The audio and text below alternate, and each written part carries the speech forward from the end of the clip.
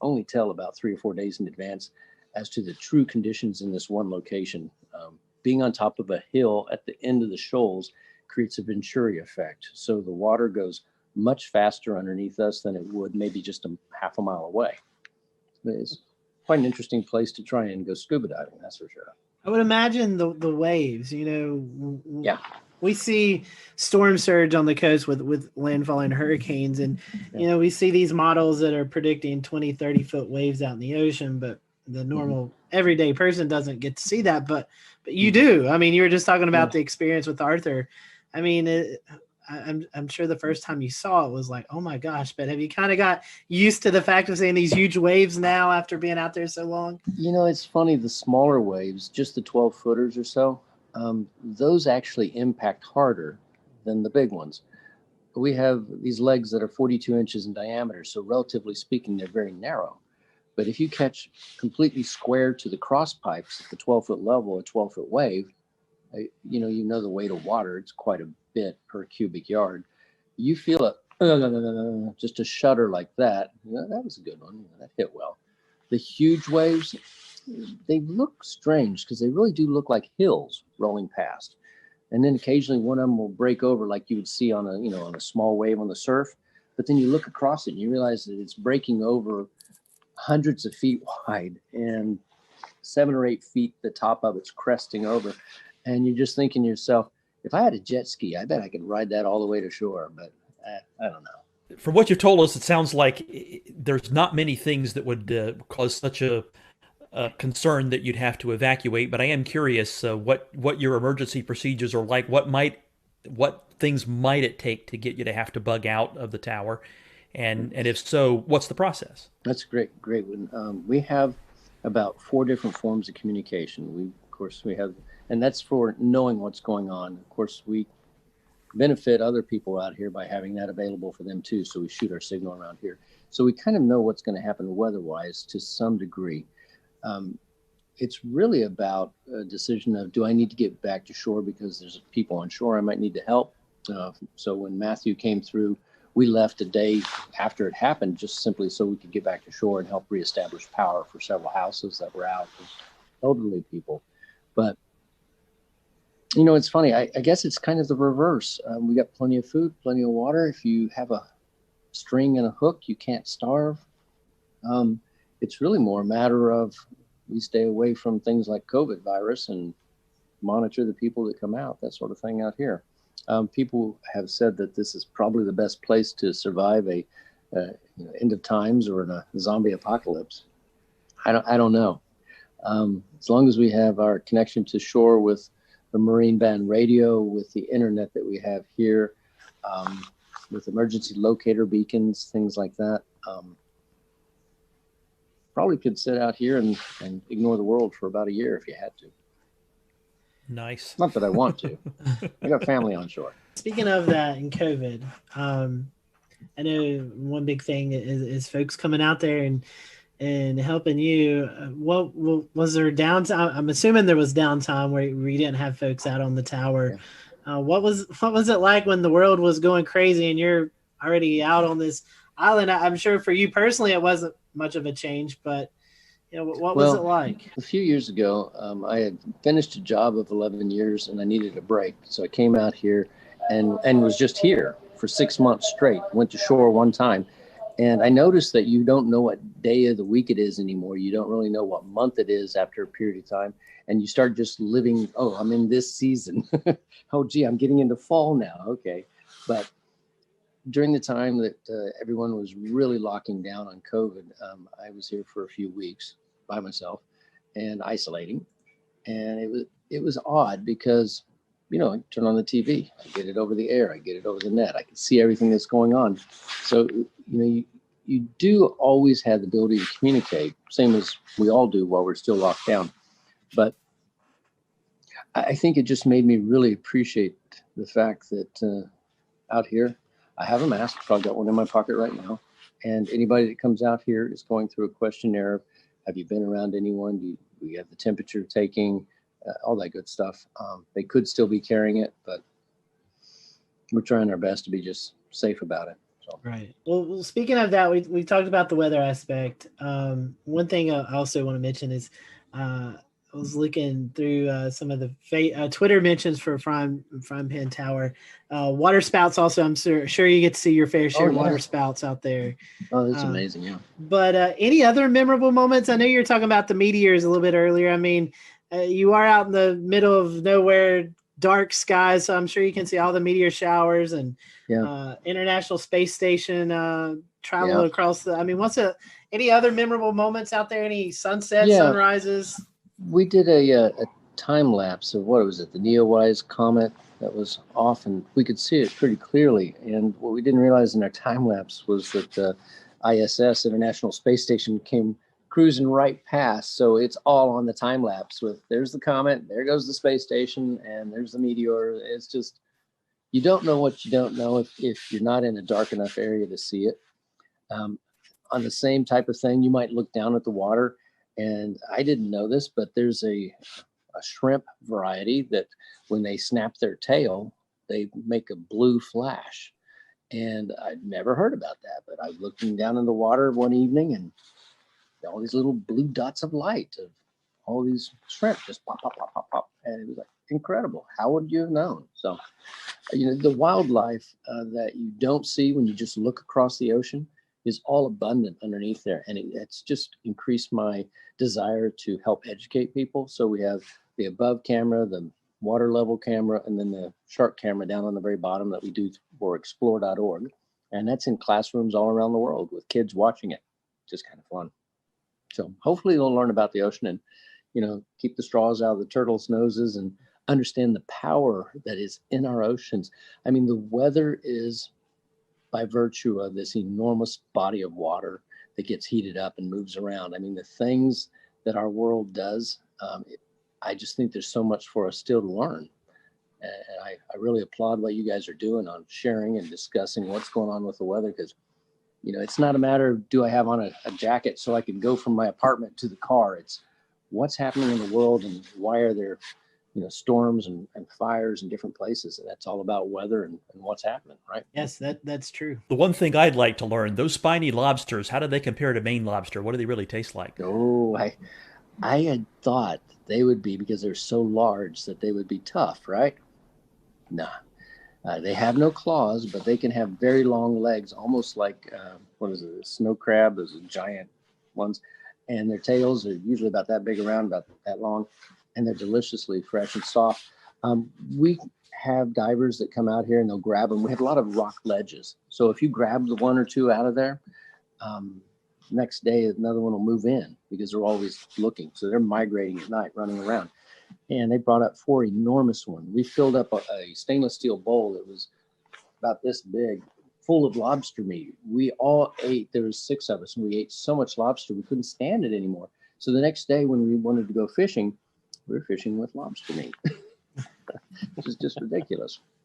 So it's really, really good. For those folks who are listening tonight and they may feel like, this is a worthy cause that I want to give to, I know looking at your website, I mean, you've got a shop with apparel that you can do. You have a list on Amazon that folks can purchase and send to you, all sorts of way to help out the cause. So tell us about that. And I even see a signature coffee blend. So tell us about all the different ways that we can help you guys out there doing the research you're doing.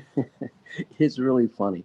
A few times I would have a conversation and talk, people that would be watching about, having this cup of coffee or that cup of coffee. And I finally came across one. And mind you, if you're stuck out here, I'm not going to go and grab a Starbucks or a Pete's or a Dunkin' Donuts. And so I found a blend that was incredible. And the company that makes it, Black Powder, said, well, I'll tell you what, we'll make you that particular variety and we'll give you a percentage of the proceeds for the nonprofit. I thought, oh, win-win. And then they gave me free samples. So I'm going to drink that coffee because it's really, really good. The whole goal is, it's not just a YouTube clip that makes you a few pennies, or an Instagram or whatever, or a few shirts that you make $1 or $2 off of. It's whether or not we can get enough people to pay attention to this, to restore this. And that really is my goal. is how to restore something. So it's restore, obviously, protect, which is not only the sea life down there, but also the mariners around here. We've been really lucky. We've actually helped save 3 different divers' lives out here and over the last few years. And then preserve. How do we get it so it's self-maintaining? And I think the only way to do that is basically what we're doing right now. Sharing the message, educating people, and helping them understand that it's not me. Again, I joke, it's like I'm the chief custodian and janitor. But I'm also the one that really wants to get the world to understand that this is a rare thing that was done back a long time ago. And we typically don't do things like this anymore. We don't build big steel structures because we simply don't need to. And it's really worthwhile to save it. That's all we're trying to do. Interesting that you say that. I was looking, you're on the wish list, you have like an AED, and I never would have put that together with, folks who may be out there and, 30 some miles off the coast and they need immediate medical attention. That's a great thing. Had a heart attack when you had to, get him out of here. We had the helicopter flew out here and grabbed him. So a big Coast Guard helicopter snatched him off, and he was okay. Next day, he was fine. Wow, amazing story. Well, Richard, I personally want to thank you for what you're doing, and you were talking about Dan about getting some storm chasers out there. We may have to. I'd love it. May have to pitch in on a helicopter ride and come out and at least have a meal with you or something. I'd love to get you guys out for a weekend, and you know what? If you give us enough notice, we'll find a volunteer with a boat and just have you guys come out on that. How's that? Hey, I am down for that. we are up for that. And again, Richard, how can we follow you? I told about your the Facebook page, but do you have Twitter or anything else that they can follow the work you're doing? We've got we're either Frying Pan Tower. I forget what it is, original or something. So we have an Instagram. It's easy to find us. You search for Frying Pan Tower, clearly. There is also a in the middle of the woods, a frying pan light tower, not a light tower, but a tree tower for observing for other things. You'll know it when it's us because we have water around us. So we have Twitter, we have YouTube, we have Instagram, we have Facebook, and I don't know what else. Well, you're talking about and our website, of course. Yeah, at the explore.com, which we got permission to air some of the footage during hurricanes. Oh, good. Explore.org. They're good. Yeah, folks. Explore.org. Yes. Yeah. They're doing good things. Definitely check that out. That's awesome. Yeah. Good deal. Well, Richard, we thank you for your time. And for those who are watching here on the Carolina Weather Group, we hope you have a great rest of your week, and we'll see you next time here on the show.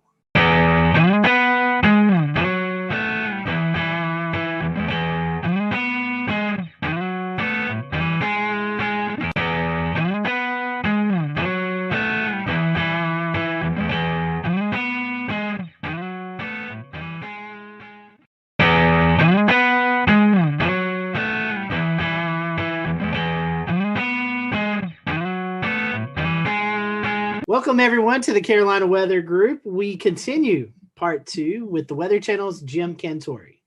So I think to talk to you, Jim, and not bring up the famous commercial of you going to the beach and playing beach volleyball and going to different places, and the crowds run away from you, and you're like, what? I'm just here to go to the beach, which is an amazing commercial. I think it's a fun kind of that was pretty pastime brilliant for all of us.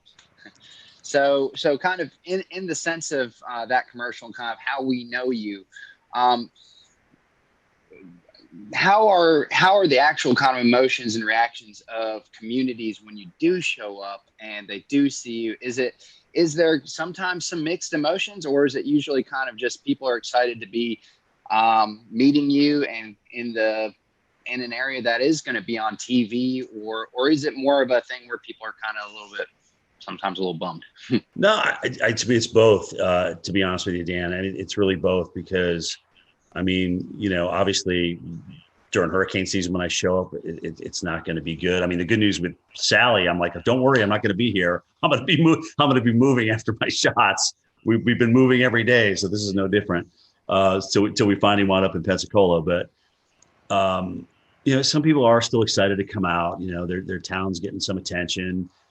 I've been doing this a while now, so people have kind of grown up, just kind of getting used to, if there's going to be a big weather story, Jim's more than likely going to come to town.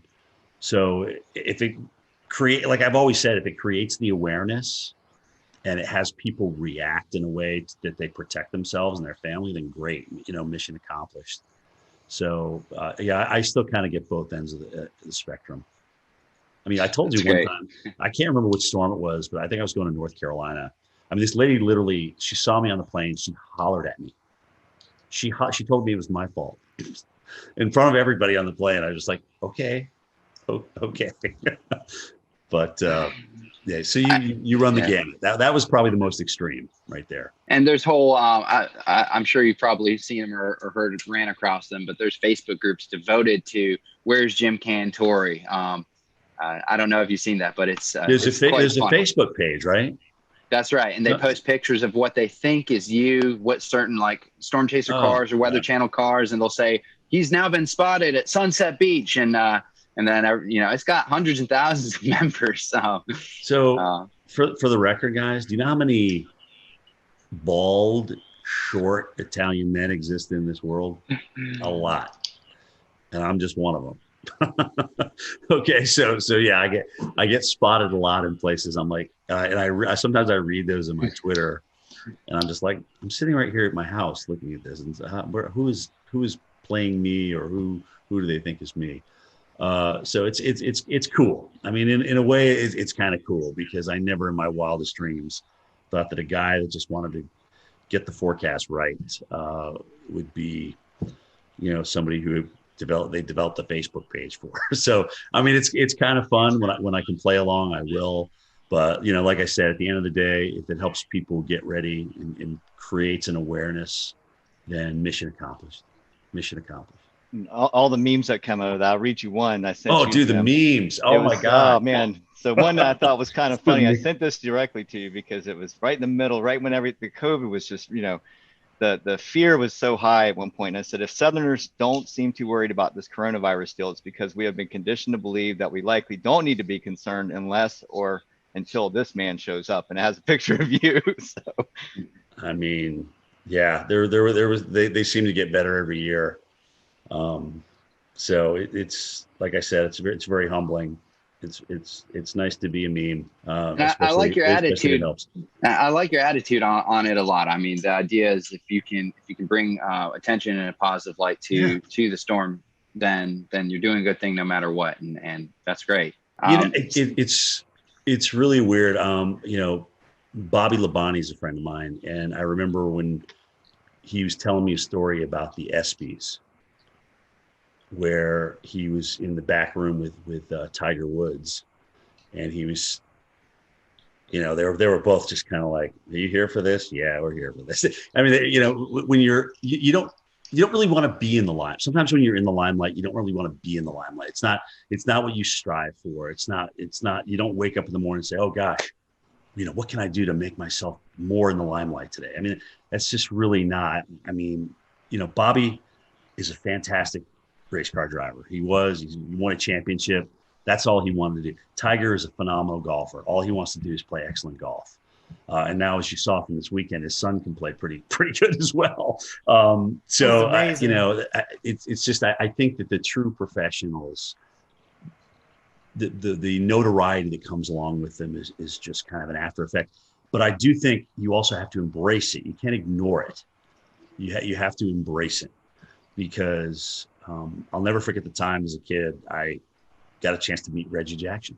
As you guys know, I'm a huge Yankees fan, and I got a chance to get an autograph from him. I stood in line just like everybody else. They used to have this big thing in Atlanta called the Super Show, which was everything and anything to do with sports.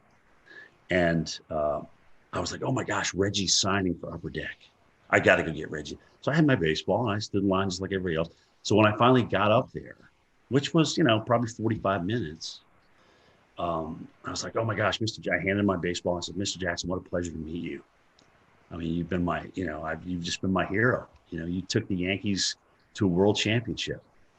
And he turns around and looks at his publicist or whatever. He goes, "Hey, how much time we got left here?" 15 minutes. "All right, here you go." And he handed the ball to me. It was just kind of, I don't know. It just kind of left a sour taste in my mouth. I just never forgot it. And I'm not Reggie Jackson, but people that want to meet you and want to come out and talk to you, I think you owe them a little bit of your time, because you've been given this gift, and it's there to share. And that's really how I feel about it. But I'll never forget that experience, and I always go back to it. And look at, you know what? I can't say that Reggie didn't have another thing to do. I can't blame him for that, but I just never forgot that reaction, how disappointed I was. Now, if I'm out to dinner with my girlfriend, or if I'm with my kids and we're talking and having a good time, and if you want to come up and talk about climate change or what we should do about NextRad, I'm like, hey, can we like save this for another time? You know, pick your times of when you approach people. That would be my best advice to other folks out there. But I'm happy to talk to you. I am a true weather geek. I love talking about it. I'll give you my opinion. Sometimes it's going to be good. Sometimes it's going to be bad. Sometimes it's going to be right. Sometimes it's going to be wrong. But that's me in a nutshell. Speaking of NextRad, could you talk to those folks in Washington and get us a radar in Charlotte? Yeah, I mean, I look at, if we wait around for phased array, we're gonna have more tornadoes missed. We're gonna have more gaps. They told us not to really talk about this, but now that I'm on with you guys, yeah, let's fill the holes. Let's fill the gaps. It's long overdue. I mean, we got a nice system down now, and I know this data needs a lot of maintenance, and it's very, very expensive. And if that's the case, then come up with a great, new phased array, and let's roll that out. Let's just roll out phased array. But until we get there, let's fix the stuff that we got. Maybe add a few mobile radars here and there to fill in the gaps, especially when you're talking about large metropolitan areas and cities. I mean, at this point, the NWS radar, the guys that are operating the radar and monitoring the radar, they know where the gaps are. They've been doing it for years. I mean, it's not like they're just coming out with this out of nowhere. So, yeah, I'm pro filling the gaps all the way. Do it. It's long overdue, guys. It's long overdue. So I have just one follow-up question here about how you deliver your message and the best way you can kind of connect with your viewers and stuff. So really, in a perfect world of your day-to-day, big storm comes around or whatnot, would you rather spend more time actually kind of doing on-camera storm action coverage where you're in the heart of the storm, or would you rather spend more time kind of in some instances being from a safe location where you can spend better time broadcasting, have clearer messages, and work more on the communication side? So studio versus non-studio, I think that's what you're asking me, right? I mean, I like a mix. I've got to have a blend, because I still need, like when I was told I was going to go out to the snow the other day, I was like elated, because A, it wasn't a hurricane, and B, it was just, I just love getting out in it, because here you are, you spend all this time looking at model data and this, that, and the other thing, and reading this and reading that, but you to go out and experience it, and then to kind of bring it home to the viewers, that's the win. That's the home run.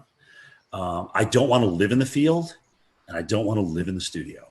I got to have a blend of both, and hopefully I'll be able to carry that to the end of the career. But it is getting exhausting out there. I won't lie. When you go through an eye wall, guys, and then you got to get up the next morning and do, kind of tell everybody what happened. It's tiring. And the adrenaline takes you through the event, and then after that, the tiredness and the lack of adrenaline. I mean, you got to find it from somewhere else. But you still got to put together two words in a sentence. So that's how that's going. What's going on, Pete? Hey, what's going on, Jim? How you doing? Good, man. So to kind of piggyback off of that question, take us through your workday at the Weather Channel, from when you wake up to when you leave the Weather Channel for the day. So AMHQ is the show I'm on, 7 to 10 in the morning. Get up about 4:15, come down to this very computer that I'm on, jump on it, see what's going on. Like I said, Twitter is nice, not only for us to communicate with each other in the enterprise, but also it kind of helps me centrally get my thoughts together. What do I really want to say about this? What do I think about it? And I can put it down right there. and go from there, because more than likely I'm going to be talking about one or more of those things. We'll return to Best of the Carolina Weather Group in a moment. Now your Carolina weather forecast. Here are today's forecast high temperatures for North Carolina. Here are the forecast lows for tonight for North Carolina.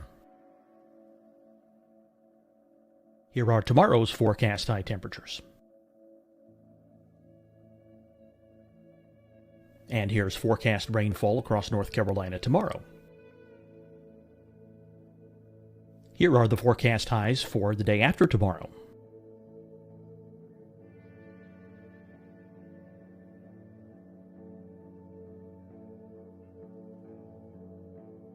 And here's the forecast rainfall across North Carolina for the day after tomorrow. This is the total rainfall forecast across North Carolina for the next 3 days. Here's the severe thunderstorm outlook for today from the Storm Prediction Center.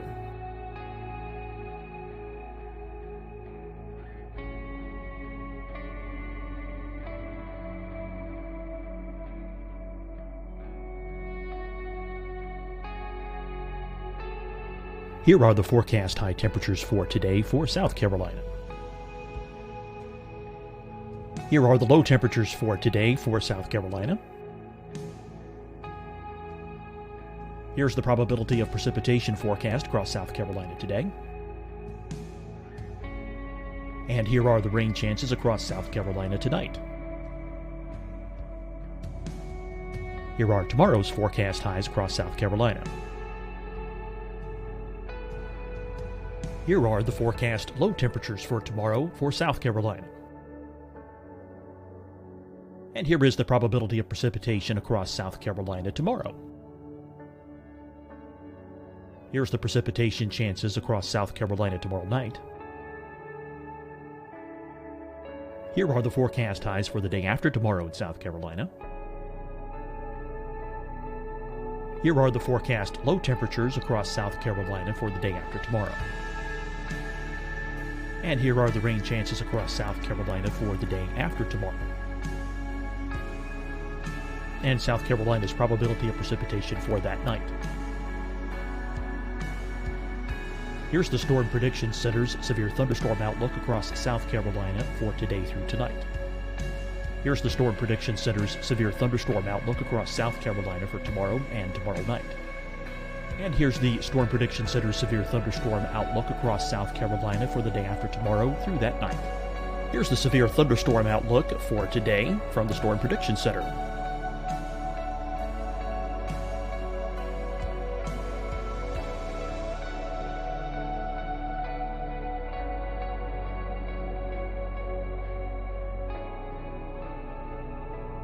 And now here's a live look at weather radar across the southeast. Deciding when to wear a mask isn't about who you know or how well you know them.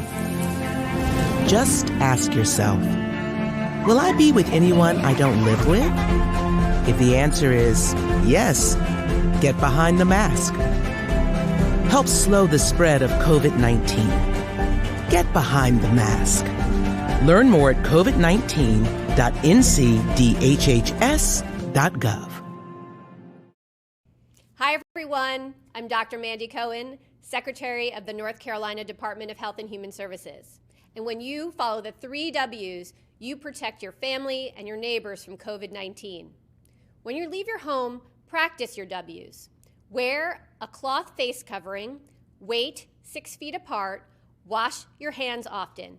Wear, wait, wash. We're in this together. Stay strong, North Carolina. Fight the spread and take a stand against coronavirus. Wear a mask in public. Stay at least 6 feet apart from others. And get tested. Join us and fight the spread. Visit scdhec.gov/COVID-19. Getting tested for COVID-19 helps you to take the steps needed to protect yourself, your loved ones, and your community. Find the testing location at scdhec.gov/COVID-19 testing. You'll see your Carolina weather forecast at 25 and 55 past. And now back to the best of the Carolina Weather Group on the all-new Carolina WeatherNet.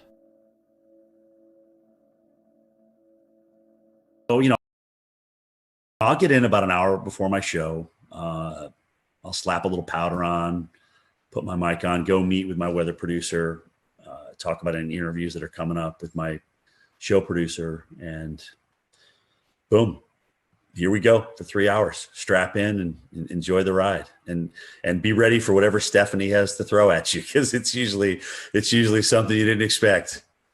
But it's great. She makes it fun. She really does. She makes the whole 3 hours go by. I mean, when her, Jen, and I aren't there together, it's definitely different.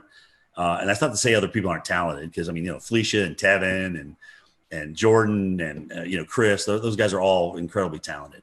But it's just we've been working together so long now. We kind of got this little routine. We kind of know each other's quirks and things like that. So it's very fun. After the show, we have a meeting at 10:30. A call in, kind of talk about the evening show, Mike's show, Bettis' show, and then what's going to happen the next morning, who we may have as guests and things like that. And that is my day. And tell us, like, behind the scenes, who's in the studio during the show, and how many people are, working on the show every day? So in the studio, it's either 2 or 3 talent. Sometimes they'll have somebody from home. Like if Steph or Jen are on the road and they just get back, they will have them home for a couple of days. Again, this is all about a part of the COVID thing. It's been weird. I've actually been lucky, because when I've come back from the field, it's been a Friday. So I just go into my weekend and I just come back into the studio. I think I'm the only guy who doesn't have a home studio. I said, look, I will come in. I have no problem in coming in. They have me in this area where nobody's around. I have my own desk. It's literally yards and yards away from anybody else. So I'm nowhere near anybody. And it's literally as soon as you walk in the door. There's a couple floor directors, 2 weather producers in the studio, but we're all spread apart. I mean, that studio that we have downstairs that we're doing the immersive reality on is huge. It's kind of like a half a gym, if that gives you an idea of the size. So ceiling wise and width wise. So we just have everybody spaced out perfectly. And, a lot of the cameras are run from inside the production booth, so they can run those from upstairs with the joystick. So we don't need people down there moving cameras, even though sometimes you have to move some of the cameras. It's really the jib operator who's got to move this big jib and this big teleprompter so that we're out on the new augmented reality set. That's got to be there for you. But let me tell you something, guys, as you get older, that prompter doesn't change size. It's still the same old TV, 15-inch TV. So, you're trying to like, why is that thing way far away? Why can't I see that? It doesn't get any easier to read is my point. So that's really been the biggest change. A lot more reading versus just ad lib, especially with video and stuff like that. And you're kind of bridging different things together. That's what it looks like in the studio. It's cool. It's really cool. I enjoy it. I really do.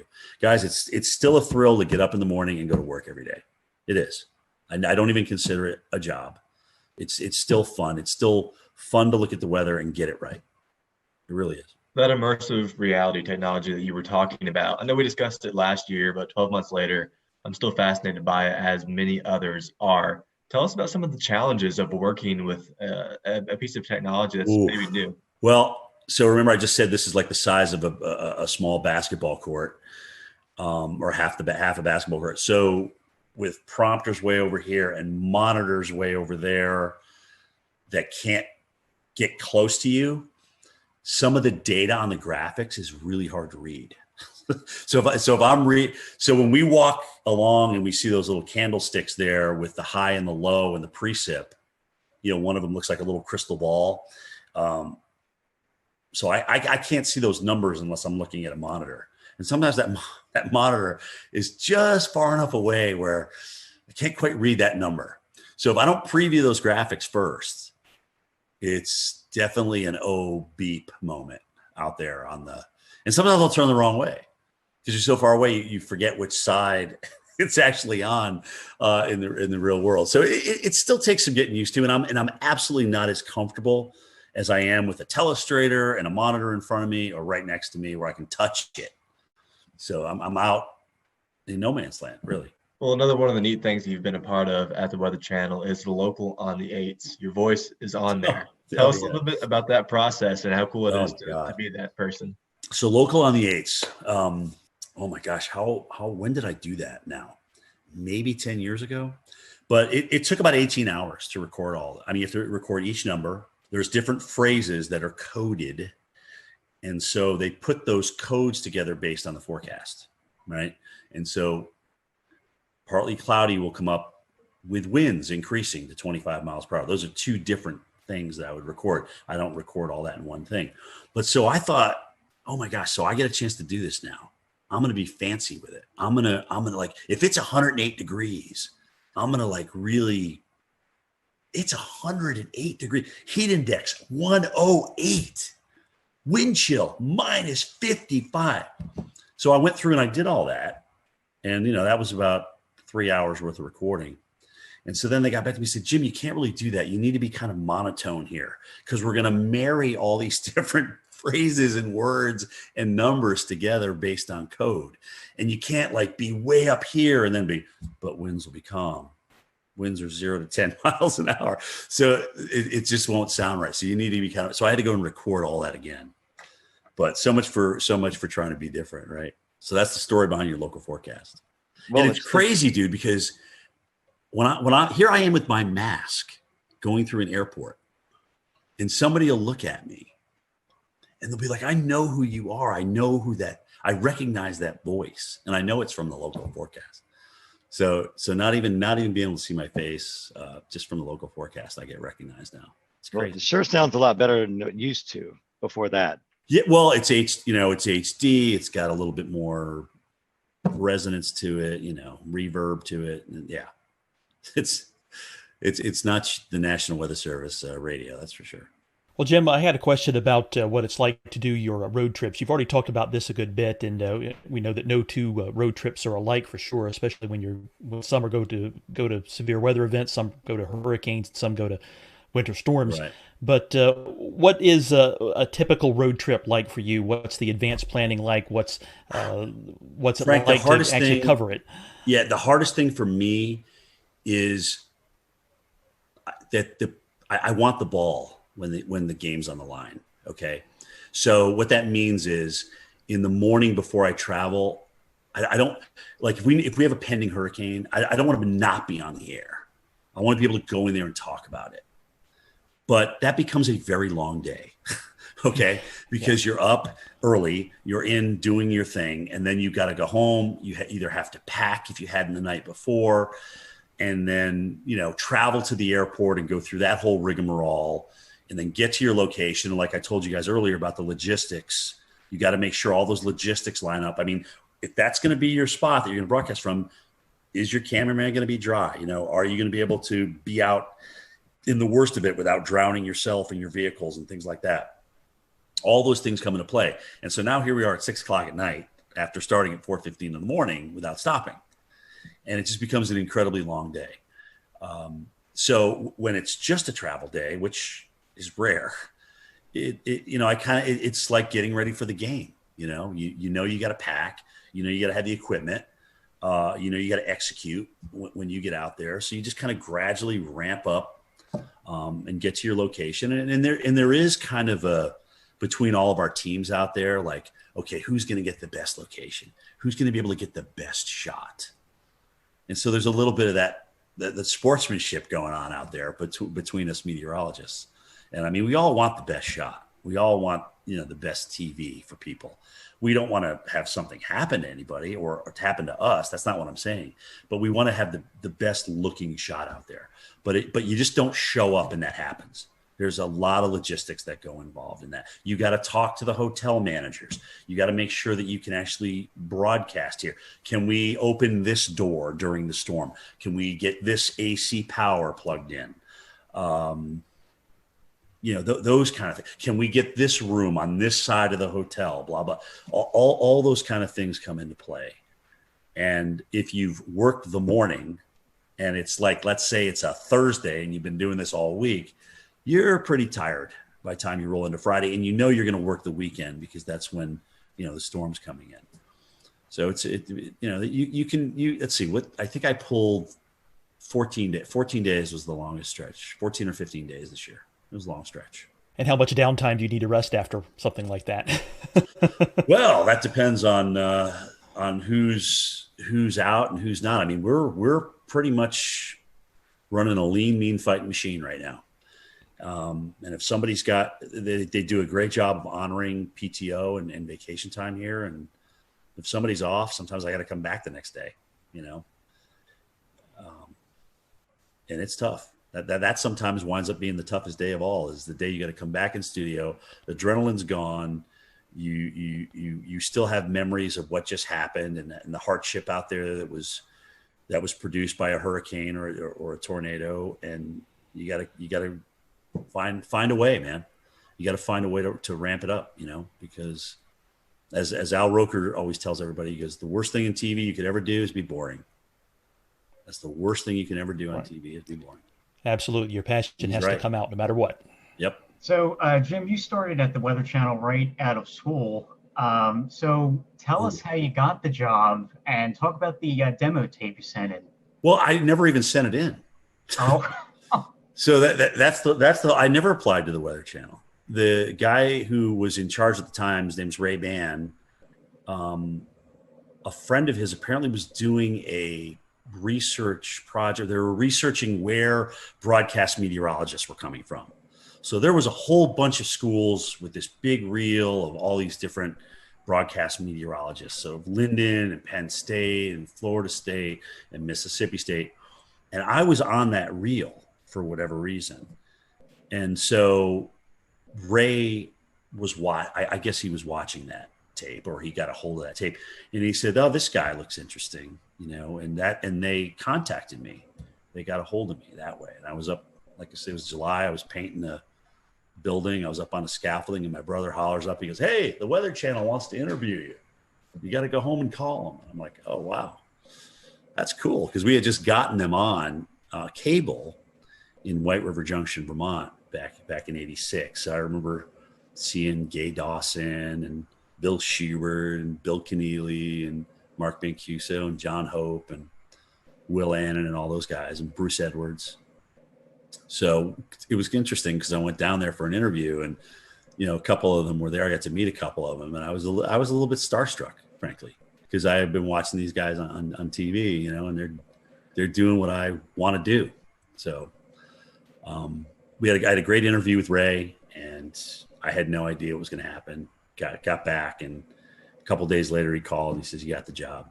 When can you start? Can you be down here in a week? And I said, yeah. I'll drive into Vermont to Atlanta. No air conditioning. It was a little Mercury Capri with a T-top. And like an idiot, I go down there during the worst heat wave in North Carolina that year. It's 106 degrees. I'm just like ready to faint. I couldn't drink enough Gatorade. I mean, it was absolutely ridiculous. Instead of driving at night, like I should have done, right? Hello. Anyway, so I got my first experience with Southern heat, and I couldn't for the first 4 years down there, I was like, I got to get out of here. I can't stand this heat and humidity. I was sweating when I got out of the shower. I mean, it was awful. It was awful. So finally, I got acclimated. About 7 years in, playing softball, just the honeysuckle of the Southern nights, the humidity. So I really started falling in love with it. Now at 56, I'm too cold. It's too cold outside for me in Georgia right now. So I'm ready for Florida, South Florida. Speaking of that, what's left? Well, I mean, what's left for you to do or you want to do before you retire? I mean, it's been a great weather career at the Weather Channel, but anything left on the bucket list that you've not been able to get to yet? Yes, there is. I've never done a blizzard in North Dakota. I've got to do one. That's the only state I haven't been in for something for the Weather Channel. So I've got to do a blizzard in North Dakota. I would love to do a Westpac typhoon. Okay, I really would. I would love to do one. Maybe do what was a hurricane in the Atlantic ramming into the UK or or Ireland or something like that. I mean, that would be just to kind of experience weather in different parts of the world. Antarctica, this iceberg that's supposed to crash into that island down there. How cool would that be to broadcast live on that iceberg? Right? It's the size of Puerto Rico and it's shaped like Jamaica or something. I mean, it's crazy. Just those kind of things. I mean, I like voicing over storm stories, but I liked doing Cantori stories better. I mean, this is really I've been blessed, man. I got to see a lot of the world. I got to work with NBC Sports during the Olympics. I mean, I got to work out with Al Michaels, who also always called me Dr. Doom. I mean, it was just really cool. I've just had some really cool experiences, but honestly, I'd like my goal, God willing, is I can get 40 years in broadcasting, and that's okay. Maybe I'll be done after that. So that date would be July 15th, 2026. So approaching that, we're almost 5 years. We had a colleague of yours on, Tom Nizzle. He has a mountain. Yeah, he has a cabin up here on Rome Mountain. So we talked to Tom a lot. So what does retirement look like for you? You going to move into the mountains? You said South Florida just a little bit ago. What's it look like after TV life? Yeah, I mean, I love the lake. I love the mountains. It's really an extension of the area I grew up. Think about, right? It's Southern Appalachia versus Northern Appalachia. So I certainly see myself, and I'm a small town kid, guys. I'm not a big city kid by any stretch of the imagination, but maybe split where I live between Florida and North Georgia. I don't know, maybe open a nursery, maybe open some kind of small business. I love doing landscaping. I really do. I enjoy yard work. Maybe I won't in 5, 6, 10 years from now, but who knows? Honestly, I really don't know where it's going to take me. But getting up at the hours I get up and doing that 5 days a week, and sometimes, going through the weekends and working 13, 14 straight, it takes its toll on you. It really does. I'm blessed with a lot of days off as a broadcaster, more than I would think a local market has. So I'm blessed with that, but it still takes its toll on you, man. It really does. So we'll see. Nothing's in pen right now. Well, as we near the end of this podcast episode, we always kind of want to ask a few little silly questions to finish things up and to keep it light before we call it a night. So first and foremost, we'll pry some information out of you. I know that you guys probably have some fancy weather models and weather model providers at the Weather Channel, but do you have a favorite mainstream weather model site to use? Oh, gosh. I mean, first of all, Maui's a genius, sometimes to his own detriment. I mean, but I love the two websites he's designed. Levi does a fantastic job with Tropical Tidbits. I don't know the guys that are in charge of Pivotal Weather, but I think they've done a great job. Weather Nerds, there's just so many. I mean, Weather Tap, I still go back to Weather Tap, look at the radar, especially now that they changed the radar site. But anyway, I mean, it's still, WSI Energy Cast is still one that we can access too. So dude, it's endless. I have literally 60 tabs open.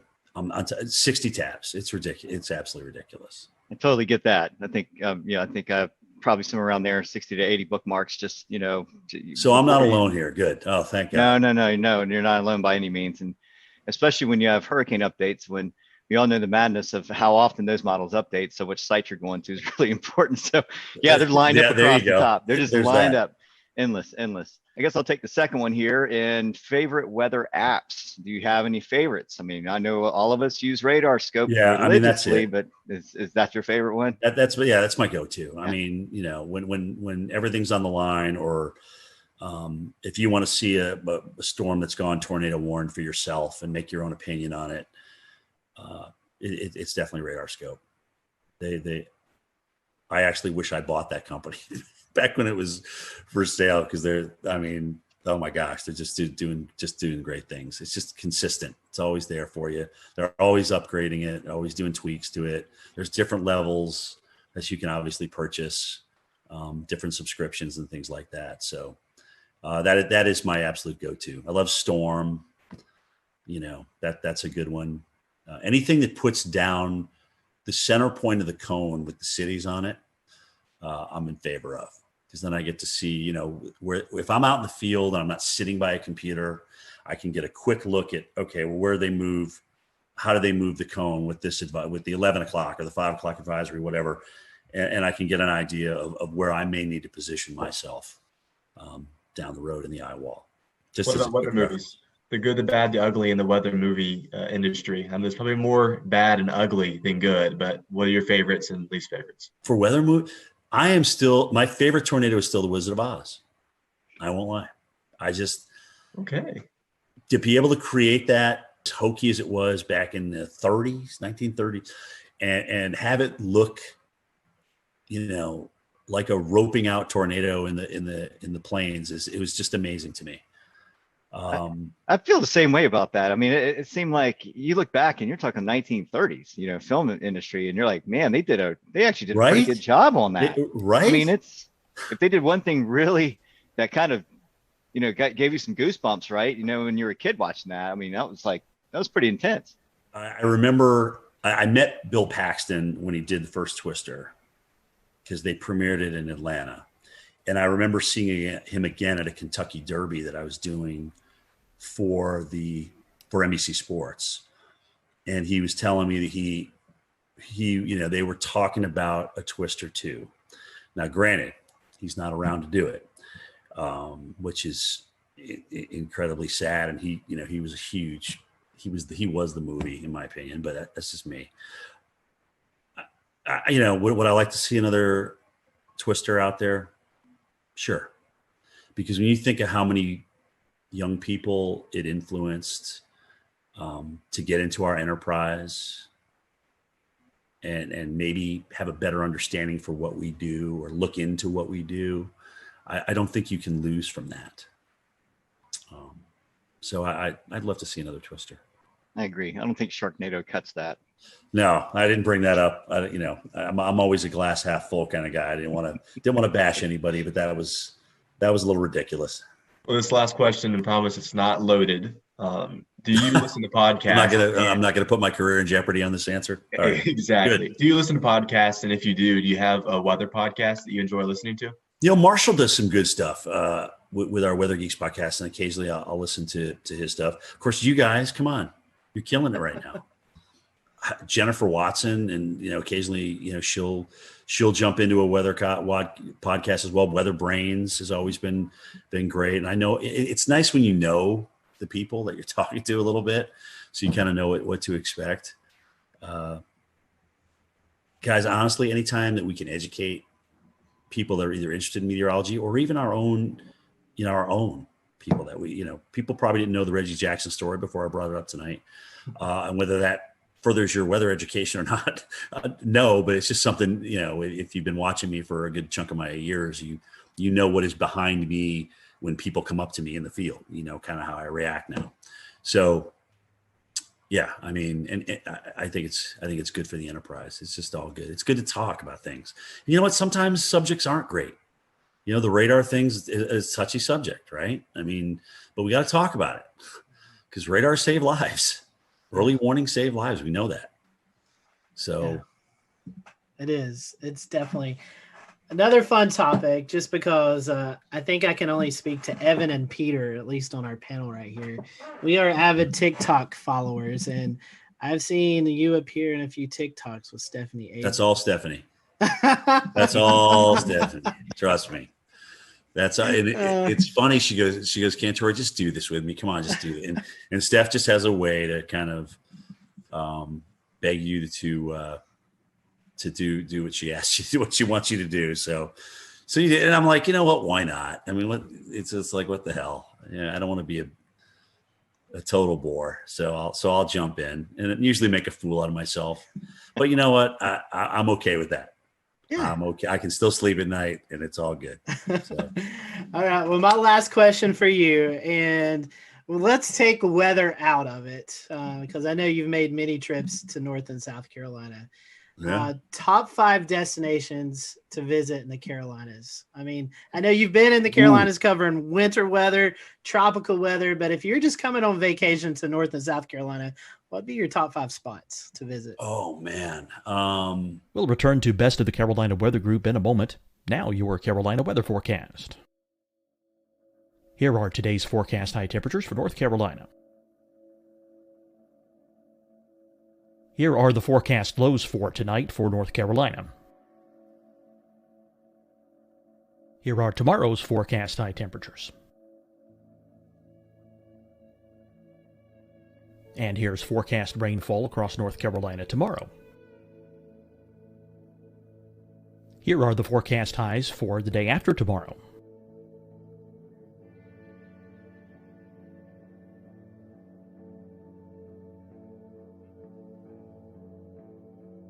And here's the forecast rainfall across North Carolina for the day after tomorrow.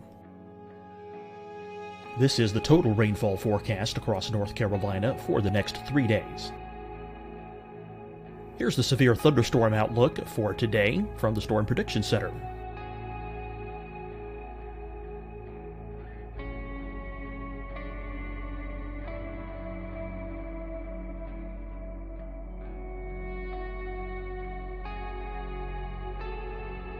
Here are the forecast high temperatures for today for South Carolina.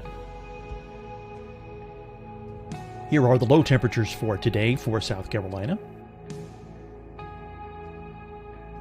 Here's the probability of precipitation forecast across South Carolina today.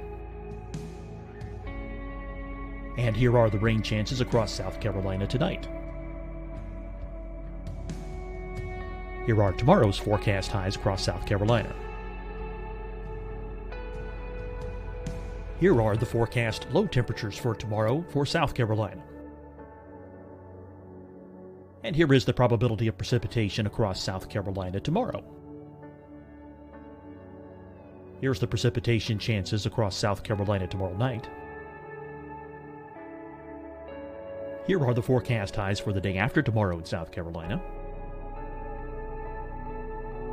Here are the forecast low temperatures across South Carolina for the day after tomorrow. And here are the rain chances across South Carolina for the day after tomorrow. And South Carolina's probability of precipitation for that night. Here's the Storm Prediction Center's severe thunderstorm outlook across South Carolina for today through tonight. Here's the Storm Prediction Center's severe thunderstorm outlook across South Carolina for tomorrow and tomorrow night. And here's the Storm Prediction Center's severe thunderstorm outlook across South Carolina for the day after tomorrow through that night. Here's the severe thunderstorm outlook for today from the Storm Prediction Center.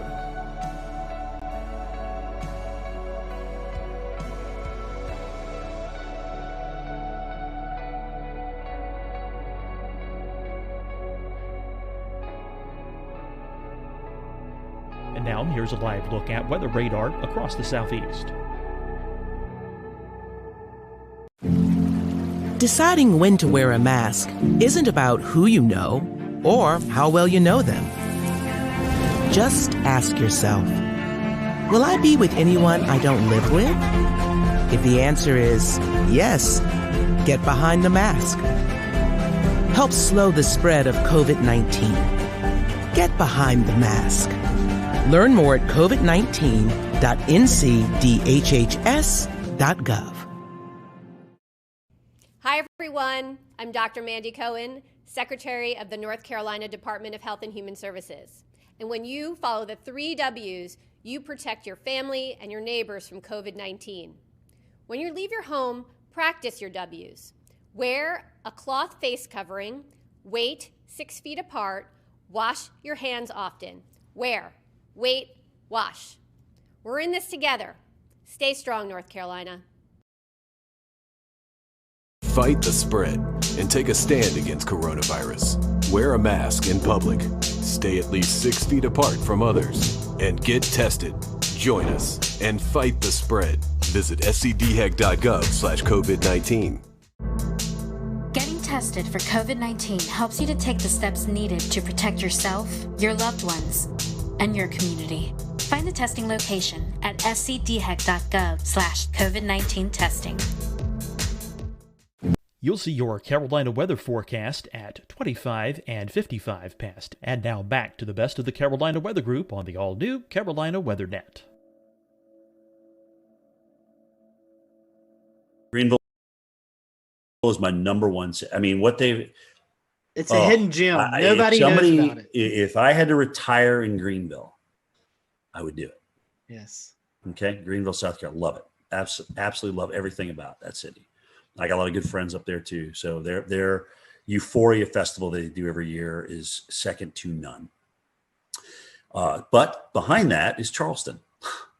I love Charleston. It's the charm of that city, just being down in there, being in the thick of it, the history, the weather history. I mean, everything. It's just absolutely beautiful. Wilmington, I've seen them get the crap kicked out of them and come back and be this wonderful, wonderful town. I love Asheville.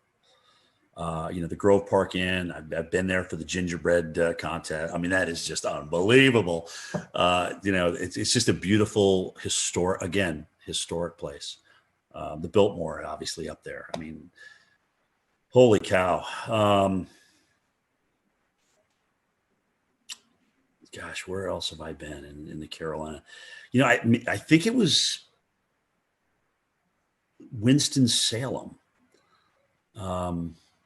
Maybe, or was it Hickory? I can't remember. I got a friend that I went. They had just like refurbished the downtown. I can't remember which one it was in, which one I was in, but I thought that was a pretty cool place.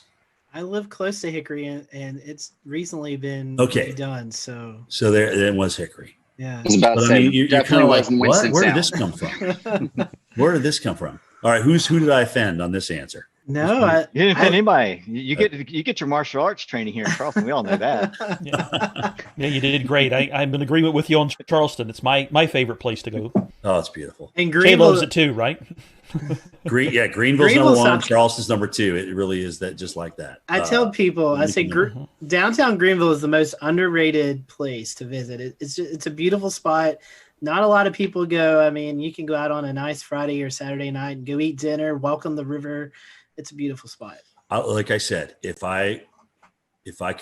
somebody said, all right, Jim, you have to leave Atlanta, you have to go somewhere else,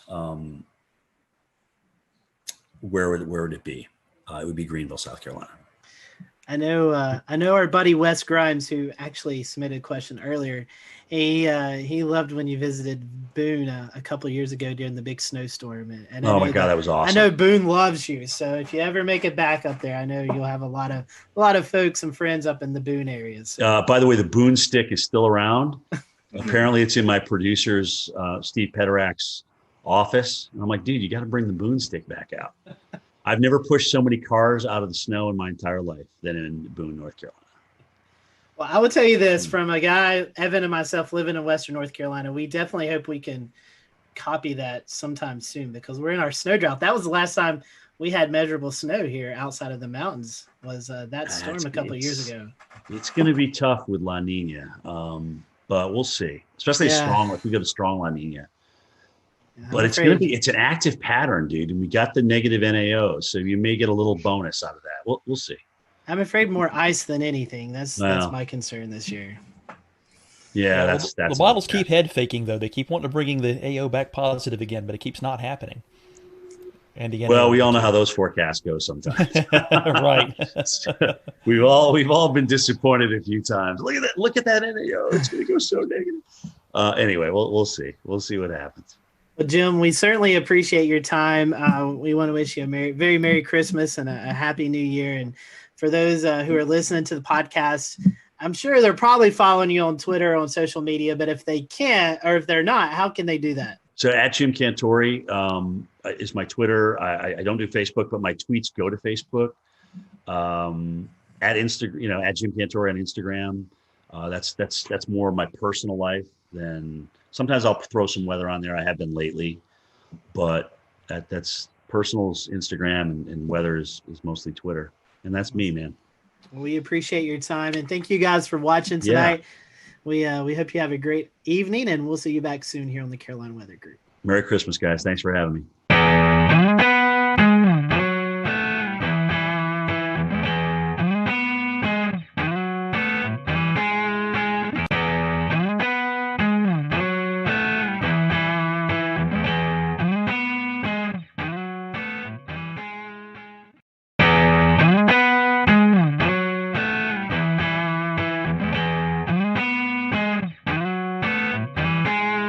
Good evening, everyone. Welcome to the Carolina Weather Group. We're happy to have you this evening, and we have joining us tonight Jim Cantori, our good friend Jim Cantori from the Weather Channel, Yes. Mr. Storm Tracker, who has been busier than ever, I believe, this year, Jim.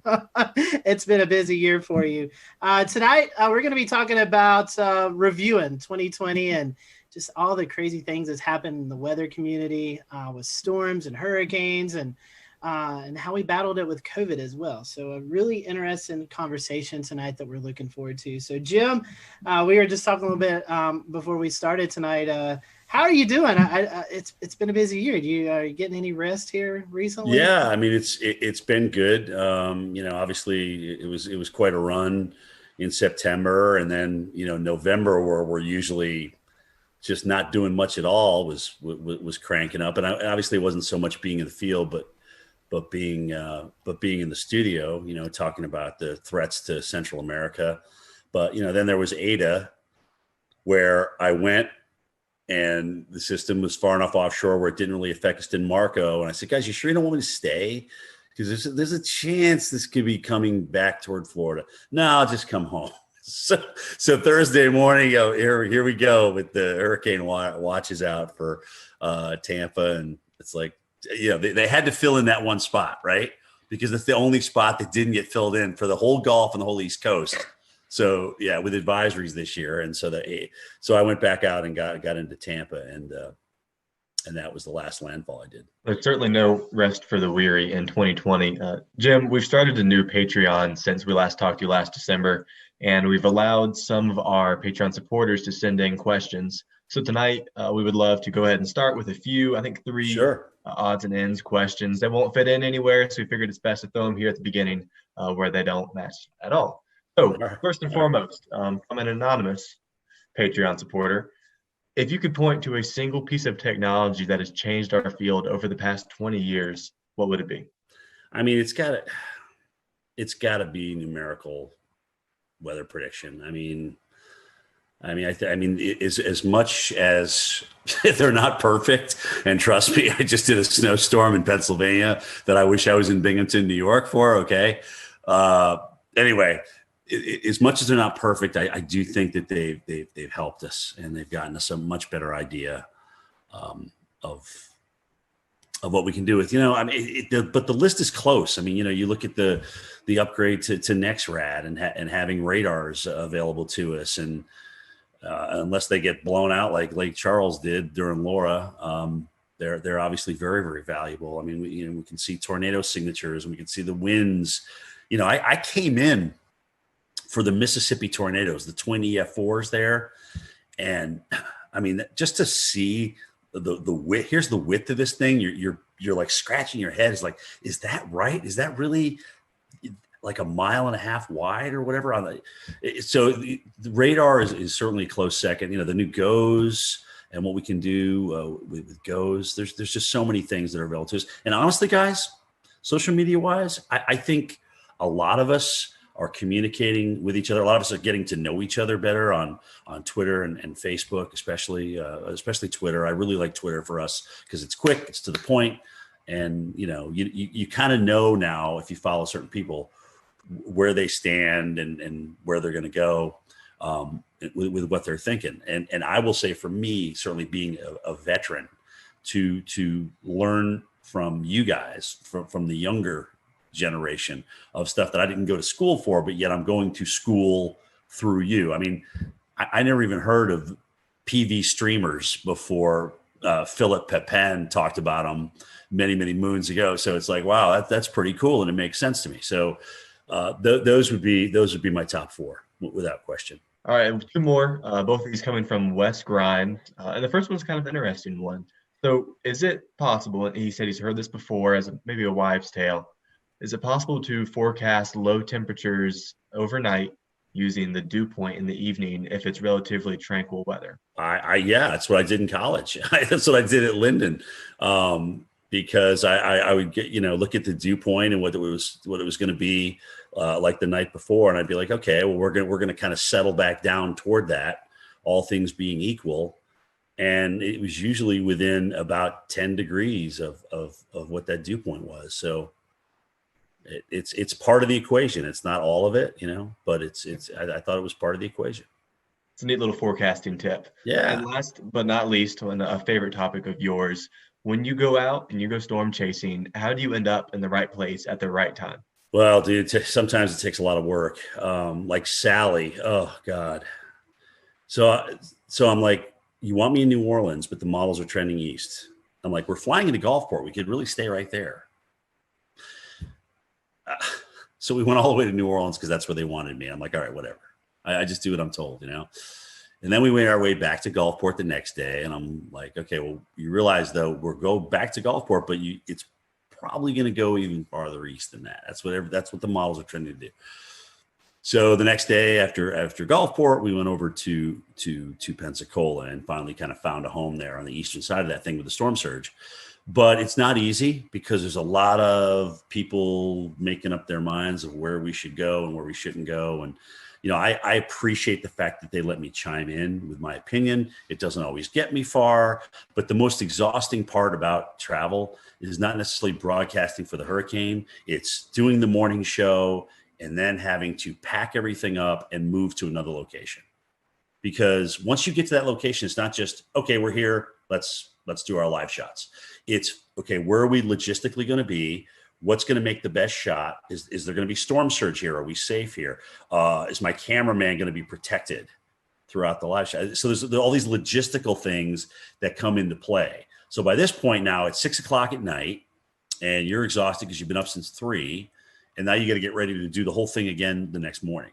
So every time we move on a day we do live shots, it just exponentially wears you out. But I appreciate the fact that they do give me a say in my locations, but it is up to me to get my team in a good spot. Like where we at the Golden Nugget for, oh God, what was it? Beta? I don't even remember the damn name of the storm. What was the Mississippi one that crushed them? You guys jump in. Delta. Okay. Delta. I knew it was a Greek name. I just can't remember which one.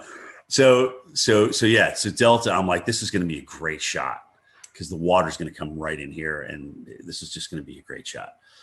So that allows us to get there and really set that up and make sure we had higher ground and get our cars up there and things like that. So it takes a lot of work. What you don't see behind the scenes, I think is just as important, if not more, than what you see on camera. And Jim, this one's coming from me, man. I'll tell you what, this year has been interesting with the tropics. I mean, we've cleared over a third of the Greek alphabet, and it's just been an unreal season. I mean, when we talk about, will we ever see something like this again? Is this going to be the norm going forward? What ingredients come into it? Tell us what your take is on, do you think the strong signal in La Nina was a triggering factor? Do you think our warm pool in the Atlantic has a lot to do with it? I mean, kind of give us some ideas of why you think we had such a hyperactive season. I mean, it was off the charts. If somebody would have told me we were going to have 30 storms this year, I would have been like, no, I mean, we're going to have an above average season, but that's a pretty bold forecast. I think you hit the nail on the head. I mean, La Nina, certainly coming in and when it did, getting into the mid to strong range. So what that tends to do is just, cut the shear, and the whole basin was warm. There was plenty of warm water. But the weirdest thing was all these rapid developers. I mean, we had all these storms that had developed either late before landfall or developed at some point over the, like Paulette and whatnot, kind of a rapid developer over the ocean and things like that. So we just had so many rapid developers this year, and that's kind of the oddity to me, because you can get certainly a strong number of storms if you get a warm basin and light shear. but all of a sudden, what's kicking these things into overdrive? And Yeah. in some cases, at the last minute, when normally the continental shelf will weaken them, we already had a bona fide cold front come through the Gulf of Mexico and South Florida, and here's Ada. Now, granted, I think that did weaken it as it made its approach toward the west coast of Florida, but still, to even get something, I mean, that John Hope was our tropical expert, way back when, and one of his rules was once you get that cold front through, that's it. That shuts down the Gulf. And we had a couple of storm threats after that. So, I guess in 2020, the 2020 factor kind of applies here. Yeah. But I think it's really interesting how many rapid developers we had, and so many of them close to land. I mean, even look at Iota and Zeta down in Nicaragua. I mean, we had to wait till the last storm of the season to get the Cat 5. I mean, goodness gracious, that's crazy. Yeah, there was definitely a lot of RI this year, and what I felt was interesting is you didn't see a lot of rapid dissipation over land. I mean, these things stayed strong over land for some time, whether it could be attributed to brown ocean effect or whatnot. But you brought up a good point. When it got wrapped up along cold front, usually when hurricanes enter into a baroclinic environment, they fall apart pretty quickly, or they get pulled up along it and stretched out. And these storms defied odds this year.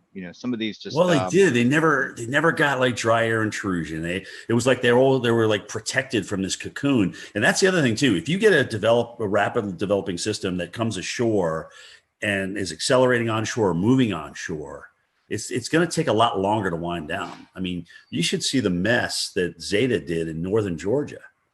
I mean, there's a lot of trees down up here. And it reminded me of Opal back, I think was it 95? Was that Opal? That's right. But it kind of it was like one of these storms that actually was a 5, went down to a 3, but it was holding its own, and then it accelerated up in North Georgia. So it takes a while for these things to wind down, but they just cause a whole bunch of tree damage, man. It's a mess. I think I remember seeing the power outages. It was more in Georgia than Florida, than Louisiana per se. It was like over 1 million without power in northern Georgia. So that was. Yeah. And it kept going too. I mean, we had a lot of trees down in western North Carolina and up into Virginia too. That's true. Once we get off hurricane duty, it's kind of hard to lose track sometimes, or it's actually easy to lose track of what actually happens after that. But it's just been amazing to me, these things as they come ashore, especially this year. Like you said, their damage path has been incredible. And even if it's a TS or a depression, I mean, something, it's like they just don't want to die. They don't want to go away. And that's the year it's been. One more for me. I'm going to pass the baton off to Dan. And the question is, you've been to a lot of places this year. I mean, you probably wouldn't be able to remember off your memory, but give us some of the more significant places you went to experience storm chasing, whether it be hurricane or winter storm, even earlier in the year. Well, yeah, actually, Milwaukee was the only winter storm that I did last year, which was kind of mind-boggling because they're so fixated on the Northeast coast. It's like, well, guys, what if Kansas City gets 2 inches at rush hour on a Tuesday morning? That's a big deal.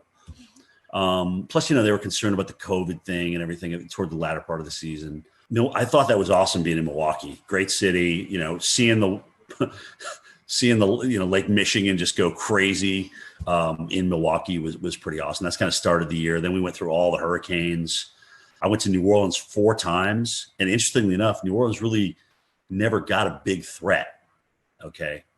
They had the one storm toward the end there that hit them pretty good, but they never really got a big threat that flooded them. And that's really the biggest issue for New Orleans. But flying there 4 times, I thought I'd never done that before. I think they were in the cone like 8 times or something, 7 or 8 times this year. It's just crazy. And then the snowstorm, I just went Bethlehem, Pennsylvania. I knew Philly would change over. I knew they would mix. I knew we'd actually mix with sleet in Bethlehem. I just didn't know we'd get dry. The dry slotted thing is what really killed us. And then to see 4 states with 40 inches plus, I'm like, this is just absolutely nuts. Absolutely nuts. From a low pressure system that I don't even think broke under the 990s when it was doing its work. I mean, really? That's crazy. I know, non-lake effect too. I mean, that was all Right. just, I was all just the low. I mean, all wow. all time snow in Binghamton, all time single day. So they broke their all time single day by almost twice as much snow.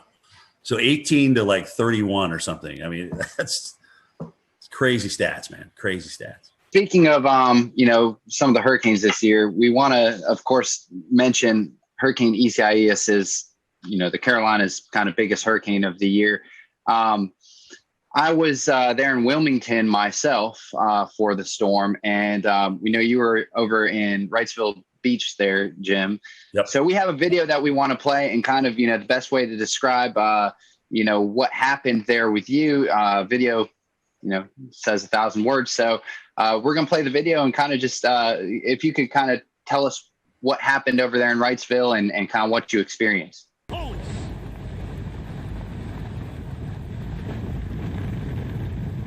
Well, I should remind everybody of kind of the new norm in broadcasting as we're doing this. So we used to come out at the tops and bottoms of the hour, even in a hurricane, and give everybody an update on what's changed. But the new norm is like, okay, well, look, since we've got a great signal, we've got HD audio and video now, why don't you just stay out during the entire storm and take us through the whole thing? And that's kind of a recent change, in the past 3, 4, 5 years. That's kind of what's evolved, but that's a lot harder because you're literally standing in the eye wall. And granted, you're talking about something that was on the high end of Cat 1 and, borderline Cat 2 strength here. It's just hard to stand out in winds that strong. And you see me struggling there. And the only other time I had to take a knee was Isaac in New Orleans, because I know we had a weather group out there. They were measuring winds like 90, 94 miles an hour through those two buildings. And this was very similar to that. And it's just hard to stand there. You're literally, guys, you go to the gym, you do squats or you do leg presses and things like that. It's hard to hold a press for that length of time. And so I just had to drop down for a second. The audio wasn't that great. You've got raindrops splatting on the hood of your jacket, so that's making it difficult to hear back at the Weather Channel. So you're just trying to put a couple of words together, a sentence together or two, to kind of get you to the next thing. And I'm just trying to remember all the facts that I know, about the storm itself. And of course, you're trying to say the name. Isaias. Goodness gracious, it took me about 3 days into that just to learn how to say it right. So that was a tough storm. It was, those winds were up there, 80, 90 miles per hour coming around the side of that building. And it was just tough to stand through it. But again, it's like, take us through the eye wall. That's my job. That's what they're asking me to do. I'm going to do it to the best of my ability. The good news that, I didn't get hit by anything. The good news, the wind was essentially coming off the water, and whatever was being blown off the top of the building was being blown inland and not down at me at ground level. I probably should have had a helmet on, frankly. I definitely should have had a helmet on for that storm. Well, Jim, we've all faced the coronavirus pandemic. Yeah, I know, 2020. So how has this pandemic affect your job? Well, first of all, you got to wear a mask everywhere you go. And, people still come out and want to meet you and take pictures with you and things like that. And, my producers Steve Pederak has had to police that the entire summer. It's where people get so excited about taking a picture for whatever reason. I don't know why but they do. And then they're like, well, you got to stay 6 feet apart. We got to stay 6 feet apart. And I got to put my mask up and things like that. Sometimes somebody will come around the corner. You don't have your mask on. You're just taking a breath, looking at weather data, and they'll just grab a picture without saying anything to you. And then management gets upset with you. So that a lot of that to tell people to kind of like, well, take a picture with me, but you got to move away. You got to stay 6 feet away. But I get it. I totally get it. And we played by the rules as best as we could the entire summer and even into this first winter storm that we've dealt with. But that certainly made it more difficult. you got to get more rations because restaurants and things aren't opening. They're closing down a lot earlier. Some of them never even are open. So we got to make sure we can eat for 3, 4, 5, 6 days. We know we're going to lose power, so it's going to be hot in the rooms and things like that. You just got to the pre-planning was a lot different. We had to make sure everything was buttoned up in terms of being able to eat, being able to follow the COVID guidelines. Remind people that, look, at the shelter that you went to last time may not be the one that you go to this time because they're only taking half the people. All right. You may have to go and be bused farther north. We'll return to Best of the Carolina Weather Group in a moment. Now your Carolina weather forecast. Here are today's forecast high temperatures for North Carolina. Here are the forecast lows for tonight for North Carolina. Here are tomorrow's forecast high temperatures. And here's forecast rainfall across North Carolina tomorrow. Here are the forecast highs for the day after tomorrow.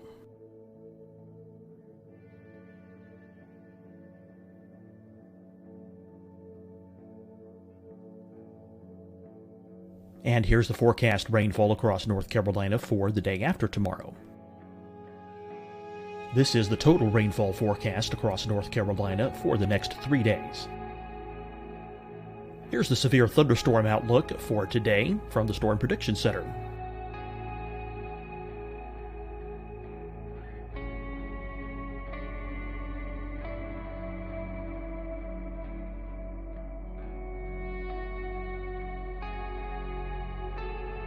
Here are the forecast high temperatures for today for South Carolina. Here are the low temperatures for today for South Carolina.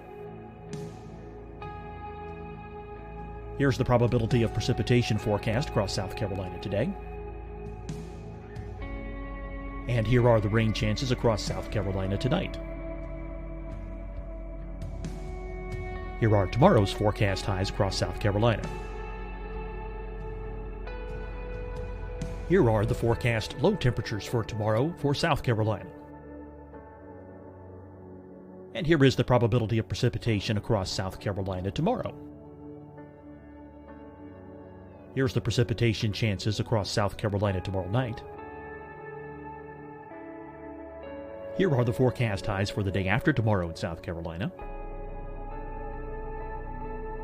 Here are the forecast low temperatures across South Carolina for the day after tomorrow.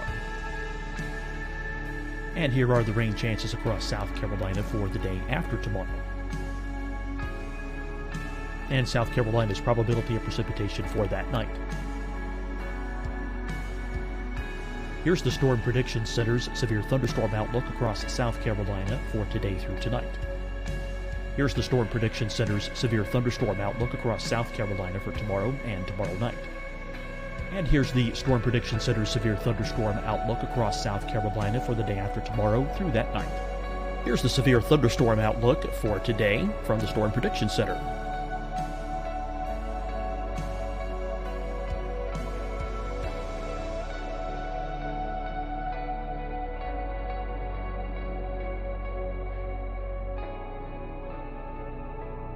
And now here's a live look at weather radar across the southeast. Deciding when to wear a mask isn't about who you know or how well you know them. Just ask yourself, will I be with anyone I don't live with? If the answer is yes, get behind the mask. Help slow the spread of COVID-19. Get behind the mask. Learn more at covid19.ncdhhs.gov.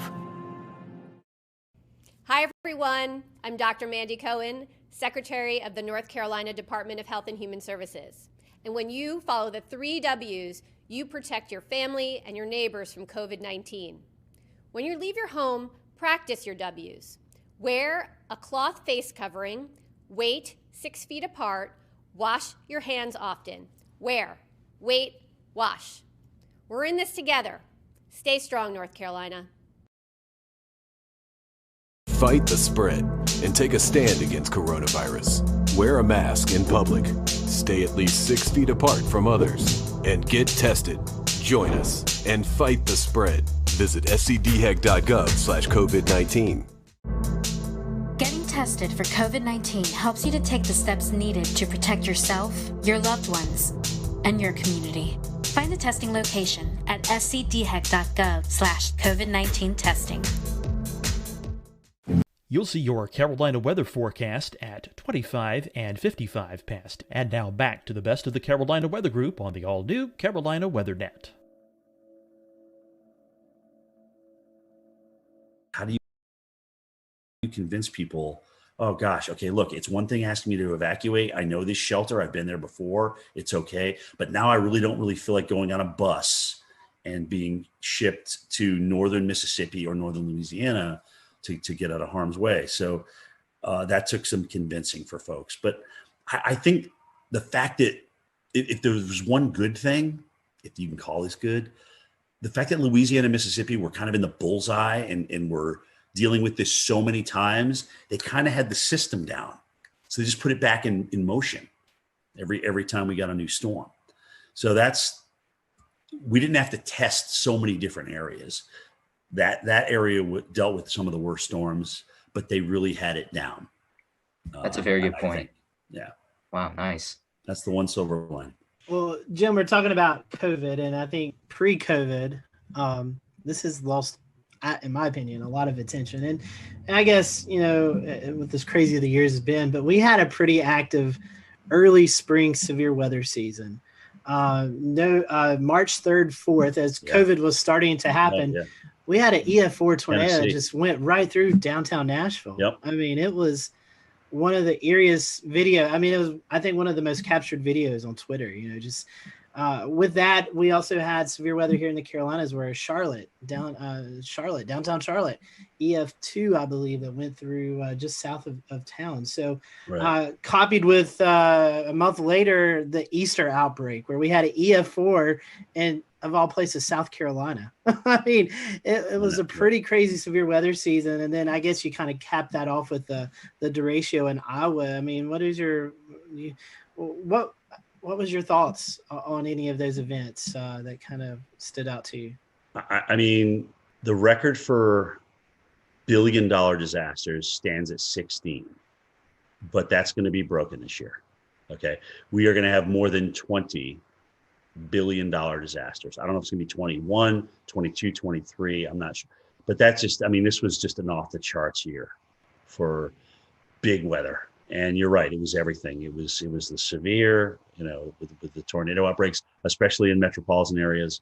It was the number of hurricanes that we had. It just the fires. We haven't even touched on the fires out west. I mean, goodness gracious, just again, and there was no stopping it. It literally started at the beginning of the year and just kept on going. And, La Nina, as you guys know, especially in the Southwest, does not favor big rainfall. So, you wonder what next year brings once we get into spring and spring bloom, and that starts to dry out, right? So, yeah, it's crazy. And I mean, look at the drought growing right now. If you take a look at the drought monitor, it's almost kind of scary seeing it kind of creep out of the Southwest into the central United States and the northern, Omaha. You're not really thinking about Omaha being dry, but they're starting to dry out a little bit. So drought's going to come into play big time as we get into 2021. That's going to be a big player, I think, for a lot of people. But yeah, it was just nonstop, man. I mean, and it would be easy to just say, okay, well, because of COVID, everything was exacerbated. No, no, we had 30 hurricanes. Okay, we had tornadoes hitting big cities, and I mean, it just literally lined up right with each other. And we just had an epic nor'easter, like I said, that dumped 40 plus inches of snow over 4 states, which wasn't one of these things where we saw it early. We knew there was going to be something, but in terms of nailing it down as to just how big this was going to be over the interior of New York and Pennsylvania and New Hampshire and Vermont, we didn't know that until it was really day of. And I guess it's a sore topic for some, but it's something that really needs to be addressed. Is I think we can contribute the climate change, global warming, to some of these bigger events that's taken place. I mean, they're only getting worse, and Right.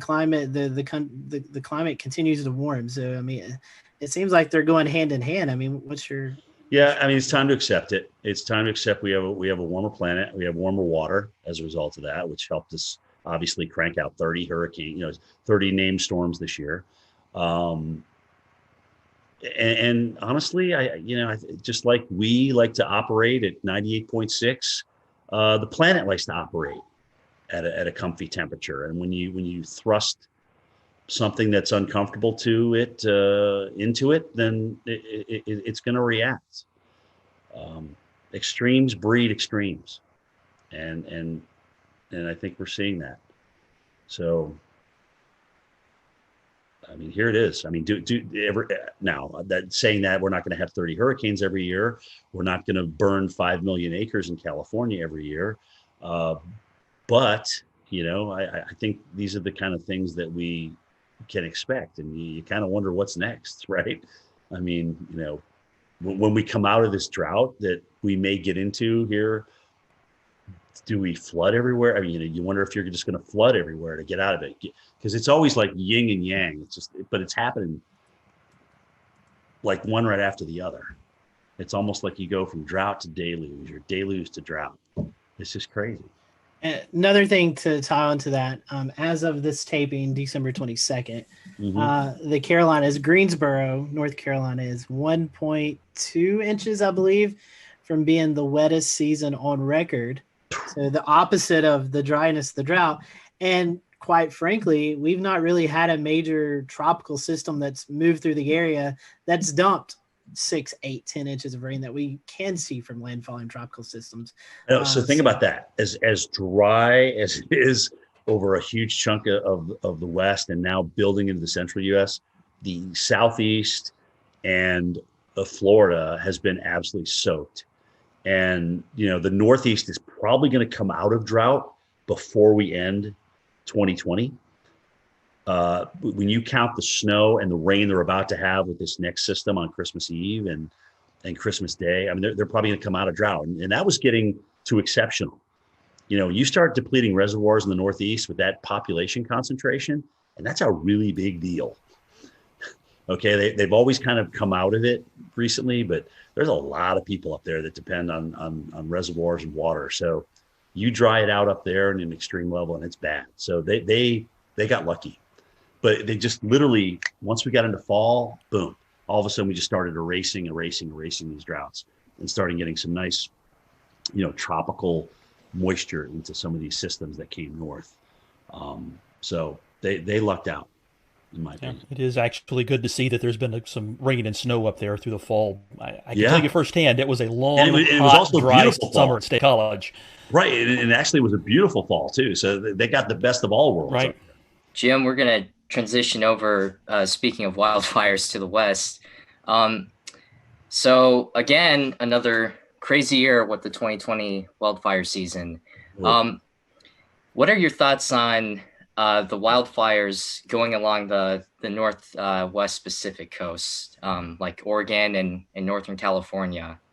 Yeah, I'm glad you actually asked that question, because a lot of times it's easy to just focus on California because they had so many acres burned, right? But it was Oregon. Was it Oregon, Washington, and Colorado had like their biggest fires in each of their states? Yeah, I think you're right. This year, in addition to what happened in California. So yeah, really, really, really severe season. Really dry, really hot. There was, again, monsoon didn't seem to show up in the Southwest at all. So that was certainly a player in that.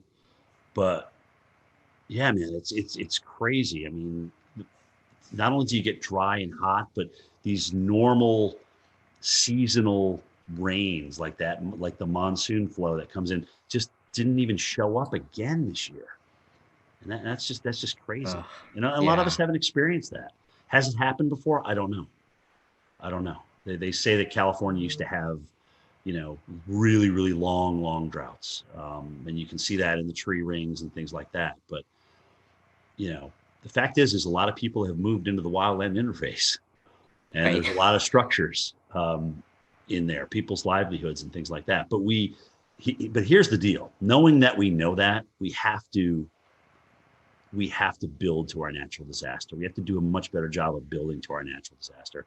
And frankly, in some places like Barrier Islands and maybe the deep woods of the West, we don't need to move there. Let's just leave that alone. Let's leave that to nature's preserve. There's plenty of other spots to live in.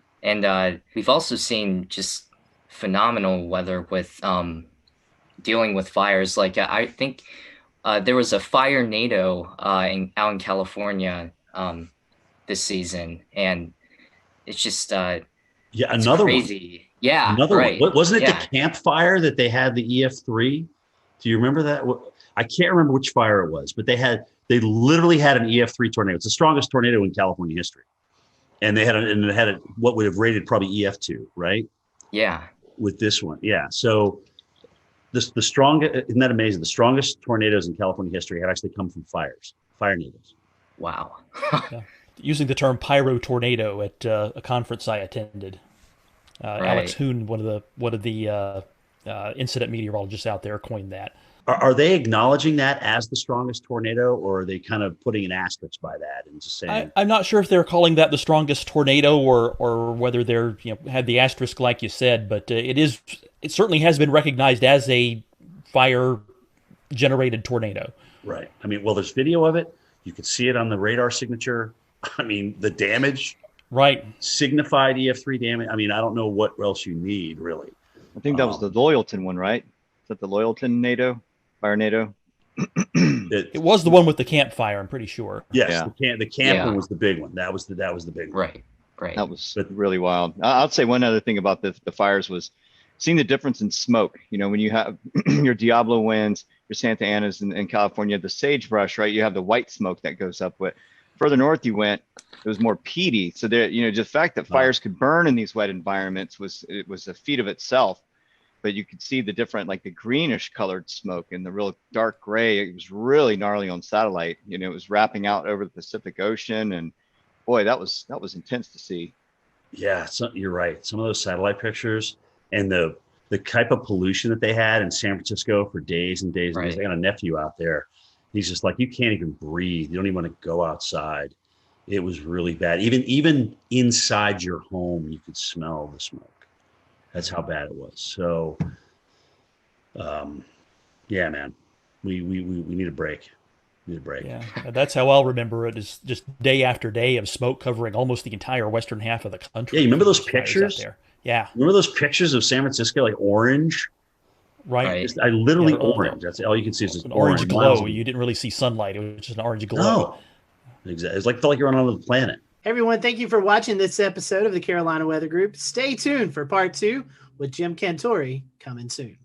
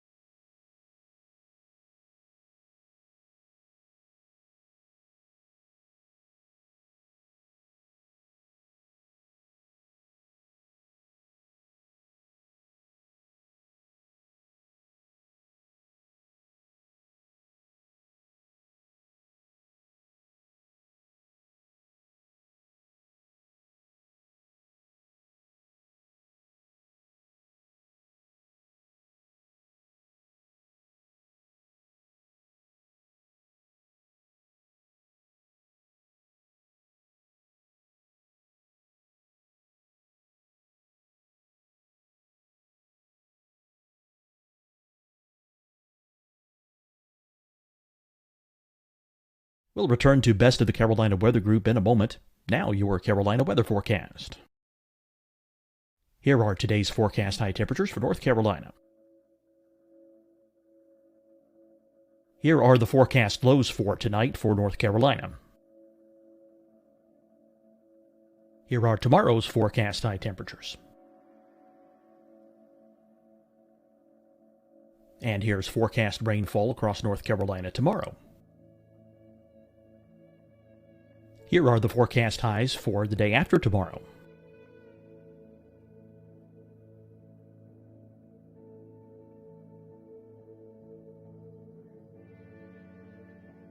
And here's the forecast rainfall across North Carolina for the day after tomorrow.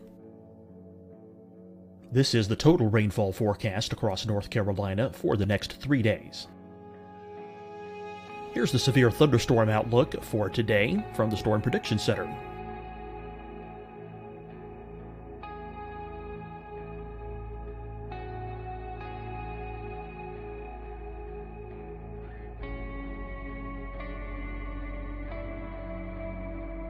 Here are the forecast high temperatures for today for South Carolina. Here are the low temperatures for today for South Carolina. Here's the probability of precipitation forecast across South Carolina today. And here are the rain chances across South Carolina tonight. Here are tomorrow's forecast highs across South Carolina. Here are the forecast low temperatures for tomorrow for South Carolina. And here is the probability of precipitation across South Carolina tomorrow. Here's the precipitation chances across South Carolina tomorrow night. Here are the forecast highs for the day after tomorrow in South Carolina.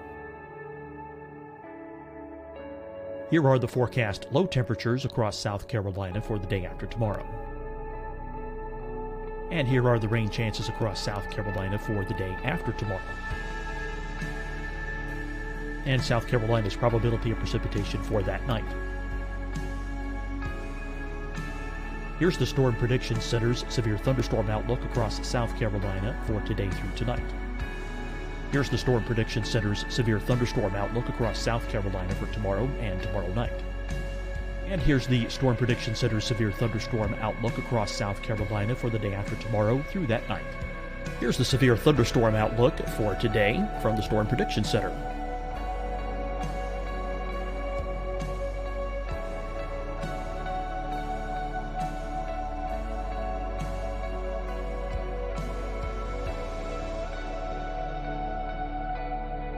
And now here's a live look at weather radar across the southeast.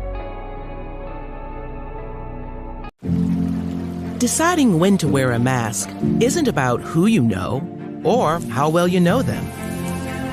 Just ask yourself, will I be with anyone I don't live with? If the answer is yes, get behind the mask. Help slow the spread of COVID-19. Get behind the mask. Learn more at covid19.ncdhhs.gov. Hi, everyone. I'm Dr. Mandy Cohen, Secretary of the North Carolina Department of Health and Human Services. And when you follow the 3 W's, you protect your family and your neighbors from COVID-19. When you leave your home, practice your W's. Wear a cloth face covering, wait 6 feet apart, wash your hands often. Wear, wait, wash. We're in this together. Stay strong, North Carolina. Fight the spread and take a stand against coronavirus. Wear a mask in public. Stay at least 6 feet apart from others. And get tested. Join us and fight the spread. Visit scdhec.gov/COVID-19. Getting tested for COVID-19 helps you to take the steps needed to protect yourself, your loved ones, and your community. Find the testing location at scdhec.gov/COVID-19 testing.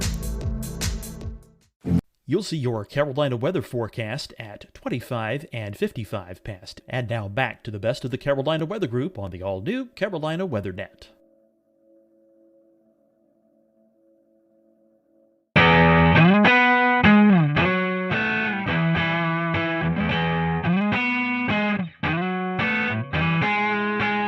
Good evening, everyone. Welcome to the Carolina Weather Group. This is the April 15th, 2020 edition of the Carolina Weather Group Get Together. If you're tuning in tonight to watch the April 16th, 2011 severe weather look back, sorry, we have a new one to talk about. As many of you know, we experienced quite a bit of a severe weather event over the Carolinas on Sunday night into Monday. So tonight, we are going to turn our attention to that. We have a whole host of guests on tonight. We have Rob Fowler on from Charleston, Ed Piotrowski on from Myrtle Beach, Shane Hilton on from New Bern, Brad Panovich on from Charlotte, Tim Buckley in Greensboro, Efren Afonte in Columbia, Kendra Kent in Greenville, South Carolina, and Brendan Goldner, a reporter at WCNC Charlotte. So we really want to say our thank you to them publicly because we put this together at the last minute. So we're very happy for everyone to kind of donate a little bit of time tonight to talk about this. We are live streaming, so if you have any questions or comments, we'd love to hear about you if you had experienced any of this storm throughout the past couple of days. So I'm going to toss it over to Brandon Goldner. Brandon, you've been out in the field reporting kind of the aftermath of the tornadoes. And something we've been talking about here on the Carolina Weather Group is the COVID-19 pandemic. And so we've talked about storm chasing and doing severe weather coverage from home. I know that you ran a little spot about the recovery efforts in COVID-19. I think we're going to dial that up, and then we'll toss it to Brandon and let him kind of give us a few of his remarks from his story. Brian Morris, you want to carry that one side, is an essential worker. Go out that way. Let's take it to the van. He's cleaning up this Gastonia sunroom after a tree slammed into it, one of 5 emergencies his company, Custom US, had to go to. It was kind of unique in that they were all very large trees, and that doesn't happen as much. Well, it also doesn't happen as much cleaning up during a pandemic. Morris and his co-workers have to wear masks when going into people's homes. They also have to ask clients if they've been around anyone who's sick. We've been keeping the pace. Utility crews are also trying to keep the pace and restore power to nearly 39,000 customers. North Carolina Emergency Management Director Mike Sprayberry says the largest outages are in Mecklenburg, Anson, and Richmond counties. For families uprooted from their homes, the Red Cross's Robbie Sofoli says volunteers are helping them virtually, using platforms like FaceTime and Zoom to interview clients. We are an organization that really relies on interpersonal connections with our clients and really trying to provide compassion and care. And it's a little difficult to do that right now, but we're adapting and using some of those different digital platforms. Family and friends helped Robbie Clark's parents clean up a tree that crashed through their Kannapolis home, all while following social distancing rules. I'm just hoping that everything gets sorted out pretty quick. All right, so that was a report from Brendan Goldner. Brendan, I'm going to bring you in. This is something we've been talking about, COVID-19 and how it's affected the weather enterprise. As you was out reporting, talking to the folks, what was it like kind of in this new time that we're all experiencing? You know, it reminds you, we're all talking all the time about reporting during the coronavirus, and yet, Mother Nature, the weather, doesn't care about pandemic. It's going to do its thing. And so, obviously there's the challenges with us as a crew. It was me and photojournalist Kevin Wardlaw. We have the 6-foot stick with the microphone at the end that we have to use to interview everyone. And we have to keep that social distance. But what was really fascinating was talking to some of the disaster recovery crew members, Duke Energy, the Red Cross, how a lot of them have had to change up a lot of what they're doing when it comes to cleaning up during the coronavirus. Duke Energy, they've been trying to do the social distancing, keeping the 6 feet distance, but when they're trying to repair power poles, a lot of times they have to be in close proximity. It's the same way with these disaster recovery people that was in the beginning of the story. They're wearing the masks. They have to ask everyone before they go into a house whether they or interacting with anyone with coronavirus. And it's the combination of all of the weather damage with having to deal with the coronavirus. So it's been really a double whammy for a lot of people. And so, after disasters, we've seen it with the Nashville tornado, Jonesboro, Arkansas tornado a couple weeks ago. The community really comes together. How do you think that, how is the community interacting with their neighbors neighbor helping neighbor. Did you see any of that, even though we're in the midst of It's this? actually a good point. We didn't see nearly as many people outside as normally, especially there was Monday, we were at, there was a fire at a house caused by a tree that snapped power lines and then went into a house, caused a fire. Thankfully, no injuries, but normally you'd see a lot of people out and about milling around asking for help, but really there weren't a lot of people out. A lot of people were just standing on their porches, a couple people wandering up, but keeping that 6-foot distance. But it's a good point. We really didn't see those huge crowds of people like we normally do, and probably likely due to, COVID-19. Brendan, we appreciate that. We appreciate you joining us tonight, giving us that perspective. Hang around if you want to. I'm going to toss it to Dan. And Dan, you was out actually chasing this event. Maybe we can talk about that towards the end of the show, but I know you want to bring in one of our panel or one of our guests. Yeah. So, talking kind of about some of the stronger tornadoes that hit there in South Carolina, I want to send it over to Rob there. There were a couple of significant tornadoes that hit, especially given the fact that this developed with not these ordinarily discrete supercells that would produce larger tornadoes, but they were within the line there. And especially we saw some interesting things like the Hampton County EF3, the Walterboro EF1s. Can you talk a little bit about that, Rob, that being in your area? Yeah, absolutely. I've been here in Charleston for 33 years, and I've been through several tornado outbreaks, and I don't know how substantial compared to other parts of the country they are. We know every tornado for us is very important because we don't get that many, so we don't really prepare that often for these. But when we got here early on Monday morning to see what was going on in southeast Georgia, because these really started there and then crossed over the Savannah River and came all the way through eastern South Carolina.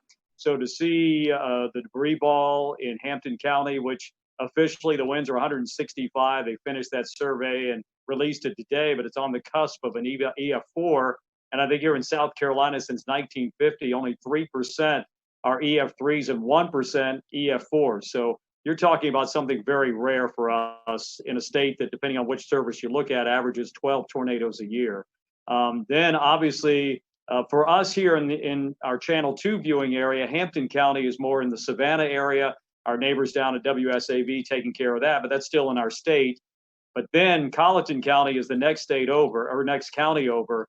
And then we really got concerned there, seeing what was going on in Hampton, transferred to Colleton County. Colleton County, that was released. There were 3 separate EF1 tornadoes there. One of them 110 miles an hour that, if you saw the video, did damage at the Low Country Regional Airport. Unfortunately, we had 1 fatality there. A tree came through a house and killed a lady there.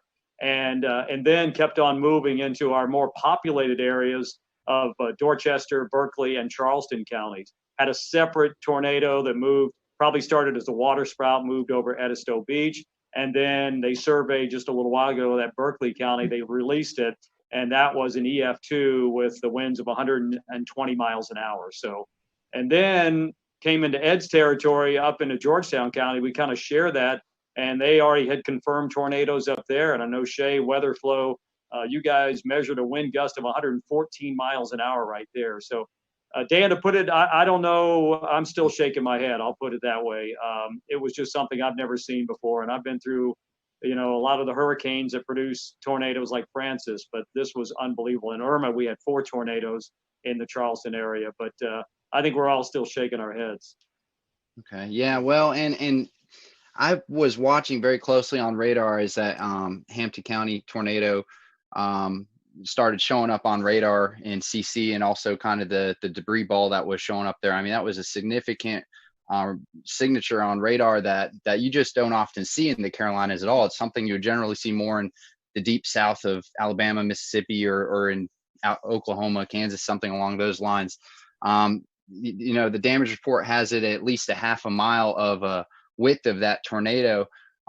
Fortunately, it seems like a lot of that did happen over rural areas, but that being one of the first tornadoes that happened in that early morning, did that kind of set a precedent for how you were responding to the other tornado warnings and potentially trying to get the message out to people who may have been asleep at this point, knowing that how huge these could be? Absolutely, Dan. I think here personally, myself, Josh Marthers, our morning meteorologist, he was on the air on News 2. I was manning Facebook Live for a long period of time. We know that's become a major way to get information out and get information in. But I think we were looking at that couplet, which was, we just don't get to see that on Velocity products very often here, and to see that continue to hold together all the way across the state. Absolutely. We were able to give warnings upstream.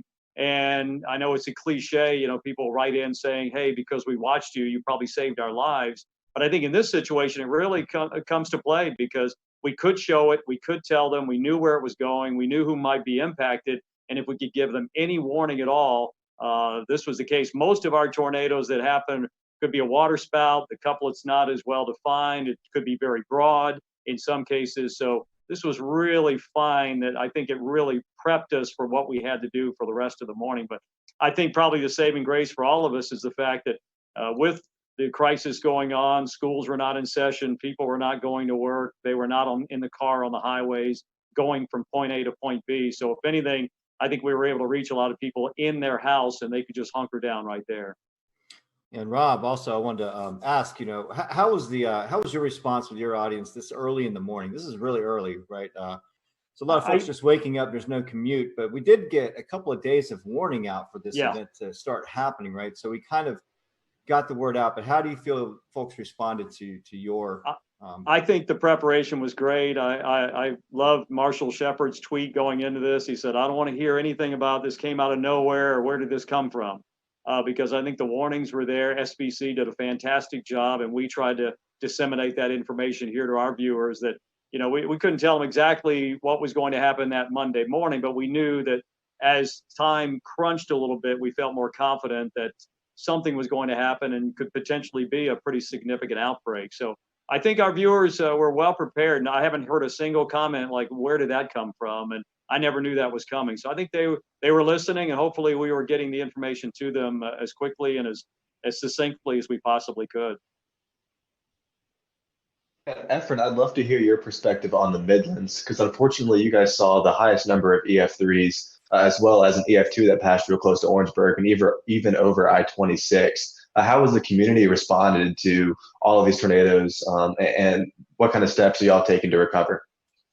Well, the cleanup process right now has been incredible. There's been a lot of community help in this. And even with the coronavirus, in which a lot of people are taking heed to that warning, there was a very large presence of people helping out. Now, the EF3 tornadoes that came through part of the CSRA, the Low Country, into eventually our Southern Midlands community, those areas are very rural. And the fortunate thing was that we were already on the air at 4:30 in the morning. And there were a lot of storms that were crossing over the Savannah River into the upstate, but there was already a knowledge of all of our viewers, since we've been talking about it in earnest since Friday, that we're looking at the possibility of strong thunderstorms. That was the message on Friday.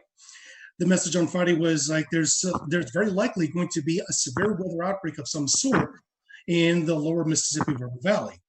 That message usually is taken with a grain of salt, because it's not us. It's not even near us.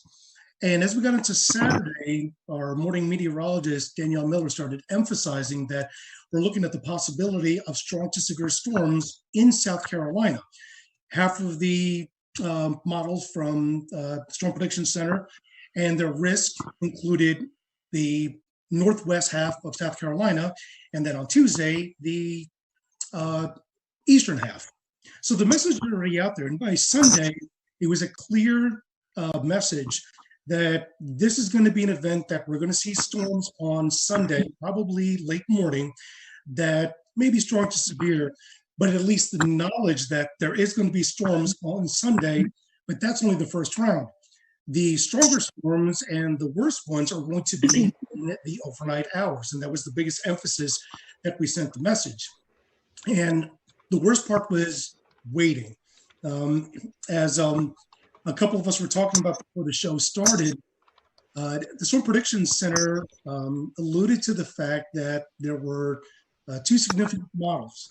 One that was indicating that these storms would very likely start entering portions of the South Carolina upstate and the high country by late morning and by midday crossing to the areas from northwestern North Carolina into the Piedmont and the PD down to the Midlands into the early afternoon.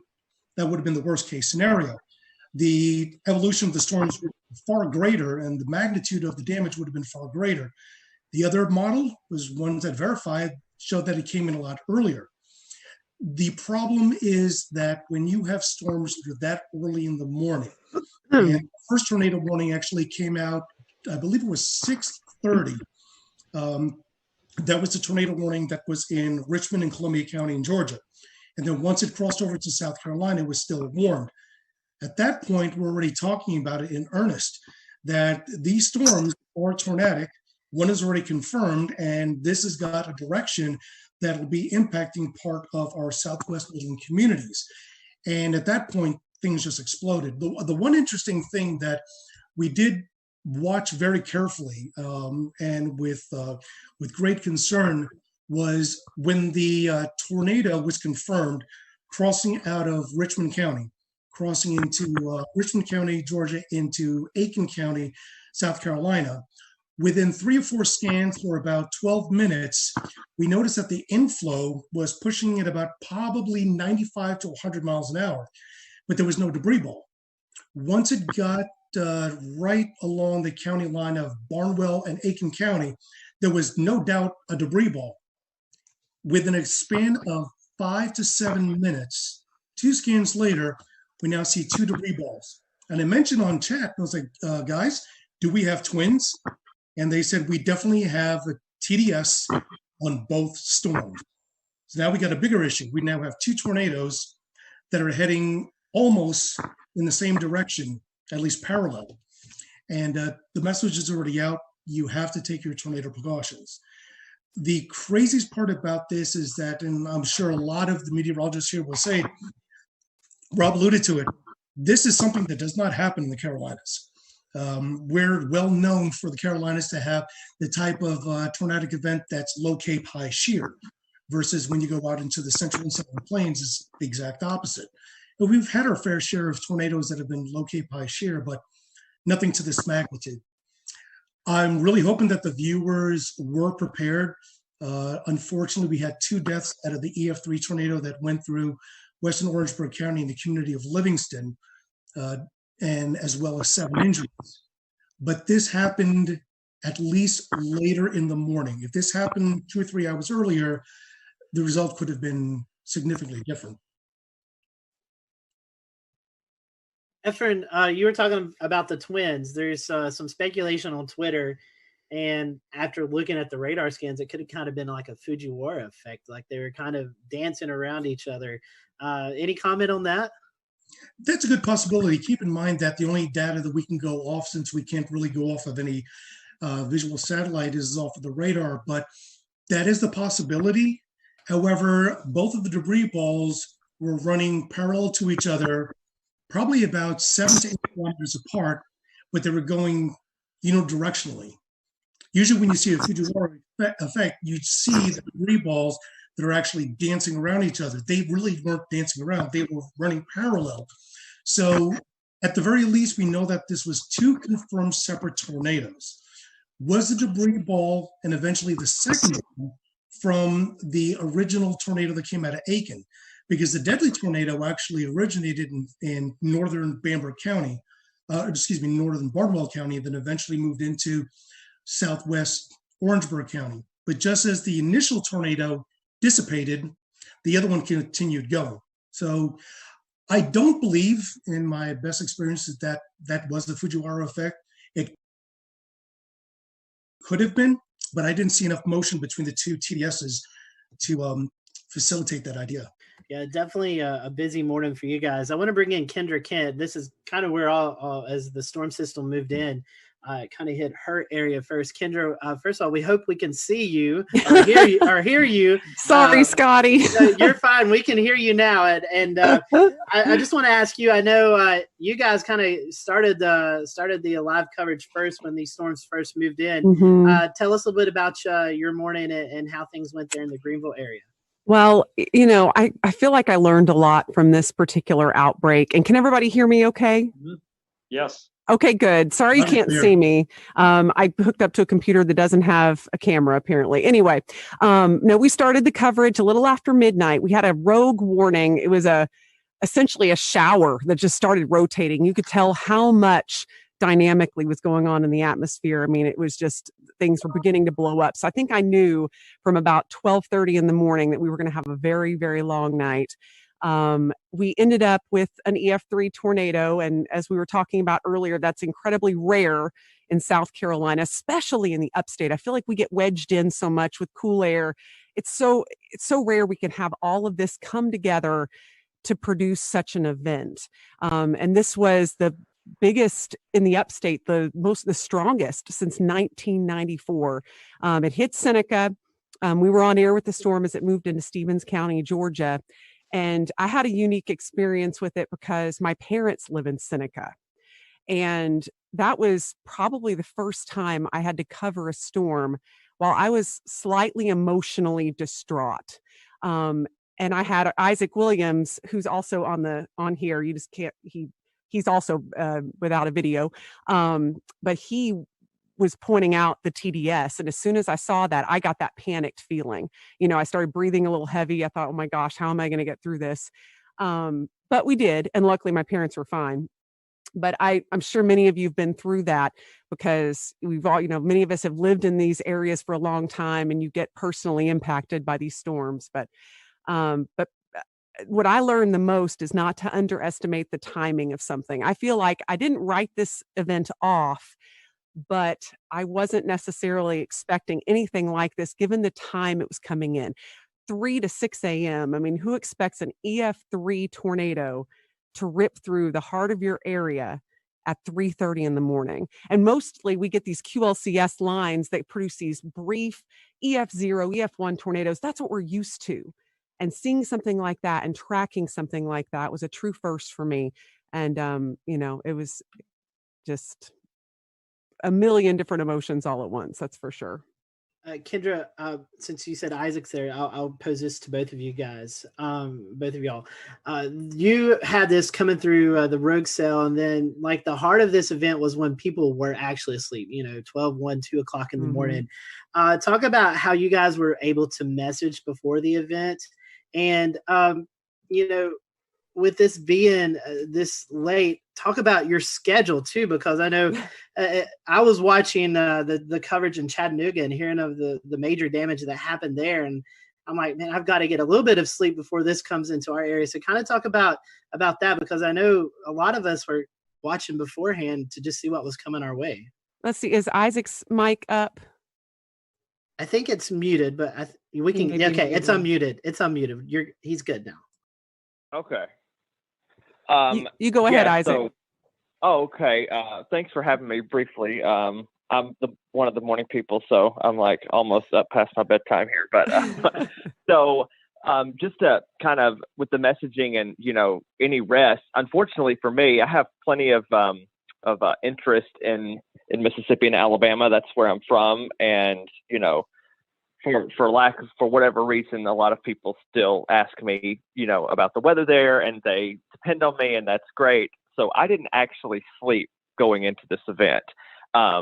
So that's not uncommon for me because I am a severe weather nut. But that being the case, in terms of messaging, we started talking about it, I think, on Wednesday. Just kind of highlighting the threat for storms. That gave people about 5.5 days, and of course we started ramping up, the wording a little bit more once we got to, Friday and Saturday. And, Kendra always, mentioned, like when I first was hired here, we do get a lot of wedge events, and we started that day in the 50s. And I'm like, back in my head, I thought, what if the wedge holds and, we're going to be seen as like hype people, and that's not what we want, but we don't want severe weather either. I think our message was pretty stern by Sunday morning when we got up and saw they had pulled that enhanced risk over a little bit into the upstate, which I've been here 3 years, not nearly as long as Kendra, but I think that's only my personal third enhanced risk here. So I knew that I see parameters, and parameters mean nothing unless you have a storm. We'll return to Best of the Carolina Weather Group in a moment. Now your Carolina weather forecast. Here are today's forecast high temperatures for North Carolina. Here are the forecast lows for tonight for North Carolina.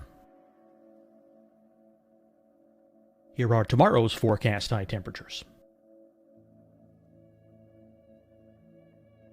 And here's forecast rainfall across North Carolina tomorrow.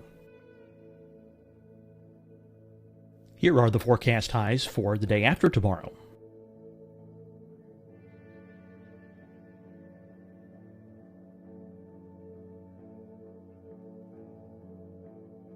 And here's the forecast rainfall across North Carolina for the day after tomorrow. This is the total rainfall forecast across North Carolina for the next 3 days. Here's the severe thunderstorm outlook for today from the Storm Prediction Center.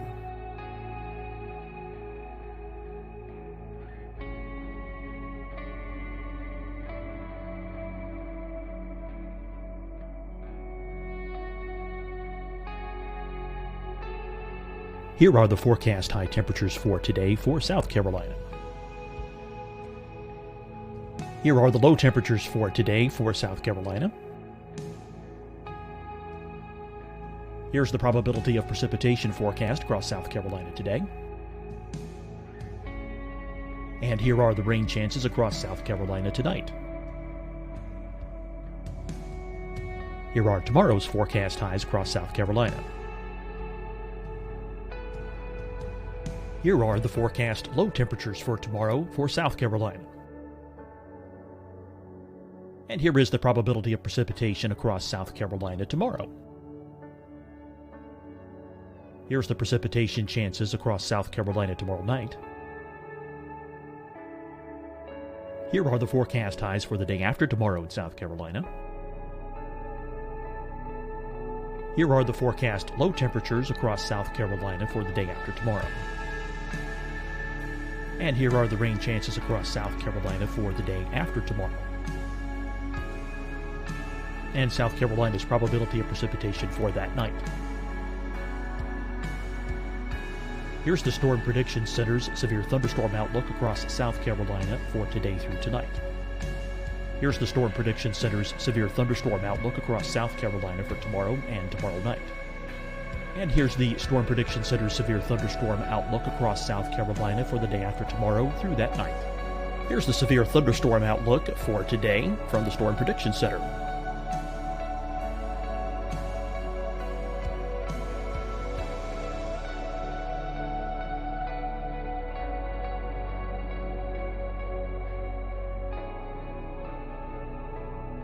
And now here's a live look at weather radar across the southeast. Deciding when to wear a mask isn't about who you know or how well you know them. Just ask yourself, will I be with anyone I don't live with? If the answer is yes, get behind the mask. Help slow the spread of COVID-19. Get behind the mask. Learn more at covid19.ncdhhs.gov. Hi, everyone. I'm Dr. Mandy Cohen, Secretary of the North Carolina Department of Health and Human Services. And when you follow the 3 W's, you protect your family and your neighbors from COVID-19. When you leave your home, practice your W's. Wear a cloth face covering, wait 6 feet apart, wash your hands often. Wear, wait, wash. We're in this together. Stay strong, North Carolina. Fight the spread and take a stand against coronavirus. Wear a mask in public. Stay at least 6 feet apart from others. And get tested. Join us and fight the spread. Visit scdhec.gov/COVID-19. Getting tested for COVID-19 helps you to take the steps needed to protect yourself, your loved ones, and your community. Find the testing location at scdhec.gov/COVID-19 testing. You'll see your Carolina weather forecast at 25 and 55 past. And now back to the Best of the Carolina Weather Group on the all-new Carolina WeatherNet.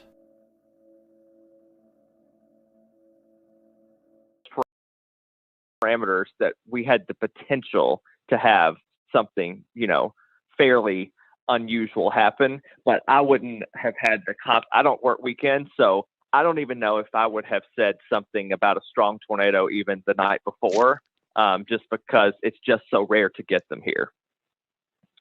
Yeah, and I think just given how late it was at night, and we knew this was likely going to be taking at least some linear form. Yeah, I wasn't expecting that either, and it really it caught us off guard. But to see a TDS like that move through our area, and I know the rest of you all saw that too as South Carolina meteorologists. I mean, just something you don't see every day, and it kind of takes your breath away. They're used to that in Alabama and Mississippi. We just don't get that stuff here. Yeah, and then right after that. Right after the Seneca one had briefly lifted right over Clemson, we had the EF2, what ended up being an EF2, another TDS outside of Slater, which that's, almost in the 3,000 feet elevation, in the extreme northern part of Greenville County. So that debunks the whole tornadoes can't happen in the mountains thing, Definitely. So we were watching that, Evan and I, because Evan doesn't live too far from the line there. One last question, and we'll come back to you guys later on in the show. But at the time, we didn't know how long the tornadoes were on the ground. But I think one of the tornadoes there in the Greenville, Pickens County area was on the ground for around 8 miles. So this were not also big tornadoes, but they're also long track tornadoes, something that we're not too accustomed to as well. Yeah, again, that was a huge shocker. But when you saw the signatures on radar, there was no doubt that was going to be a large tornado. And they even put that in the wording of the warning, which I was very happy about. I feel like that really brought people's attention up. And the thing you mentioned earlier too, these were happening at 3:30 in the morning, probably the worst time a tornado could hit.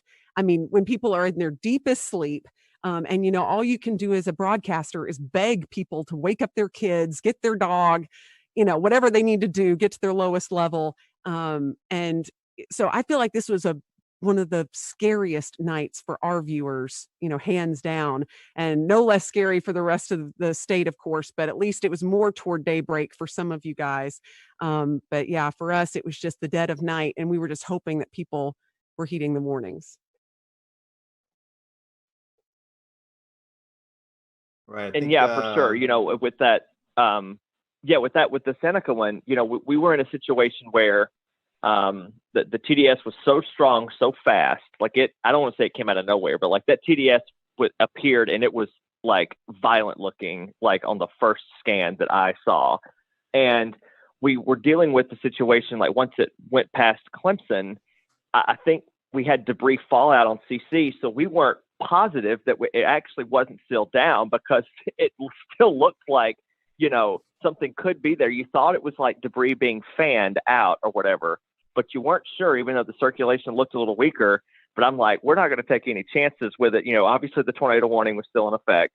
And, that was another little unique challenge, is that I've never actually dealt with debris fallout before, where we said, okay, well, this signature is debris, and yet something similar was happening down the line, and we're like, well, this may be actually debris that's still being lofted, but the tornado's not still down. So it was a very unique situation. And again, Kendra keeps bringing this up. It was in the middle of the night at 3:30 in the morning, but I feel like people were wide awake and they were watching and they were prepared, which is good. All through the days, we were Kendra made a graphic, I think on Thursday, that said, what do you need to do? It was just a simple little headline graphic, but it was so informative about charging your batteries, keeping your phone on not silent if you sleep with it on do not disturb. I remember saying Friday morning, what you can do, you can, sleep with it on loud for one night, because it can help save your life. So it was a insane, again, I worked in Mississippi. I've dealt with, plenty of tornadoes in my day, but yet this is still a first for me as well. All right. And I'm going to go ahead and bring Ed Petrowski from WPDE in Myrtle Beach. And Ed, we saw what looked like the tail end of this Hampton County tornado pop out all the way over at Murrells Inlet. Brad Panovich was nice enough to share a link with us. I'm going to pull it up here and share my screen. Let's see if we can get it to work here. And the tornado that you're seeing here in Hampton County, you know, there's some debate of whether or not it started over on the Georgia side of the Savannah River. But if we look at the start of the track and draw it all the way over to where it exited the South Carolina coast here, then we're looking at about 144 to 158 miles, somewhere in that vicinity. And so, you know, we know this continued on, maybe up even into the Oak Island area of North Carolina, but it's just impressive to see the length and track of that storm. It did pop out in Myrtle Beach, where one of our weather sensors for weather flow got a reading of 114 miles an hour. We had a pressure drop of 7 millibars within a 1 minute time span. So that reading went up within 2 to 3 minutes, from 46 to 76 miles an hour to 114. And so talk about that area and how it affected your viewing portion of that area of Myrtle Beach. But for us, you know, considering what happened across the rest of South Carolina, we were relatively unscathed. We had no injuries and no deaths. There was never really any really tight circulation anywhere in our viewing area. We were, of course, watching the ones that were over Orangeburg County and also down near Hampton County in the morning while we were on the air with our regular morning show at 5 o'clock in the morning.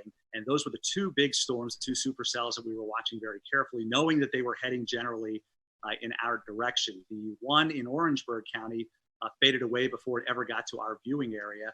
But the one in Hampton County that eventually went over Monk's Corner, eventually got into Georgetown County, and they warned for that one where there was EF1 damage done in Sandpit and Graves. And then you hit a really populated area on the south end of the Grand Strand where Litchfield Beach is located and Pawleys Island as well.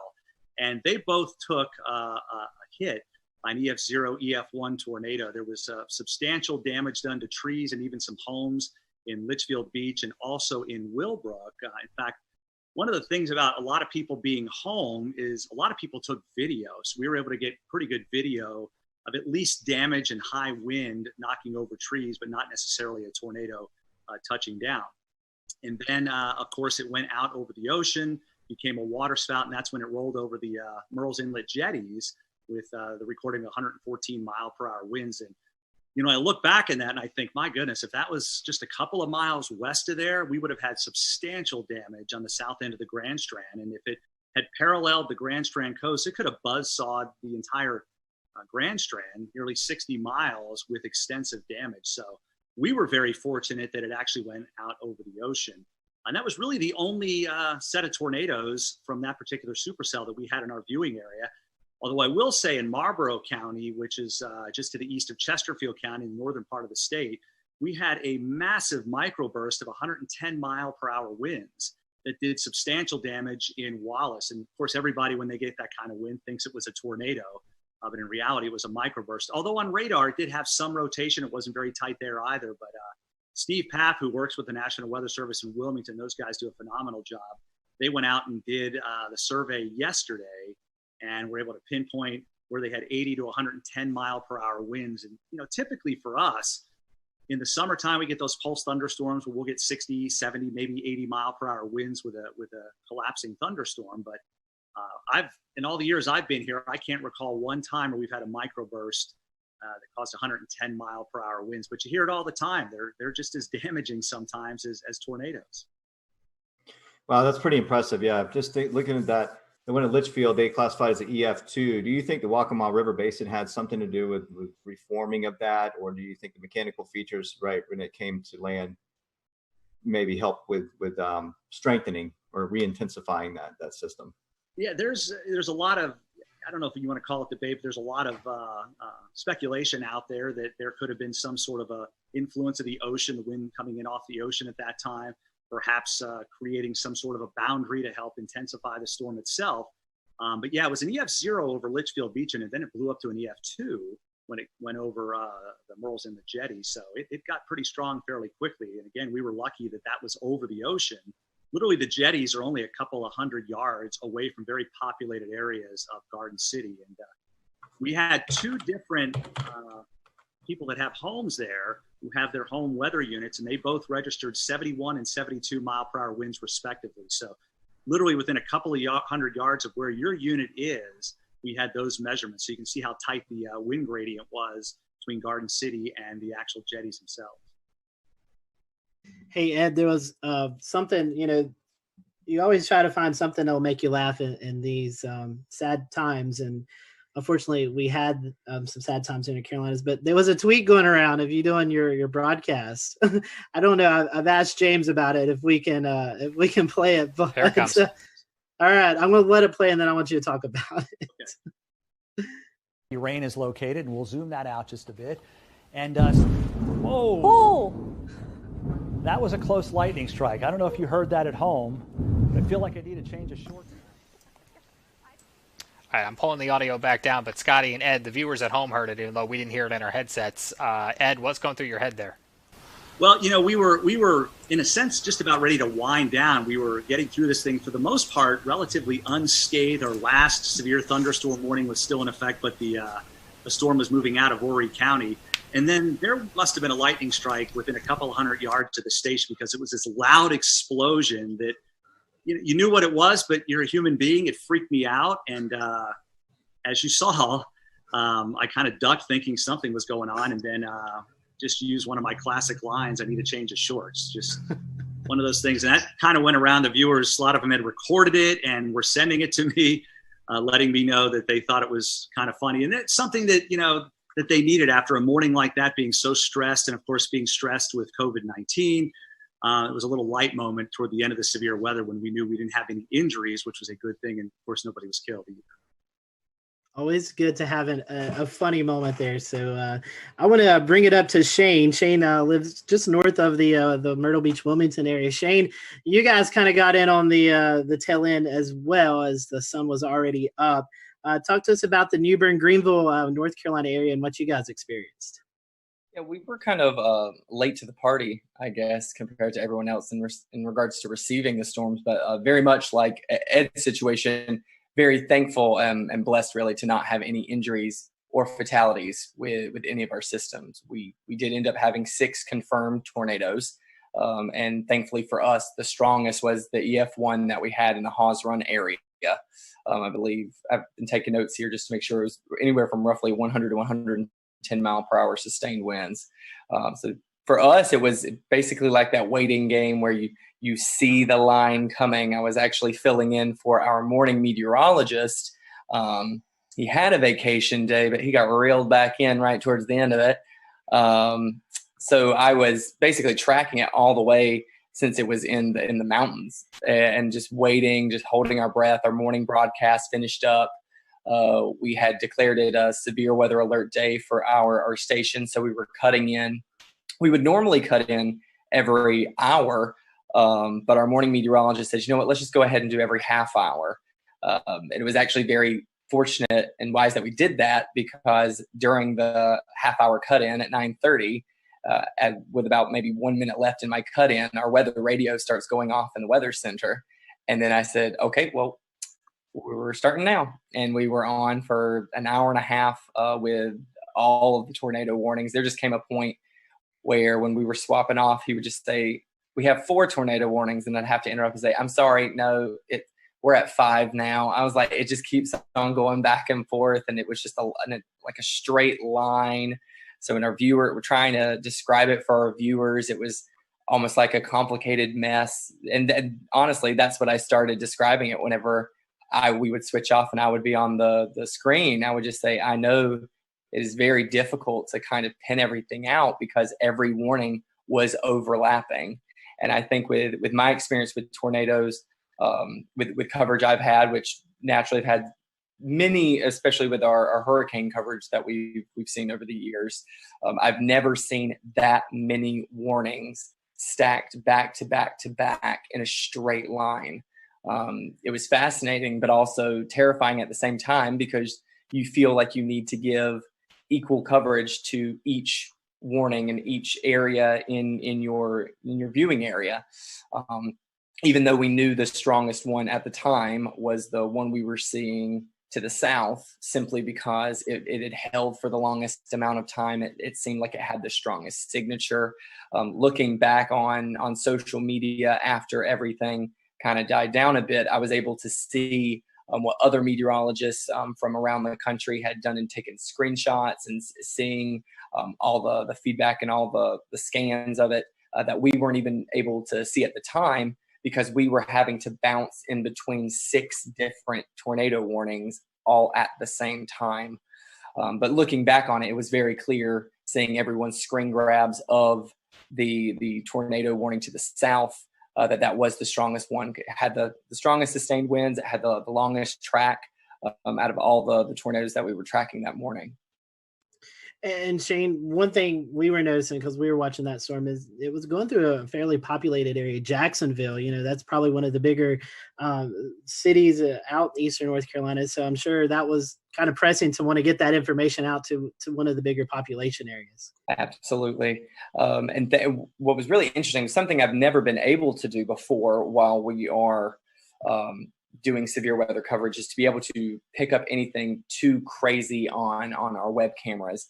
And we did have a webcam situated in the Jacksonville area near the Freedom Fountains.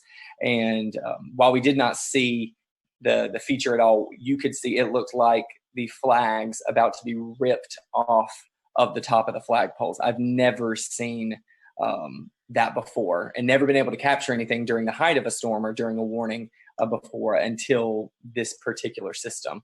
So naturally, yes, we did have all that concern because even for our specific station, Jacksonville is a very heavy populated area into which they tune into us. They know that we are the closest station to them, so they rely on us heavily.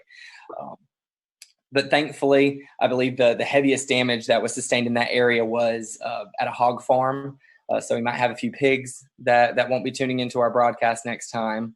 But like I said, just very thankful and blessed that we had 0 fatalities, 0 injuries throughout the entire morning.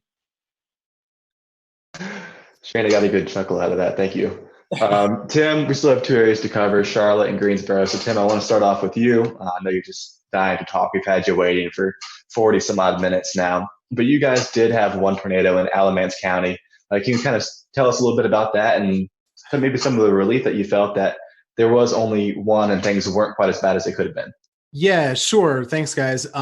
So, this kind of thing that we were tracking for days, all of us were tracking it for days. It was pretty much all anyone could talk about for the Easter weekend. So one of the things leading up to it, I kind of sensed I was kind of trying to read the room and on my Facebook page and just see where people's heads are at.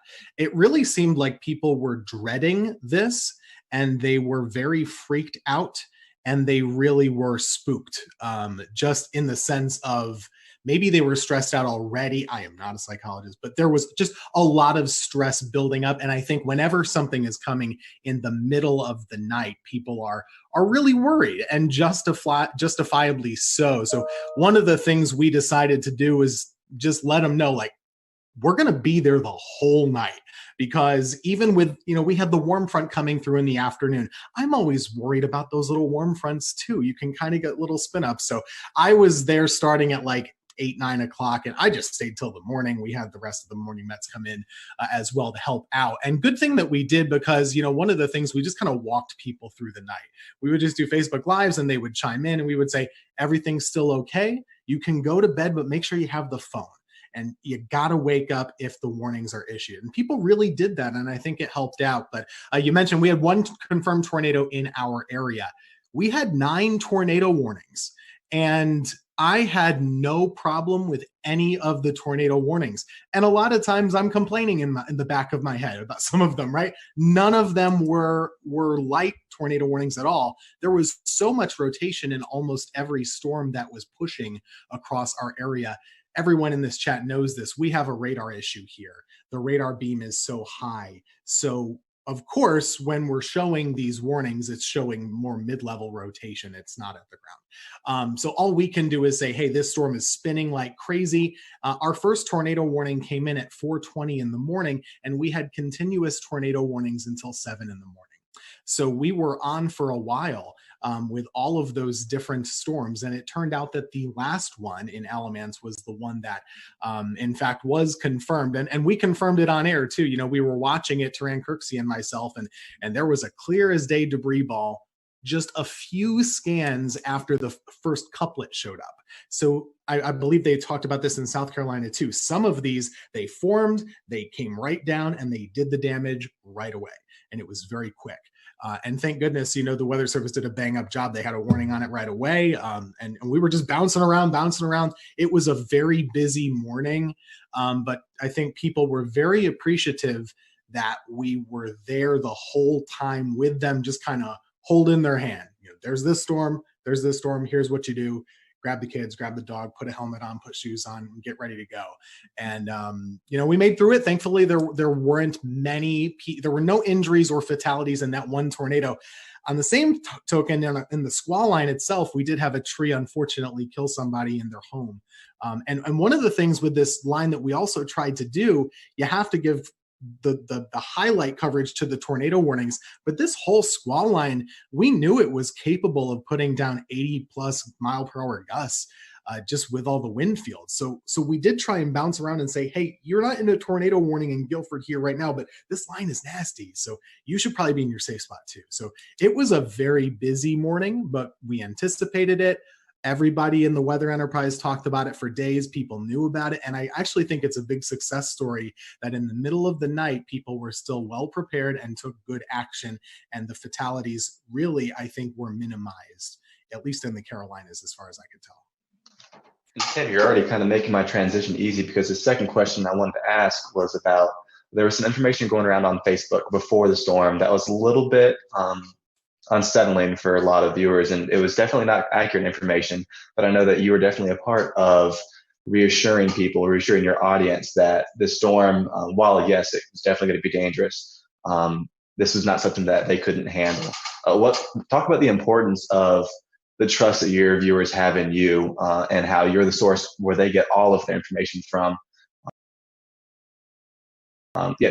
Social media is a blessing and it's a curse, right? Like it gives good information and it gives bad. There was some post floating around out there that was advertising potential for EF5 tornadoes in North Carolina, even though we've not had one before on record. But people were freaked out initially. We of course saw the damage in Mississippi and Alabama. That can freak people out here when they know it's coming our way. So, one of the things I tried to do in the days up leading to the event is, everyone's freaked out right now just in life. I don't get freaked out by weather. I'd get freaked out a little bit about this pandemic, if I'm being honest. So one of the things I told them was just saying, hey, we're living in crazy times. We don't know exactly what's going to happen with daily life with this virus and stuff, but we know how to handle severe weather. We have the technology. We do this every year.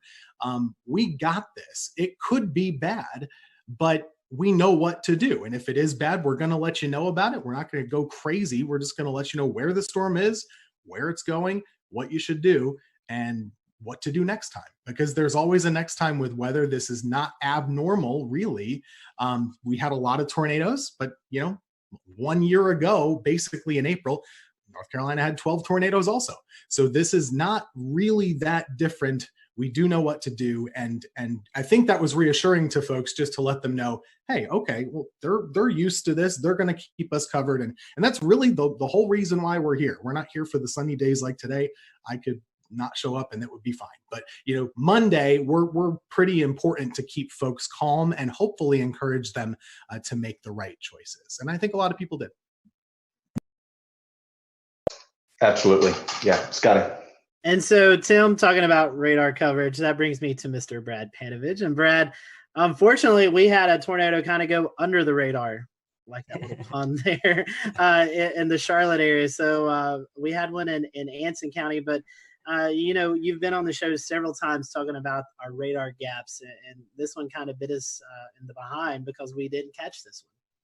Yeah, and I'll give a little bit of a pass to the Weather Service on this one, because I think Tim brought up a good point. Something we were doing on the air Monday morning was we were telling everybody to treat the severe thunderstorm warnings like tornado warnings on Monday morning, because every severe thunderstorm warning had a tornado tag in it, and we knew the environment that these storms had. I didn't want people near a window or near the outside walls with straight line winds on Monday morning. So we actually, for the first time in a long time, I basically treated every severe thunderstorm warning like a tornado warning. But you're right, there was no warning with the 2 tornadoes we had touched down in Anson County.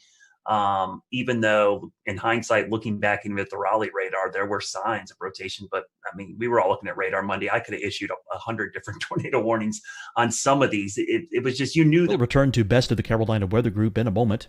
Now your Carolina weather forecast.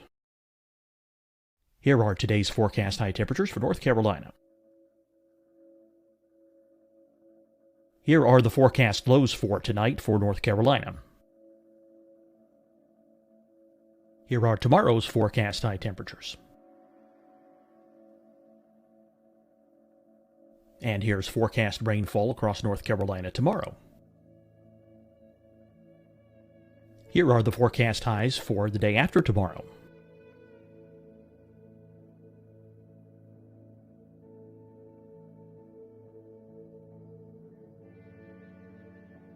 And here's the forecast rainfall across North Carolina for the day after tomorrow. This is the total rainfall forecast across North Carolina for the next 3 days. Here's the severe thunderstorm outlook for today from the Storm Prediction Center.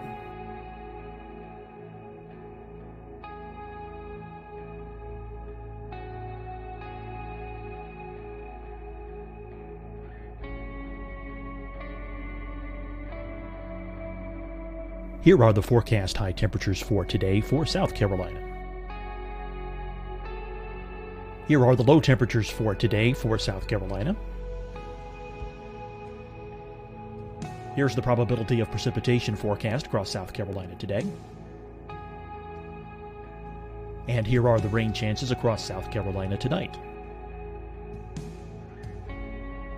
Here are tomorrow's forecast highs across South Carolina. Here are the forecast low temperatures for tomorrow for South Carolina. And here is the probability of precipitation across South Carolina tomorrow. Here's the precipitation chances across South Carolina tomorrow night. Here are the forecast highs for the day after tomorrow in South Carolina. Here are the forecast low temperatures across South Carolina for the day after tomorrow. And here are the rain chances across South Carolina for the day after tomorrow. And South Carolina's probability of precipitation for that night. Here's the Storm Prediction Center's severe thunderstorm outlook across South Carolina for today through tonight. Here's the Storm Prediction Center's severe thunderstorm outlook across South Carolina for tomorrow and tomorrow night. And here's the Storm Prediction Center's severe thunderstorm outlook across South Carolina for the day after tomorrow through that night. Here's the severe thunderstorm outlook for today from the Storm Prediction Center.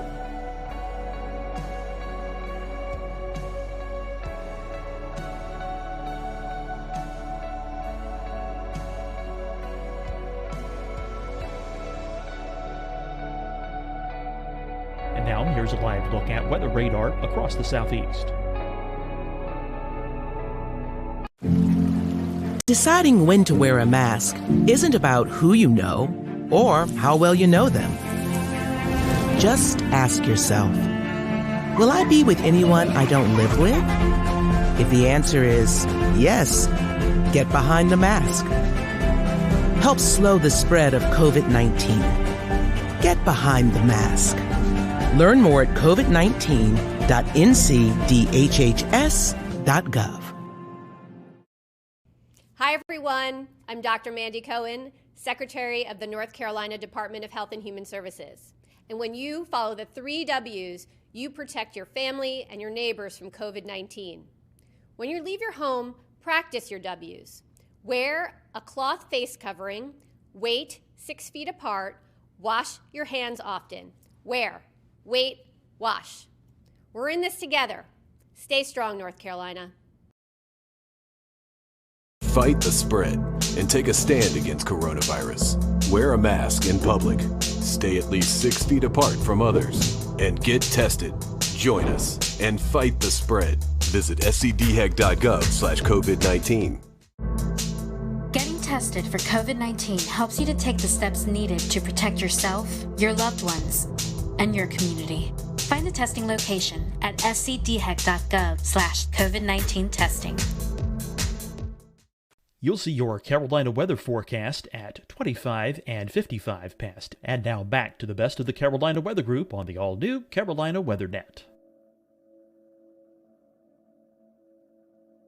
I saw little couplets trying to spin up where you saw that inflow notch starting to increase, and you're waiting for the outflow to kind of kick in, and it never did. So, there probably was numerous small spin ups in there that we never recognized, but it does highlight the same issue, right? We've had this huge radar hole over the Charlotte metro area that goes up into the Greensboro metro and really out towards the Fayetteville area. It's kind of that triangle of just horrible radar coverage. So the Raleigh office, they're trying to issue a warning in Anson County, which is basically closer to Charlotte than it is Raleigh. And the two radars they're looking at is Raleigh, Greer, and a terminal Doppler at Charlotte Douglas, which doesn't actually have the range to make it into Anson County. So it's a tough situation in a morning like that. Unfortunately, that tornado did damage about 10 homes. It was an EF2, and we had several farms damaged. So it did quite a bit of damage, actually picked up a couple mobile homes, but it does highlight the issue. I just hope that at some point, I think this COVID-19 thing has kind of set back our North Carolina radar project to do some private-public partnerships. But this problem's not going to go away. And hopefully in the very near future, we'll have, the goal is to have 3 C-band 1,000,000-watt dual pole radars spaced out over that radar gap to enhance radar coverage going forward. But man, that was, every time this happens, I'm like, I wish I had a better look. I wish I had it, especially that time of the morning when no one's spotting these things. You need that radar coverage. And it really makes it difficult. And I'll just say one of the things about the coverage that morning, everybody knew this was coming. The only messaging issue that I had with this whole event was because of the timing being between day 1 and day 2 outlooks from SPC, there was a lot of disconnect about this thing like skipping over us. And the one thing I tried to do Sunday night and Monday morning was like, hey, you got to understand the day 1 outlook goes from 8 a.m. Sunday to 8 a.m. Monday. And then the new one comes out for Tuesday. It's 8 a.m. Tuesday to 8. And so it looked like it was going to jump over the Piedmont, but it really was just an artifact of it being right at that time of day between the two outlooks. So that was the only issue I had communicating. A lot of people thought this was going to happen on Sunday, and it really was a Monday morning event. So from that standpoint, I'm glad a lot of people paid attention, but the timing was a real problem because of the way the outlooks are issued from SBC. Ideally, we'd like to have had it from midnight to midnight. I think that would have had a much better perspective of what's going on. For the viewers, a few asking about radar. For those who may not be familiar with radar, tell us why the Charlotte area, the Greensboro area, Fayetteville area is kind of in that hole. Why does the radar miss those areas? Oh man, it's a lot of politics. I'm not going to lie to you. When the Weather Service was reorganized, for whatever reason, Charlotte, which is, I'm biased, I live here, but it is the biggest city between Atlanta and Washington, D.C., all right? It does not have a radar within 50 miles of the biggest population center in this part of the country. And that doesn't just affect us. It affects Tim up in Greensboro and Winston-Salem. It affects Hickory, Boone. It affects a large area. And so there's some little stopgaps. And I hear this all the time from people, well, you got a terminal Doppler radar. I'm like, all right, terminal Doppler is a Band-Aid. It's like a little tiny Band-Aid that helps fix a little bit of the issue. But, if I had to tell another meteorologist, hey, I'll take your 88D out and put a C-band, non-dual pole radar there to take you out, they would never want that, right? They would want an 88D dual band radar. And so it's just a Band-Aid approach. And we just have a huge issue with it. And it's unique to Charlotte. We are the biggest city in the country that does not have a radar within 50 miles of the city. So luckily, local governments are recognizing this problem. We've brought it to their attention. I think everyone brings up their phone app and goes, oh, we've got radar coverage. A lot of people don't understand that radar are like cell phone towers. The farther away you are from the dish, the worse your reception is. And so in Charlotte, we got this big population center, and our closest radar or cell phone tower is in Greer, South Carolina. So it makes it incredibly difficult. It's not that we don't have any coverage. I don't want to make it feel like, we're in this giant hole. We just have degraded coverage. We have really poor coverage. We have 1 bar on our cell phone. We want 5 bars. So what we're trying to do is get that radar closer because the radar beam, as you see in the picture right there, thanks, James, the radar beam goes in a straight line, but the Earth curves. So by the time the radar beam gets to Charlotte, depending on which part of Charlotte you're in, it's at 8,000 to as much as 10,000 feet above our heads. Tornadoes happen down in the lowest 1,000 or lower. So missing a lot of these tornadoes is a problem with the radar gap. And so I hope going forward that this problem will get solved. For years, we tried doing this back 10 years ago, and we went through federal issues, and it's just dealing with the government sometimes incredibly difficult to get things. But now that we have this private public partnership, it's the closest we've been to solving this problem, because we've got local, state, and even private entities involved, and the data is going to be public and free for everybody. Speaking of partnerships, I wanted to ask Brad and Shane and Tim. Unfortunately, a lot of our other guests had to jump off because they have a 10 p.m. newscast. But in this era of COVID-19, you guys aren't in the weather center with your fellow meteorologists. You're doing a lot of work from home. How was the communication preparing for this event? Was it any different? I mean, I know you wasn't personally beside the meteorologist, but was the communication still there? Was there anything that you think maybe could have went better or not as good? I mean, any comments on that? We over communicated, and the only reason that I really over communicated was watching Ryan Vaughn in Jonesboro a couple weeks ago work from home and cover a tornado there. And I thought, it gave me a little sigh of relief saying it could be done, but they still had somebody in studio. So we talked a lot over the weekend. We had probably 2 or 3 Zoom calls over the weekend talking about coverage. And I said, if this was not COVID-19, I would be in the studio right now.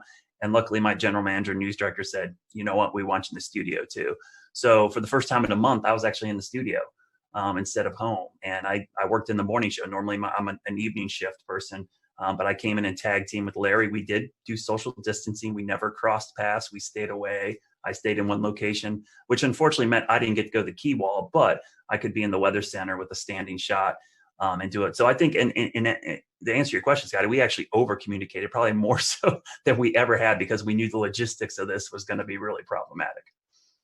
Yeah, just to echo that, we did the similar thing. We had the fun part about planning is you get to be on Zoom calls with your boss like every other day, right? So we had a lot of Zoom calls just like this, and it made planning a little bit more tricky, because we really had to advocate for the necessity of being in the studio. And it's not just a presentation thing, like that's somewhat cosmetic, but I don't have a generator at my house. None of the folks on our weather team do.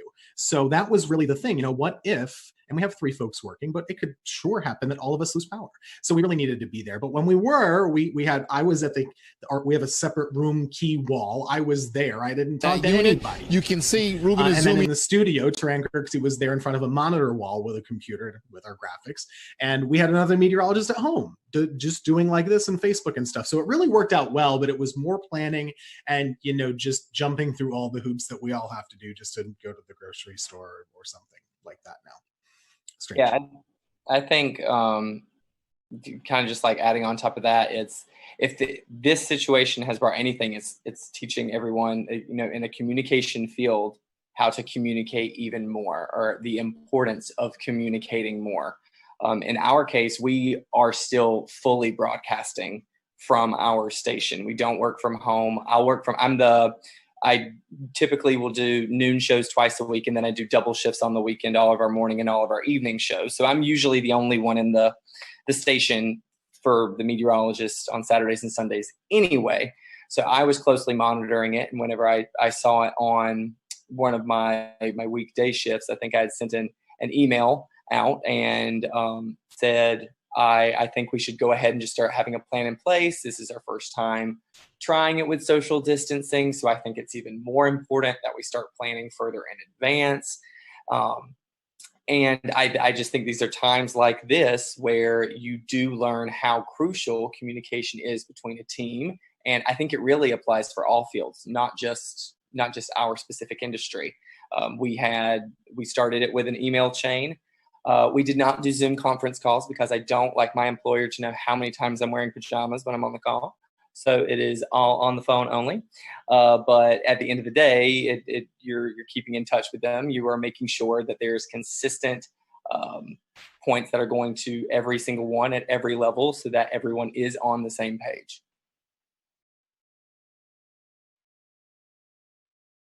Yeah, I was gonna say real quick, Tim, we had that same issue. That was our biggest concern, was the generator issue.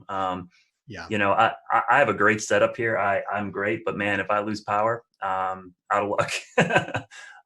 You know, I have backup for my router, but I don't have backup power to my computer or backup power to any of the lights. So that was a big concern. And I thought for sure with just the wind field that we were going to have trees and power lines down all over the place, so we would lose power. So yeah, that was an easy call for us. And honestly, it was kind of nice to be in the station. Not that I wanted to be covering severe weather at 2:00 in the morning, but man, it was nice. That's the first time I saw my morning meteorologist in a month. So Yeah. it was really cool to be in there. One weather thing, actually, you know, the surprising part, we talk about how many tornadoes there were. We kind of expected a lot of tornadoes. The fact that the wind field didn't materialize as much in regular severe thunderstorms, I thought was surprising. There wasn't a lot of widespread damage in the squall line. There was a lot, but not as much as I thought there maybe could have been. Yeah, I agree. Only thing I'll say is that, and I'll give a shout out to Shay and Weatherflow, because I have 2 Weatherflow stations on my roof. I had 30 minutes of continuous gust over 50, which was the highest sustained gust above 50 since probably Hurricane Michael came through here. I've had those things for 2 hurricanes passing overhead, or at least the remnants, and that was by far the highest. So yeah, it was really impressive. And what happened in our viewing area was we had a lot of wake up calls. People just heard that roaring sound of the wind and the rain hitting their windows, and people were freaking out. They woke up, and so it was easy for me to get people to act because it was so loud. It woke people up from a sound sleep. That sound, and we had a lot of people sheltered in their bathroom for these straight line winds, but. Yeah, I'm surprised we didn't have more damage, Tim, but I was really impressed with the data from my roof. I looked at it and I'm like, I actually had a camera up there that swung around and broke off, and I had to fix it again because my house got hit by a tornado back in February. So and I had a 71 mile-an-hour wind gust with that storm. So it's been crazy having all these events at my house and having this data now collecting from my house. My wife's texting me. She's like, the kids are freaking out. Should we go downstairs? I'm like, yes, go downstairs. Well, Brad, what a way to QC those stations with a camera breaking, right? And then the stations are still standing. But I mean, that's pretty impressive if you think about the mechanical features over land, how trees and other homes block wind, and you're still getting gusts like that. You could almost assume that just above homes, right at the treetop level, probably several knots stronger just because of those mechanical features. But yeah, you know, even here along the coast, just like Tim said, I was surprised we didn't see a lot of those, you know, those gust fronts or there's really strong convergences right ahead of the storms. It never really materialized here. I mean, we got 30 to 40 knots, and then maybe one little spike upwards, but we didn't see any of these big blasts of wind like we normally do here at the coastline, where the energies just drop out of the storm, and then we get a long line of really strong winds. So that was a good thing because it was less damage over the entire area, even though we did have one tornado along the coastline, immediate coastline, and even one just inland. But you know, a lot of folks just saw a lot of heavy rain, lightning, and just some gusty wind at times. It wasn't terrible. So, I mean, there's a little bit of reprieve from that storm, at least here along the immediate South Carolina coast, except for Murrells Inlet area and Litchfield.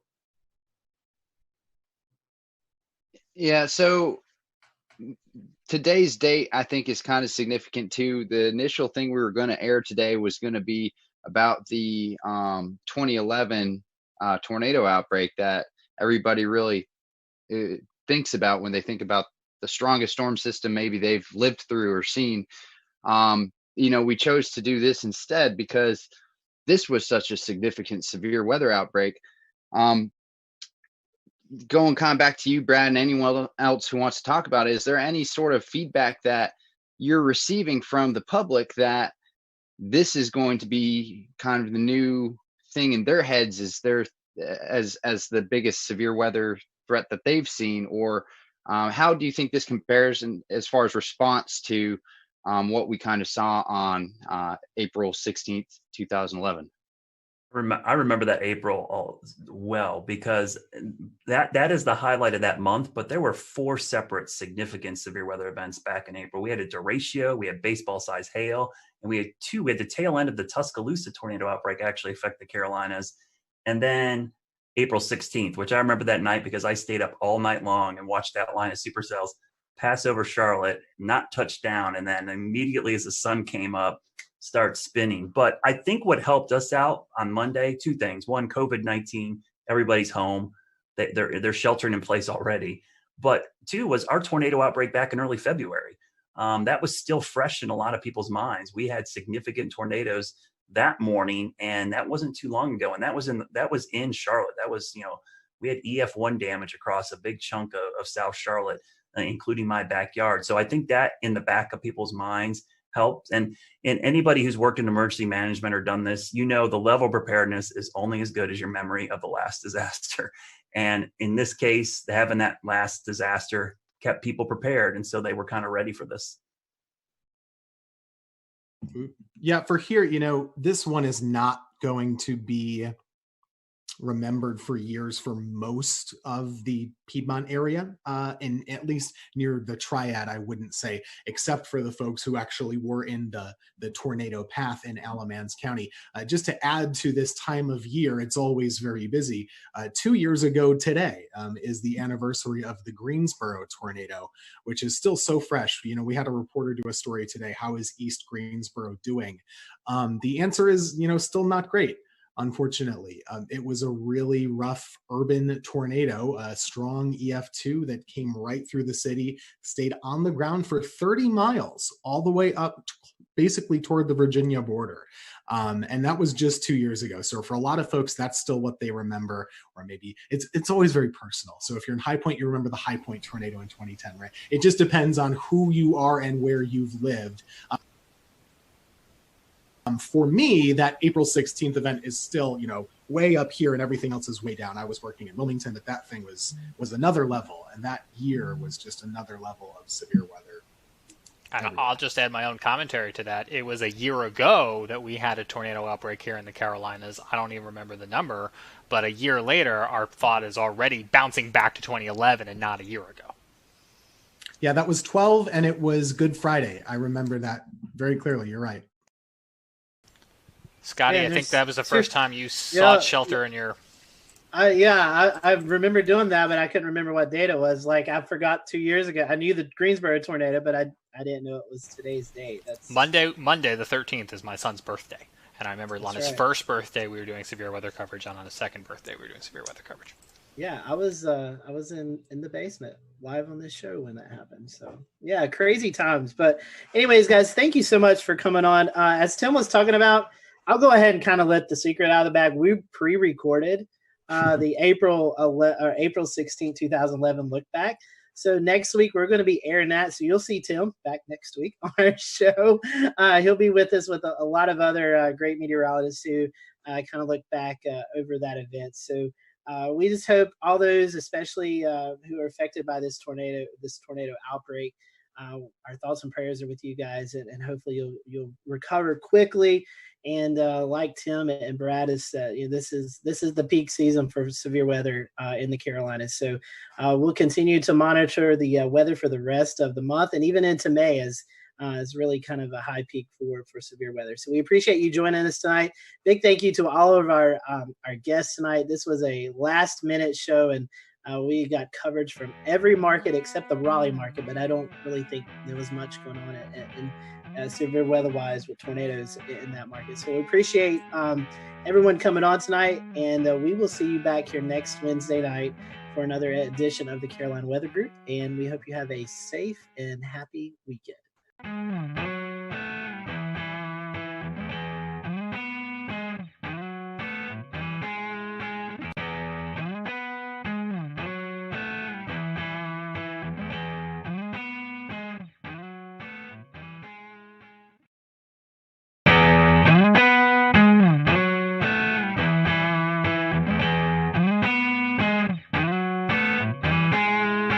Everyone, welcome to the Carolina Weather Group. We're happy to have you this evening. Tonight we're going to be talking about the 9-year anniversary, April 16, 2011. If you live in North Carolina, anywhere around that time period, or even now, you remember the major tornado outbreak that occurred. And tonight we're going to be looking back at that event. We have with us tonight Mike Mays, Chief Meteorologist at WRAL. We also have with us Dan Whitaker and Jeremy Gilchrist. They were out in the field chasing these tornadoes, and so we're going to get their perspective. Also with us, we have Tim Buckley, who is the chief meteorologist at WFMY, but at the time was working in Wilmington, North Carolina at WWAY.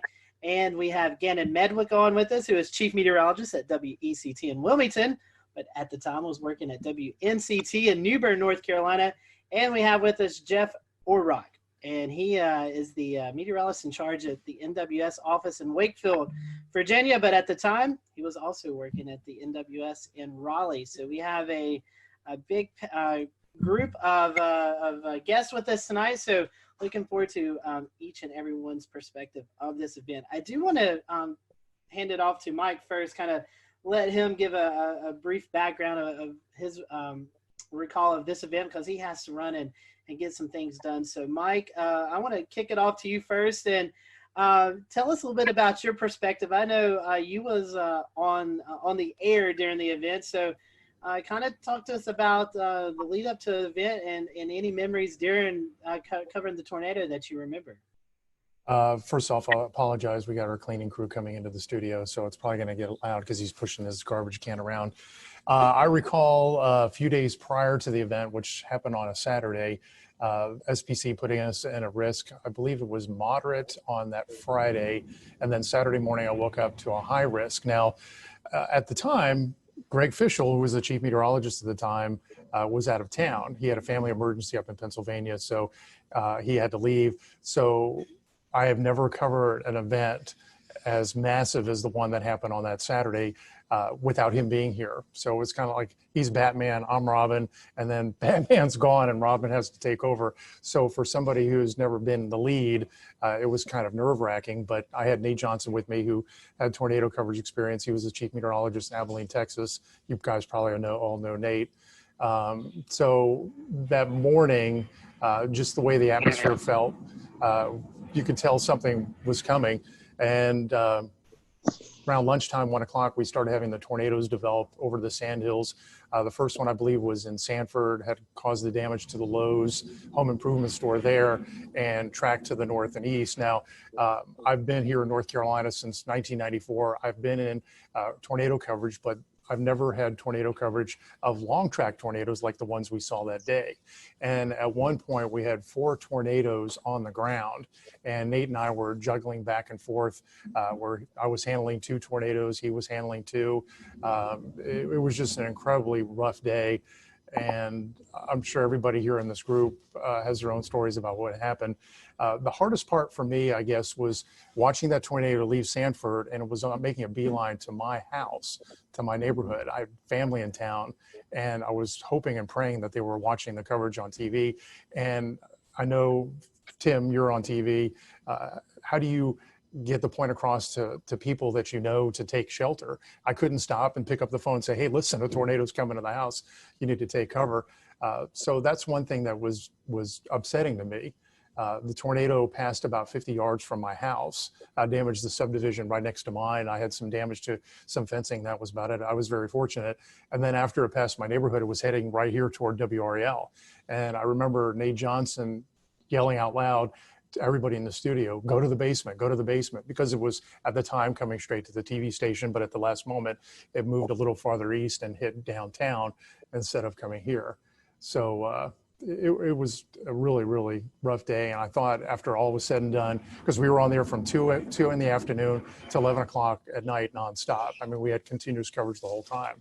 And when it was done, I thought, okay, this is going to be the worst. This is the benchmark of the worst coverage of a storm that I'll have in my career. But then we had Florence, and it was just days upon days of coverage with that. But yeah, it was not the best. And Jeff, from a National Weather Service perspective, how did y'all prepare, and how were y'all getting the message out in the days ahead of the event? Yeah, I mean, the fact that we had the moderate risk the day before, and we already had a feeling we were headed into a high risk, to be honest with you. So, we were already heavily staffed for that day. We already had a pretty good game plan. And I want to say by the time the storm started to move in from the west and really get going, I want to say we had at least a dozen people in the weather office, and we sectorized warning operations so that we could have 3 or 4 different folks issuing tornado warnings simultaneously, and at the same time folks working with Skywarn. I was kind of helping lead operations and also doing a lot of phone calls to the emergency managers. There's a lot of spin up ahead of this. There was a lot of email traffic, a lot of email briefings the day before. I remember even briefing Seymour Johnson Air Force Base because they were at the high risk at that point. And we'll return to Best of the Carolina Weather Group in a moment. Now your Carolina weather forecast. Here are today's forecast high temperatures for North Carolina. Here are the forecast lows for tonight for North Carolina. Here are tomorrow's forecast high temperatures. And here's forecast rainfall across North Carolina tomorrow. Here are the forecast highs for the day after tomorrow.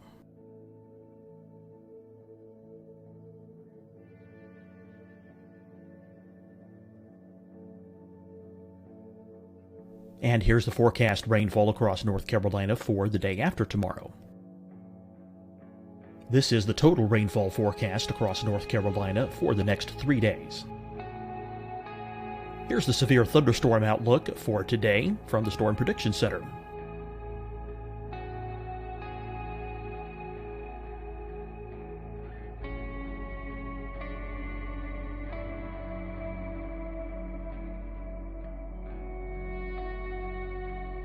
Here are the forecast high temperatures for today for South Carolina. Here are the low temperatures for today for South Carolina.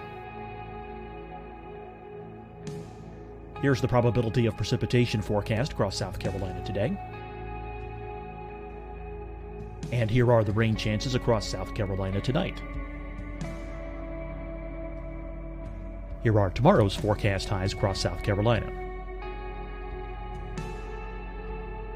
Here are the forecast low temperatures for tomorrow for South Carolina.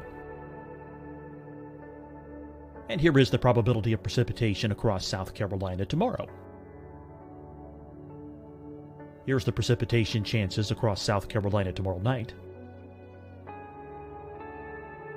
Here are the forecast highs for the day after tomorrow in South Carolina. Here are the forecast low temperatures across South Carolina for the day after tomorrow. And here are the rain chances across South Carolina for the day after tomorrow. And South Carolina's probability of precipitation for that night.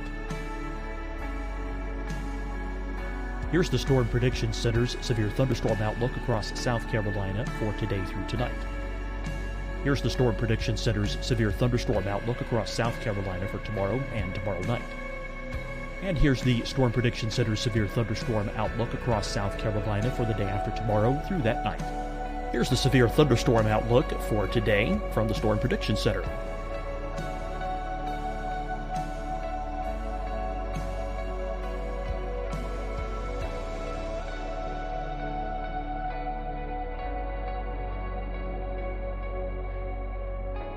And now here's a live look at weather radar across the southeast. Deciding when to wear a mask isn't about who you know or how well you know them. Just ask yourself, will I be with anyone I don't live with? If the answer is yes, get behind the mask. Help slow the spread of COVID-19. Get behind the mask. Learn more at covid19.ncdhhs.gov. Hi, everyone. I'm Dr. Mandy Cohen, Secretary of the North Carolina Department of Health and Human Services. And when you follow the 3 W's, you protect your family and your neighbors from COVID-19. When you leave your home, practice your W's. Wear a cloth face covering, wait 6 feet apart, wash your hands often. Wear, wait, wash. We're in this together. Stay strong, North Carolina. Fight the spread and take a stand against coronavirus. Wear a mask in public. Stay at least 6 feet apart from others. And get tested. Join us and fight the spread. Visit scdhec.gov/COVID-19. Getting tested for COVID-19 helps you to take the steps needed to protect yourself, your loved ones, and your community.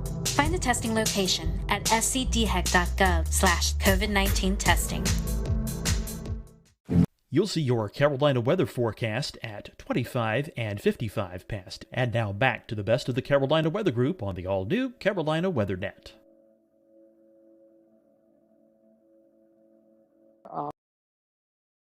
In the east. So there was a lot of preparation for it. It's kind of one of those things where, like Mike was saying, everybody knew something bad was about to unfold. And I had been through Gerald, Texas, the tornadoes out there.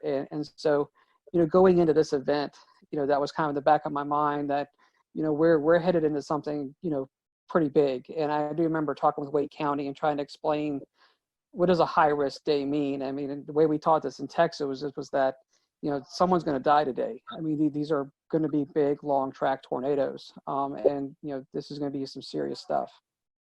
Jeff, you're talking about Skywarn, the Storm Spotter group, and Jeremy and Dan, I want to bring you in here in just a second. But I imagine, like we were talking about, social media, not really that big of a thing at the time, with tweeting in reports, giving Facebook reports of the storm. How key were the Skywarn Storm Spotters for you that day? Yeah, and we've always had a great network across Central North Carolina, so they've been outstanding. So we were getting a lot of real-time reports from spotters. They were calling on the phone. We actually had ham radio operators. I want to say we had 2 or 3 in the office ready for this. So the network was just lighting up. We were getting a lot of reports, almost to the point where as it approached Holly Springs, I mean, you couldn't keep up with them all. So that was a huge asset, and just a lot of people just calling in on the phone. We didn't have the social media like we do today, but we really pretty much knew what was going on. We had heard the Lowe's had been destroyed. About the time it was getting into Wake County, we'd already heard that the Lowe's hardware had been severely damaged or destroyed down there. And of course, you could see the debris ball on radar. So you kind of had a sense that this was really serious stuff going on. But there was a lot of great real-time reports, not only across the Raleigh area and down towards Sanford, but also with the Fayetteville up to a Wilson tornado. I mean, we had a lot of great reports with that as well. Mike, one question for you made me think. You were saying that before Florence, this was the biggest event you covered. Do you see any storm fatigue, even from 9 years from now, people kind of comparing severe weather events to April 16th? There was a lot of anxiety every time a risk would come up. You'd feel that. You'd feel what happened on April 16th. I would worry every time we had like a SPC 3-day outlook, and on the 3-day outlook there was like a enhanced risk or maybe just a slight risk, and what it would be when we finally got to that day. And I got to the point where I was dreading severe weather coverage because of what happened that day. I'd get anxiety, I'd get scared, but I've gotten past that, and that's a good thing. I remember that day when we had the 4 tornadoes on the ground at one time. I was worried about, okay, how are we going to cover this? You can't show everything at one time. And we had to make sure, Nate and I had to make sure that we spent enough time on each storm to let people know that, it was coming to their communities, that they had to remain safe. But how do you juggle 4 tornadoes, inform everybody in their paths, and make sure you allot enough time so they know what's going on? We tended to hang with the one that went through Raleigh more and Fayetteville more because it was affecting larger populations, but that was the hard part and the worrisome part, that we weren't giving enough, coverage to one tornado and giving too much to another one. Tossing over to Tim and Gannon as well real quick. This was a career-defining event, one of the biggest, or definitely the biggest in North Carolina. Are there any specific memories or stories that you remember hearing about that day from viewers? So I was in the Wilmington area, and if you look at the map, the kind of the final one with all the red lines, it confirms where all the tornadoes were. Oftentimes the worst stuff doesn't quite get to Wilmington, right? And in this case, it didn't either. So city of Wilmington was fine. A lot of the populated coastal centers were fine, but on the periphery in the rural areas, most of the tornadoes that we were covering for about 8 hours that day Robeson County, Columbus County, Duplin County, Onslow County, those counties inland were the ones we were talking about the most. Bladen County had I think a 4 fatality storm. We, as always we do, actually got a lot of angry phone calls that day because most of the people in our area, they weren't seeing much other than blue sky. It was a really nice April morning. It was close to 80 degrees, I remember, breezy. There were NBA playoffs on at the day, so we were kind of fighting that battle in the newsroom, right, keeping people at bay a little bit while we were doing tornado coverage. Now later on, people understood how serious it was, especially once you started to see like the destroyed those foods and everything. But that was my first time ever really doing tornadoes, to be honest with you. It was my second year in Wilmington. Prior to that, I was in college, so I didn't know a lick about tornadoes. I grew up in upstate New York. I went to school in Pennsylvania. We don't get tornadoes. I mean, not really. So this was new for me too. But myself and Jerry Jackson, we were there for about, I think we went on TV at 2 and we went off at about 8. So it was a while covering these things. And it was just amazing to me how there were very few, if any, false alarms. There were a million tornado warnings and there were a million tornadoes, to use hyperbole, but they were pretty much each cell produced as it was going through, and it was just boom, boom, boom, one after the other, and a lot of damage was done, especially to the rural areas in Southeast North Carolina. My second daughter was born on the 11th.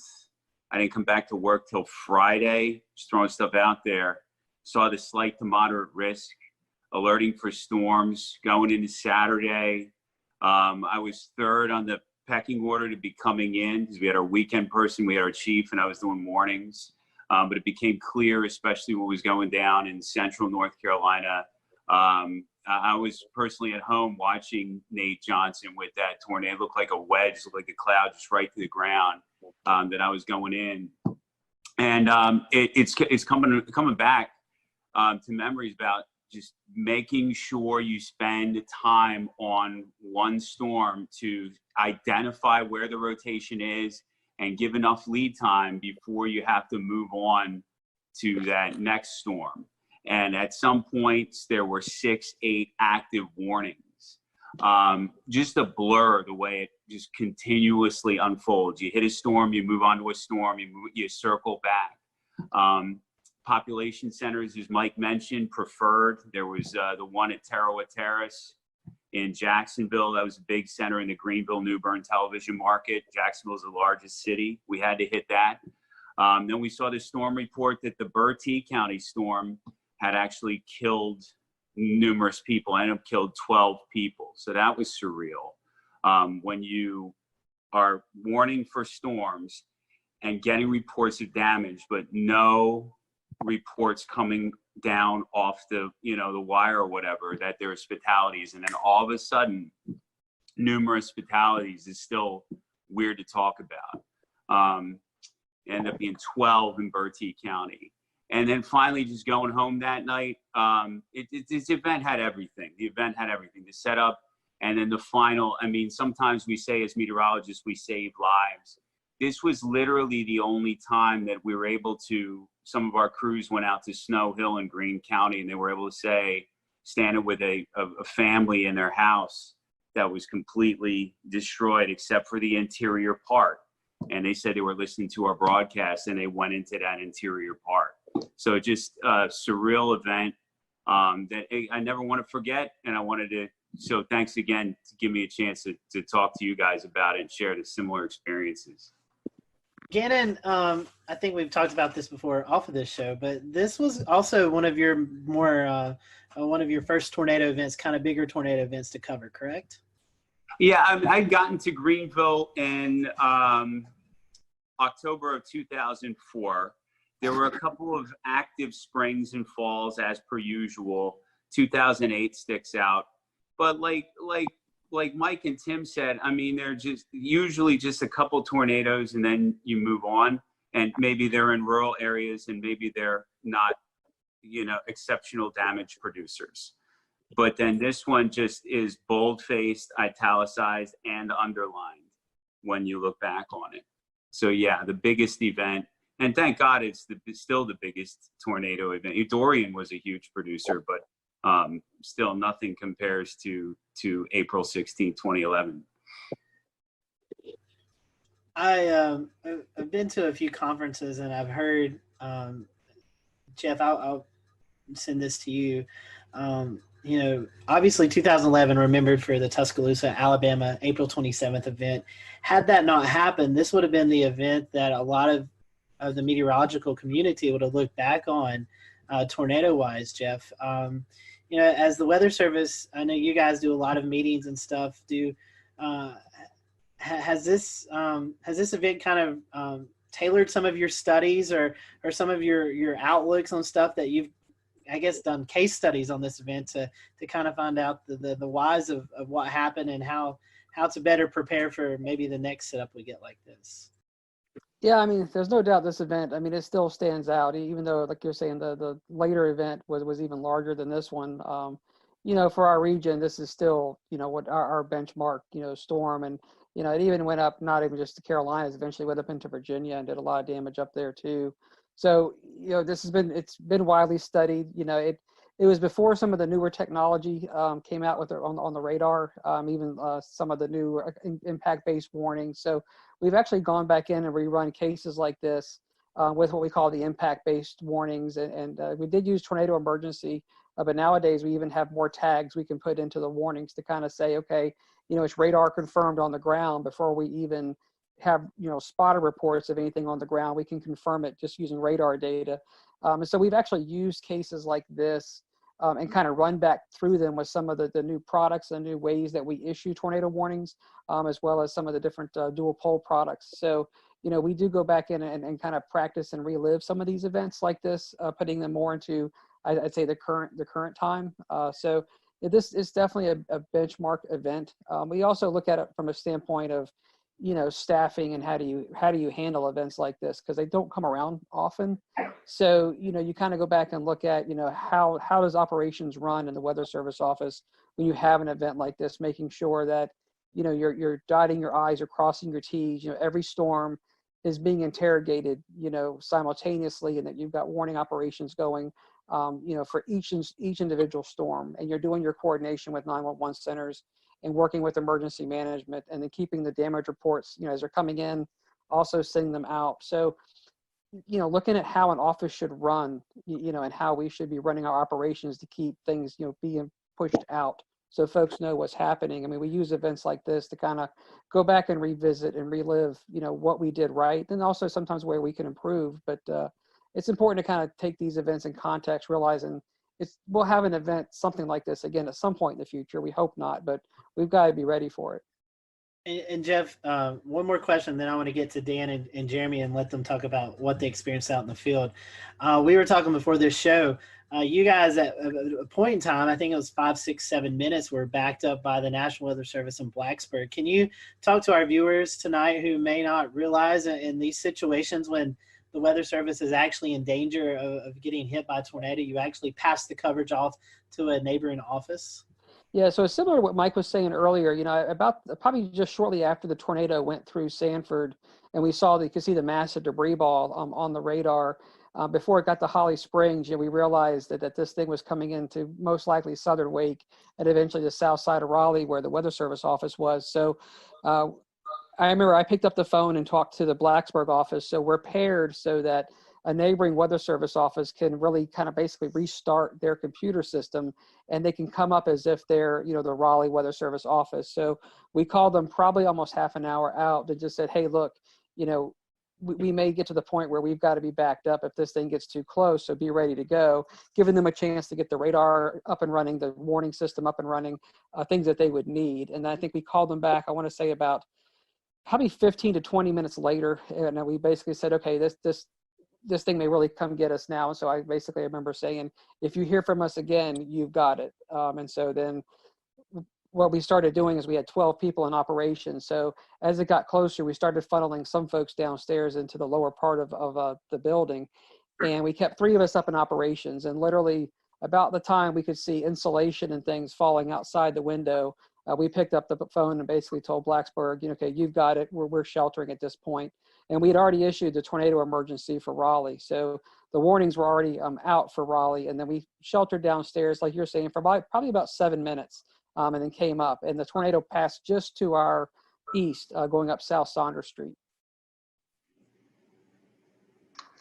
Dan and Jeremy, y'all had a very different kind of experience. You guys were actually out in the field chasing these long track tornadoes.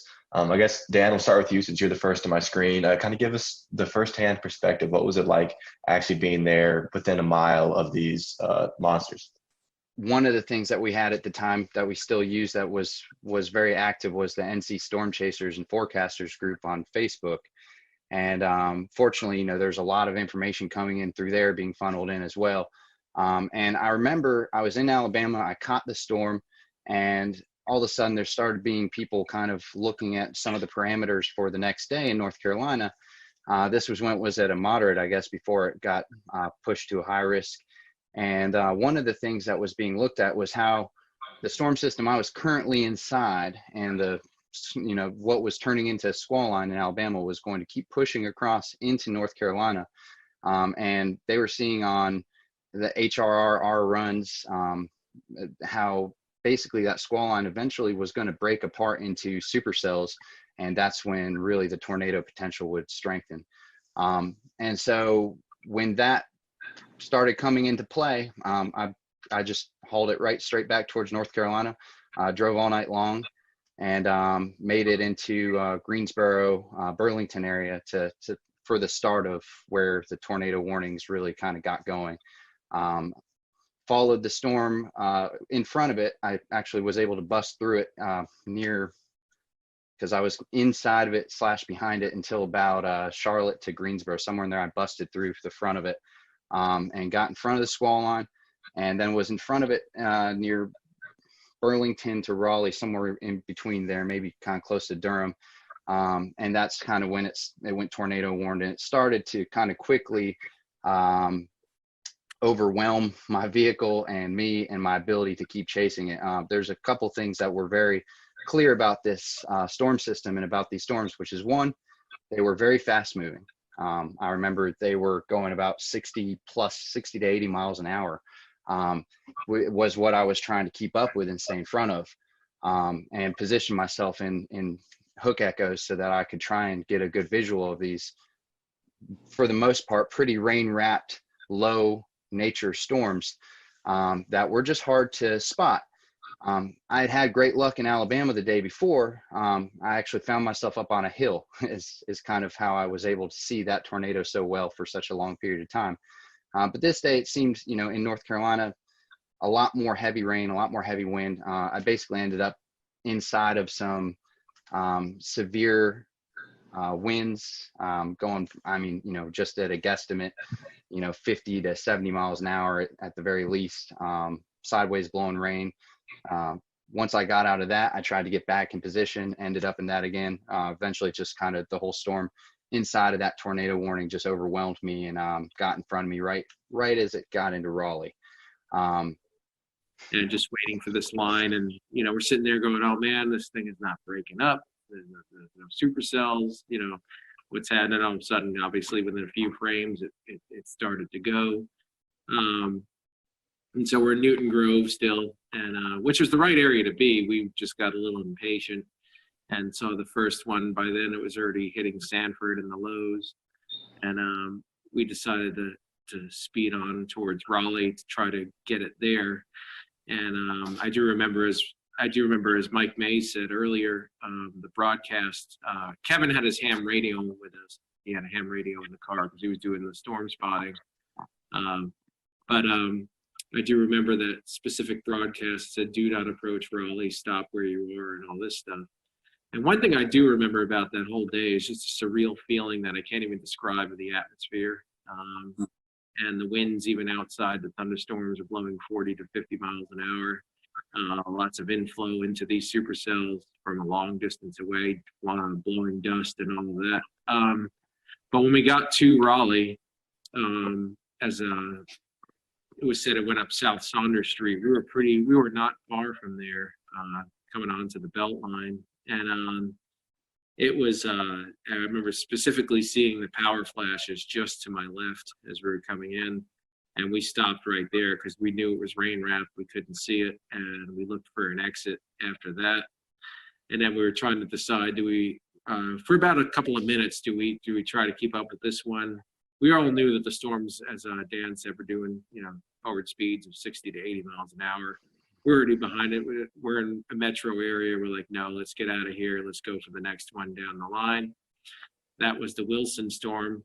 And interestingly enough, that storm hit Fayetteville first, that next cell down the line. And I have a friend there who was in contact with me pretty much before we were chasing the Raleigh one, saying, do I need to take shelter? Is this the real deal? And I looked, and the couplet was almost on top of them. And I'm like, yes, get in, And they got into a closet, and the tornado did hit their house. Fortunately, at that point, it was the start of that tornado's path. So it was weaker. They had a few shingles gone, but up the road from them, it turned into EF3 damage. So, but they were, they did take precautions and they were fine. I didn't find that out till later, but so then I had to beat the forward flank of that next cell. So coming out of Raleigh, so I was speeding definitely to beat that forward flank to get. I didn't want to get cored and then stuck and miss knowing how fast these storms were moving. So I was driving a Volkswagen Beetle at the time, and finally made it to 795 area. I got just a little bit south of it, and because I did want to get a clear view if there was a tornado. And then we were going up 795 northbound, so we get a straight on look at it, and I looked to my left, and I saw the rotation. I looked to my left, and like, is that what I think it is? Because it was there wasn't that much contrast at that point, and it was the open field, and so we just decided to stop there. And then it came out from some trees, and sure enough, that's the tornado, which many of you have probably seen the video of. Now marker 5.5, looking north-northeast. Large tornado on the ground, all the way to the ground. Multiple times. Kevin called it in. I think the tornado was about 100 yards wide at that point. We were about a mile and a half away. I could have gotten a lot closer to it, but I did not know the area that well, so I didn't know if I was going to pull up. This is the only reason I didn't. I didn't want to lose the view we had, and I knew how fast it was moving. I knew we had one shot to get a look at it, and that was going to be it, and then it was going to be gone. And so we decided, all right, we got a good view here. Yeah, no, we're not super close, but we'll just stay where we are, and we're safe here. So we watched it, and then kind of faded into the rain from where we were as the rear flank downdraft came around. And we got hit by that a little bit. And then after that point, we took off for the next cell down the line, which we ended up in Farmville outside of Greenville. And we just missed it. We weren't fast enough. These storms were moving way too quickly. So we just had to we actually had to use an escape route and go into the rain and hail so we'd get away from the couplet and let it pass because we weren't going to be able to see it from where we were. And then, so we did. And then we went into Farmville, and we saw the damage there. It just happened, but immediately, amazingly, the emergency crews were there. They were probably there within a minute or two after the storm passed. And so we took a look for a minute, and I remember letting, again, cell phone. I mean, smartphones were relatively new, but I did have one, Pickle 3. And I remember just letting a guy whose house got damaged use it to call his family. And then we wanted to get out of the way of the emergency services as quickly as we could. So then that was it. And then there was a squall line behind that. But that was it. And then we went home after that. And then the last thing I remember is going to the NC State Library to upload my footage to YouTube, since I had the super fast connection, as quickly as I could. And I think I remember emailing Mike Mays and sending him the link or something like that right away. And then Ariel, I know, put it up. And then it actually ended up in a few things like a National Geographic did a special on that whole spring because, as Dan said, there were a number of outbreaks that spring. Everybody remembers Tuscaloosa and all that. This was one of 3, I think, major outbreaks that they covered in that series. And so it ended up kind of spreading from there. And I think it is still my most viewed video to this date. But and that was about it. That was about the general summary of my day right there.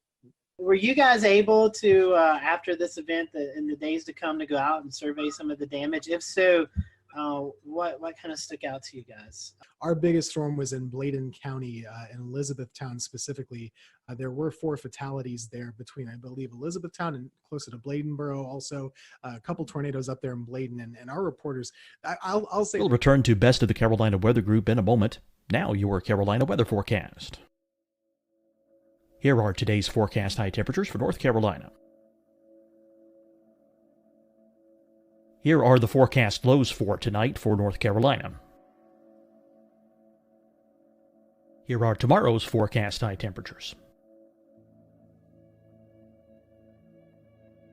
And here's forecast rainfall across North Carolina tomorrow.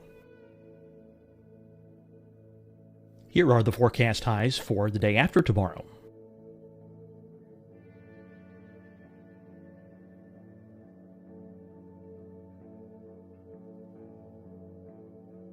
And here's the forecast rainfall across North Carolina for the day after tomorrow. This is the total rainfall forecast across North Carolina for the next 3 days. Here's the severe thunderstorm outlook for today from the Storm Prediction Center.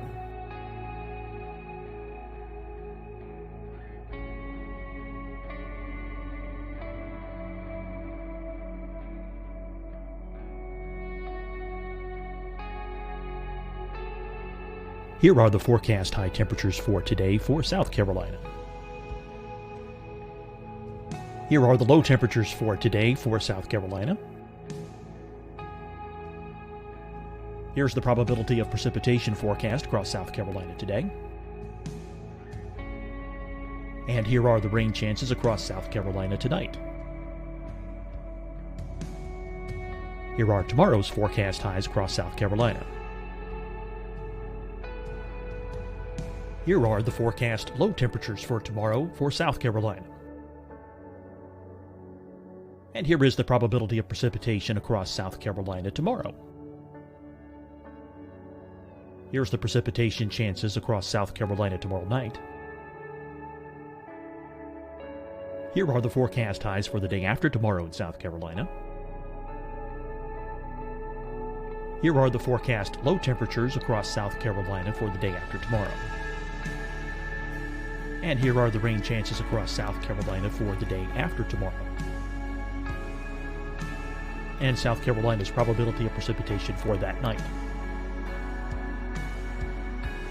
Here's the Storm Prediction Center's severe thunderstorm outlook across South Carolina for today through tonight. Here's the Storm Prediction Center's severe thunderstorm outlook across South Carolina for tomorrow and tomorrow night. And here's the Storm Prediction Center's severe thunderstorm outlook across South Carolina for the day after tomorrow through that night. Here's the severe thunderstorm outlook for today from the Storm Prediction Center.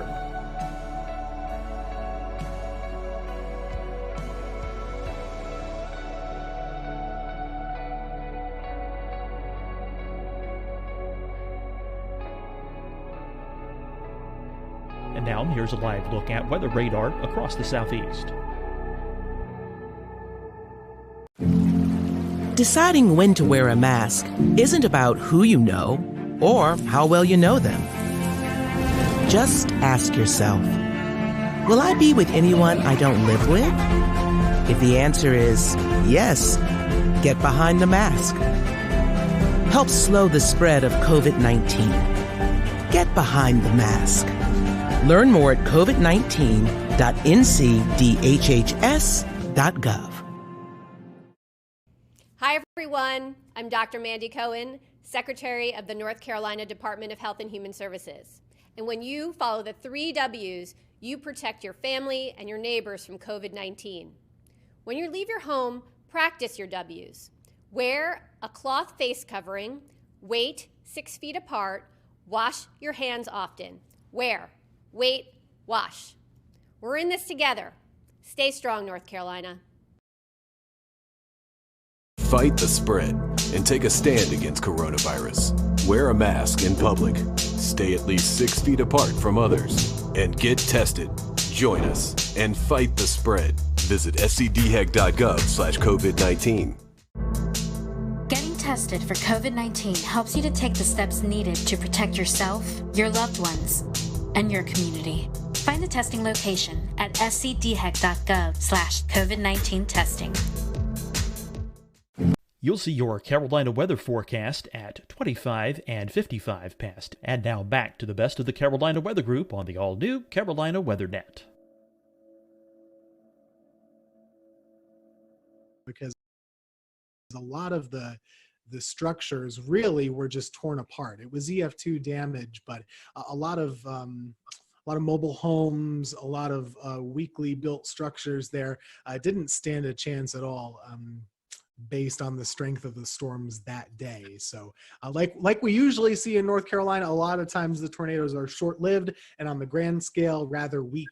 This was just, there were a ton of tornadoes and most of them were really strong ones by our measure, at least too. So the damage was much worse than we usually see in a tornado outbreak. It was tough to watch. I remember a lot of people really, if they weren't personally affected by it, emotionally they certainly were, and there was a big outreach to try and help folks in the weeks following. So I have a question, Tim. Coming back to you, how do you think the public responded as these warnings were going off and folks were being warned, hey, look, stay inside. These tornadoes are canvassing a wide area. There's no exacts, but do you feel like a majority of the public really responded well to that, or do you think maybe it was a learning lesson for a lot of folks? Well, I think it is difficult. Every event is different, right? And I think after this event, probably people took warnings more seriously because this was such a significant one and really a generational one. On that day, I can't really speak to how individual folks reacted. I think it was hard for them to understand. It was such a beautiful, bright, and sunny day in most of the areas until those storms got right up on top of you. So it was almost difficult to understand to the layperson how serious the weather really was. So a lot of these tornado warnings, like Dan was saying earlier, these storms are going 60, 80 miles per hour. The polygons were pretty big to account for that size, and you might have the warning going off and you're still in the sunshine, right? So that's not a typical response where you're going to shelter right away. You might take your time. So I do think that there was, number one, a challenge with it being a midday on a Saturday, a little harder for folks to maybe be paying attention normally. I guess it was always a case-by-case basis, but you look at the fatalities, there were a lot. There were just a lot. So I do think it was a learning lesson for a lot of folks after. After all these storms had passed and the days following the event, you guys had to go out and conduct storm surveys. What did that look like, and how busy were y'all? Because that was a lot of tornadoes to cover. And so within the first day, we knew we needed to get the fatal tornadoes that were long track. We needed to get those really well defined. And so we got those done. And then there were still some additional surveys on those two, but then really you spent the rest of the week going out into different areas. It took about a week to survey the entire area to get all the tornadoes in. But we focused on the ones that we knew were the worst, that there was the most attention on, just to get the EF rating, the tracks, the intensity, really identifying how the people died. When we lost people, that's a tough thing to have to do, to go out there and work with families that have lost everything. And a lot of times they're out there picking over their stuff. You want to learn what they've gone through a little bit, but you've also got to be very careful. But most people really do want to talk to you and tell you their story. So we get out there and interact with them. The Lowe's was just an incredible story where they had heard the warning, and then somebody came in to the front of the Lowe's and basically said the tornado's coming. And I remember we talked to the manager. He got on the loudspeaker in the store and just told everybody to go to the back where the bathrooms were. There's more infrastructure in the back. And of course, the tornado hit.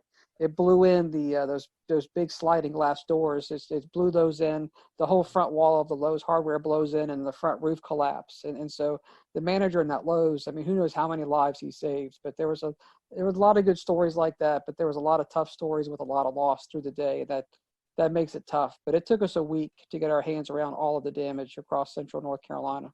What's your lasting memory from this event? If you could share it with the folks who are watching, what's your lasting memory from the event? I'll start with you first, Jeremy. Well, with me, I think it was just even more than the tornado itself was just a surreal feeling that entire day, and the surreal feel of the atmosphere, those winds, like I said, that were inflow into the storms themselves. Just the, I don't know, kind of nervous, like Mike Mays almost being a little bit scared. I think we all were a little bit. I mean, at least I was at the same time as being, you know, excited to possibly see a tornado. Of course, I don't want to see anyone get hurt. Nothing quite compares to what that system did. Everything from the speed to the tops of the storms being, in a lot of cases, kind of lower topped, and especially the moment where it went from the squall line into breaking up into those individual supercells, and seeing that, like Jeremy said, happen in a couple of frames on radar, if you know, aka 10 minutes in time, all of a sudden it went from a messy situation to you have 8 of the most textbook supercells in a line coming sweeping across the state at a high speed. Being in the middle of that and seeing the actual sun break through the squall line as those storms separated was just a surreal moment, something that I haven't seen happen in North Carolina since, or anywhere really for that matter. I mean, every now and then a strong storm system will separate from a squall line to supercells, but I've never seen anything to that degree. This was a long week event for us because it took a long time to get all the surveys done. But I mean, going back to that day, you know, things I remember, obviously being in the office, but just how well everything did work. You know, we did lose, you know, more people than obviously you never want to lose anybody. We saved a lot of lives that day, you know, and so going out there and seeing how much devastation there was and how many people were doing the right thing and seeing how well things went in the weather office. I remember watching WRAL with, like Mike was talking earlier, and they had tornado emergency just in big bold red across the bottom of the TV set. They were on wall-to-wall coverage. You know, we were getting great spotter reports. You know, it was one of those days where everybody was intensely worried. We were all had a heightened awareness, but everything really worked the way it was supposed to work. I mean, everything we had practiced, you know, all the work we've done with the media and Skywarn and the training inside the office, it just all came together. And so, you know, while we lost people that day, you know, and that's always a tragic thing, there was a lot of things that did work, and a lot of people came together and I'd say performed at a top level. And at the end of the day, it saved lives. For me, I was definitely still a kid at the moment. I think I was 23 years old or 24 years old or something like that. And thankfully, Jerry Jackson, who I was working with at the time, he had drilled with us, you know, very basic severe weather coverage do's and don'ts. Like 3 simple things: tell folks where the storm is, where it's going, what they should do, and then tell them again. And if you have more than one storm, do 1, 2, 3, however many you have, then go back to the first one. So we really boiled it down to basics. I think we did a pretty good job that day. And I think, you know, this event really prepared me for further events down the road, to not get too amped up, too nervous or whatever. Just kind of keep it simple, tell folks what they need to know and what they need to do. And that's really the whole reason why we're here, right? So this is a big moment for North Carolina, and, you know, just personally for me, and kind of seeing what the weather can do and why we're here. I do remember one point. I couldn't tell you what time it was, but it was just we had a little Viper radar system from Barron in the office. That was our primary drive thing. And I remember we would go out and expand and zoom into like Kansas or Oklahoma when they would be having their events, and we would see what the radar would look like. And I remember just thinking to myself at some point, I should be seeing I-35. I should be seeing like OKC and Wichita as delineators here. Instead, I'm seeing Kinston and Goldsboro. And it was just really crazy to see those kind of returns. Everything classic supercells all lined up in a row. gentlemen, we definitely appreciate your time tonight. Thank you for going over this with us. Thank you guys who are watching tonight. Thank you for allowing us to step back in Carolina weather history and talk about this event. Be sure to check out this week. We'll be posting some more updates about this event throughout our social media pages, so be sure to check that as well. So for everyone here at the Carolina Weather Group, we hope you have a great evening, and we'll talk to you next time.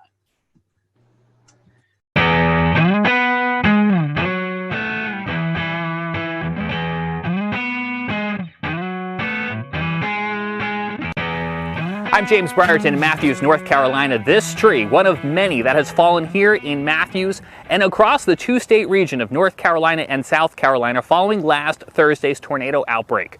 10 tornadoes in all confirmed by the National Weather Service, who then spent Friday going out and surveying damage like this here at the playground of Matthews Elementary School. The school closed on Friday with power still out and trees like this still down. School was closed in Charlotte, Mecklenburg. Now, the National Weather Service happened to be celebrating its 150th anniversary this week. We're going to be talking about that coming up. The important life-saving mission they played today was all created over a century and a half ago. But first, let's talk more about the recovery efforts here in Matthews and across the region. This tree, the EF1 tornado coming through here on Thursday, caused damage across the region. 95-mile-per-hour winds knocking down trees like this, and also unfortunately taking down some homes where the roofs were damaged when big trees like this fell. All in all, we had about 2 storm deaths across the region, and that's too many. But it could have been a lot worse, and that's why we're going to spend some time in this episode talking about the very important life-saving role the National Weather Service played, because none of those deaths came inside of tornado polygons, and I think that has a lot to do with the role that the National Weather Service plays, getting those warnings out on TV, on radio, to NOAA weather radios, and now to our cell phones, wireless emergency alerts, alerting people like myself that they were in the path of danger. On Thursday, I was trying to make my way to the day job at the TV station when I received one of those wireless emergency alerts on my phone. I happened to be streaming on Periscope at the time. I'm driving here on Interstate 45. As that message comes in, take a look what happens. Just now receiving an emergency wireless alert on my phone for a new tornado warning issued until 12:45. Severe thunderstorm capable of producing a tornado was located 9 miles northwest of Indian Land or over Carrollton. Impact. Flying debris will be dangerous to those. Alright, so this actually might be a problem for me. Alright, ladies and gents, we might be seeking shelter here in the next little bit, because I'm going to be coming right into this, and that is not my intention. As soon as this lets up a little bit, I'm going to go and look for some damage in that area. Right now, I am not moving. I am just to the south of that warning. That is where I want to stay. I do not want to be in the thick of it, but I want to be able to move quickly afterwards to take a look at what might be going on around there. Because of that alert sent by the National Weather Service and relayed to my phone, I was able to safely pull off the road, get out of the way, let that storm pass, and then I turned north, directly into where the storm had just been, continuing towards Park Road, where the storm had crossed through a neighborhood called Park Crossing. Here's a look at what I saw moments after that tornado came through and as that tornado was continuing east into Matthews. You can see we've got numerous trees down. This one, as it fell, took down a fence.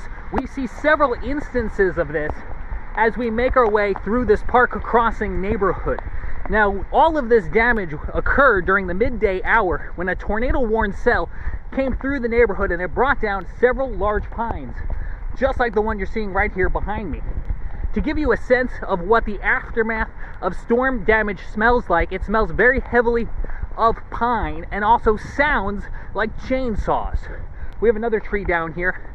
This one just barely missing this brick home as it did kind of fall here and then continue to land, if you take another look, right across their front yard. So a very close call here for the family that lives right at the entrance of Chatham Oaks. This is inside again that Park Crossing Drive neighborhood.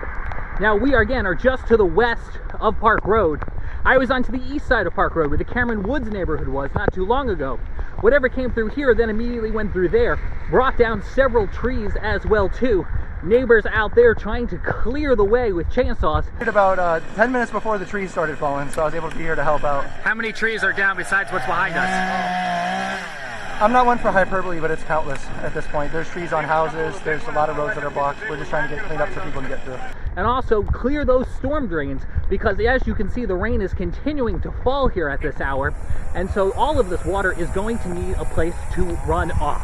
So you can see neighbors trying to also clear those drains as well. Back out here in the Park Crossing neighborhood, you can see this fence was no match for whatever came rolling through here a little bit earlier on, knocking down not only the wood sections of the fence, but also tearing it right from the brick pillar. The National Weather Service will be looking at damage like this and like the tree laying across the road to determine what exactly rolled through here during the height of the severe weather.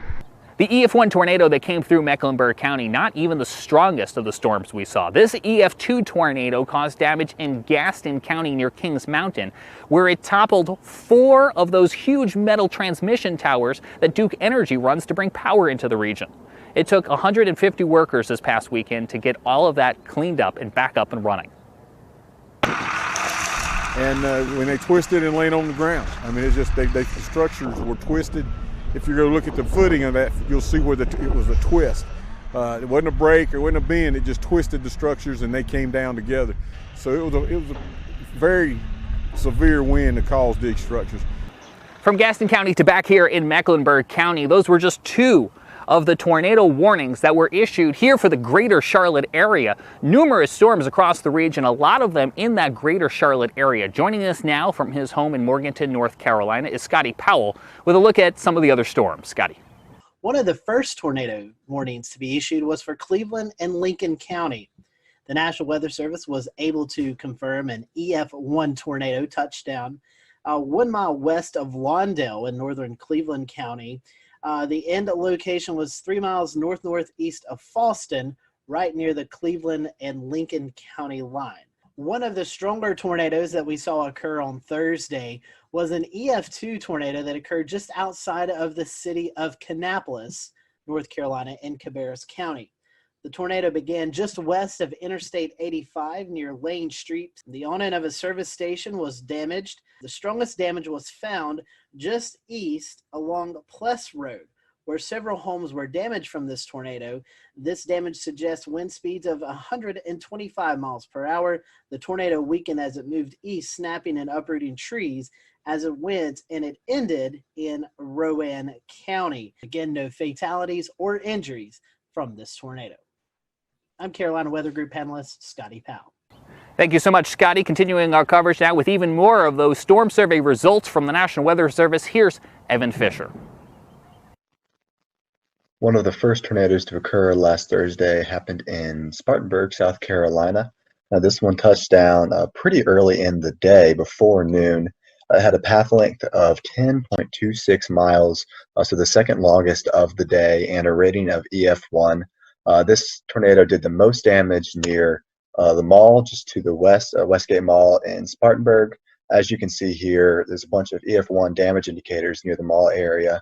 However, as it tracked closer to Spartanburg, it did weaken a bit, and as it passed through downtown, there was minimal tree damage with just EF0. We had a pair of tornadoes in Stanley County, North Carolina, the first of which was pretty short-lived, only 0.4 miles long, with a maximum width of 100 yards. Peak winds around 100 miles an hour, only did some minimal tree damage. However, the other one was a little bit longer with a path length of 7.3 miles, albeit discontinuous damage. But you can see here that there was damage indicators on the eastern side.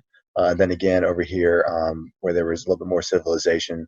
This tornado occurred just to the west of Albemarle, out in kind of a rural area.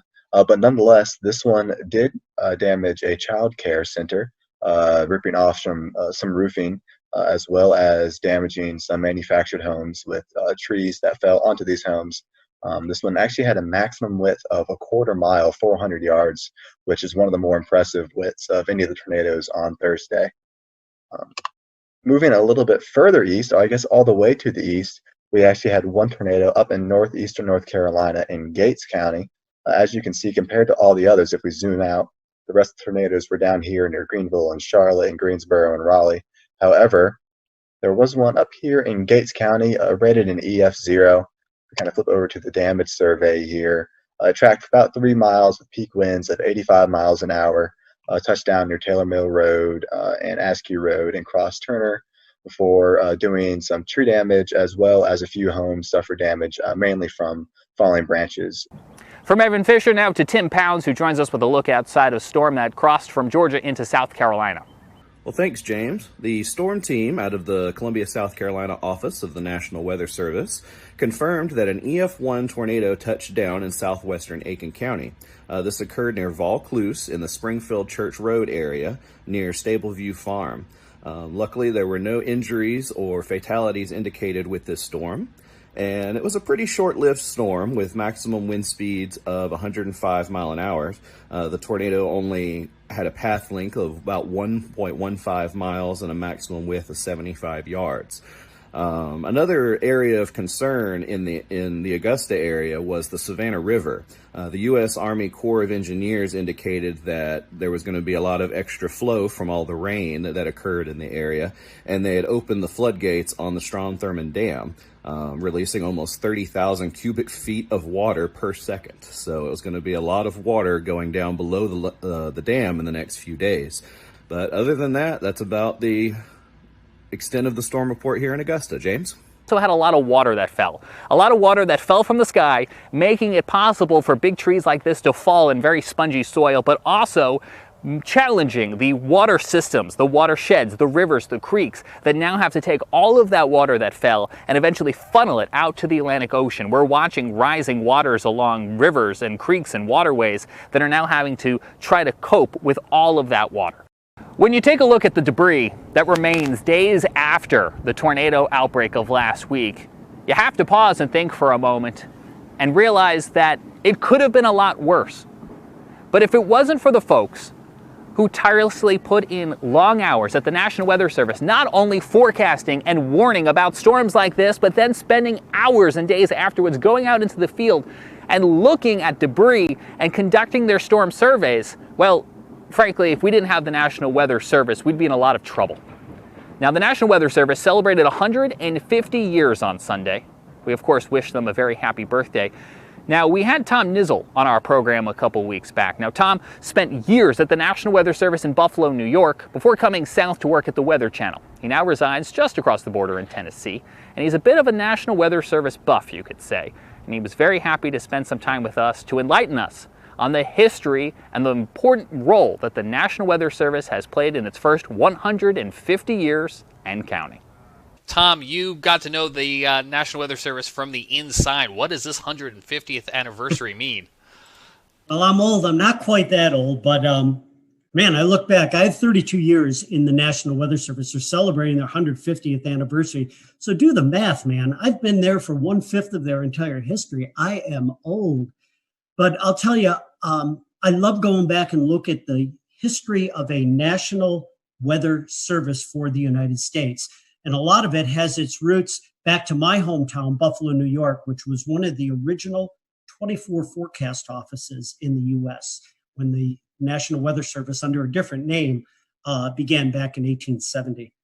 It's amazing when you think about the United States and think about the roots of weather and weather observations. My gosh, when our forefathers came here to the U.S., think about the fact that everything they did in their lives had some connection to the weather. I mean, they spent most of their time outside. It was an agrarian society. So two of our most famous weather observers and our most famous original weather people in the United States were two of my favorites, a guy by the name of Ben Franklin and Thomas Jefferson, right? Franklin was amazing. He was one of these Renaissance men that was interested in everything, and he was a great scientist. Franklin, by the way, was the first person to really study and chart something that's right offshore of the Carolinas, known as the Gulf Stream. That really was actually discovered in a way, in a scientific basis, by Ben Franklin. Franklin also took weather observations every day. How about Tom Jefferson, another Renaissance man? This guy took weather observations on a regular basis, and he shared those observations and developed a network with people that were around him. In fact, the cooperative weather observers in the United States today, their top honor that they can get is the Jeffersonian Award, for them taking weather observations. So those are two of the guys that really started things off. You know, we get into the 1800s, and as the country began to expand out to the west, all right, now the beginning of the 1800s, Weather Service actually went into a national operation in 1870. So 70 years before that, the U.S. was moving out and expanding to the west, and based on Thomas Jefferson's suggestions, the Lewis and Clark expeditions, they wanted to take science observations. Most of the Army surgeons who were trained as scientists would take weather observations on a daily basis, and they would mail them back in. They would, arrive months later into places like the Smithsonian, where they would gather this information and bring all this information together, begin to plot it onto maps and try to understand this array of data that we are gathering across the country. But my gosh, none of it was timely. It took months to get that information. So you come across to about the mid 1840s, and we had this amazing invention that takes the science of meteorology and rockets it forward. And it was called the telegraph. Because once you got the telegraph, you could get this data. We'll return to Best of the Carolina Weather Group in a moment. Now your Carolina weather forecast. Here are today's forecast high temperatures for North Carolina. Here are the forecast lows for tonight for North Carolina. Here are tomorrow's forecast high temperatures. And here's forecast rainfall across North Carolina tomorrow. Here are the forecast highs for the day after tomorrow.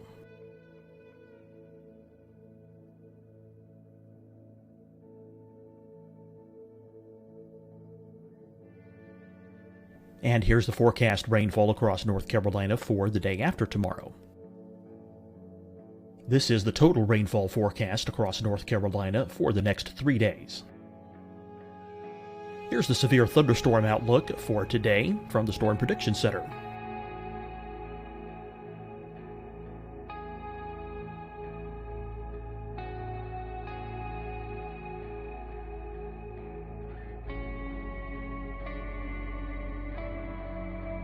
Here are the forecast high temperatures for today for South Carolina. Here are the low temperatures for today for South Carolina. Here's the probability of precipitation forecast across South Carolina today. And here are the rain chances across South Carolina tonight. Here are tomorrow's forecast highs across South Carolina. Here are the forecast low temperatures for tomorrow for South Carolina.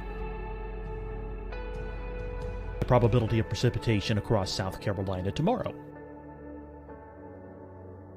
Here's the precipitation chances across South Carolina tomorrow night. Here are the forecast highs for the day after tomorrow in South Carolina.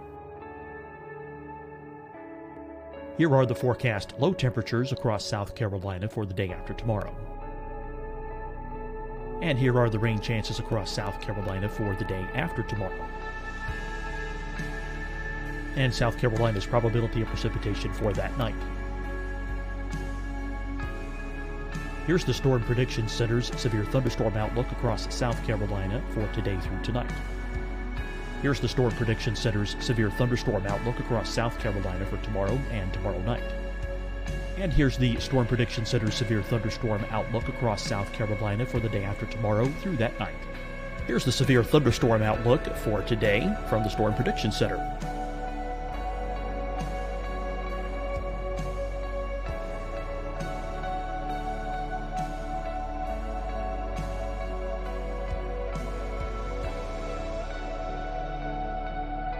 And now here's a live look at weather radar across the southeast. Deciding when to wear a mask isn't about who you know or how well you know them. Just ask yourself, will I be with anyone I don't live with? If the answer is yes, get behind the mask. Help slow the spread of COVID-19. Get behind the mask. Learn more at covid19.ncdhhs.gov. Hi, everyone. I'm Dr. Mandy Cohen, Secretary of the North Carolina Department of Health and Human Services. And when you follow the 3 W's, you protect your family and your neighbors from COVID-19. When you leave your home, practice your W's. Wear a cloth face covering, wait 6 feet apart, wash your hands often.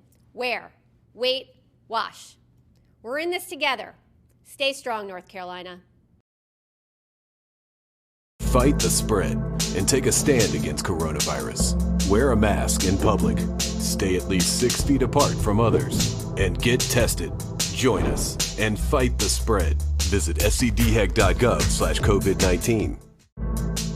Getting tested for COVID-19 helps you to take the steps needed to protect yourself, your loved ones, and your community. Find the testing location at scdhec.gov/COVID-19 testing. You'll see your Carolina weather forecast at 25 and 55 past. And now back to the best of the Carolina Weather Group on the all-new Carolina WeatherNet.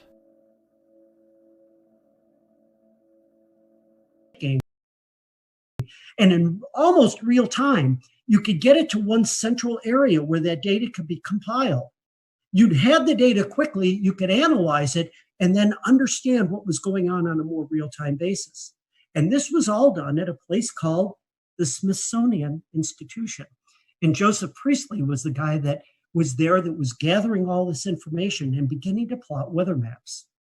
Well, we get into the Civil War, and that kind of detoured in some way the expansion of science as far as weather was concerned. But boy, the Civil War brought a lot of technical expertise and other inventions that would then help propel all of this technology and science forward.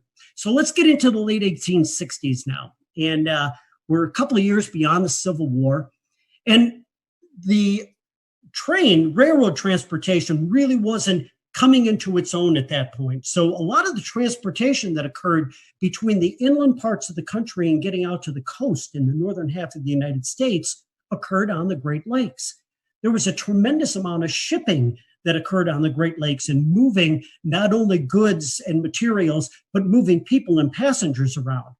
And in 1868 and 1869, in 2 consecutive years, there were over 1,100 shipwrecks on the Great Lakes. Think about that, 1,100 shipwrecks and hundreds of fatalities on the lakes. Well, now I go into 4 cogs in the wheel that I think were most important people that were responsible for the development of a national weather service. Because of all the fatalities that were occurring on the Great Lakes, due to weather, by the way, due to severe weather, there was an amazing guy by the name of Increase Lapham, Lapham. This guy was, again, another Renaissance man. He was a geologist, and he was, at that point in Wisconsin, very interested in the weather. Again, a scientist by many, many means. He plotted weather maps, and he sent a lot of news clippings to his congressional representative about all these fatalities that were occurring on the Great Lakes. And there has to be something done to develop some type of weather warning system for these bad storms that were coming across the Great Lakes. So in 1869, I believe it was, Increase Lapham sent this letter out to his congressional representative, another second cog in the wheel by the name of Halbert Payne. And Payne took this information and introduced a resolution under Ulysses S. Grant to the United States Congress. And on February 9th of 1870, the resolution was passed to then bring into service a national weather service for the United States. And it was under the direction of the U.S. Army Signal Corps at that point. Why the Signal Corps? Well, it now brings in our third character. Our third guy that was in big responsibility and a big part of developing a national weather service was a guy who was in charge at one point for the Signal Corps in the U.S. His name was General Albert Meyer. And Meyer has a connection to my hometown of Buffalo, New York. But Meyer actually developed a signaling system during the Civil War of using flags to send signals between military installations. And this signaling system or wigwag system was in play, and it was in place during all of the Civil War. Meyer was an amazing character because he had a great military background. He had the ability to organize, and he also was in charge of this signaling system that they were using at that time. And so when Ulysses S. Grant signed the orders to bring into law a national weather service across the United States, Albert Meyer was brought in as the first head of the National Weather Service. And Meyer then brings in the fourth cog in the wheel, the guy that really made this happen from a scientific point of view. His name was Cleveland Abbey, and this guy was a scientist by every stretch of the word. He is the person who first began to issue forecasts, actual weather forecasts across the eastern part of the United States, and he had a tremendous science background. And when he came into that first beginnings of the National Weather Service, it was Cleveland Abbey who introduced science, who introduced coursework, who introduced the theory of meteorology and the science of meteorology to those employees who were hired to man the 24 original offices across the United States. It was really a fascinating time. And from there, the ability to bring in weather data and weather observations led very quickly to production of weather forecasts. Within a couple of years of the formation of the Weather Service, these daily forecasts were something that everybody asked for. People understanding that they might not be all that accurate all of the time, they weren't able to do the kind of detailed forecasting that we can do these days, but they had an understanding of the basic concept, in most cases, of weather moving from the west to the east across the United States. With the ability to plot these maps, the early forecasters were able to trace storms. And as storms were moving from Chicago to Detroit to Cleveland to Buffalo and out to New York City, these forecasters could time to some degree the occurrence of this bad weather that was coming in that direction. And as they would do that, they would put these signal flags outside of places like post offices and other places where the public would frequent within these towns and cities. And so a quick walk down the street, someone would look at the flag and they would understand that the red flag with the black on it, okay, again, if you were in a coastal area, could mean a hurricane warning that was out. There were other types of flags that they used to get this information out. But it was amazing how quickly the science grew and how quickly the Weather Service expanded as we went through that time frame right after the Civil War. Tom, if you think back to what they started with and what we have today, if you could imagine, what do you think they would make of all the tools we have today? Well, it'd be like being on a different planet. I mean, you think about the fact that, yeah, they were getting weather observations, but there was no such thing as a satellite to monitor the weather from space, a radar to look at precipitation, even heaven forbid, a computer model, something that would actually foretell by using basic laws of mathematics what the weather would be like several days or maybe even into weeks in advance. It would be like a different world. And by the way, because I'm such a senior person at this point with a history of being in the National Weather Service, I came into the Weather Service at a time before computers were even introduced into weather forecast offices. At a time where there was something called a teletype machine, a machine where it actually typed out the weather observations onto this giant typewriter. And as weather forecasters, we would rip that information off of this machine and sit down and hand plot and draw weather maps. I got to do that when I was an intern in my first couple of years within the National Weather Service. And to go from that to what we have today is amazing. So I can't imagine what someone like Cleveland Abbey would be thinking if we were able to place him into a science office like we have within the National Weather Service today. This is a very specific reference, and I'm not sure how many of our listeners will know it, but if you've ever been in the New York metropolitan area, and Tom, you're obviously from the state, and you listen to 1010 Winds AM, they have that tick tick tick tick tick tick tick tick tick tick tick. That's what I'm imagining when you say teletype, just all of that constant automatic typing. So the RFK bridge getting up to the Bronx is also very slow, and because of that, leaving Manhattan. That brings back memories for me, because that was the background noise in the Weather Service. It was like the old newsroom where you heard that, and that was the teletypes rattling away. I'm going back to my history. Only 35, 40 years ago in the National Weather Service, when I first came online, that's when we were first beginning to get satellite pictures, we'll call them, into the National Weather Service office. Now, we get satellite data today at minute intervals. It comes in on the computer. We run these huge loops at any resolution in any part of the globe on a regular basis. Everybody can do that online these days. In the weather office back then, we would get one image that would come in every hour. And if you wanted to do an animation of what was going on, all those images were placed on a clipboard. And you literally would take your fingers and take the pictures and let them go. And you could see the clouds moving across the eastern part of the United States. That was our animation back then. And that was after a tremendous increase in science and technology. It's fascinating because, as we all know, wars are terrible. War is hell. But wars also bring out tremendous advances in technology. And, World War II pilots, they were responsible for discovering the jet stream. As we got into World War II and immediately after, we developed the first large-scale upper air network across the United States with the launching of radiosonde balloons twice a day to get that information from the upper atmosphere, because weather occurs on 3 dimensions, right, throughout that depth of the atmosphere.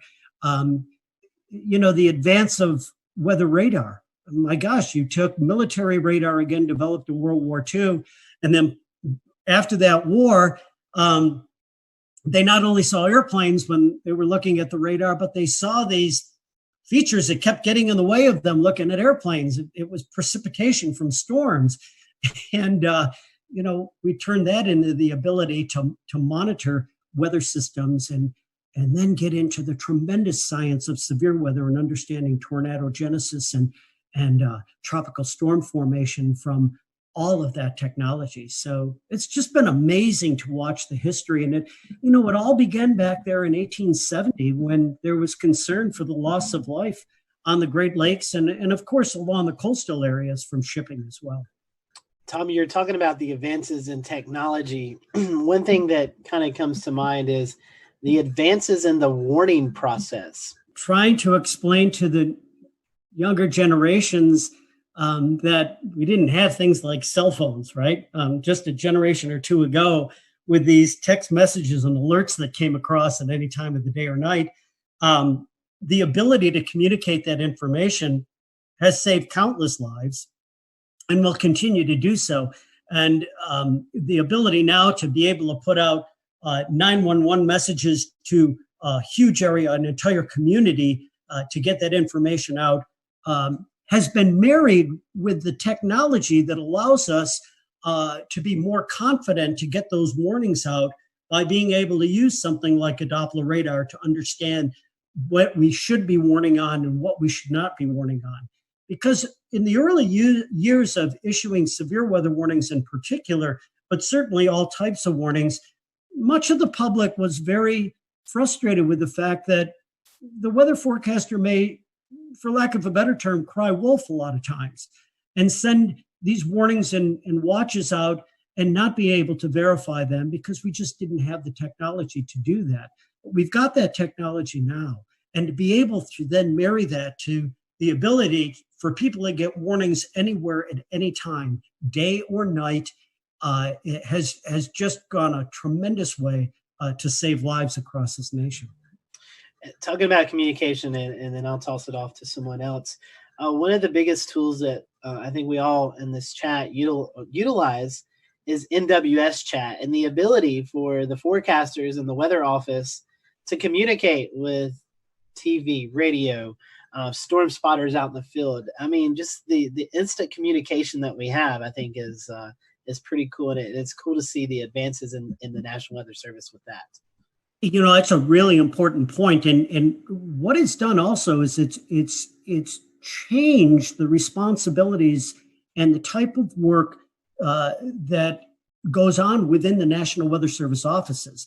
A decade, I should say more than that, a generation ago, the main job of the National Weather Service forecaster, the meteorologist, was to issue the forecast. And now we have many, many tools that allow that process to be very, very fast, very efficient, and very smooth. But what the forecasters do now, where they really, really make a difference, is what we refer to as decision support or decision support services. That ability to get that information and get it out and let our special customers know exactly what is happening, when it is happening, contacting emergency managers and working with the emergency management community to have their resources ready to go, to be ready to respond when the weather is coming through. And also, you mentioned this tool that is used on computers called NWS Chat. It's the ability for the forecast office to chat or to talk or message to many of its users, its media, its emergency management system, those types of individuals, to get the most reliable and timely information back and forth from those communities and sending out their thoughts from the National Weather Service offices. I found it fascinating when I worked at the Weather Channel that we, within a matter, and I mean this, within a matter of less than a minute in many instances, a damage report, say somebody had a half-inch hail that came down in their neighborhood outside of Charleston, South Carolina. And they sent a report in on their phone to the National Weather Service saying, we got hail here. Within a matter of a minute or so, the Weather Service gets the report, pops it into a computer that goes into this system.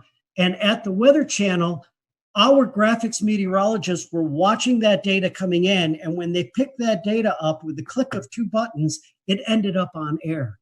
I was amazed to see how quickly that process took. And it's the ability to get that information and communicate it out to the public, because time is of the essence, especially with severe weather. So it's another huge increase in technology that, once again, is helping to save lives. Tom, I don't know if there's any telling what this world would be like without the National Weather Service. So let me try to phrase this closing question to you this way. What would day-to-day life here in the United States be if tomorrow morning we woke up and there was no National Weather Service? I think it would be chaos. If you think about how much of our economy and daily life is tied directly to the weather, and the way you see that most succinctly is being in the checkout line at the grocery store, because everybody's talking about it. You have to know what's going on with the weather if you're going to react with the real world. Everything from our transportation to our agriculture to daily life in general revolves around the ability to understand how nature, how the atmosphere is going to impact us over the next several days. Without the National Weather Service, I think we would be way, way behind in where we are right now. We again thank Tom for his time, and to all of the folks at the National Weather Service who continue to keep us safe each and every day. We can't thank you enough. And to you at home, thanks for joining us for this special edition of the Carolina Weather Group. For all of us, I'm James Brierton in Matthews, North Carolina. We'll see you again real soon.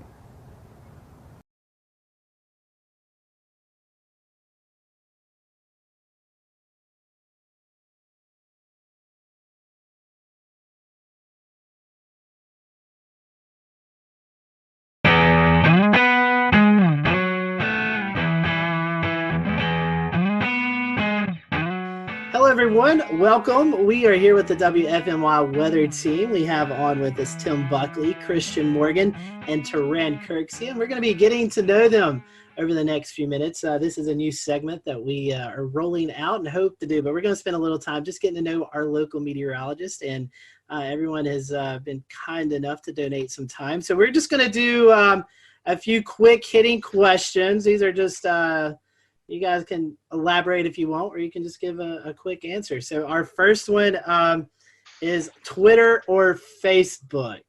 Which do you prefer more, Twitter or Facebook? I'll start with Tim. Twitter, as long as it's not bad Twitter. But I like weather Twitter. Okay. Christian? Definitely Twitter. Facebook has the ability to take something you posted 3 days ago and highlight it 3 days later, which makes the information very much out of date. So I feel like Twitter, if you can't say it in 140 characters, then you're saying too much. All right, here's one. I don't know if you guys have dabbled in these as much. TikTok or Snapchat? Oh boy. I'm old.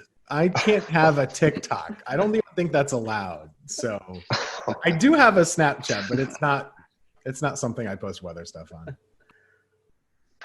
Yeah, I have Snapchat too, and I can't dance, so I'm not even going to adventure into the world of TikTok because it will be horrible. And I'll just let everybody else share the TikTok videos on Twitter, and then I'll watch them that way. You don't want to be lip syncing? No. They both confuse me. I think I'm like, I'm older. I have an older spirit. So usually I just put my phone down when I get home. I don't want to know what's going on. I watch TV, and then when I wake up the next morning, people tell me what I missed, and I'm cool with it. I'm fine with it. Keeping on the theme of technology and stuff, what about weather model websites? There's tons of them out there, and I know you guys may have some special software, so you don't have to go to all these websites that us normal people have to use. But do you have one? We have so much special software, and we pay all this money for all the great stuff. And I still love the Penn State e-wall the most. Oh, you're biased. Undecipherable. No one understands what it is.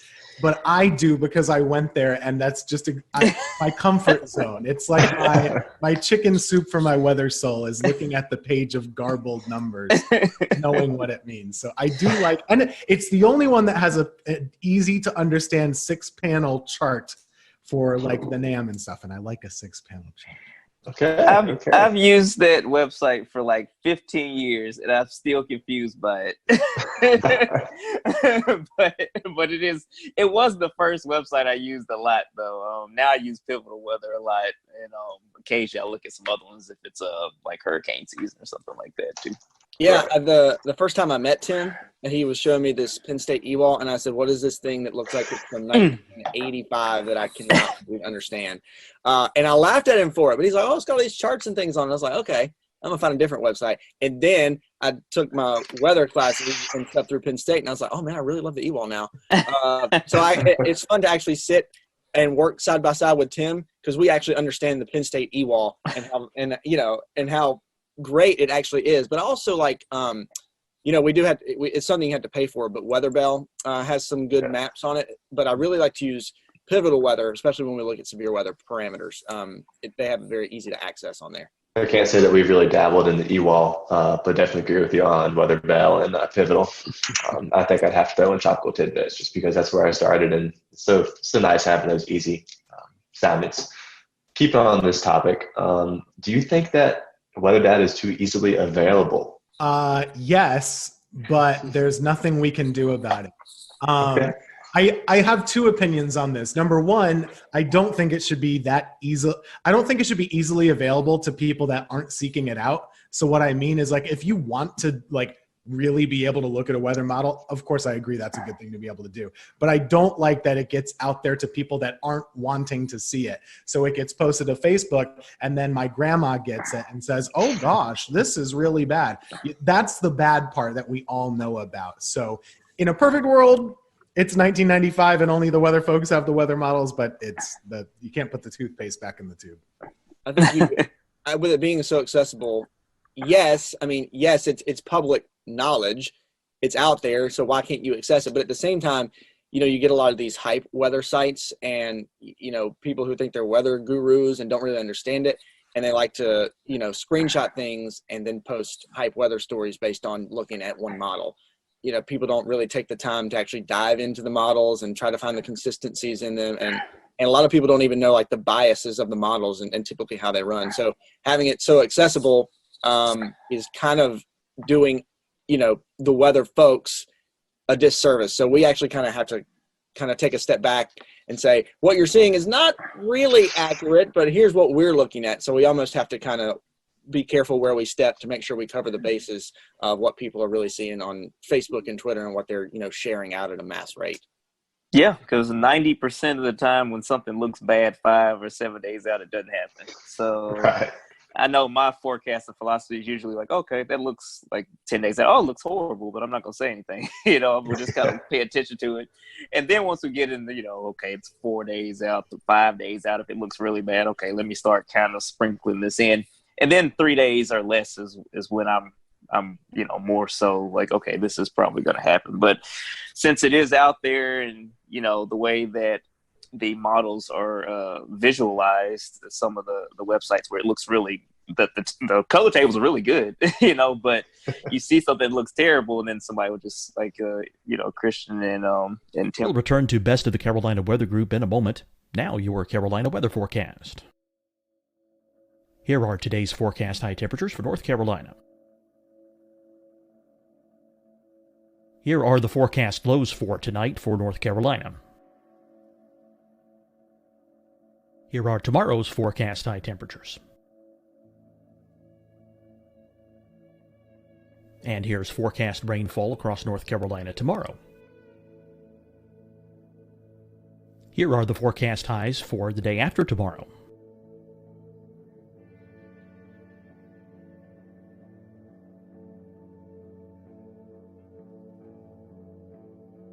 And here's the forecast rainfall across North Carolina for the day after tomorrow.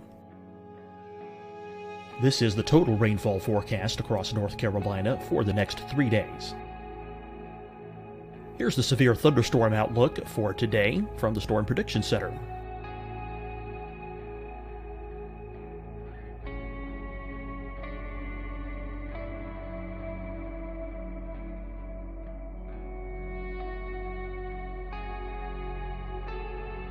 Here are the forecast high temperatures for today for South Carolina. Here are the low temperatures for today for South Carolina. Here's the probability of precipitation forecast across South Carolina today. And here are the rain chances across South Carolina tonight. Here are tomorrow's forecast highs across South Carolina. Here are the forecast low temperatures for tomorrow for South Carolina. And here is the probability of precipitation across South Carolina tomorrow. Here's the precipitation chances across South Carolina tomorrow night. Here are the forecast highs for the day after tomorrow in South Carolina. Here are the forecast low temperatures across South Carolina for the day after tomorrow. And here are the rain chances across South Carolina for the day after tomorrow. And South Carolina's probability of precipitation for that night. Here's the Storm Prediction Center's severe thunderstorm outlook across South Carolina for today through tonight. Here's the Storm Prediction Center's severe thunderstorm outlook across South Carolina for tomorrow and tomorrow night. And here's the Storm Prediction Center's severe thunderstorm outlook across South Carolina for the day after tomorrow through that night. Here's the severe thunderstorm outlook for today from the Storm Prediction Center.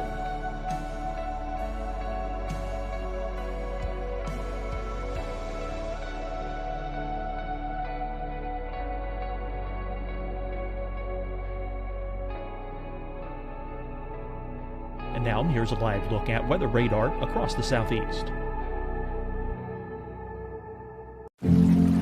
Deciding when to wear a mask isn't about who you know or how well you know them.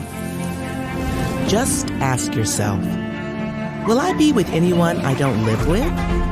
If the answer is yes, get behind the mask. Help slow the spread of COVID-19. Get behind the mask.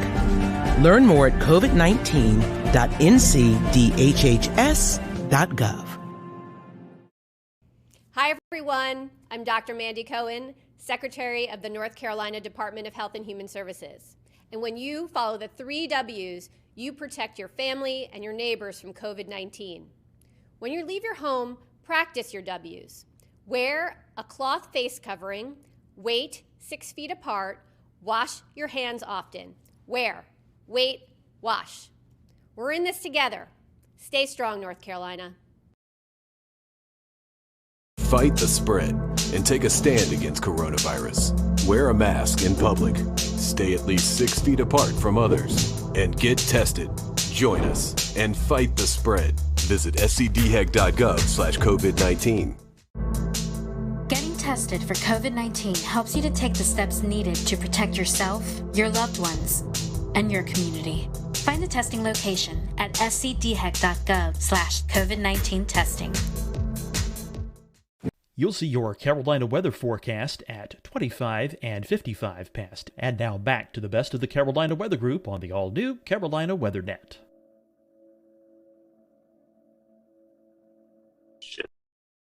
It explodes and you have to do damage control the whole time. And then when it doesn't happen, people say, well, you guys didn't know what you were doing. So that's the way it goes. Yeah, exactly. Coran has lobbied for us to change our 7-day forecast to a 3-day forecast. All my career, I've been like 7-day forecasts. I don't like 7-day deterministic forecasts because most of the time the temperature 7 days out is going to be at least 5 or 8 degrees different, than what I said a week before. But that's just, again, my old man grumpiness. I've been complaining about that for my entire career, and it has not changed anywhere I've worked, so it's not gonna happen. I did a little personal case study not long ago. I was like, okay, I'm gonna take my forecast sheet and I'm gonna keep it, and here's what I put for day 7. And when I get to day 7, I want to see how much it's changed. And I mean, over those 7 days, the conditions change, the temperature changes. It's an evolving thing, especially once you get past 3 and 4 days. Yeah, I even tell kids when I do school talks, like, okay, days like 5 through 7, don't worry about those. It's more of a here's what we're looking at down the road. This is kind of a suggestion of where things may go. Exactly. Yep. And heavens forbid you put a snowflake in day 5 or 6 and it doesn't happen. Never do that. That's a rule of thumb. Never do that. I could think it could be a blizzard. I'm not putting a snowflake on day 7. Dig your own grave. Mm-hmm. Kind of bringing it back around for your viewers here, what was it that kind of jump started y'all to want to become weather people? Was there a defining moment, or was it something you kind of always knew you wanted to do? Most people have like one weather moment that they saw or they lived through or they experienced. For me, I don't really have one of those, but I did grow up in probably the snowiest part of the country that people live in, which is upstate New York, right along Lake Ontario. We got like 200 inches of snow a year. And so weather was just hugely controlling of your life for about 4 to 5 to 6 months every winter. So I always wanted to know what the weather was going to be. I always watched the Weather Channel and told my mom what they were saying, even if she didn't care. And that's just what I was interested in. And the TV thing just kind of followed suit. I didn't know that was exactly what I wanted, but that kind of just worked itself out. So that was my spark, were snowflakes. And I hate snow, by the way. So it's just, maybe that's why. Yeah, I'm going to catch heat for this from Tim and Taran, but I really like snow. And see, look. They've unclaimed me. So always, that was my thing. And my birthday is in January. And for a while, there was a couple of years where it always snowed on my birthday or within a couple of days of my birthday. So that kind of, I've always was interested in weather. And actually, I never knew that's what I wanted to do as a career. I always wanted to do broadcasting, radio or TV of some sort, and work in radio for a while and then try to get my foot into TV and a couple different avenues. And then the weather thing just kind of popped up. That's where I was able to kind of get my foot in the door. and I knew I enjoyed it, and kind of gotten my foot in the door. And actually, kudos to Tim for helping me, and helping me learn a lot and teaching me, and kind of really growing that passion for weather that I had. And so much so that it sparked my interest to actually go back to school and get my meteorology certifications and stuff. And so here we are. It all kind of came full circle at one time. For me, I'm from the deep South. I'm from Alabama originally. And so I grew up a bunch of tornado events, and one time I saw one, and that just kind of locked it in for me. And so that just made me interested in, because, when you're a little kid and you have tornado warnings, you get a little scared, and that fear made me want to learn more about them. And so, so now, that led me to kind of pursue meteorology as a career. When I was in college, I was somewhat interested in broadcast, but probably more into research. The broadcast thing just kind of happened, and I've just been doing that ever since. But I do want to say I do not like snow. Snow is terrible. I hate tornadoes too, because tornadoes are bad, as we've seen. So I just like I think I like more so the challenge of forecasting, as opposed to certain weather events, weather phenomena. Yeah, that's a word. Yeah, I said it right. Phenomenal. My short career so far that I've had, I've already learned that weather is a very humbling thing. Forecasting weather is a very humbling thing, because you have this period of time where you're on it. You're like, man, I'm accurate. This is, it's working out. And then something falls in your lap, and it's, you're like, okay, I'm gonna come on back down to earth now.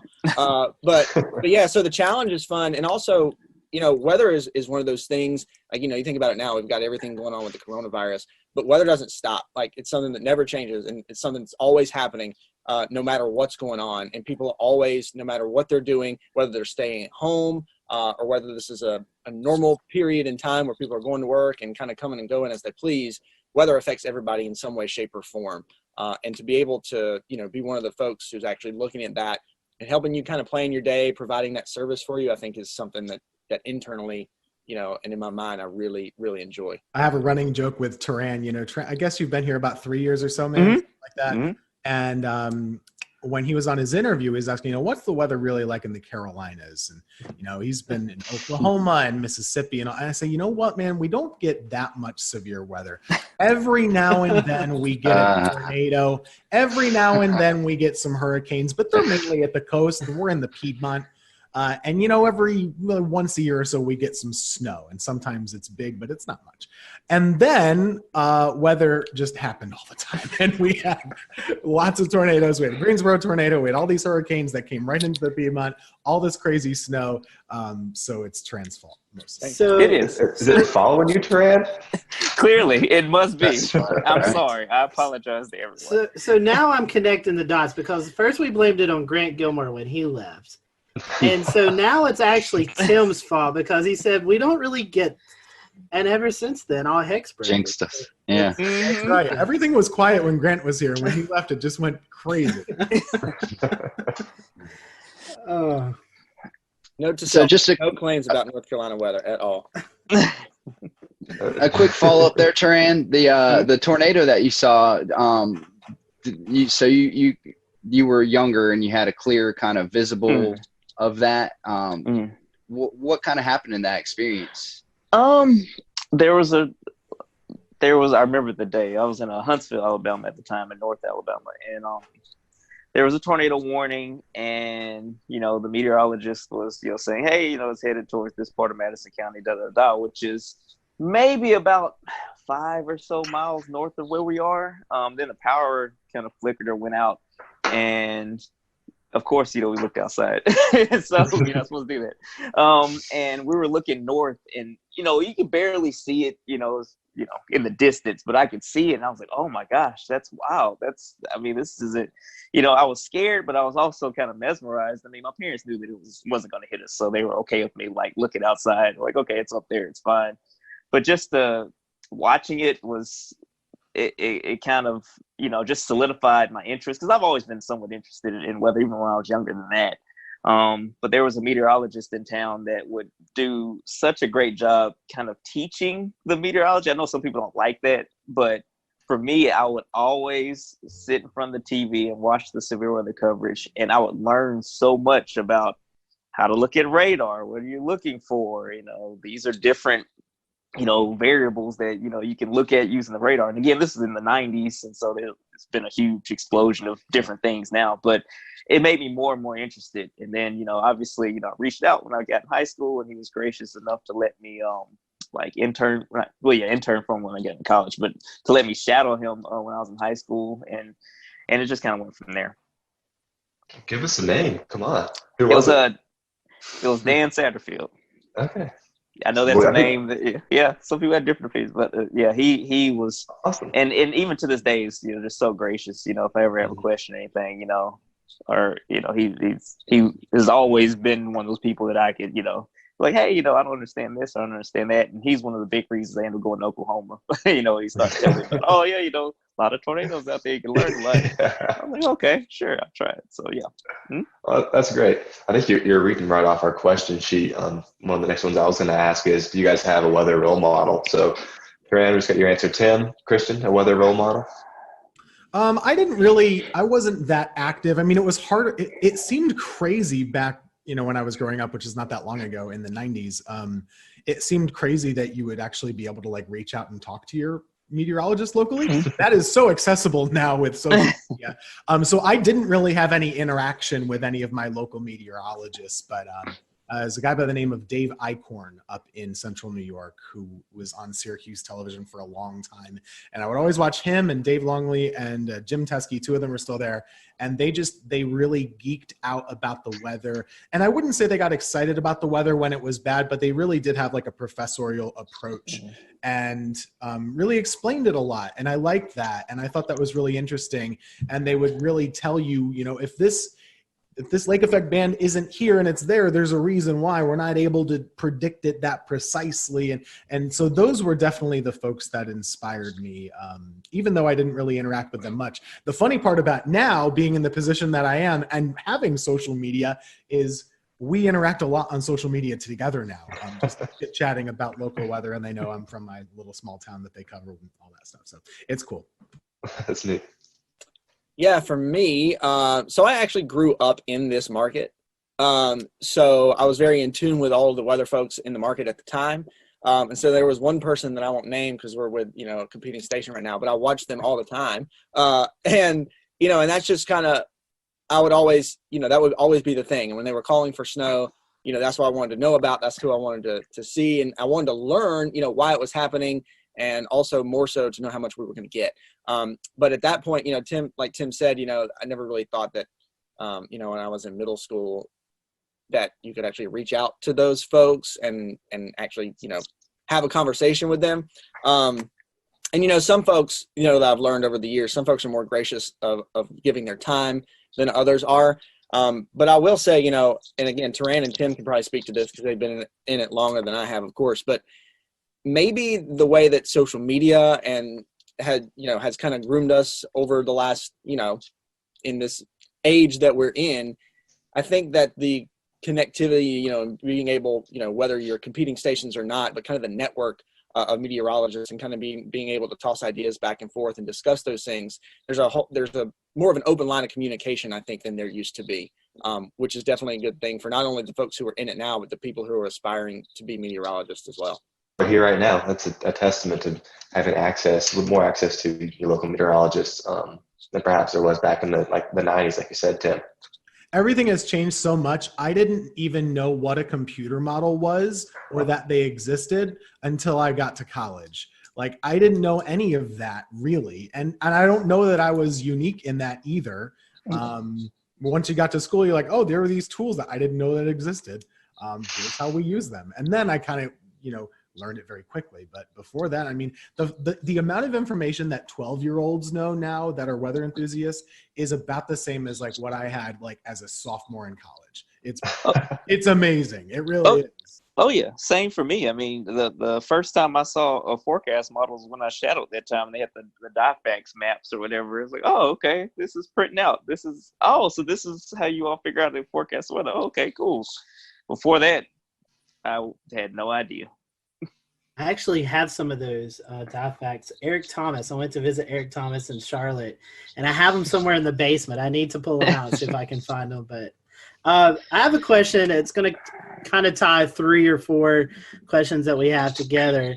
It's kind of the future of meteorology, working from home, and the role of social media, which we all 3 are experiencing right now in the COVID-19 pandemic.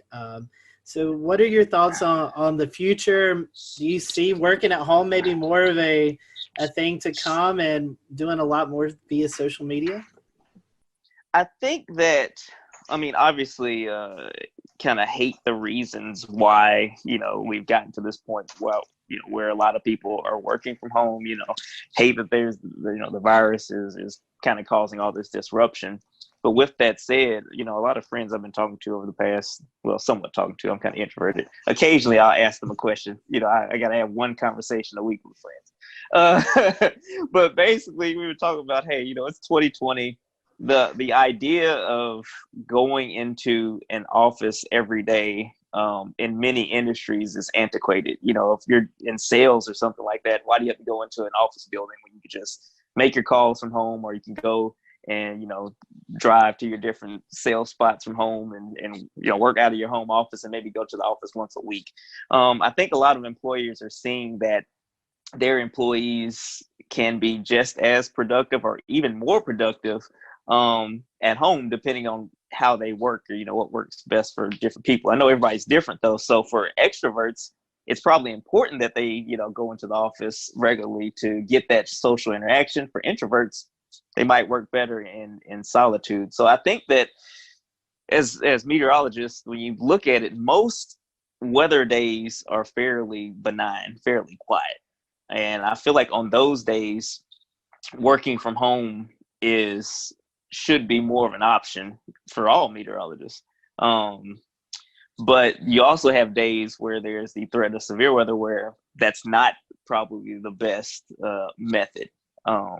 That's just kind of my 2 cents on that. I don't know what you think, Tim. I mean, I definitely do miss being able to interact with folks at the station. However, typically meteorologists aren't interacting with one another personally face-to-face because we're on different shifts.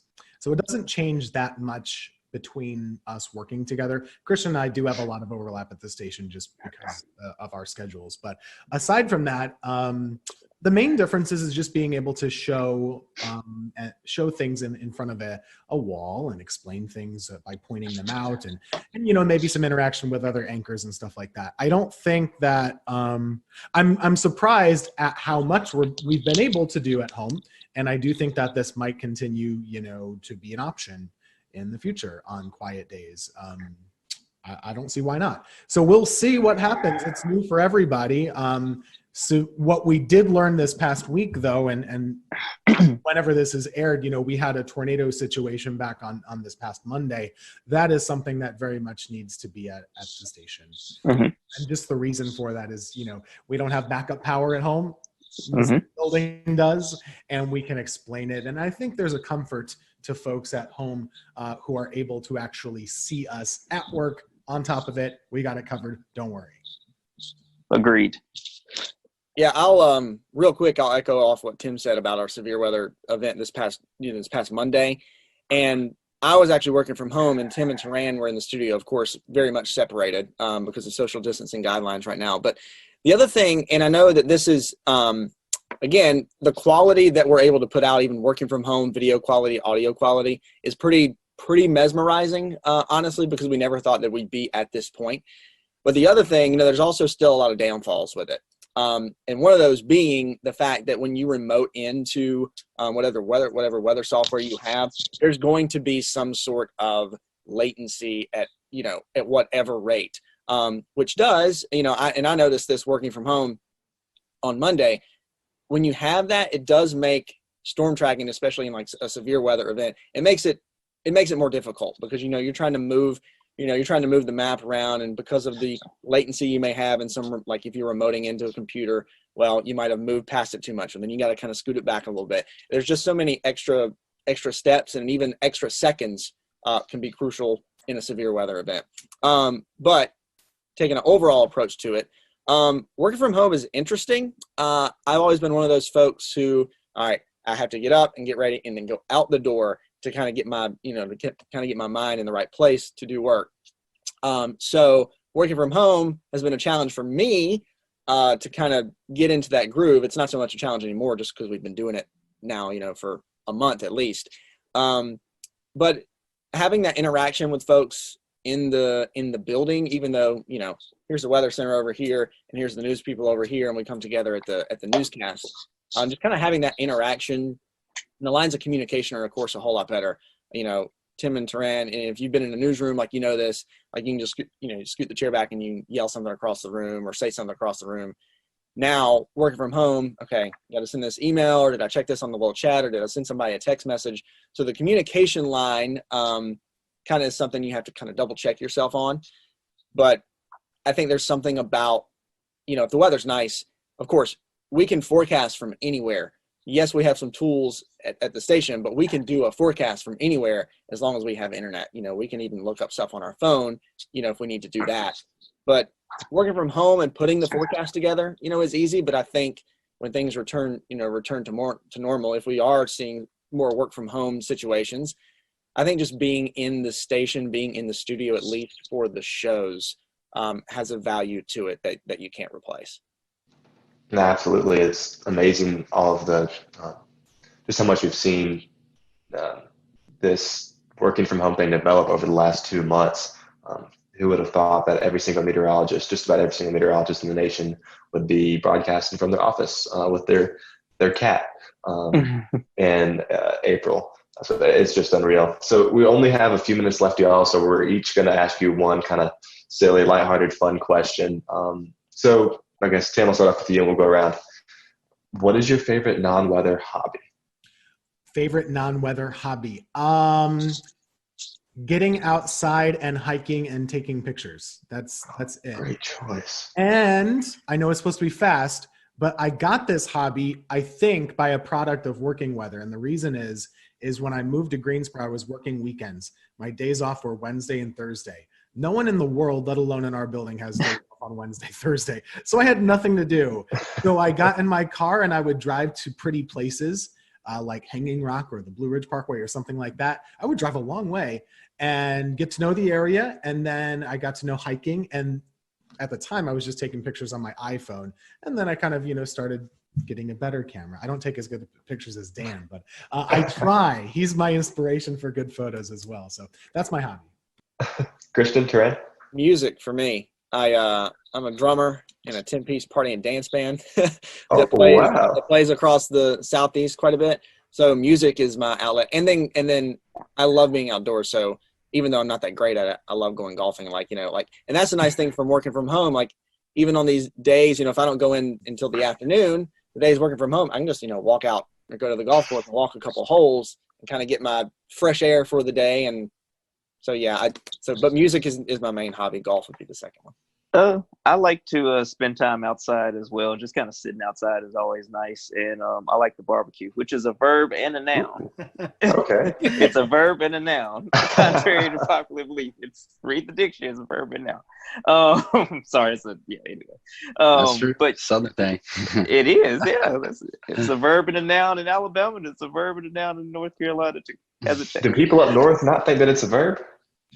Well, there's they use it much differently. Yeah. Altogether. I can run out the clock on this if you want to. Go for it. The actual thing that you cook with, the barbecue instead of the grill. So this is the whole, and the cookout up north is called a barbecue as well. Yes. I'm telling you, that's the way it is up there. Yeah, once all this social distancing stuff clears up, I'm waiting for some Taran ribs. Every Saturday. Every Saturday I see a post of Taran cooking. I've had extra time on my hands, so maybe our next lightning round will be in person. Yeah. Taran, I gotta ask you, vinegar or tomato-based sauce? Well, I mean, that's the big debate here in North Carolina. Man, you about to get me in trouble, man. All right, so again, I'm from Alabama, but I spent most of my life in North Alabama. So Memphis style barbecue is what I'm used to. And then when I lived in Oklahoma, Texas style barbecue is kind of, one of my big things too. I like more tomato based barbecue sauce. Like, you have to put, for me, I do put like, some apple cider vinegar as I'm cooking it, but I don't just like douse it in it. Like I just want a little bit of tang and then more sweetness. That's just what I prefer. Very nice. Very nice. We'll give that to you. Ran on that. I'm with you ran on that. Even though I'm from North Carolina, I don't want to eat barbecue and have my throat burn. With all that vinegar. A good mix, a good middle of the road barbecue. Well, Christian, I didn't stop because we need the viewers to still like us after that. Disparaging barbecue or whatever. And these are the fun questions. Christian, I didn't know you golf, so next time I'm in the air. We'll have to go hit the course. We'll do it, absolutely. All right, so one last, question before we wrap. Do you have a favorite weather or disaster themed movie? And if you all three say Twister, Yahtzee. Yeah, that was what I was gonna say. It's so bad, but it was so entertaining. And growing up, I was like, "Oh man, this is awesome." So yeah, there was a volcano movie too that was really bad. What was the name of it? It was Volcano? Dante's Peak. Yeah, in the 90s. Yeah, there were two of them. There's Dante's Peak, and then Volcano was like in L.A. Okay, yeah. They're all really bad. Yeah. The worst one is The Day After Tomorrow. Oh gosh. Are you telling me that's not accurate? It is horrific. And I was in New York last. We'll return to Best of the Carolina Weather Group in a moment. Now your Carolina weather forecast. Here are today's forecast high temperatures for North Carolina. Here are the forecast lows for tonight for North Carolina. Here are tomorrow's forecast high temperatures. And here's forecast rainfall across North Carolina tomorrow. Here are the forecast highs for the day after tomorrow.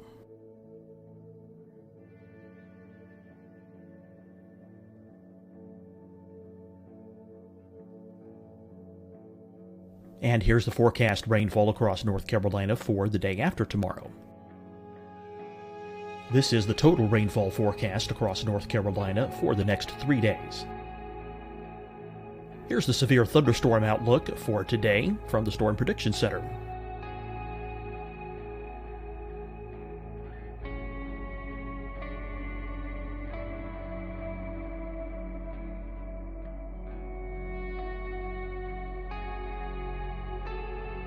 Here are the forecast high temperatures for today for South Carolina. Here are the low temperatures for today for South Carolina. Here's the probability of precipitation forecast across South Carolina today. And here are the rain chances across South Carolina tonight. Here are tomorrow's forecast highs across South Carolina. Here are the forecast low temperatures for tomorrow for South Carolina. And here is the probability of precipitation across South Carolina tomorrow. Here's the precipitation chances across South Carolina tomorrow night. Here are the forecast highs for the day after tomorrow in South Carolina. Here are the forecast low temperatures across South Carolina for the day after tomorrow. And here are the rain chances across South Carolina for the day after tomorrow.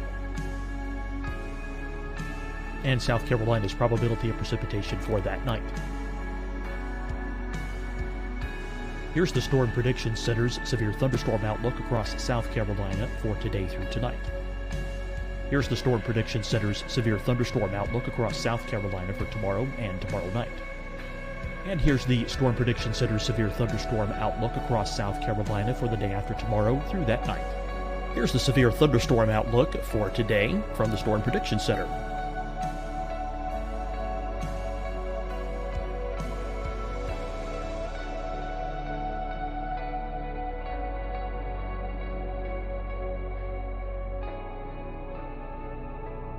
And now here's a live look at weather radar across the southeast. Deciding when to wear a mask isn't about who you know or how well you know them. Just ask yourself, will I be with anyone I don't live with? If the answer is yes, get behind the mask. Help slow the spread of COVID-19. Get behind the mask. Learn more at covid19.ncdhhs.gov. Hi, everyone. I'm Dr. Mandy Cohen, Secretary of the North Carolina Department of Health and Human Services. And when you follow the 3 W's, you protect your family and your neighbors from COVID-19. When you leave your home, practice your W's. Wear a cloth face covering, wait 6 feet apart, wash your hands often. Wear, wait, wash. We're in this together. Stay strong, North Carolina. Fight the spread and take a stand against coronavirus. Wear a mask in public. Stay at least 6 feet apart from others. And get tested. Join us and fight the spread. Visit scdhec.gov/COVID-19. Getting tested for COVID-19 helps you to take the steps needed to protect yourself, your loved ones, and your community. Find the testing location at scdhec.gov/COVID-19 testing. You'll see your Carolina weather forecast at 25 and 55 past. And now back to the best of the Carolina Weather Group on the all-new Carolina WeatherNet. New York Public Library, which is a great free place to go. You should go sometime and check it out. It's beautiful. I took a picture in there and said, oh, it's a great place to visit. And everybody posted, this is where they filmed Day After Tomorrow. Jake Gyllenhaal is all over these places. I was like, oh no, I'm reliving this horrible movie. Oh, well, guys, I have one question. I know you're talking about places to visit. We want to give a little love to the Triad areas. So what's your favorite place to visit? If you have visitors coming to the Greensboro, High Point, Winston-Salem area, where is your favorite place to go visit? What would you, where would you recommend to people?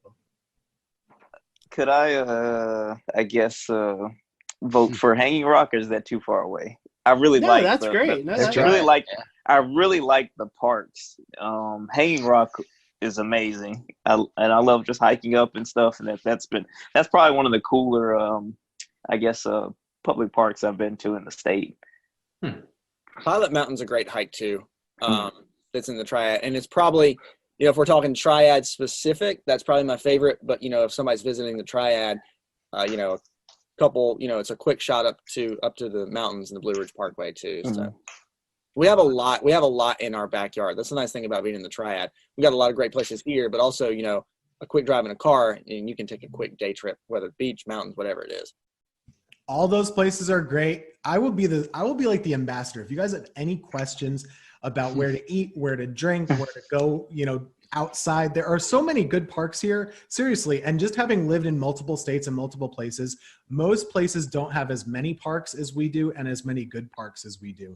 And I really appreciate the dedication to saving outdoor spaces. City of Greensboro, every lake, there's a trail around it at all points. That's crazy. And there's really great opportunity to get outside, and we don't have traffic, and we have good food, good stuff. So come on down whenever you're allowed to, and we'll give you a good recommendation. I'm sold, Tim. Dan likes it here. Okay, good. We certainly appreciate your time today. We talked about social media, so I'd feel bad if I didn't say, hey, give your guys a plug. How can they follow you guys on social media? Sure. Twitter or Facebook. Of course, mine is Tim Buckley WX. Just search Tim Buckley Meteorologist on Facebook. You can find me there. Instagram too, but I don't post much weather there. And mine is just TK Weather, like weather spelled out. So TK and then weather spelled out on, the internet. So I'm on there. On the Google machine, just Google it. Just Google it.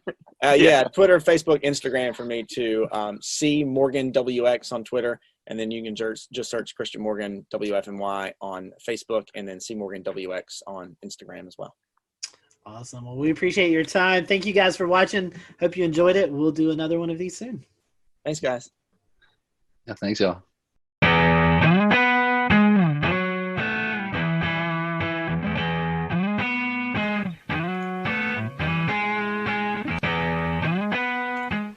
And good evening from Charlotte. We are live with you on this Wednesday night. What a very busy day in the science and weather community here on May the 27th, 2020. We have a great show for you. It wasn't exactly the celebration that we were hoping for, as you probably know by now. SpaceX Demo 2's launch from the Kennedy Space Center in Florida scrubbed today due to weather, so we were going to talk a lot about the weather. We also had a surprise appearance by a tropical storm named Bertha, who suddenly came together off the coast of South Carolina, came ashore, and then brought flooding rains here to Charlotte. So we'll have Chief Meteorologist from WCNC, Brad Panovich, on to talk about that, and also geek out with us about space. And we're also joined by Tony Rice, our go-to friend of the show and space expert, and we're so happy that you all are here. Let's get right on into it. If you're joining us live tonight on Facebook, on Twitch, on YouTube, or Periscope, you can comment along with our show. If you're listening to the audio podcast or you're happy to catch this replay on the new Looping Carolina WeatherNet, hello to you as well, too. Tony, let's just start with the elephant in the room. Not the day we were necessarily hoping for. But not the day that came unexpectedly either. If you ever had the opportunity to go down and see a launch, if you haven't, do. Once all this current situation is over with and we're back to whatever normal looks like, you get the opportunity to go down to Florida and see a launch, do it. It's just an incredible situation. We were talking about that a little bit before we started here, and it doesn't capture what it's like if you're watching it on TV or on YouTube or whatever, what the experience is like down there. So that out of the way. If you have ever been down there, you know that Florida weather is Florida weather, and we kind of expect these things to happen. I think there's one or two other places on the planet where there is more lightning activity. So we scrubbed today because of weather, but we scrubbed today mostly because of the potential of lightning. And that's something that we learned back during Apollo 12, even when the Saturn V was hit by lightning on ascend and basically rebooted the rocket several hundred feet above the pad.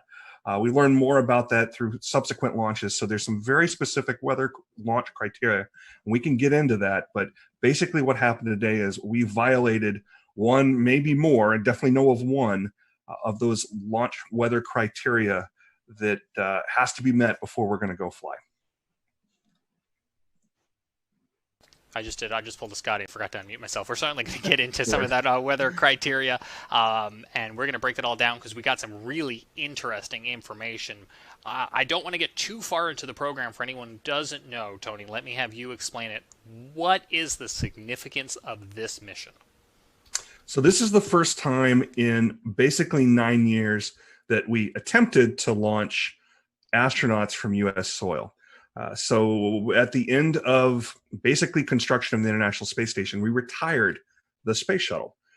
Space shuttle, the best way to compare it, and the reason that we didn't continue flying the space shuttle to take astronauts back and forth, astronauts stay about 6 months on board station before they come on back home. So we're continually rotating people through there. The best way to compare it is you wouldn't take a tractor trailer to go get groceries. And that's about the volume of space that was in the back of the shuttle's payload bay. If you're just taking supplies, well, we can send an uncrewed mission up there. SpaceX has been doing that for a while. We've got some other ways of getting cargo up there. But to take people back and forth, we've been buying seats on the Soyuz, launching them from Baikonur Cosmodrome out in Russia, actually in Kazakhstan. But we really wanted to get that capability back onto U.S. soil. So several years ago, NASA, as a part of the commercial program that includes cargo as well, we want to hand over basically low Earth orbit to commercial agencies. SpaceX is one of them. Boeing's also working on getting some capability there.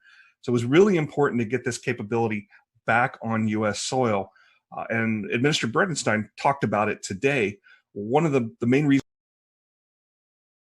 we want to do that is we have one American up there right now. We want to have more. The more Americans we have up there, the more they can focus on specifically U.S. science. So the Dragon capsule that we attempted to launch today, we're going to give it another shot on Saturday, weather willing. Has the capability of taking 4 up at once. That's even a better option than using the Soyuz, because the Soyuz can only take up 3, and those are at most going to be 2 Americans, and it's generally only 1. The Soyuz as well, and I don't know if others feel this way, but when I watch it, I feel like it's something straight out of a James Bond Soviet Union era technology, and that is like the complete opposite of what SpaceX has developed here, because they not only did hopefully a very efficient rocket based on what we've seen with the uncrewed missions, but also, and Brad, you were touching on this before the show, there's a little bit of style that they incorporated into not only the spacecraft, but also the suits we're seeing here. Yeah, they're very interesting. I love the helmets. The rest of it, I don't know. It almost looks like some kind of weird like leisure suit, and then they've got like shrimping boots on or something. Those were actually designed by a Hollywood costume designer. Elon Musk went out and specifically got one of the costume designers that was working on Marvel films and said, you go sketch us up something. You tell us what these are supposed to look like. Then they handed it over to the geeks who actually made it work and made it functional so it can protect the astronauts when it needs to protect them. But yeah, the helmets are cool. Those cool helmets, I love. They do look pretty cool, don't they? I will say one thing about the Soyuz, though. If you've ever seen pictures of the outside of the space station, you can pick those Russian elements out really, really easy. They're bulbous. And the reason they're bulbous is because a sphere is a very strong thing and can hold pressure really well. But the thing about Soyuz and the thing about those older rockets and those older capsules is the thing that you really want to have underneath of you and around you when you're in space is something that is well tested. And those rockets have been around a long, long time and are very well worn and have had the bugs worked out of them. We had an incident a couple of years ago where one of the solid rocket motors that come off during ascent bumped into the capsule, and they ended up having to go into abort mode that they hadn't done in I don't know for how long. But previous to that, we really hadn't had any incidents with the Soyuz. The Soyuz is old-fashioned, and it doesn't look that great. It certainly isn't as sexy as what SpaceX is doing out there with their nice, clean cockpit and reverse lighting, much like you have over your shoulder there, Brad. You've got some style there as well. But it's very functional and it's very reliable. Can you talk to us? We know you've been following this SpaceX progress probably a lot closer than most. Can you talk to us about what SpaceX has had to overcome to get to be the first commercial operator to take astronauts back, and what are some of the challenges that they may still face as somebody who's not as well seasoned? Yeah, well, they're still going to have to face some challenges there, simply because you got to have the first flight sometime. And it's kind of a first flight and it kind of isn't. It's on a well-proven rocket. The Falcon 9 has a pretty good safety record. We've only lost a couple of them. But what they really have going for them is iterations. They've flown these things over and over and over. So they had an opportunity to perfect it. Does that mean that it's perfect? Certainly not. But it is sufficient to the point where not only SpaceX is comfortable with it, but if you listen to the NASA administrator and the folks that are involved in these kind of decisions, particularly during flight readiness reviews that have been going on for the last couple of weeks, they're confident. They have enough confidence to put those 2 astronauts on top of them. So what they have ahead of them is they'll learn something on this flight. Hopefully it'll go off without a hitch on Saturday. Hopefully the weather will cooperate, but they're going to learn some things. There's going to be something that didn't go quite right. There'll be something that can be improved upon. When you listen to the call during the launch, one of the last people you hear from is a flight test director. And that may seem a little odd that, we got 2 people on top of this rocket and we're about to send it off into orbit and we're still testing. But this is absolutely a test. The name of this mission is Demo 2. It's a follow-on Demo 1. Demo 1 was pretty much what you're going to see on Saturday, but without the astronauts. Every one of these things is a test, and it's a way to gather more data and to improve on things. The setback that SpaceX had I don't even remember how long ago. It was sometime last year or maybe even the year before that, where they lost one of the Crew Dragon capsules on the pad because of some of the hypergolic fuels that that are used on orbit. They're fuels that basically, if you put part A and part B together, you create an explosion. You point that explosion in the right direction, you got thrust. There was, I believe it was a leak that they basically lost that capsule. That capsule was all but pulverized. So that was a bit of a setback to them because they didn't get as much data as they would have hoped from something like that. You learn more from your failures than you do from your successes. So this is some of the most instrumented spacecraft ever. They're gathering tons and tons of data from it. So once we do get this launch off, they're going to be gathering lots of information and improving things. So Tony, what's the relationship between NASA and SpaceX? Who's kind of responsible for what? NASA is the customer. They put out the requirements, and SpaceX is the contractor fulfilling those requirements. It's kind of a similar relationship as the DoD would have with any of their contractors, if you're familiar with that world at all. That being said, though, there's a fair amount of oversight that NASA still has in this, particularly because of the human spaceflight aspect here. There are people on board this thing. There are former astronauts that are involved in all of those reviews. And somebody asked during one of the press conferences this week, who in NASA, if anybody, can raise their hand and say, no, something's not right, something's not safe. And the answer that was given by the administrator was anybody involved in the review panels. And SpaceX reiterated that they have a culture that they're trying to promote there, where anybody that's involved in building something can and should raise concerns as well. How much that actually happens, that remains to be seen. I don't know of any specific reports of it, but that's at least the story that they're telling. Tony, in a moment, we're going to listen to some of that audio communication today as they came to the realization that the weather was going to be a no-go. Set this up for us. Who's doing the talking here? Is it NASA or is it SpaceX? If it's the clip I think you're talking about, you're actually hearing an Air Force officer. So there is a wing of a part of the 45th Space Wing down at the Cape Canaveral Air Force Station that is responsible for forecasting weather all along the Cape Canaveral Air Force Station, where there's additional launch pads. SpaceX is using one of the launch pads there in addition to the one that was in use today, the historic 39A launch pad. That's actually on the Kennedy Space Center side of things. They're responsible for forecasting weather involved in launches. They also provide weather forecast for the station itself whenever they're moving around equipment and want to know about things like winds and rain and that sort of thing. The person you were hearing there was called the launch weather officer, and they are on equal footing with anybody else that is giving the go, no go call during that final pull before they decide to actually light it or scrub and wait until the next opportunity. But they are someone who is speaking for a larger team of experts. And many of those experts are very focused on looking at things like lightning. And that's kind of how things shook out today. There was a lightning concern that we can get into. Yeah, let's listen to the audio here, and then we'll talk about that exact lightning concern. Unless you can give us another 10 minutes, I don't think we're going to get there with any of the rules today. I'm going to give you 10 minutes. I mean, another 10 minutes past T0. Oh, 16:45 local. I think we'll probably be clear on all the rules, but not quite going to make it for this. Okay. We're going to check back in with you in about 2 minutes, and then I'll call it up at about T-minus 17 minutes. Okay. Yeah, there's some of them are starting to count down, but we still have one above 2,000. So if that gets below...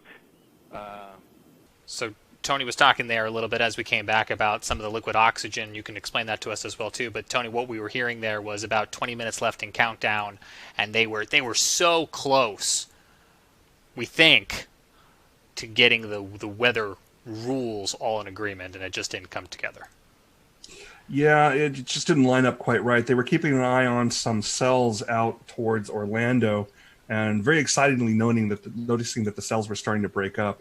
I was watching them, live there as well. There's a rule that says, several of the rules mention 10 nautical miles, which if you've ever been down in that area, runs out not quite to Titusville and I-95.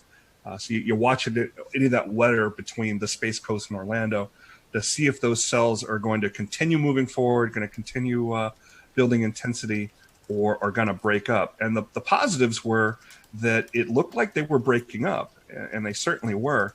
But that's not the only consideration that they're making there. What they were mentioning was field mill generators, and they dot all around not just Air Force property and NASA property. As you're driving out along the beeline heading back towards Orlando, you might notice some very tall towers out in what look like swamps or Farmers Field or something like that. These are more weather towers that exist further out towards Orlando, because as you can see, all the weather moves from the from the west to the east. So they're monitoring that as that goes along. These field mills, they're about the size of a large coffee can, and they have a spinning disc inside of them. And what they're doing is measuring the electric potential of the atmosphere, and they're measured in volts per meter. So there's everything has some level, some acceptable level, and it's about 1,000 to 1,500 volts per meter. And there's that, and you can see all those circles with the plus sign through them. Those are all field mills. I don't know which ones particularly were violating, but there was enough of them violating where they were running up over 2,000 volts per meter. I heard on the weather loop that wasn't sufficient to clear in time. They did see that voltage potential going down, and they did say about, like they said, about 10 minutes after launch, conditions were right where they could have launched. So it's worth pointing out here too that this was an instantaneous launch. If that was a shuttle sitting on the pad and it had sufficient fuel, we might have been able to launch today, because the shuttle had a wide enough window. It carried extra fuel. It had some additional steering capability that was not designed into the Falcon 9. The Falcon 9 was designed more for efficiency. We know that we can come back the next day and try to launch again. But the shuttle was designed in such a way that we could launch as far as up to 10 minutes after the planned launch time and still steer back into that plane. But the Falcon 9, you launch the second that you planned on launching, or you don't launch. It's not a matter of throttling up and catching back up to where you planned on being. Once you're in the wrong orbital plane, you'll never catch up with station. So that's why it was set up that way. So we've read through your tweet from earlier today, and it was kind of interesting seeing the different types of criteria needed to launch or to stop a launch. Mm-hmm. Do you want to kind of speak to more of some of these different conditions that can get in the way of a launch occurring, or what it takes to actually? If you don't mind, bring that graphic up, and you guys are the weather weenies here, so feel free to jump in on anything you see here that catches your eye. There's basically, we'll call it three things that they're looking at. Precipitation is one of them. We don't want to launch through precipitation. That's just a no-go. The other thing is clouds, and the clouds kind of go two ways. There's a thick cloud rule that's in place. We have launched other missions through clouds, uncrewed missions, and you see a really brightening of the cloud as the plume goes through it. But for a crewed mission where we want to keep eyes on the vehicle, particularly during a test like this, where the high definition video, they're basically shooting through telescopes that are on these. They look like old World War II guns that can elevate and follow the track of the vehicle as it goes up. We want to keep eyes on that. So that thick cloud rule is another one. But the rest of the cloud rules, when you really look at them in depth, they are all about lightning. Anvil clouds. Once a cumulus cloud has matured and a storm has matured to the point where you start seeing those overshooting tops as it's touching the bottom of the stratosphere, that's the kind of thing that really worries a launch weather officer, because it's got the potential to generate a lot of lightning. Lightning's very bad for rockets. I mentioned that earlier, how Apollo 12 was struck by lightning. Smoke in the area can trigger lightning. The rockets themselves can trigger lightning. That plume that is coming off the rocket can act as a bit of a grounding rod, and the lightning is drawn to the vehicle itself because it's trying to find that path to the ground, and the plume itself can create a path to the ground. So any potential for lightning in the area we want to avoid. A good percentage of those launch weather criteria that you see there is about avoiding lightning. Yeah, Tony, I was going to say the lightning is concerned, but I can see 2 or 3 other ones, especially the convective debris one and the within 10 nautical miles of an anvil.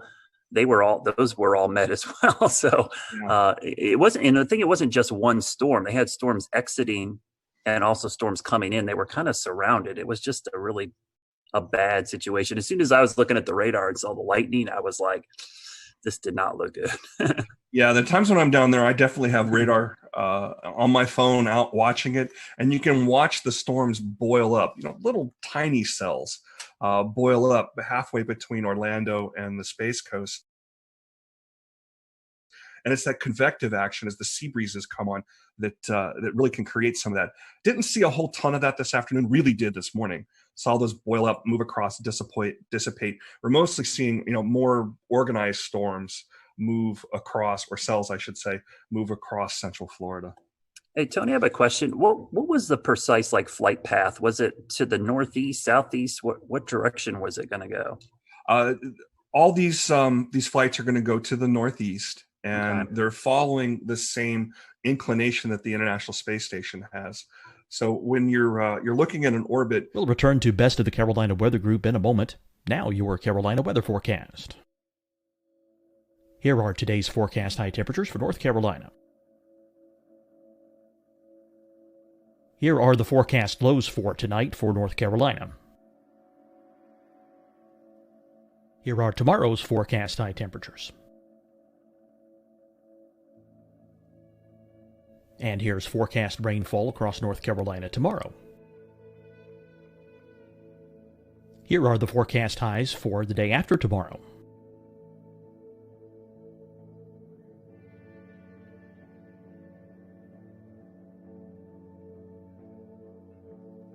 And here's the forecast rainfall across North Carolina for the day after tomorrow. This is the total rainfall forecast across North Carolina for the next 3 days. Here's the severe thunderstorm outlook for today from the Storm Prediction Center.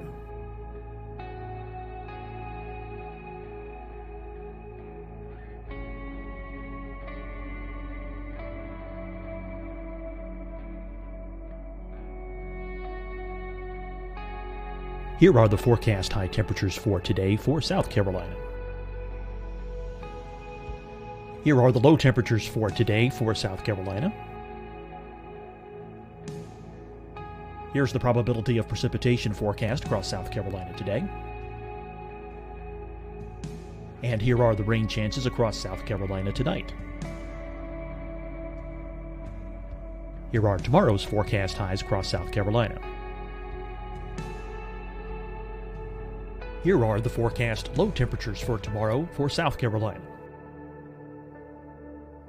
And here is the probability of precipitation across South Carolina tomorrow. Here's the precipitation chances across South Carolina tomorrow night. Here are the forecast highs for the day after tomorrow in South Carolina. Here are the forecast low temperatures across South Carolina for the day after tomorrow. And here are the rain chances across South Carolina for the day after tomorrow. And South Carolina's probability of precipitation for that night. Here's the Storm Prediction Center's severe thunderstorm outlook across South Carolina for today through tonight. Here's the Storm Prediction Center's severe thunderstorm outlook across South Carolina for tomorrow and tomorrow night. And here's the Storm Prediction Center's severe thunderstorm outlook across South Carolina for the day after tomorrow through that night. Here's the severe thunderstorm outlook for today from the Storm Prediction Center.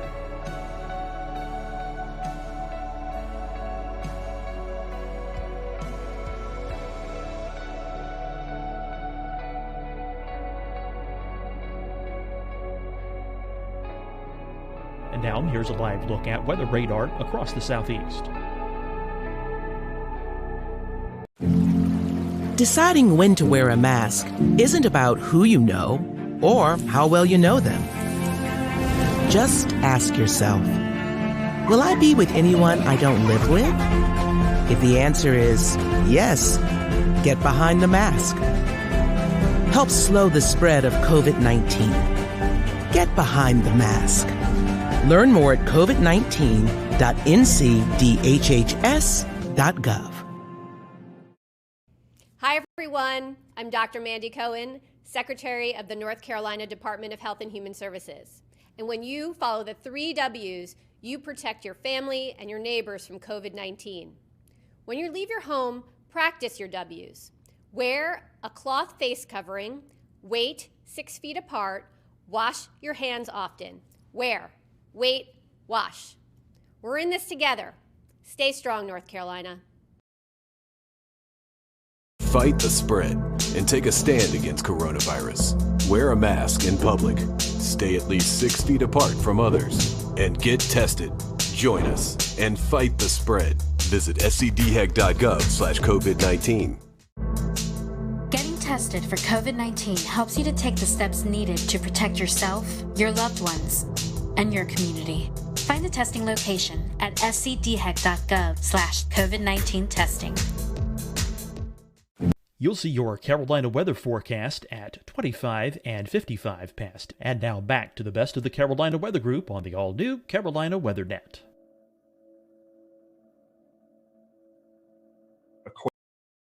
Equator, and you measure that angle between the equator and wherever your flight path is, and it's I have the exact number, it's 50 some degrees, so it kind of runs up the east coast almost parallel to it.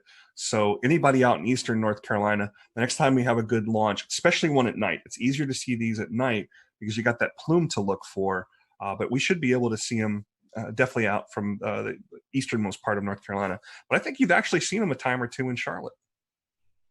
Yeah, we got lucky with that sunrise launch because the sun was coming up and it illuminated the plume on the horizon, and it was spectacular. It freaked people out, but as soon as I saw it, I knew right away. I'm like, oh, this is awesome. It was just the perfect setup of lighting and angle and everything. Brad, Venus freaks people out, so. Well, Tony, I have a question. We're talking about the weather and it kind of scrubbed this launch. So what happens now? I mean, what do you think the mindset of these astronauts are? I mean, now you get pumped up for this, and now it's kind of wait a few more days. I think this is a bit of muscle memory for them. It is not built up in their mind, maybe to the point where we think it might be, because they've done this so many times. There's a comment made on the broadcast today. Well, we got another good dry run. And in their minds, that's probably what this was, a more organized dry run with more cameras and more attention. They saw this as a positive thing. This was another chance to check out the suits. This was another chance to check out, make sure those Teslas would make it to the launch pad without any problems there. I didn't see any superchargers on the launch pad, so I guess those things were fully charged before they popped the astronauts in there. It was another chance to see their families. They've been in quarantine for a good amount of time. That's normal. We always quarantine our astronauts before they go, something we learned back in the Apollo days. So they've done this so many times in simulations and in dry runs and things like that, that this is kind of business as usual. This is their office. I'm sure they wanted to fly today, and they would have rather gone today than have to wait a couple more days.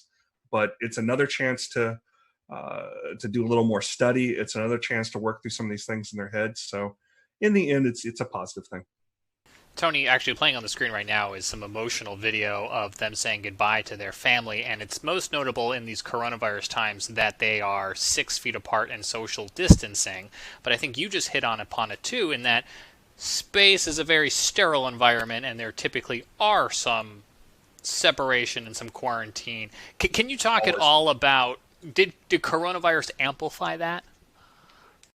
Not really. The main thing that the main impact that it had on this launch was in the support personnel.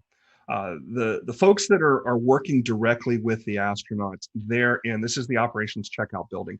It's existed since the I believe the Gemini days, or definitely during the Apollo days. This is where there's some small apartments the astronauts stay in. There's some dining facilities. There's of course a kitchen there, and there's folks that support that. So there's fewer people involved with that, and the people involved with that were in their own quarantine as well. But this that distancing you saw there, there used to be when the astronauts would arrive from Houston into the Kennedy Space Center, near that landing strip where their aircraft would come in, there was this drainage ditch, that the families would be on one side and the astronauts would be on the other. And that was where they said their goodbyes. So it's very common for the families to be separated from the astronauts just for their safety. One thing that's worth noting in that great video where you saw the two boys, the similarities with these two astronauts are kind of fun. They both have two boys about the same age. Both the astronauts are about the same age. They joined NASA. They were accepted into the astronaut class of 2000. So there's a similarity there. They're both test pilots. One was in the Air Force, one was in the Marine Corps. They both married astronauts as well. And both of their wives have PhDs. One's an oceanographer and the other is a mechanical engineer. But they're kind of similar in that regard. So it's really cool that they got to see their families here. And the one thing I really like about the Tesla is once those doors are shut and those guys are sealed in, the boys got to go up and wave goodbye to their fathers a little bit closer. You didn't get that in the Astra van. They just hopped on board and headed out there. Kind of brings us right back around to that whole stylistic difference we're seeing now with SpaceX in 2020. Did we think Elon Musk was going to put them on a motorhome and send them out there? No, he's going to send them out there like this. I did like the addition of the worm logo too, the old worm logo type. I was going to ask you that. That was going to be my end question. But is that your preference over what I learned today is otherwise called the meatball?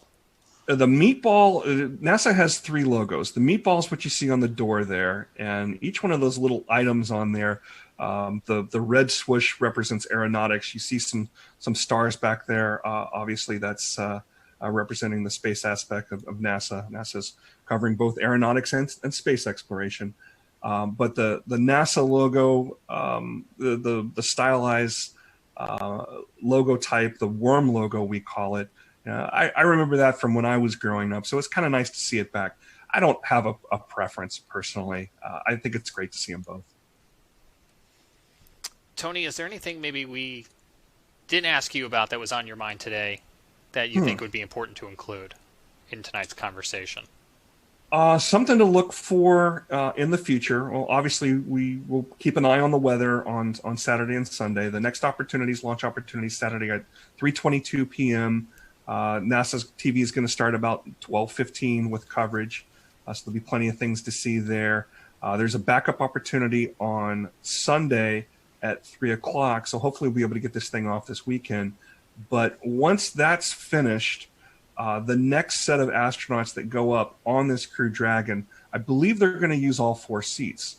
So we'll see this really starting to meet the demands that it was set out there for. And keep in mind that this isn't the only commercial human space flight effort that is out there, that NASA is partnering with a commercial entity. Next, we're going to see Boeing. And we don't have dates on when that's going to be, but Boeing has a Starliner, is what they call their capsule. And it's going to be on top of an Atlas rocket, which is put out by United Launch Alliance. SpaceX builds both their capsule and their vehicle, and the launch vehicle, the Falcon 9. But there's an additional partnership with United Launch Alliance, which NASA has a long history with. Just about every uncrewed mission, all the robotic missions through the Jet Propulsion Laboratory that are out there studying the sun, studying Mars. We're going to have a launch of the Curiosity rover's twin, Perseverance, here in July. That's going to be on a United Launch Alliance rocket as well. That's a very well-proven rocket, too. It's actually the rocket I've seen launch the most. The times I've gone down there, mostly to see uncrewed launches. So keep an eye out for that as well. Is the plan here to get some commercialized versions of the International Space Station up there orbiting? That's one of the things that's being discussed, and it's certainly not going to be the last station up there. It is the most expensive, most complicated things humans have ever built. So I don't think SpaceX is going to be putting up their own version of this anytime soon. Are there commercial benefits to having an ability to do science and do manufacturing in low Earth orbit and taking advantage of the microgravity? Absolutely. We're doing things like we're even 3D printing human organs on station, something that you just can't do in the normal gravitational environment of Earth. You have to be up there in microgravity to do it. So there's applications. That's something that's going to happen. Is it going to happen in short order? Probably not. But there's definitely applications in space, and that's the direction things are going.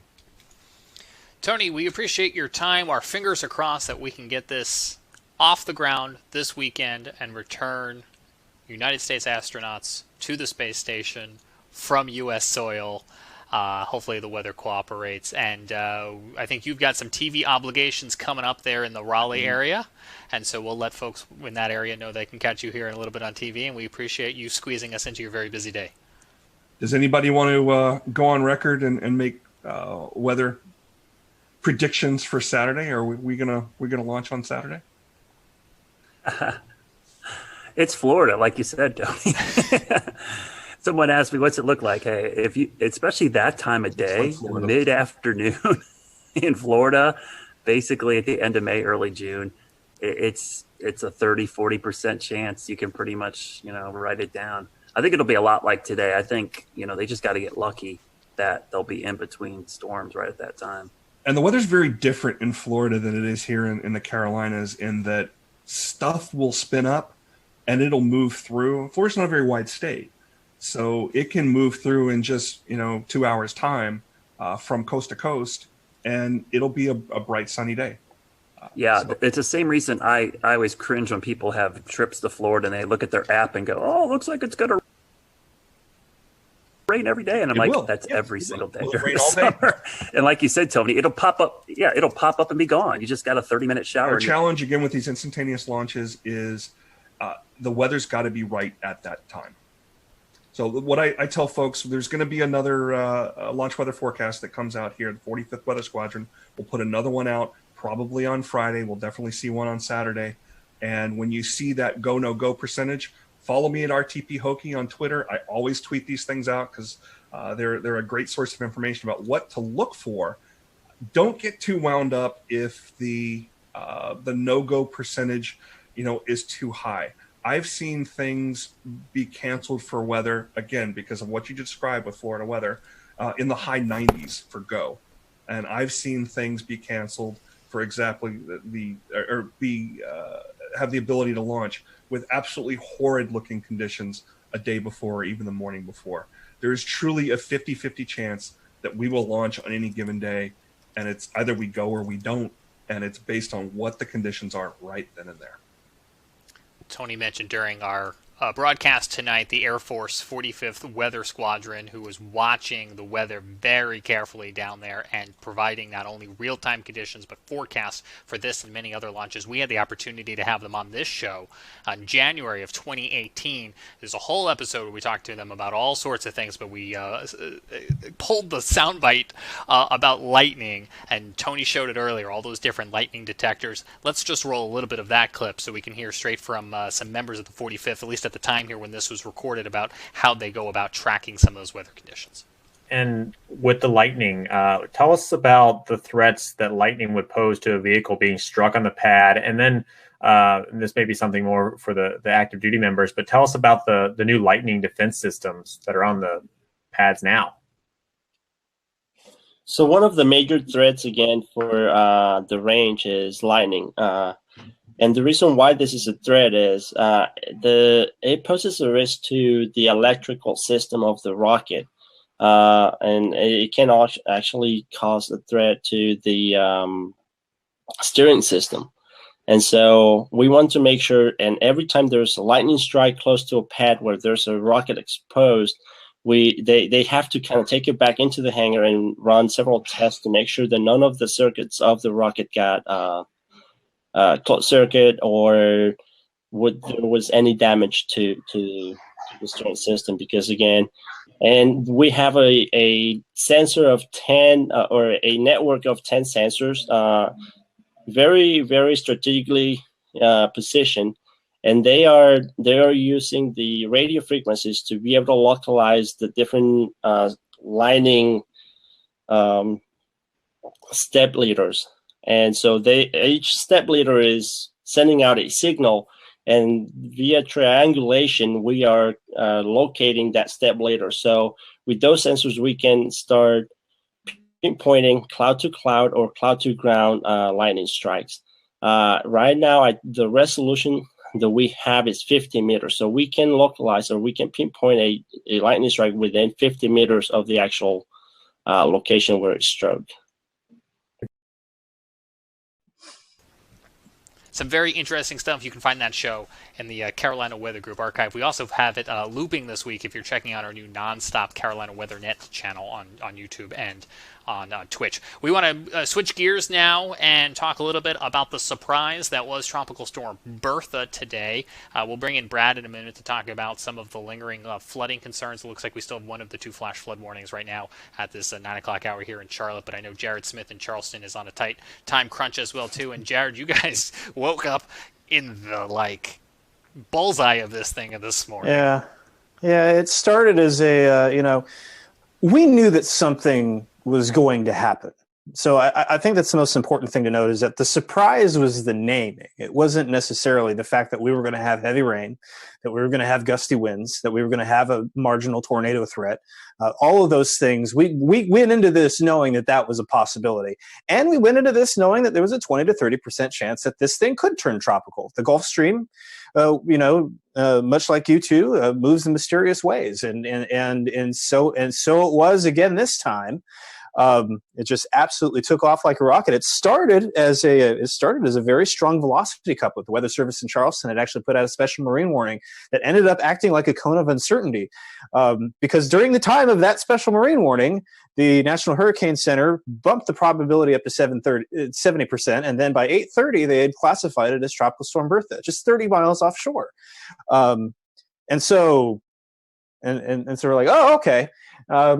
So this is happening, and yeah, it came ashore. It was had some pretty good wind gusts. The buoy at the Edisto buoy went to 59 miles an hour, which was pretty good.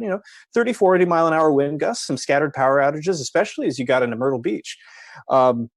Wasn't that bad. We've had way worse. We had tornadoes last week, right? And we had even heavier rain. Of course, we had flooding downtown, as we often do, but we had that even worse last week. So.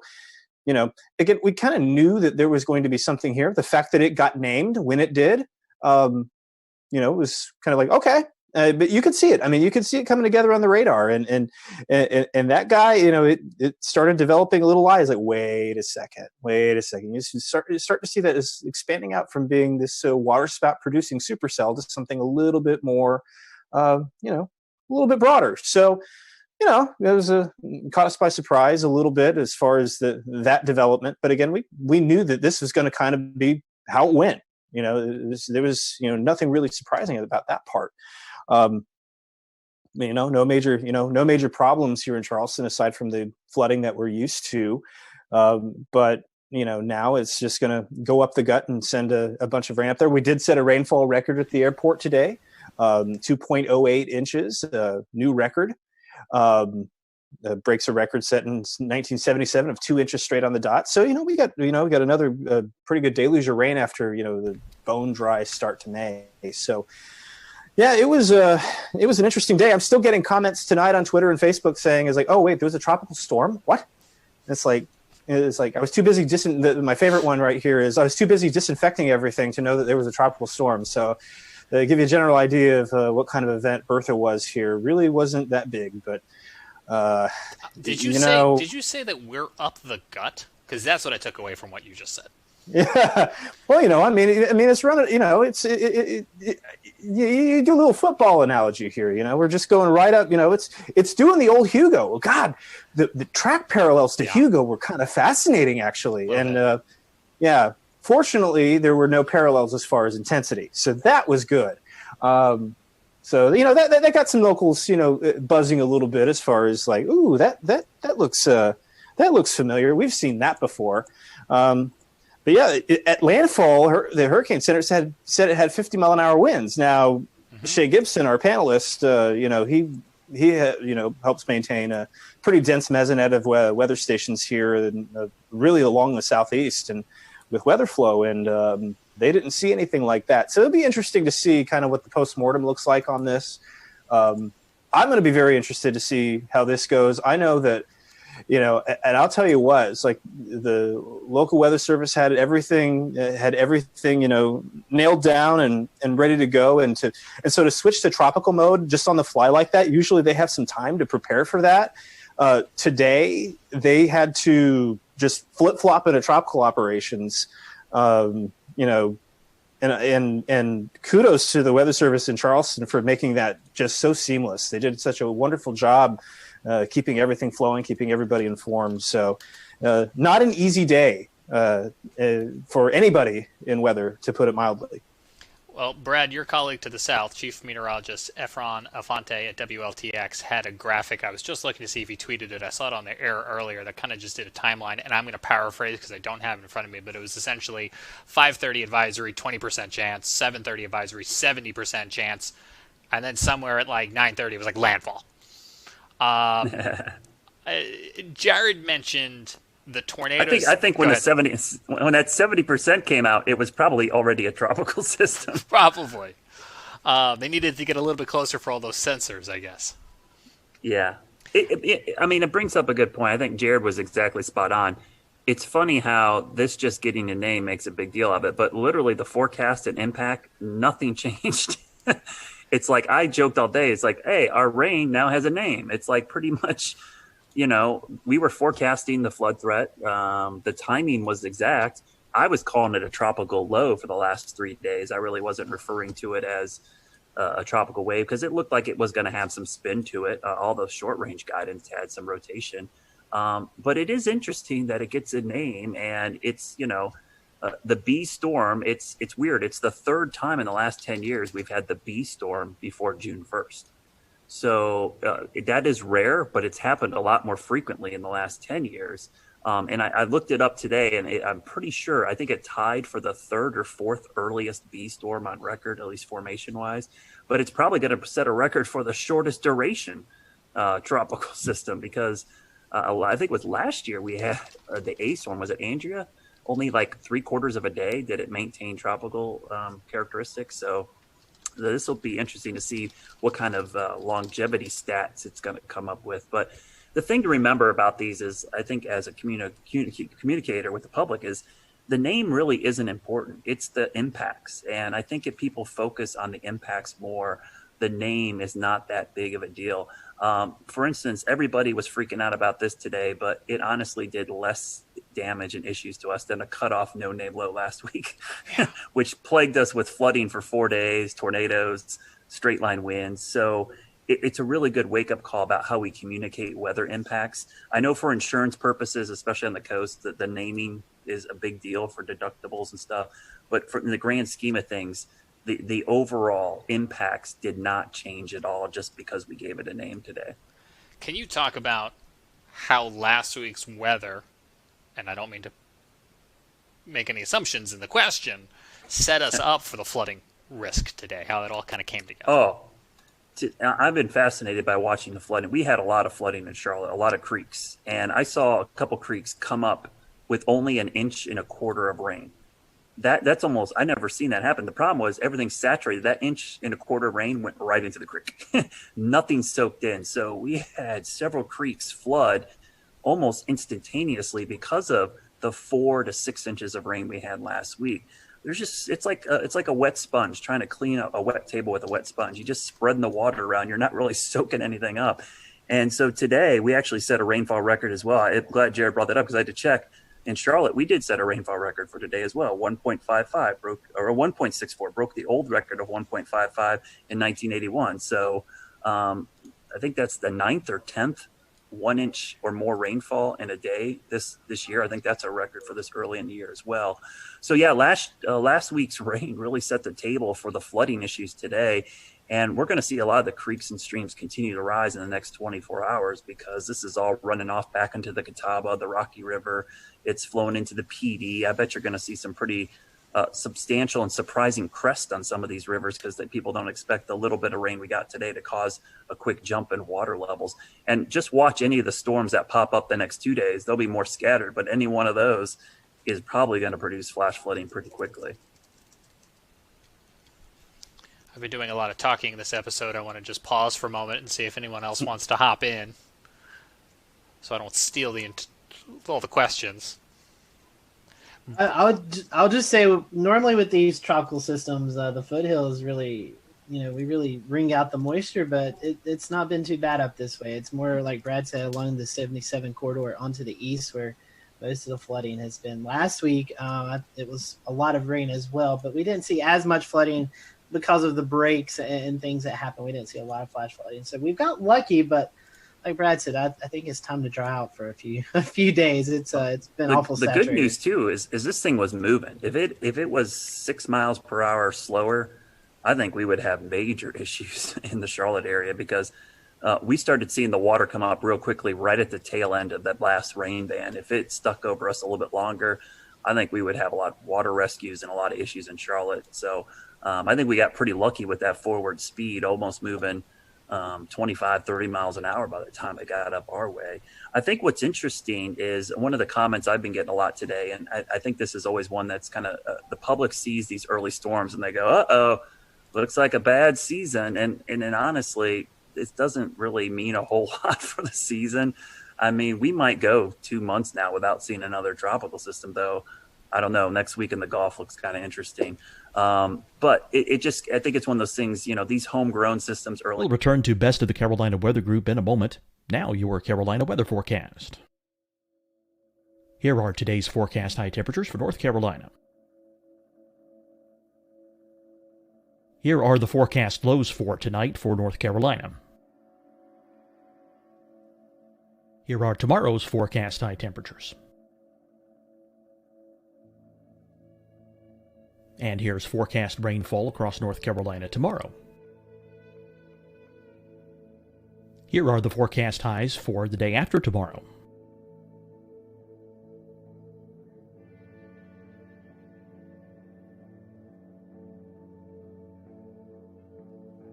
And here's the forecast rainfall across North Carolina for the day after tomorrow.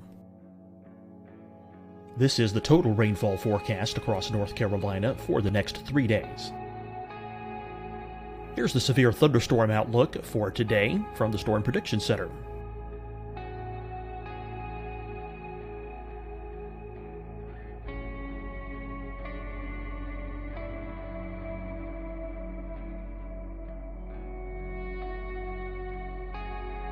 Here are the forecast high temperatures for today for South Carolina. Here are the low temperatures for today for South Carolina.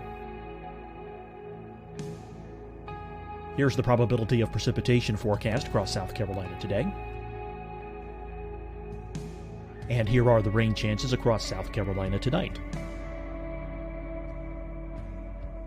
Here are tomorrow's forecast highs across South Carolina.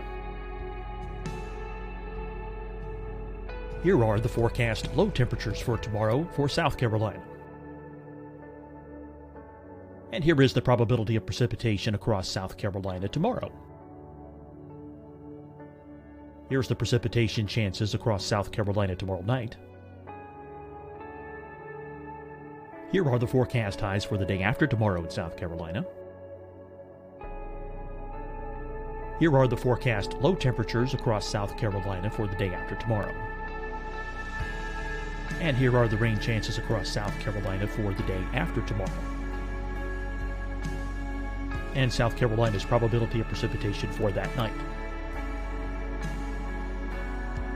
Here's the Storm Prediction Center's severe thunderstorm outlook across South Carolina for today through tonight. Here's the Storm Prediction Center's severe thunderstorm outlook across South Carolina for tomorrow and tomorrow night. And here's the Storm Prediction Center's severe thunderstorm outlook across South Carolina for the day after tomorrow through that night. Here's the severe thunderstorm outlook for today from the Storm Prediction Center.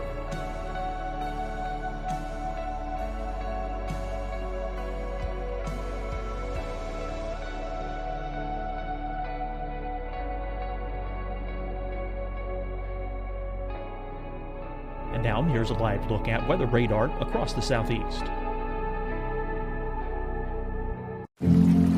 Deciding when to wear a mask isn't about who you know or how well you know them. Just ask yourself, will I be with anyone I don't live with? If the answer is yes, get behind the mask. Help slow the spread of COVID-19. Get behind the mask. Learn more at covid19.ncdhhs.gov. Hi, everyone. I'm Dr. Mandy Cohen, Secretary of the North Carolina Department of Health and Human Services. And when you follow the 3 W's, you protect your family and your neighbors from COVID-19. When you leave your home, practice your W's. Wear a cloth face covering, wait 6 feet apart, wash your hands often. Wear, wait, wash. We're in this together. Stay strong, North Carolina. Fight the spread and take a stand against coronavirus. Wear a mask in public. Stay at least 6 feet apart from others. And get tested. Join us and fight the spread. Visit scdhec.gov/COVID-19. Getting tested for COVID-19 helps you to take the steps needed to protect yourself, your loved ones, and your community. Find the testing location at scdhec.gov/COVID-19 testing. You'll see your Carolina weather forecast at 25 and 55 past. And now back to the best of the Carolina Weather Group on the all-new Carolina WeatherNet. That are over water. This is kind of par for the course. This isn't really all that crazy. The only thing that would have me concerned, and Jared brought this up, is how warm the water is in the Gulf Stream and in the Gulf of Mexico. I think the sea surface temperatures are something I'll be watching a lot this hurricane season. But, you know, if we have a busy season and they're all fish storms, nobody's going to say anything about these later on in the season. And we'll remind folks that last week the Hurricane Center came out with their outlook for the season, and it was kind of at or above normal range. Yeah, it looked a lot like last season. Honestly, when you look at the numbers, it's almost like a regurgitation of last season's exact numbers we got. So, yeah, those above the seasonal forecasts get a lot of publicity, and there is some skill in them. Some of the forecasters do an amazing job, but the thing I always caution the public is the number of storms does not mean anything to you. One storm hitting you is a bad season. So I always bring up 1992, Hurricane Andrew, first storm of the season, one of the worst storms in U.S. history, the A storm. I think we ended up with 7 total named storms the entire season. But everyone will remember that season for Andrew. They won't. No one's going to go, 1992 was a great hurricane season. We only had 7 storms, you know. So the number isn't always important. It's the 2 or 3 that end up affecting you that really defines the season, in my opinion. Brad, let me ask you a non-hurricane question, a lifestyle question for Charlotte and I think beyond. It's been raining so much lately, I haven't been able to get out and cut my lawn, tend to the garden. Oh, when am I going to be able to do that?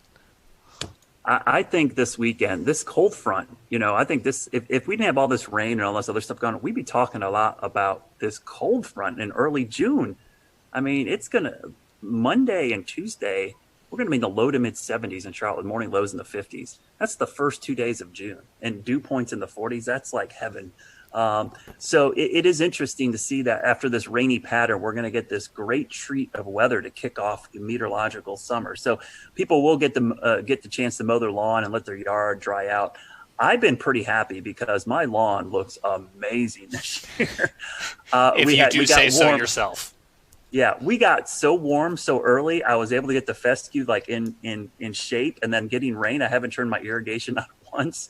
It's been amazing. The problem is just getting out in the yard to work on it. It's just been so so wet. And if you're trying to do a garden, it's been tough. Your plants are getting drowned out. So this weekend things dry out, and next week looks a lot better, and we get back to typical summer weather. It looks like by the end of next week. I think pools will start opening, and now that we're getting to phase 2 of the reopening as well, I think people kind of want it to warm up and dry out so they can enjoy some of those summer activities. Scotty, we had a big NASCAR race kick off this past weekend in Charlotte. They got in the Coca-Cola 600. It went to overtime after a long weather delay, but there's still some more races they're trying to get in, right? Can you give us a weather sports update? Can you see the bags under my eyes? I mean, it's been a long couple of days. We had rain for the Coca-Cola 600, made it the longest race, 607 miles. I think it was almost a 6-hour race with that hour and about 15-minute rain delay. Tuesday and Wednesday, we got off without a hitch. Tonight, tonight we had rain ending around the 8 o'clock start time, but the problem was it's going to take about 2.5-3 hours to dry the track with all the humidity around. So that would be a start time of about 11:30, and that's just not the best for folks who are wanting to watch on TV. So we're going to try again tomorrow evening at 7 p.m. out at Charlotte Motor Speedway. Weather looks good unless we get one of those pop-up thunderstorms around the area. So I'll be watching for some storms in the vicinity. Hopefully they all stay away from the track and we can get this race in, because they turn around in their shops on Friday and they head to Bristol, Tennessee on Sunday and Monday for this very condensed every other day, it seems like, racing right now for NASCAR to get called back up from all the missed races. It's like the baseball schedule, but for NASCAR. It is. I mean, and I was on a chat with the team out at Charlotte Motor Speedway, and they were all just dragging because it's long days. Teams come in early in the morning. They have to go through all the COVID screenings, and it just makes for a very long day out the track, and then you have to deal with the rain. So I know they are ready for it to clear out and get the racing back underway. So, yeah, we'll try again tomorrow night. Scotty, I think I was cracking up. We do a lot with NASCAR, and it's just so funny. We're going to cram all these races in the Carolinas in a 2-week period, and the 2 weeks we have it's like the wettest 2 weeks of the entire spring. It's funny. One of the folks we work with at the track, Brad, they said, maybe this is God telling us we shouldn't have started this early. I mean, it all made sense to have all these races regionally, but it's like, what a horrible time. It's like we've been just getting soaked and washed out. I did want to tell you one thing about Bertha, guys. I was just looking something up real quickly because I was thinking about it. The accumulated cyclone energy for Bertha. Look at this chart. The name storm day for Bertha was only half a day. I believe that is going to be a record for the shortest duration name, and 0.4 accumulated cyclone energy. So if you look at the chart here, it shows observed versus climatology. Even though we've had 2 early season storms, it's barely above climatology. So I've always liked looking at this metric, because if you're not familiar with this metric, it basically shows intensity of storm and duration of storm. It comes up with a calculation called accumulated cyclone, or ACE. And I think it's a really good metric for trying to see how active a hurricane season is. So even though we've had 2 storms, you can see it's kind of accumulated cyclone energy of almost nothing. I was just looking because I had lost track of it, and I was like, is it still a depression?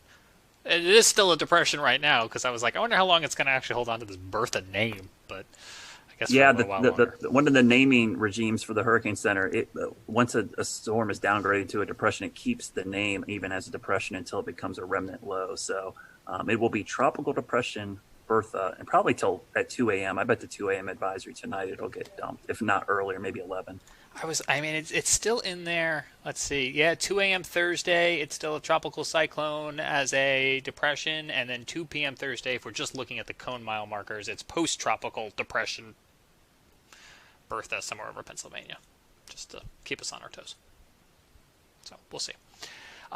Brad, thank you for your time. I know your day has been very busy. Your week's been very busy. One last plug for Weather School. You got a couple more days of that left, right? Yeah, 2 more days of Weather School. We will have, I believe if my numbers are correct, without our glitches, I think exactly 60 episodes of Weather School DVD since box the beginning of March. That's pretty impressive that we've been able to do that every single day at 1 o'clock. We've done a weather segment online live and on YouTube. So 2 more days of the school year. I will be happy. I love doing them, but I'll be honest with you, it's made for some long days.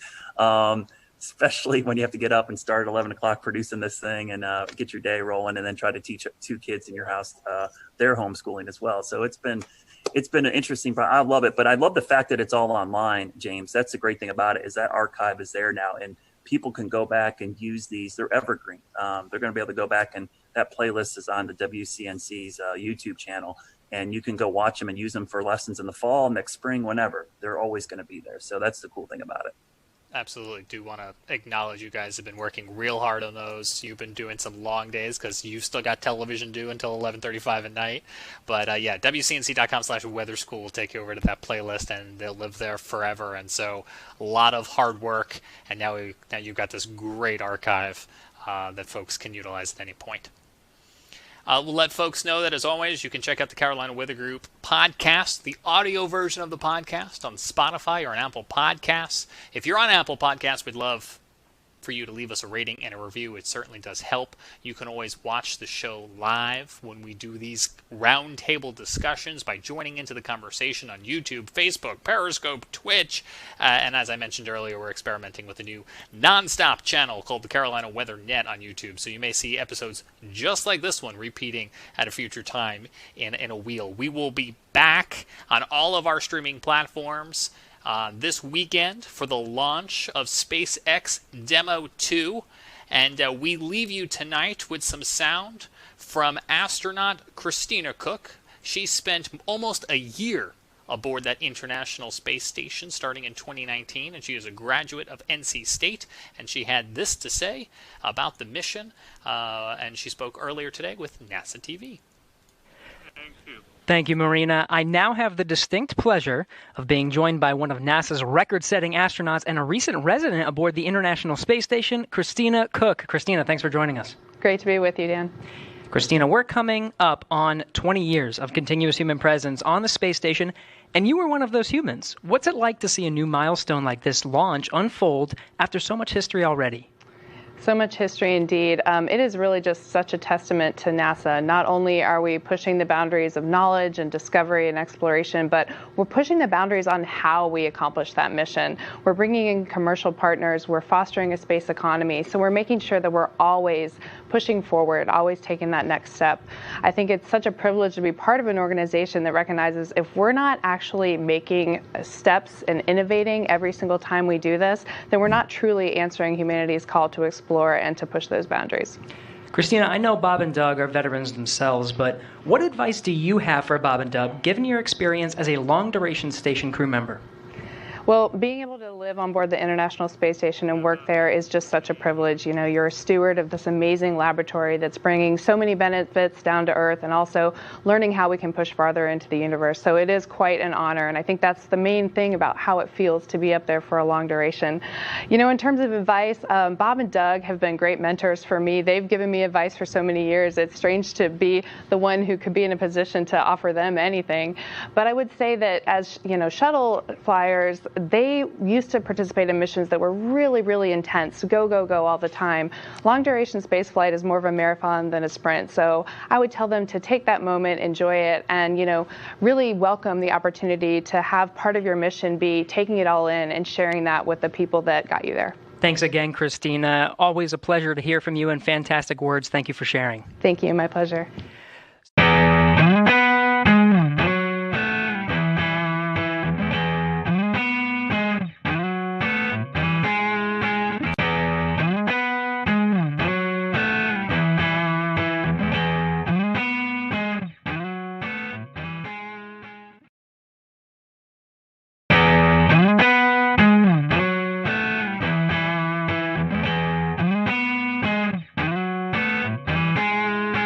Hello, everyone. Welcome to the Carolina Weather Group. We're happy to have you this evening, and we want to bring in Alex Forbes, meteorologist student at Mississippi State University. And Alex has got a really cool project that he's been working on and was able to present over the last few months, and we're happy to have him on tonight. We're going to be talking about the SPC and the different risk levels. You know, sometimes you hear us talk about marginal, slight, moderate, all that good stuff. Well, Alex was able to interview you all with some assistance from some meteorologists and kind of get a better understanding of when we mention these things, what do you actually learn from it. So tonight we're going to be talking about that and some of his findings. We'll let Alex promote his social media towards the end of the show. So if you do have any questions that you'd like to tweet towards him, you can send them his way, and he can maybe help you out a little bit more with some of his research. So Evan, I know you and I, we're excited to talk about this. We saw this project a couple of weeks ago presented, and we're ecstatic to have Alex on with us tonight. So Alex, before we kind of get into the meat of the subject, first time guest with us. So we want to thank you for that. And we always ask the first time guest question. How did you decide this is what you want to do? How did you catch the weather bug? So for me, it was first grade. It was March.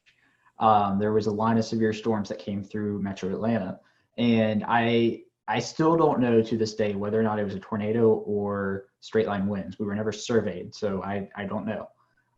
But a tree fell on the corner of my house, right over there. And it fell on the house and it fell on the ground, woke me up at 4 a.m. And that was what planted the seed. But I didn't really start to get into weather and meteorology until about 4th or 5th grade. And it just evolved over time. It started off with, or it continued with me doing the weather for the elementary news. And then, in middle school and high school and so forth, it just kept building and building and building. And lo and behold, I'm a senior now at Mississippi State. So something worked out. So in Georgia, I know Georgia has a meteorology program. What made you decide to go to Mississippi State? Yeah, so I want to do TV. Georgia has a fantastic geography program of which meteorology is a part of. They just recently added the meteorology degree, but Mississippi State is known for broadcasting, and that makes a difference. Plus, it's not exactly far from me. Mississippi State's, or Starkville is about 4.5 hours. It's close enough, and their scholarships they offer for out-of-state students is fantastic. So it really became a no-brainer. As a Florida Gator fan, I'd much rather cheer for Mississippi State than the Georgia Bulldogs. I know James won't be happy about that. But. Well, it's a matter of fact. So that's right. That's right. Well, let's before we get in trouble, let's talk about what you've done some research on. The Storm Prediction Center, Alex. We see these outlooks posted, especially in the spring and summertime, thunderstorm outlooks with severe weather. So you decided to kind of dig into it and kind of ask the public what they think of these words that we tossed out. But before we kind of get into your research, let's briefly go into each category. I know you had to do some research about those categories and basically kind of what kind of weather we see with those. Can you talk to us a little bit about those categories and what they mean, and maybe then we can lead into some of your research? Yeah, so the Storm Prediction Center issues convective outlooks. You might know them as the avocado maps. Typically, it's a green region with a yellow region inside of that, with an orange region inside of that. Sometimes you get the moderate, which is the red, and the high, which is the pinkish purple color. So what I did was a belief that has existed among broadcast meteorologists for a long time is that the names don't work. So marginal is you might see a storm. If you do, it could be severe. There's a certain percentage assigned to each of these that's arbitrary, and it doesn't mean a lot to the public. So I'm not even going to get into them because they're meant for meteorologists. Slight is a step up from marginal. You'll probably see storms. A couple of them might be severe. Enhanced is, okay, there's going to be storms. Probably half of them, give or take, might be severe. Moderate's like, okay, this is serious. There's going to be storms. They're probably going to be severe. And high is, there's storms. They're going to be severe. There's going to be, in most cases, tornadoes. Loss of life is a concern, so forth. But the other thing I would point out about them is that when these categories were updated in 2015, they're not equally weighted. Right? So the marginal was the old C text. It wasn't a category before this. It's not like an old slight is now a marginal. It's new category. Slight was split into two. They kept slight for the lower end of the threat, and they added enhanced for the upper end. And then moderate is still moderate and high is still high. So if you jump from a slight to enhanced, that's not the same from jumping from an enhanced to a moderate. And that's part of what confuses a lot of people, is that, meteorologists understand that an enhanced to a moderate is a much bigger jump from a slight to enhanced. People see, the lower category to the next category, and they say, okay, just another notch higher. So that's pretty much it in a nutshell. The other thing I will add is, in recent years, the Storm Prediction Center has begun to acknowledge a number system in association with the words. You'll see that on a few of their graphics, but it's not widespread use yet. So you reached out to the public to kind of do a survey and to see how people were handling the threats and interpreting all of the different lingo that's associated with them. What led you to choosing the Southeast as your kind of study group area? Yeah, so there's been studies in the past that show the Southeast United States is emerging as the new tornado hotspot within the United States. A lot of severe weather studies are based out of the traditional tornado alley: Oklahoma, Kansas, Nebraska, Arkansas. Also, I live in the Southeast. I want to know what people around me think. I want to work in the Southeast. I want to know what my potential viewers one day think right now. I think there's a tremendous value added about knowing that the data is from a specific region, so such that I am not conflating people's understanding of the outlook terminology in Georgia versus New York, because we get convective outlooks almost every day in the spring and summer. In New York, they get them 5-10 times a year, maybe. That's an estimate. I don't know for sure. So I think there's tremendous value added in having a specific area and understanding that and what those people think in that spot. So what'd you find? I know that's kind of a big question with a big answer, but tell us about it. 4,000 responses culminated into this. And the headline is that what meteorologists, the hierarchy of the words that the Storm Prediction Center uses, that the meteorologists understand, is not understood by the public. Now, I will throw this caveat in there, in that the convective outlooks technically are not designed for the public. They never were, they still aren't. They are designed for meteorologists to take and then interpret and relate to the public. But that does not negate the fact that they are used on TV channels, social media, everything that the public sees almost in terms of weather on a regular basis. So what the biggest thing is that the current hierarchy, the marginal, slight, enhanced, moderate, high, is what the SPC uses, and what the public perceives as the hierarchy of those words with no context is slight as the first level, marginal, which is the second, moderate, the third, enhanced, which is the fourth, and the fifth being high. So the high is the only category that translates from one to the other. So it's a problem. The results even surprised me to an extent. I expected the moderate and enhanced flip, but I did not expect the slight and marginal flip. It's something that needs to be taken into account, because whether we like it or not, the public has become the primary consumers of the convective outlooks. And if there's a disparity in what people believe, especially when it's conveying life-threatening information, perhaps days in advance, it matters. So that's the SPC part in a nutshell. There were some other pieces of the puzzle that was good news. Over 95% of people correctly identified alerts like a tornado watch, tornado warning, severe thunderstorm watch, severe thunderstorm warning. 82% either agreed or strongly agreed that a severe thunderstorm, the term severe thunderstorm, means that the storm is capable of causing as much damage as a tornado. So, something's getting through to these people with those terms. So that just brings up another conclusion that I had, that people should use the term severe thunderstorm, warning watch, as opposed to thunderstorm warning or watch, which I see on occasion. It's not widespread use, but I just thought I'd throw that in there.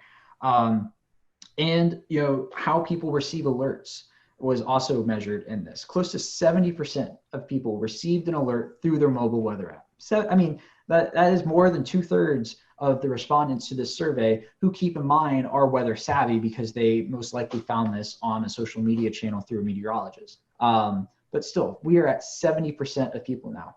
Now, I will include that I did not specify the wireless emergency alerts as a different option because I don't think people know the difference. But still, 70% of people are dependent on their phones for an alert, and that's where they receive it first.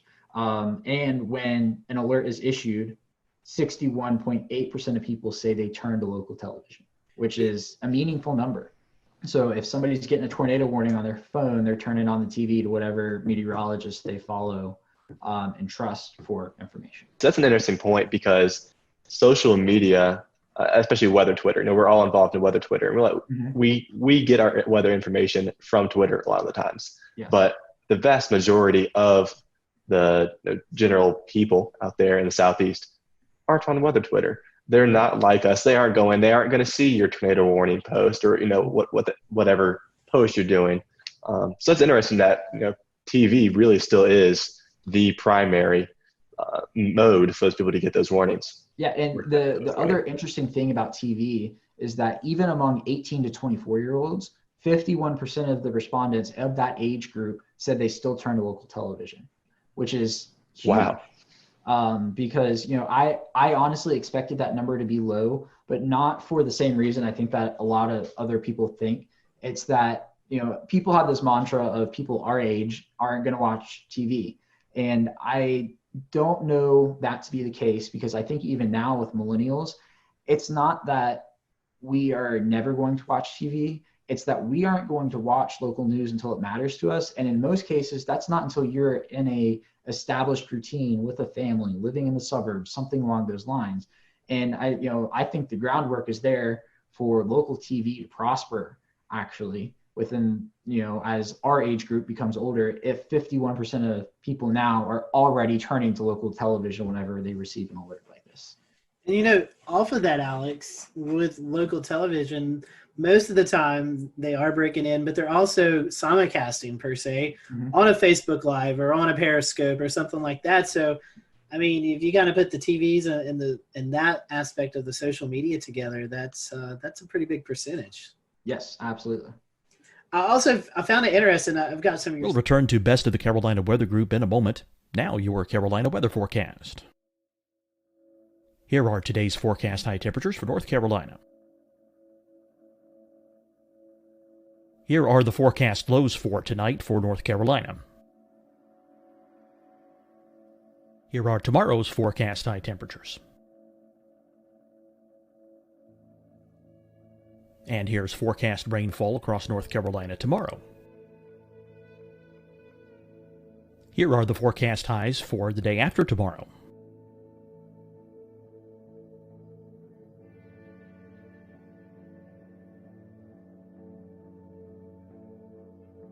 And here's the forecast rainfall across North Carolina for the day after tomorrow. This is the total rainfall forecast across North Carolina for the next 3 days. Here's the severe thunderstorm outlook for today from the Storm Prediction Center.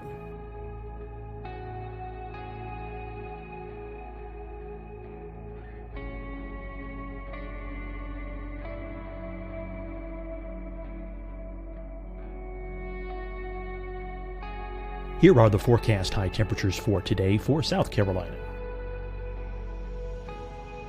Here are the low temperatures for today for South Carolina.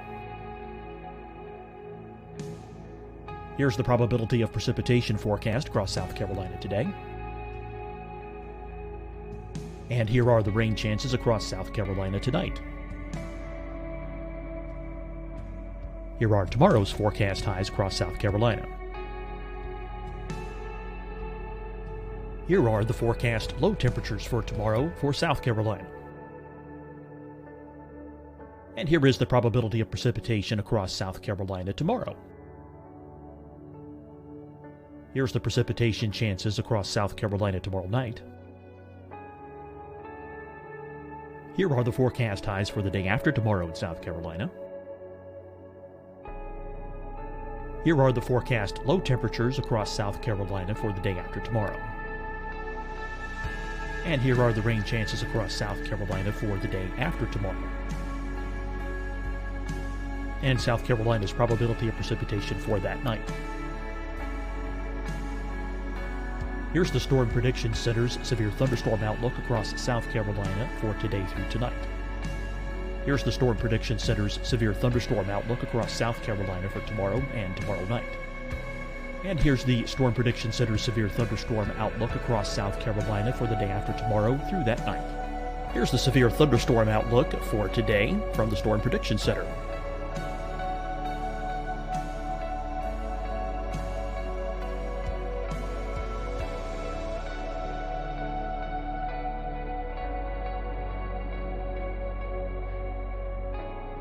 And now here's a live look at weather radar across the southeast.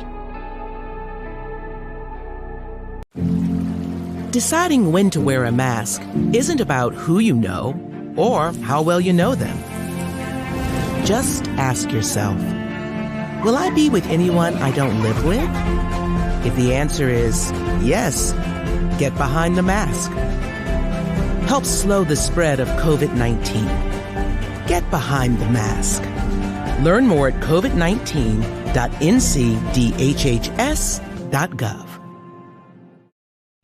Hi, everyone. I'm Dr. Mandy Cohen, Secretary of the North Carolina Department of Health and Human Services.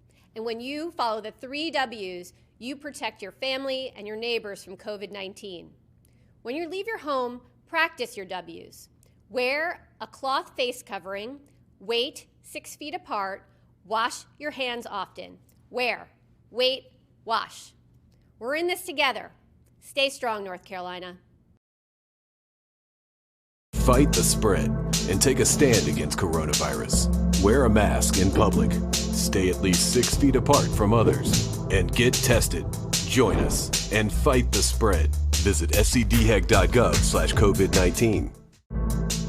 Getting tested for COVID-19 helps you to take the steps needed to protect yourself, your loved ones, and your community. Find the testing location at scdhec.gov/COVID-19 testing. You'll see your Carolina weather forecast at 25 and 55 past. And now back to the best of the Carolina Weather Group on the all-new Carolina WeatherNet.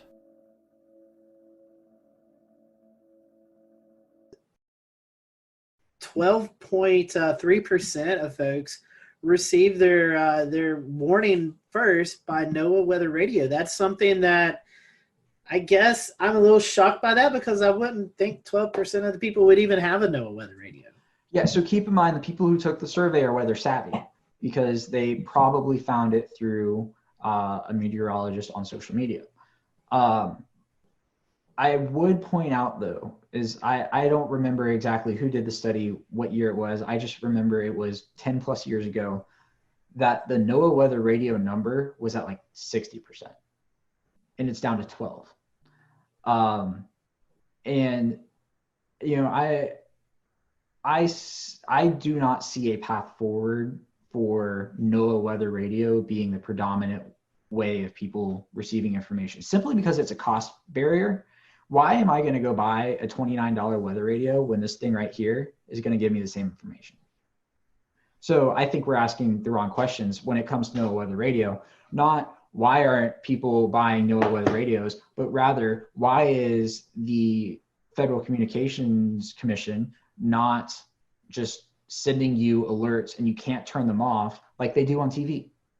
You know, if you are in a tornado warning and you are watching a broadcast channel, you are going to get an EAS alert. You can't turn them off. So there's precedent to do it. And I seriously think, you know, close to 70% of people are already relying on these. Why not just make it mandatory? And have that be the de facto NOAA Weather Radio. Now, I don't think they're ever going to go away. I think there's still a use for them. You know, what happens when your phone dies? What happens when there's a hurricane and you run out of power, your generator's out of gas, and you know you can crank a weather radio? That's the most extreme case, but I don't think they're going to be the main. In fact, they're already not the mainstream way of receiving alerts, and I don't think they're ever going to be again. I know you're doing some of these questions also about when they hear these warnings issued. about taking shelter or alerting friends and stuff. Can you kind of go in some of those details, what you found out? Yeah. So I asked about 4 alert types in particular: the severe thunderstorm watch, the tornado watch, severe thunderstorm warning, and tornado warning. And I asked when a blank is issued, I blank. So the other part of the blank is take shelter, alert friends and neighbors, monitor weather conditions, check social media, watch local television, and watch national television. Of those 4 questions, there's nothing I really found surprising. For each one, social media was between 80 and 90% with combined degree. For the troubling, I guess a troubling aspect is for a severe thunderstorm watch. 22% of people said that they take shelter. But keep in mind, these are the same people who accurately picked out a severe thunderstorm watch definition. 97.2% of these respondents correctly identified a severe thunderstorm watch. So, it comes down to people's interpretation of what take shelter means. Does that mean you just stay inside all day? Does it mean you go to the lowest level, most interior room? I don't know. But I mean, there wasn't anything that, is a red flag in the results specifically for those 4 questions. You were talking about wanting to go broadcast TV in the Southeast. So keeping that in mind, there's a lot of different styles of severe weather coverage. I think you have some folks who just kind of say, present the radar. And then you have folks like James Spann, who really gets down into the specifics, like it's going to affect the Dollar General in town X or town Y. I know you may have not surveyed the folks on that, but what is your opinion on that? What do you think is most useful for those folks who are turned into TV watching this coverage? Yeah, no, absolutely. The most precise you can be, the better. One of the reasons why James Spann has the following he does is because people see him as one of them. The fact that he knows where the Dollar Tree is in Gordo, Alabama, which I happen to know where it is too, because I drive past there to get to Mississippi State, and he uses that example all the time. So I feel good about it.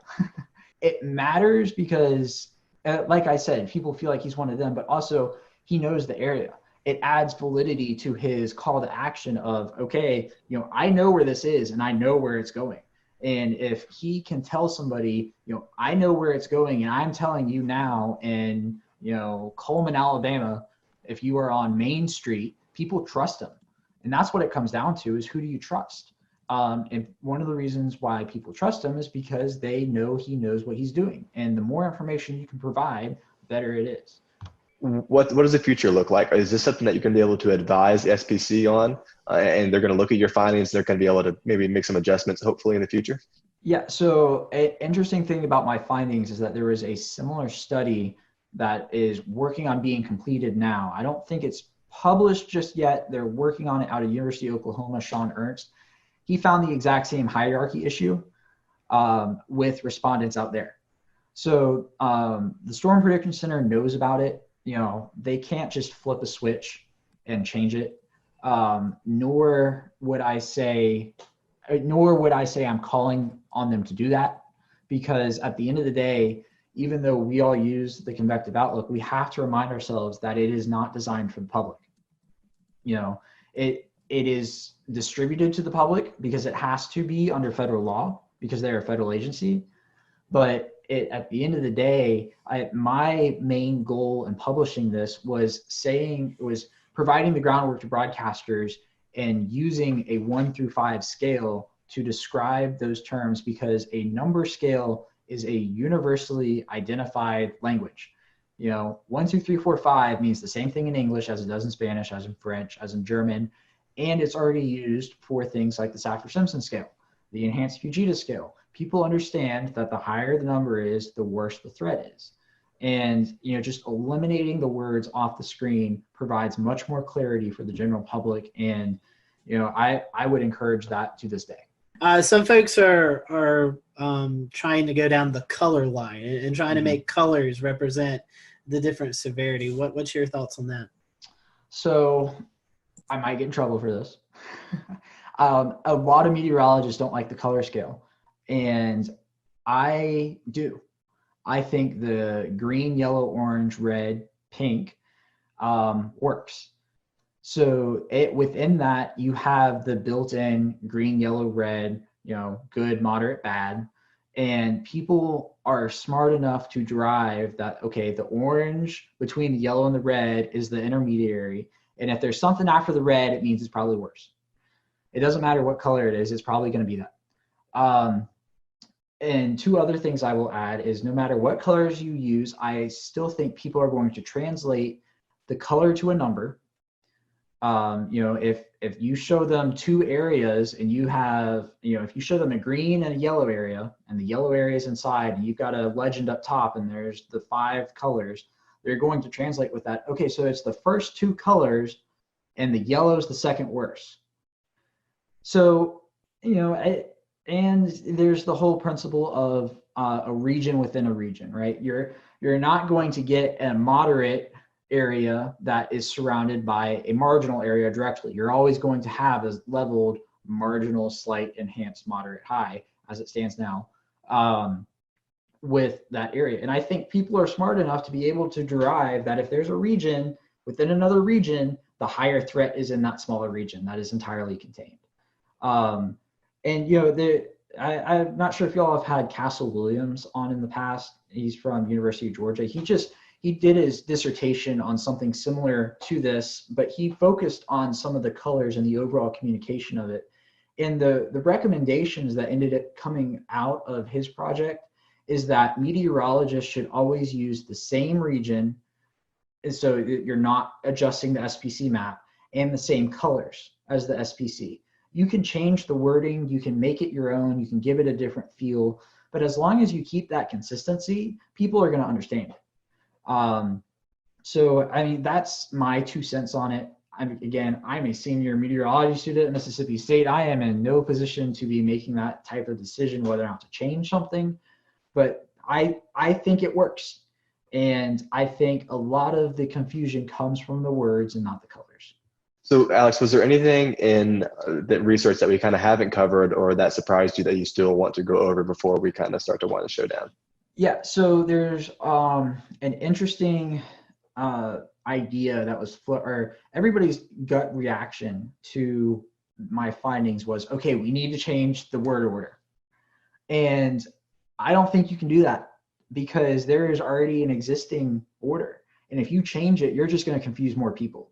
Because what happens when, Sally down the road doesn't know that it changed and all of a sudden a moderate is now a level 3 and she's freaking out because it used to be a level 4 and that's a noticeable difference. The other piece of data I would put to back that up is that sure, even though 50.4% of people, a majority of people saw slight as number 1, 49.6% of people did not. The biggest disparity was that was the biggest disparity. That 61.9% of people saw moderate as a level 3. 38.1% of people did not see moderate as a level 3. So even if you reconfigure the words, you're still going to have a problem. And I think those numbers would go up because you would just cause more confusion with a change. So that's why I advocate for an entirely number-based scale. I think it works. Just dump the words completely. You will confuse far less people. I think it's a very interesting topic because, as you were saying, I think it's hard to change the names. But I love the idea of the numbers, and I hope, I know SPC is looking at some stuff.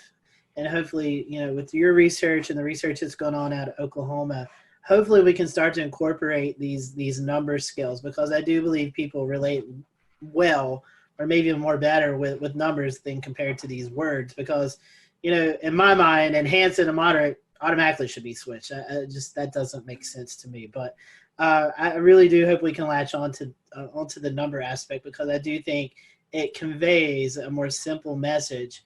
And when you're talking to people who are not weather savvy, they just want to know the information, and I think that helps get them the information they need to know. Yeah, and it helps them understand the threats better. Mhm. You know, you probably noticed in the beginning I had a little trouble describing the words, and I think everybody does, because the definition of them is percentage based. It's not based off of, you know, a certain type of storm that is expected, or a certain setup, or something along those lines. It's entirely arbitrary that people aren't going to understand. I mean, think about this. People don't understand chance of rain. All they do is formulate 50% is the halfway mark, and if it's below 50%, it's not going to rain. If it's above 50%, it's going to rain. That's literally what they do. I have asked people who are not meteorologists this question, and I have gotten that answer more often than not. So, you know, that's part of the issue, in that the groundwork for this is percentage based. But I would just circle back to one other thing, is that, you know, while the SPC cannot change their outlook with the flip of a switch, a chief meteorologist at a station can, as long as their news director is on board. You know, I will use Atlanta as an example. Even though I was an intern at Fox 5, what they do is they show the numbers and the words, which is most common for now. We're working on that. Channel 2 WSB here in Atlanta has dropped words completely. All they do is show the colors. They use a slightly different color scale. Not going to get into that, but on the screen, they literally type out level 3 risk, and then they list the threats. At NBC, the NBC station here, they do the same thing. They show the words and the numbers. And the CBS station has dropped the words. They show the colors with the 1 through 5, and they bookend it with low and high, which could also work. But you know, it just goes to show that there should be a consistent message. I think the consistent message should be the colors, and I think everybody's on, or the numbers, not the colors. Well, I mean, yes, the colors, but for my perspective, the numbers. I think everybody's on board with it. They were just afraid to drop the names. And I am saying drop the names. Well, Alex, we definitely appreciate your time and this research that you've put in. I know it's getting some attention, and we're happy to have you on the show tonight. We want to wish you well there at Mississippi State. And for those who may want to learn more about this project, or just kind of follow you throughout your career, how can they follow you? Yeah, so on Twitter, it's at @AForbesWX. On Facebook, if you just search my name, Alex Forbes, my page will pop up. And on Instagram, same as Twitter, at @AForbesWX. I have a drone. I love to fly drones. Half of my tweets and Instagram videos are drone videos. So yeah, go follow me. Yeah. And you also help out with the severe weather conference that you guys do at Mississippi State every year as well. Yes, except for this year. That's right. That's right. Yeah. Yes, it's a lot of fun. We've had some fantastic people. We had the National Weather Service director come out to Starkville last year. We were going to have the National Hurricane Center director this year, but our conference was scheduled for March 22nd and 23rd, I think, or 21st and 22nd, one of the two. So obviously that got whacked. And we did not have it, because it was in that awkward period of time where nobody really knew what was going on. And we didn't have the time to move it online. So we just, skipped it this year. It will be back next year, Corona, as long as that's gone. Fingers crossed for that. But, it's a lot of fun. If you can make it to Starkville, I certainly encourage everybody to come, especially, Mississippi State's alumni network is huge, and it's the perfect opportunity to get somebody else to pay for you to come back to Starkville. That's right. We'll leave it there. Alex, again, thank you so much for being with us, and thank you for watching the Carolina Weather Group. We'll see you next time.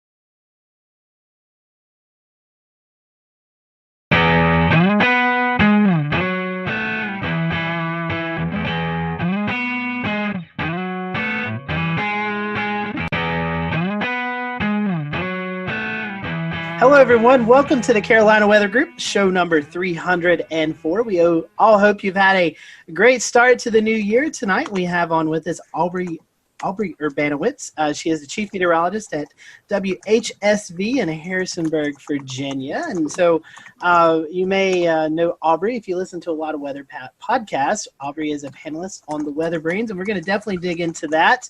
But tonight, we're just going to get to know Aubrey and what got her hooked. She's got an interesting story about joining the meteorology field. So we appreciate you watching tonight. If you have any comments, just send them to us on our Twitter page at Carolina WX Group, or you can comment on the stream that's going on right now. So Aubrey, welcome to the show. Thanks so much for having me, guys. I appreciate it. It's nice to, kind of cross podcast. That's right. That's right. Normally we do that National Weather Podcast Month, but we're doing it a couple months early. So Aubrey, we was kind of a little bit talking about your foray into meteorology. You didn't start off your college path didn't really take you into broadcast meteorology. You actually started with a restaurant chain. So tell us about that little interesting story that kind of got you into weather.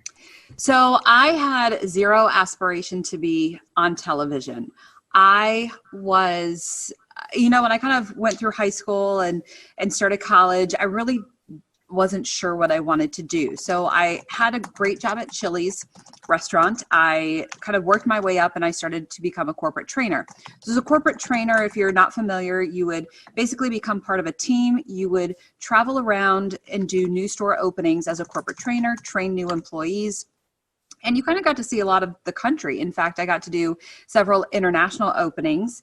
And, I just kind of got to meet a lot of people. And it was on a lot of these new openings where I kind of discovered my passion for weather. So I started doing openings in 2003. In 2004 and 2005, Chili's had this goal of opening 100 plus restaurants. And if you think back meteorologically, in 2004, 2005, what happened? Hurricane season. 2004, that's when Florida was almost wiped off the map by all four hurricanes. I was in two of the four. Hurricane Katrina was kind of a turning point for me, really. I was sent back to Louisiana to help rebuild some stores after I had been there and evacuated. For Katrina, I was there during Rita and ended up being there for 3 months. I was in Louisiana so long, they ended up starting to take state taxes out of my checks.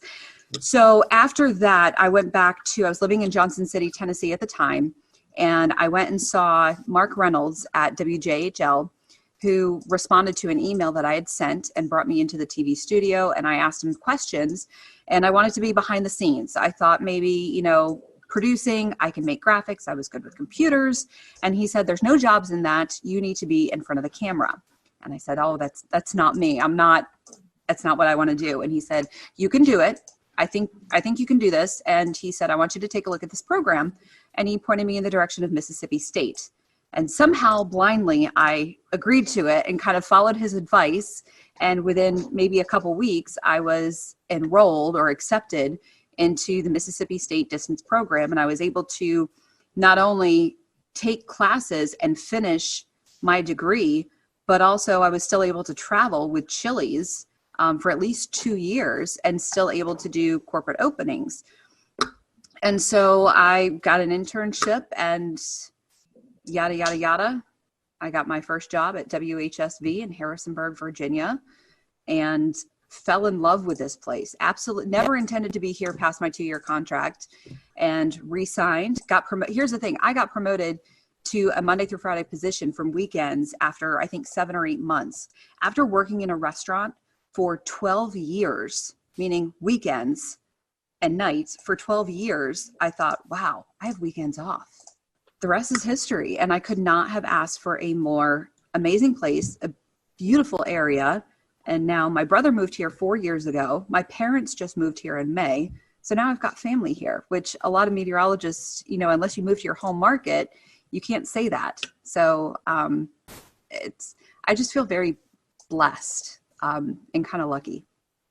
Now, Aubrey, you mentioned that you had no interest in going on TV. So none. From one industry into a completely different industry, where did you gain your experience on how to get yourself ready to go on camera and do live weather forecasting. Is that something you learned along the way? I know there's probably some folks out there that'll be watching that might be interested in seeing how you transitioned into that to get your confidence level up to be able to forecast on camera. So it was all the leadership in Chili's. It was the training role that I had. Working for Chili's for so long, I knew every item. I was quality control. I knew exactly what little details went on every single menu item. I could recite that menu backwards and forwards. I could teach. And so when I started training and teaching these menu items the Chili's way and how to serve and how to bartend, I was confident in that because I knew that material. So when I learned how to present and train, I was confident in that material. So when I finally was able to teach that, that's what gave me the confidence as I became a leader in that material. And so it was actually kind of that transition that I learned to be able to present myself on camera. Once I was comfortable and kind of was able to, I guess, get used to the fact that I was on camera, learn some breathing exercises and not think about the fact that I was on camera, it just kind of transitioned because I just envisioned myself talking to people like I'm talking to a group, like I'm training people, giving them the information that I know, like I'm teaching them the menu items, I'm teaching them the forecast. And so it was kind of that. You think it's two completely different worlds, but it's actually kind of very similar. So that's how I transitioned, because I had absolutely no desire to be on camera. I was never a theater major. I was never a singer. I was never a performer. I was a dancer, but that was when I was a kid. So, I never, ever would have imagined I would have been on television, and now I can't see myself doing anything else. I love that history. I love how you put yourself on the fast track through that whole process. I can see. So going through the program, getting your meteorology degree, getting a job, it's something you became passionate about very quickly. So I'm assuming you probably have some favorite areas of study, maybe some research or favorite topics of meteorology. Would you like to share some of those with us? Yeah, so I've really developed a love for weather history. And I think a lot of that has stemmed from me learning this area and really kind of diving into Shenandoah Valley weather history. I'm not. We'll return to Best of the Carolina Weather Group in a moment. Now your Carolina weather forecast. Here are today's forecast high temperatures for North Carolina.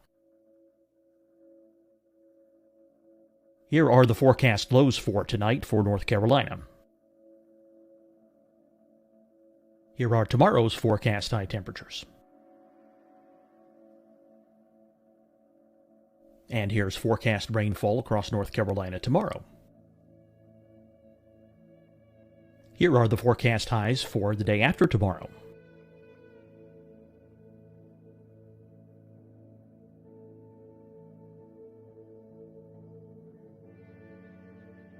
And here's the forecast rainfall across North Carolina for the day after tomorrow. This is the total rainfall forecast across North Carolina for the next 3 days. Here's the severe thunderstorm outlook for today from the Storm Prediction Center.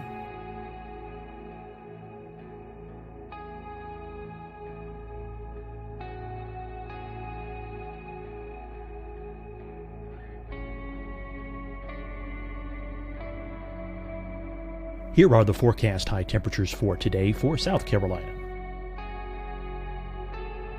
Here are the low temperatures for today for South Carolina. Here's the probability of precipitation forecast across South Carolina today.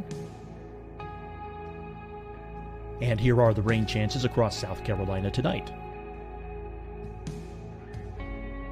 Here are tomorrow's forecast highs across South Carolina. Here are the forecast low temperatures for tomorrow for South Carolina. And here is the probability of precipitation across South Carolina tomorrow.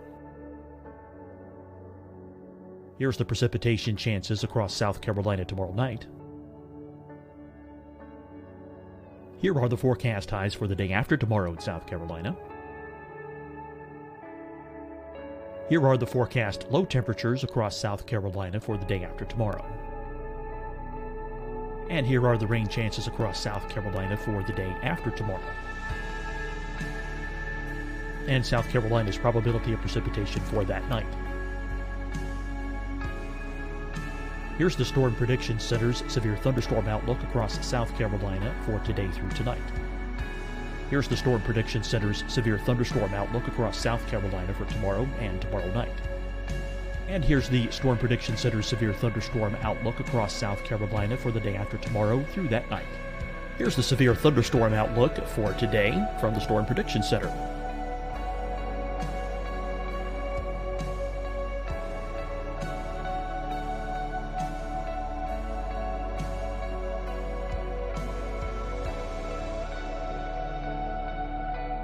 And now here's a live look at weather radar across the southeast. Deciding when to wear a mask isn't about who you know or how well you know them. Just ask yourself, will I be with anyone I don't live with? If the answer is yes, get behind the mask. Help slow the spread of COVID-19. Get behind the mask. Learn more at covid19.ncdhhs.gov. Hi, everyone. I'm Dr. Mandy Cohen, Secretary of the North Carolina Department of Health and Human Services. And when you follow the 3 W's, you protect your family and your neighbors from COVID-19. When you leave your home, practice your W's. Wear a cloth face covering, wait 6 feet apart, wash your hands often. Wear, wait, wash. We're in this together. Stay strong, North Carolina. Fight the spread and take a stand against coronavirus. Wear a mask in public. Stay at least 6 feet apart from others. And get tested. Join us and fight the spread. Visit scdhec.gov/COVID-19. Getting tested for COVID-19 helps you to take the steps needed to protect yourself, your loved ones, and your community. Find the testing location at scdhec.gov/COVID-19 testing. You'll see your Carolina weather forecast at 25 and 55 past. And now back to the best of the Carolina Weather Group on the all-new Carolina WeatherNet. Mix of every kind of weather. We do get 4 seasons. We don't get super big storms often. When we do, we can get big storms. It's just not maybe as frequent as some other markets, but we do have a good storm history. And so I think when I was diving into that is when I kind of developed my passion for weather history and really showcasing. And I did kind of a keynote address at the Mississippi State Severe Storm Symposium last year on learning the weather history in your market. When you go to a new TV station, you'll make that bond with your viewers when you do learn that weather history. And it'll also make you become a better forecaster when you learn a lot of that weather history in your market. And I think it was kind of during that process that I really developed that. And now, you know, hurricanes are how I got into meteorology. So that I always have a soft spot for that, but I haven't really had much of an opportunity to forecast them. So I think I'm turning more into a severe weather nerd. And I'm really loving the structure of thunderstorms more and more. So I'm hoping to storm chase this spring. That's my goal. You know, as I become chief, you know, you're stuck in the studio more and more. So you don't get an opportunity to see the sky as much, even though we all love to watch the sky. So I think I'm going to try and do that, but also try to, you know, watch the sky more and more. So yeah, thunderstorms are definitely the sweet spot. Well, you sure get your fair share in the Shenandoah Valley area. The Mid-Atlantic's a pretty volatile area of the country where fronts sweep through and crisscross and meander and cause all kinds of interesting weather up that way. What is cold air damming and how does it occur and how long does it last? So the cold air damming is kind of a special feature that happens in between the mountains. You can get kind of a stronger event, which can go all the way down from the Mid-Atlantic, all the way down the mountains into Georgia and the Carolinas.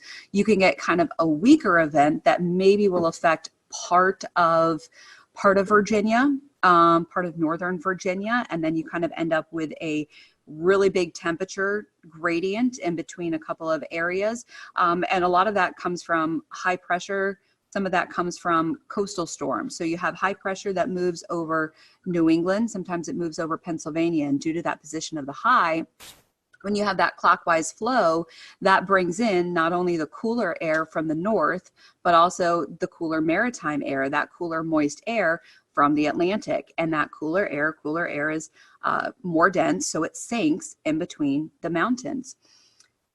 It can be intensified when you have an area of low pressure that moves along the coast. When you have that counterclockwise circulation, especially moving up the Carolinas, sometimes you can get some of your big icing events that way. You can also get some of your big snow events that way, depending on how deep that cold air is. So sometimes when you have maybe a weaker event, you can get a pretty decent temperature gradient. In fact, the February tornado event a couple years ago in Virginia, that was a cold air damming situation, or what we call a wedge event, where the Roanoke Valley was in the 70s.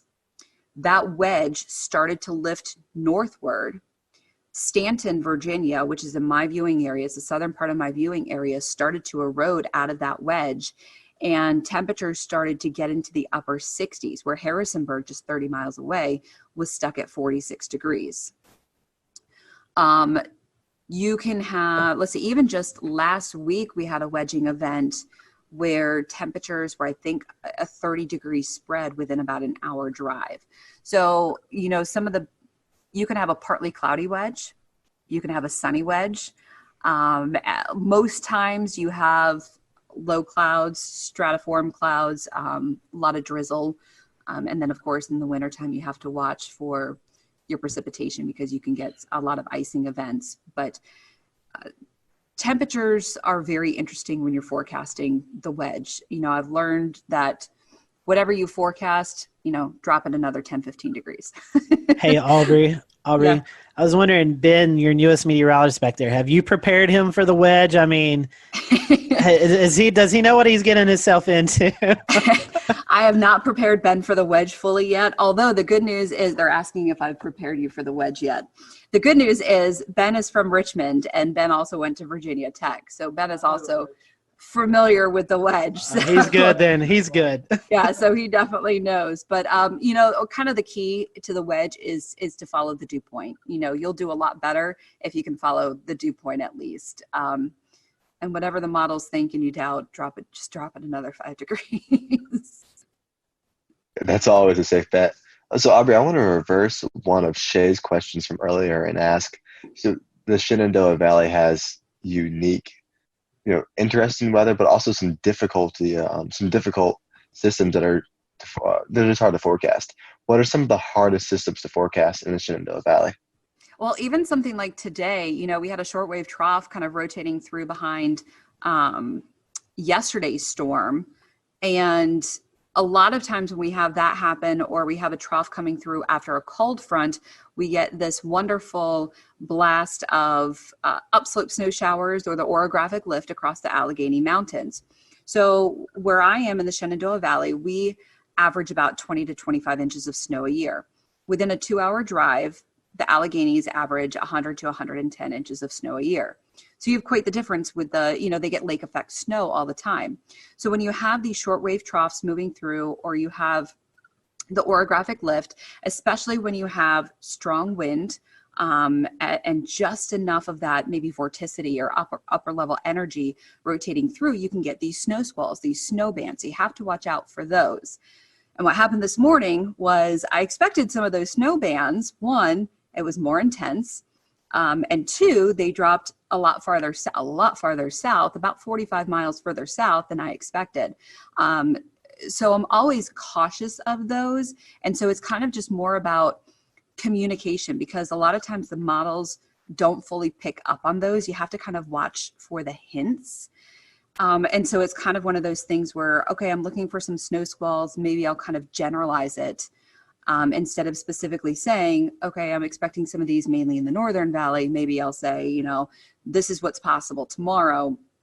this is what snow squalls are capable of. And, you know, if you get in a snow squall, it can drop a dusting to an inch in some areas. But if you don't get one, you're going to have sunshine. So I think the snow squalls are definitely a little bit challenging. The other thing is precipitation, because a lot of times surface fronts don't give us anything. You know, if there's not that upper level oomph, if we don't get, shortwave energy, if we don't get a jet streak, if we don't get any sort of vorticity or any sort of upper level support, the front just fizzles and we just don't get any precipitation. So because of downsloping can really kill a lot of our precipitation. So that's always challenging unless you have a derecho coming through like in 2012. So that's always a challenge, is precipitation. The one great thing here is that we're usually we are not as humid as east of the Blue Ridge. The Blue Ridge Mountains are not that tall, but what they do is they block a lot of that Atlantic moisture. So we don't get as severe storms. If you ever watch the radar in the summertime, we'll get some storms, but watch them light up like a Christmas tree as they move east of the Blue Ridge. If you watch the heat advisories come out in the summertime, 99% of the time, they're all east of the Blue Ridge because of that humidity. You know, we get a dew point of 66. That is a bad day here. So that's always kind of interesting. Well, that's interesting because I'm from Asheville originally. So a lot of the things that you're mentioning right now are exactly what we deal with. The downsloping, making Asheville the driest place in North Carolina. As well as we call it our northwest flow snow showers and the snow squalls. So that's interesting how it connects to Virginia weather and North Carolina weather. They're so similar the characteristics. Aubrey, we were talking earlier about you being on the panelist of Weather Brains. How did you get incorporated with James Spann and the crew down there? So what's really funny is apparently one of my viewers is a listener of Weather Brains, and several years ago he wrote in, somehow heard my story and said, hey, this girl has an interesting story of how she got into weather. You guys might want to talk to her. So Bill emailed me, and I was so intimidated. I was like, oh my God, I don't have anything to offer. You guys are amazing. Like, what? I don't have anything. So he had to kind of convince me to go on. And so I went on, and James was a little bit impressed of how I actually, I guess, spoke. And I guess a few weeks after that, Kevin had a little bit of a tizzy and kind of quit the show temporarily, which he's done in the past. Imagine that. The accelerant. And Bill kind of had me on again, and then he asked me if I'd be interested in being a panelist. And I was like, wow. Okay, and it kind of fit into my schedule. I was doing the 5 and 10 o'clock show. I was doing the 5. Was I doing the 5 and 10? I think I was doing the 5 and 10. It ended up working with my schedule, and I agreed to it. And I'm so thankful I did, because the amount of people that I've met it's just great, and it's just the weather community. And of course, you guys know Weather Twitter is amazing. And the amount of things that I've learned, and with my schedule now, I don't always get the opportunity to complete the show. So I have to kind of go back later, but it's just the coolest. And that's pretty cool. That's a cool story. That's something. I have a Kevin Seeley story for you. You'll enjoy this. This was back in the Google Hangout days. Google Hangout has since went away, but we always copy and paste in an email, send it to our guests, say, hey, here's the link to join in. Well, evidently Kevin didn't get that part, and he actually tweeted out, hey, here's the link to watch me tonight. So we had all these people bombarding our Google Hangout, and we actually had to shut it down and redo a new link and everything. And so that's our Kevin Silly stories.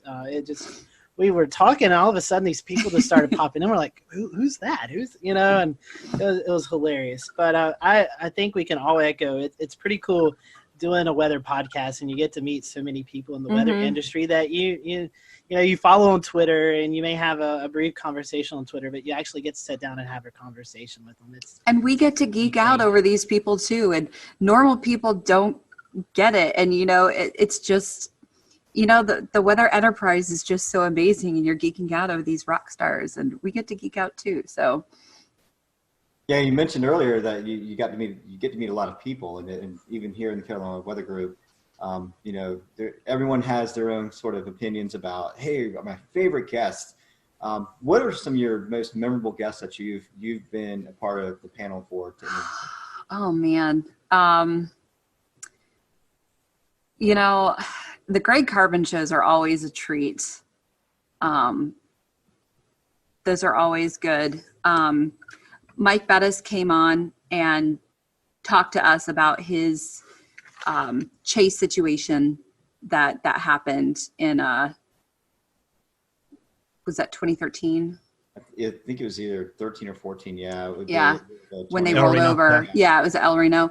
And that was a pretty powerful show. That was, hearing his story. That was always a powerful one. Let's see. You don't have to go into details. You don't say anything. Were you on show 404? Yes. That was interesting. That was an interesting, and you know what? I don't know that I even spoke during that show. But I do have the shirt from Helicity Weather that's plus minus F3. And I think I'm the only one that actually has that because I just think it's hilarious. We internally will just joke around. We'll just show at 404, and we automatically know. That's just that was an interesting show for sure. We have a couple more minutes with Aubrey. I know she has to get ready for the news tonight. Talking about Weather Brains and shows and guests you had. A lot of us have mentors in the weather world. Do you have any weather mentors? I would assume maybe James Spann might be one. I mean, any others that my biggest mentor is Mark Reynolds. I would not be where I am without him. Not only did he kind of blow my mind, he answered my email. I mean, I was just asking to come in and view a studio to see if this was even a field that I might even want to pursue. And he brought me in as someone who is curious, told me after only meeting me for 20 minutes, told me he thought I had the voice for this and I could do this, and talked me into the Mississippi State program. I mean, that's the kind of person he is, and then fought to get me an internship and worked with me and then still let me come in the studio when I needed to practice on the green wall, on the chroma key. I would not be where I am without Mark Reynolds, and I still keep in touch with him. And he's given me advice over the years, and I absolutely would not be where I am without him. I wish I had a lot of other weather mentors. I've had to do a lot of learning on my own, which is not ideal, but someone who's determined, who really wants to succeed at this industry, sometimes you do what you have to do. So, but I would not be where I am without Mark Reynolds from WJHL, and he's amazing. And I know a lot of other people at NWA this year, Tom Watts, who used to work with Mark and who was on air when I was living in Johnson City before I got into meteorology. I actually got to meet him. And then Ken Weathers, who also used to work with Mark, I think was one of his interns also. We were all there at NWA. And so we were kind of Mark's little proteges. And it was just cool to kind of be a part of that group. So Mark is it. That's very, very cool. I love that stories and all those people too. I do want to change topics a little bit, but feed off of your comment about, learning things as you go. The last 10 years, we've really had to learn how social media works and how it plays into our field. Yes, I know it's kind of a necessary evil, but it also turns out, very helpful for, our online shows and things like that. So talk a little bit about how important social media is to you as a meteorologist and with Weather Brains as well. Yeah, so it is very important. As much as sometimes we do hate it, it is very important. I utilize it to the best that I can. And there's a lot of, so the bad thing with being a female is you get a lot of comments. You get a lot of nasty comments. You get a lot of rude comments. You get a lot of crazy comments. And I know a lot of females that will turn off a lot of their messages and private messages, which is really sad that you have to do that. I do not do that. And I'm thankful that I don't have to, but I have actually met so many amazing people and have become friends with a lot of great people because of that. And I've become friends with some great viewers because of private messaging and things like that. And I'm very thankful for that. So it's really sad that some other female counterparts don't have that opportunity. Maybe just because I'm in a smaller market, I kind of have a little bit of that opportunity, and I've maybe been a little trusting with some people, but I have been lucky enough to make some of those really great relationships with people. So building those relationships with your viewers are obviously very, very important, especially with, when you're getting that information with storm reports, snow reports, rainfall reports, storm chasers, those photos, or just relying on, even just everyday photos when it's quiet outside, just to sometimes fill your time, relying on a photographer. So those are always great, relying on information and having that communication back and forth. But social media, it's the future. It's where we are. But you can do a lot with social media. You can get changing. I mean, we all know weather changes sometimes very quickly. So you can get important information out really quickly with social media. Yeah, I know that. That's the internet is where I live, just doing what I do. And I'll tell you what, it's just completely changed the game as far as getting storm reports, as far as getting, situational awareness on the ground. You suddenly have so many more cameras to tap into, and it really I don't know how y'all did it before that, but I know that it's completely changed the game here, for sure. And, here in Charleston, we have a really good and engaged community. So I'm curious, before we get into something even more fun, what is your weather community like up in your neck of the woods? They're amazing. I would not be here still on TV where I am without this community. And I constantly say that this community is why I stay here. This is why not only I stay here, but why I've brought my family here, because this community is still amazing.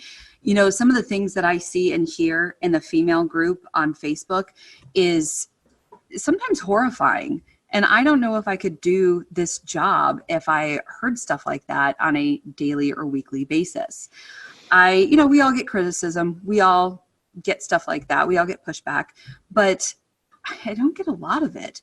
And I'm very grateful that the community responds well to me. So I'm very grateful for the community and how wonderful people are here. So they're amazing, and they've welcomed my family. Urbanowitz, you can't slide into a community in Virginia with a name like Urbanowitz and hide under the radar. They know exactly who my brother is. They know exactly who my parents are. And everyone, my parents all the time, people talk, once they hear their last name, people talk to them, and they get such, they get feedback, but people are just so nice to them. So the community here is incredible, and it's one of the reasons I've stayed. That's wonderful. That's wonderful. Well, Aubrey, we've certainly enjoyed getting to know you tonight, and we appreciate you donating some time to us. If our folks want to watch social media we were just talking about, if they want to follow you on social media, how can they do that? So on Twitter, I'm very active on Twitter. So it's at WHSV AUBS, AUBS. AUBS is kind of my little nickname. And then on Facebook, just search for Meteorologist Aubrey. I tell people you don't have to spell the last name if you just search for Meteorologist Aubrey. And then on Instagram, let me get my Instagram out, because I think, yes, WXAUBS, WXAUBS on Instagram, or as I call it, the gram. The gram. Evan runs our gram. That's his title. So yeah, I should be better at it. It's a lot of pictures of my dog. Well, Aubrey, thank you so much, and we hope that, I know you guys haven't had a lot of winter either, so we hope you get some winter up your way sometimes in the coming weeks. But we appreciate you spending some time with us, and tell everybody at the Weather Brains, that we said hello, and we look forward to hopefully working with you guys during the National Weather Podcast Month later on this year. Of course. Thanks for having me on, guys. Appreciate it. Always good to see you. Thanks, Aubrey. And thank you guys for watching the Carolina Weather Group. As always, you can follow us at Carolina WX on Twitter or Carolina Weather Group on Facebook. If you have any suggestions or guests that you'd like for us, just reach out to us. We'd love to see those suggestions and work our best to get those guests or topics on the show. Until next week, we hope you have a great week, and we'll see you later here on the Carolina Weather Group.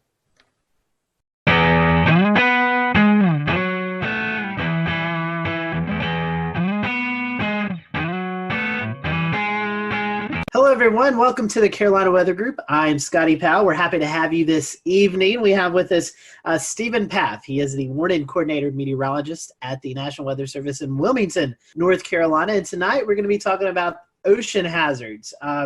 The Coastal Weather Service offices issue several advisories and hazards and programs like that other weather offices don't. So when you find yourself on vacation or visiting the beach or something like that, you may hear something that's not familiar with you. So tonight we're going to kind of dive into that and kind of go through all of these unique and different advisories and program and hazard programs that we see along the coast. And Stephen, working in the Wilmington office, is the perfect person to go to that. He does a lot of outreach events. So happy to have Stephen on with us tonight. As always, if you are watching and you have any questions, feel free to drop them in the comments section. We'll be monitoring those throughout the show, and we'll direct you. If we don't know the answer, we'll direct you in a place that hopefully you can get the answer. So we, again, appreciate you watching tonight. We're going to be focusing on ocean hazards and the different programs that the Coastal Weather Service offices use throughout this vacation season that's coming up. So, Stephen, welcome to the show. It's been a long time since we've seen you, so I hope that you've been doing well.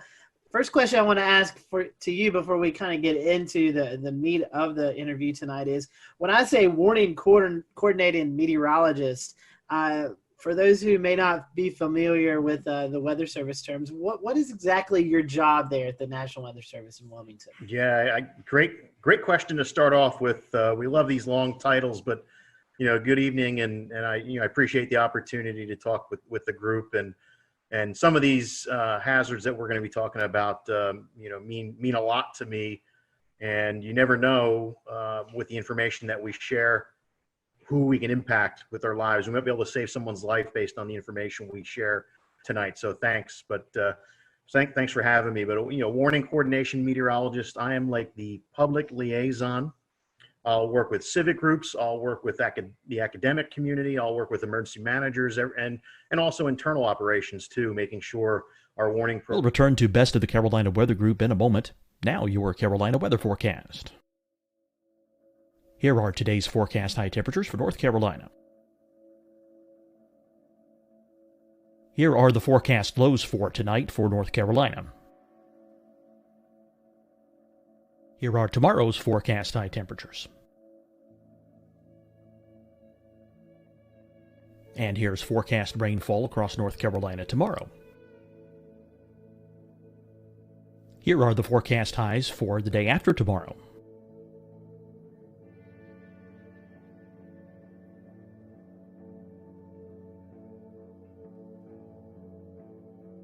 And here's the forecast rainfall across North Carolina for the day after tomorrow.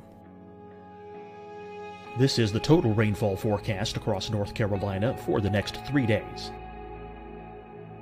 Here's the severe thunderstorm outlook for today from the Storm Prediction Center.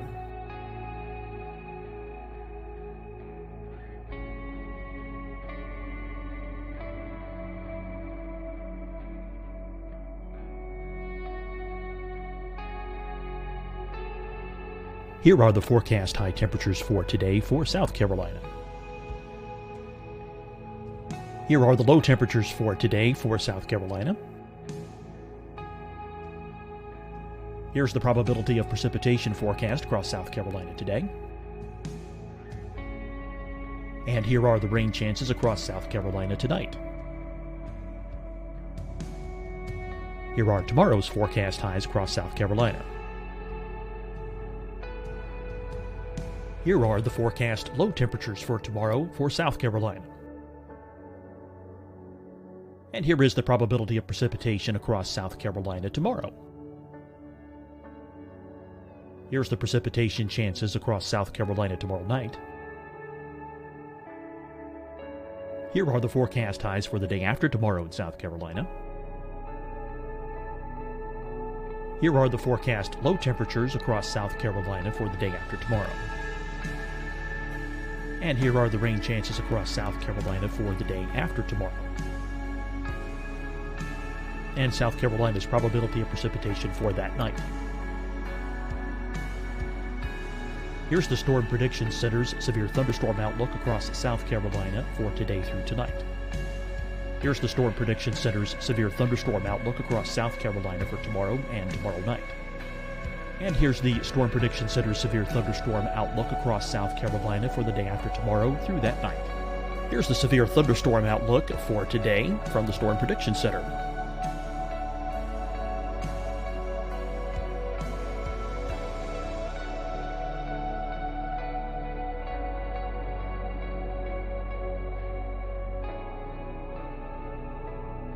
And now here's a live look at weather radar across the southeast. Deciding when to wear a mask isn't about who you know or how well you know them. Just ask yourself, will I be with anyone I don't live with?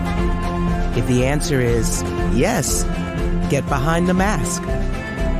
Help slow the spread of COVID-19. Get behind the mask. Learn more at covid19.ncdhhs.gov. Hi, everyone. I'm Dr. Mandy Cohen, Secretary of the North Carolina Department of Health and Human Services. And when you follow the 3 W's, you protect your family and your neighbors from COVID-19. When you leave your home, practice your W's. Wear a cloth face covering, wait 6 feet apart, wash your hands often. Wear, wait, wash. We're in this together. Stay strong, North Carolina. Fight the spread and take a stand against coronavirus. Wear a mask in public. Stay at least 6 feet apart from others. And get tested. Join us and fight the spread. Visit scdhec.gov/COVID-19. Getting tested for COVID-19 helps you to take the steps needed to protect yourself, your loved ones, and your community. Find the testing location at scdhec.gov/COVID-19 testing. You'll see your Carolina weather forecast at 25 and 55 past. And now back to the best of the Carolina Weather Group on the all-new Carolina WeatherNet.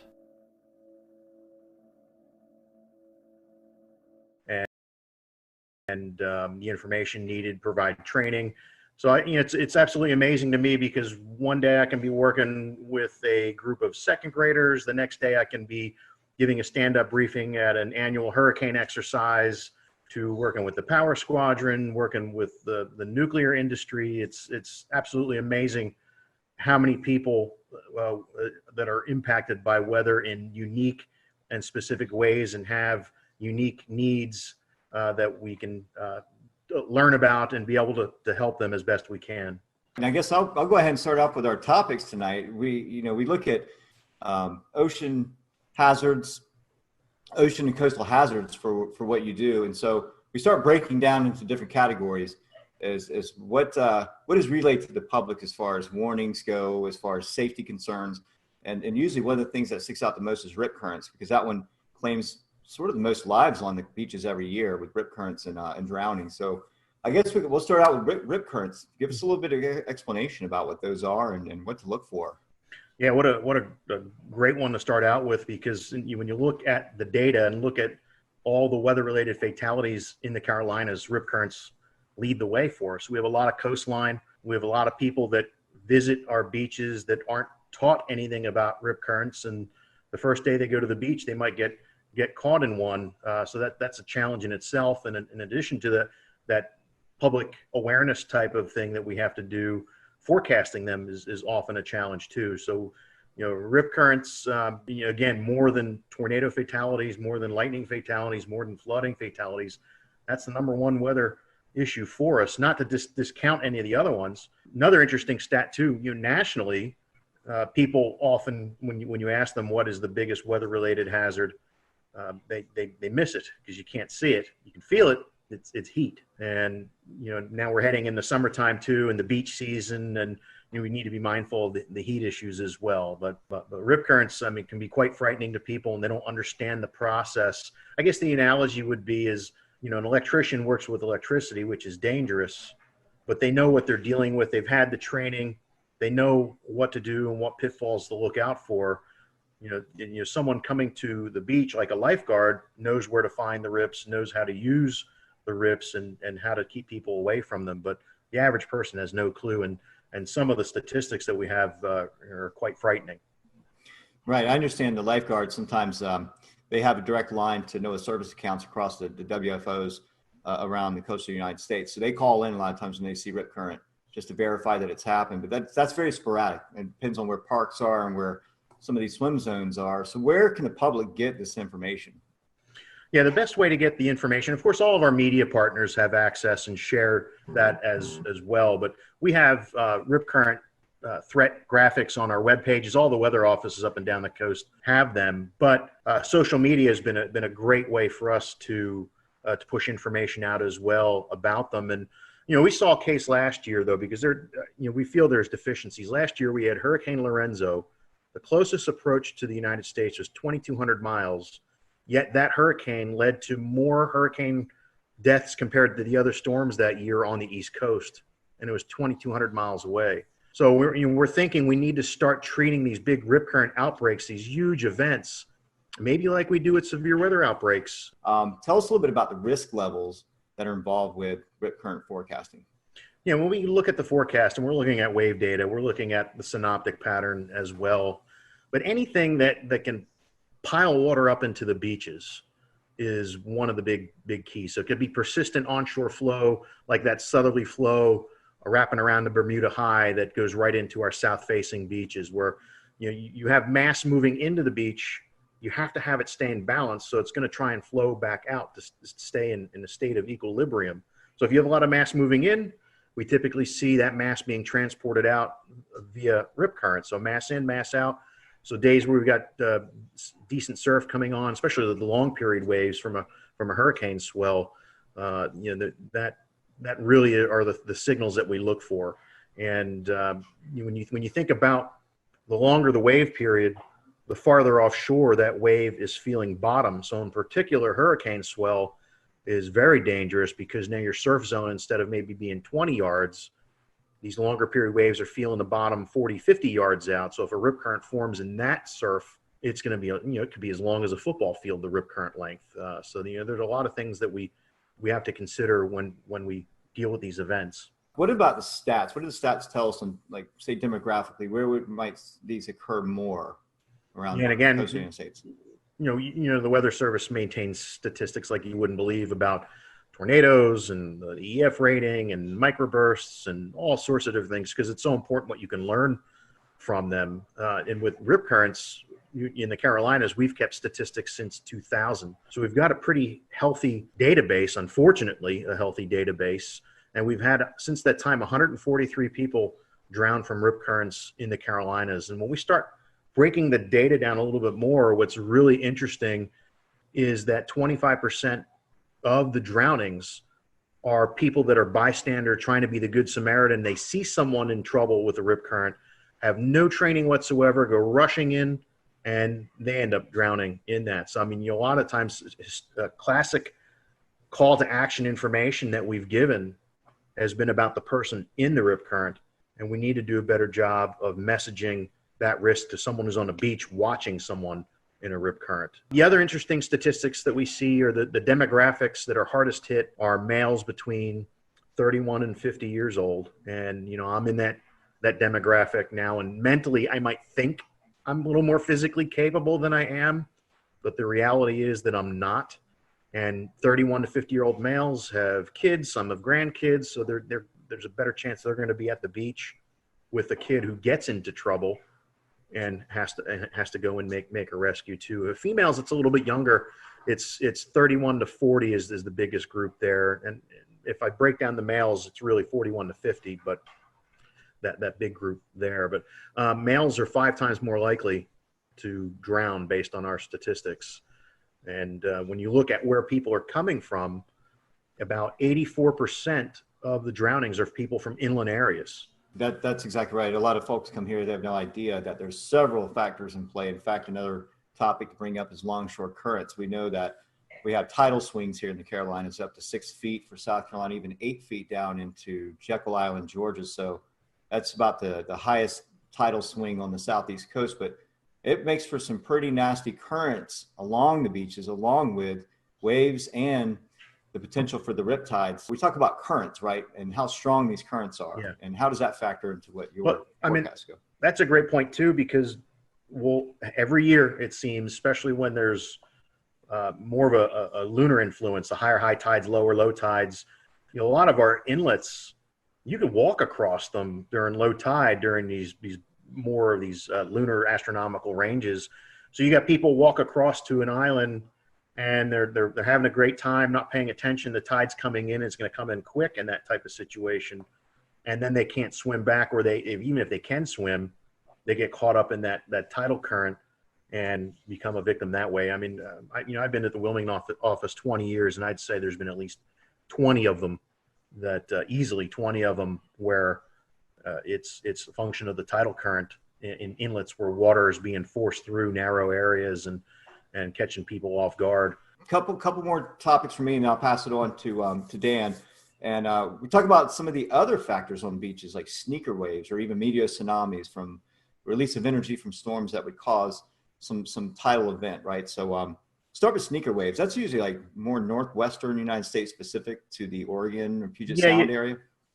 We do get them. We have records of them, and even video of some sneaker waves. I think when Hurricane Irene, with off Daytona Beach with the pier getting swamped, the phasing of different wave energy or the spectral distribution of waves, and when they have constructive interference, if you can get a couple of them where they phase up just right, you might get an anomalously higher wave, the 1 in 1,000 wave, based on wave distribution versus what your average wave that's out there. And if the timing of these sneaker waves is just right, you might, if it happens on 4th of July versus December, the impacts are, it doesn't matter. It's like the F5 tornado going through open field versus an F0 going through a city. You have different results, even though it's the same impact, but different magnitude. But we've had fatalities from sneaker waves. In Myrtle, I think it was Myrtle Beach several years ago, guy caught off guard. Wave knocked him down and actually gave him a spinal injury as he was hit by that. It was just very powerful, sudden wave. But yes, I mean, they're mainly West Coast. I mean, you think about the West Coast, just the distribution of waves is phenomenal compared to what we see in the Atlantic Ocean. There's so many different wave swell systems that are out there, and you have a better chance for having that interference come into play. And you hear stories, people fishing out like on a ledge on the West Coast on a rocky shoreline, and you look over at them again a little bit later, and they're swept away and they're never found again. So it certainly is more of an issue there. The meteor tsunamis, we've had record of them, especially mid-Atlantic. Northward, you hear of some. You hear of the one down in Daytona, I think in 1992, was associated with the collapse of a tropical squall line. But I guess the best analogy I can say with the meteor tsunamis is if you're ever in the pool and you have a raft and you have it out in front of you and you're pushing up and down on that raft, and how long does it take before you start feeling wave energy throughout the pool?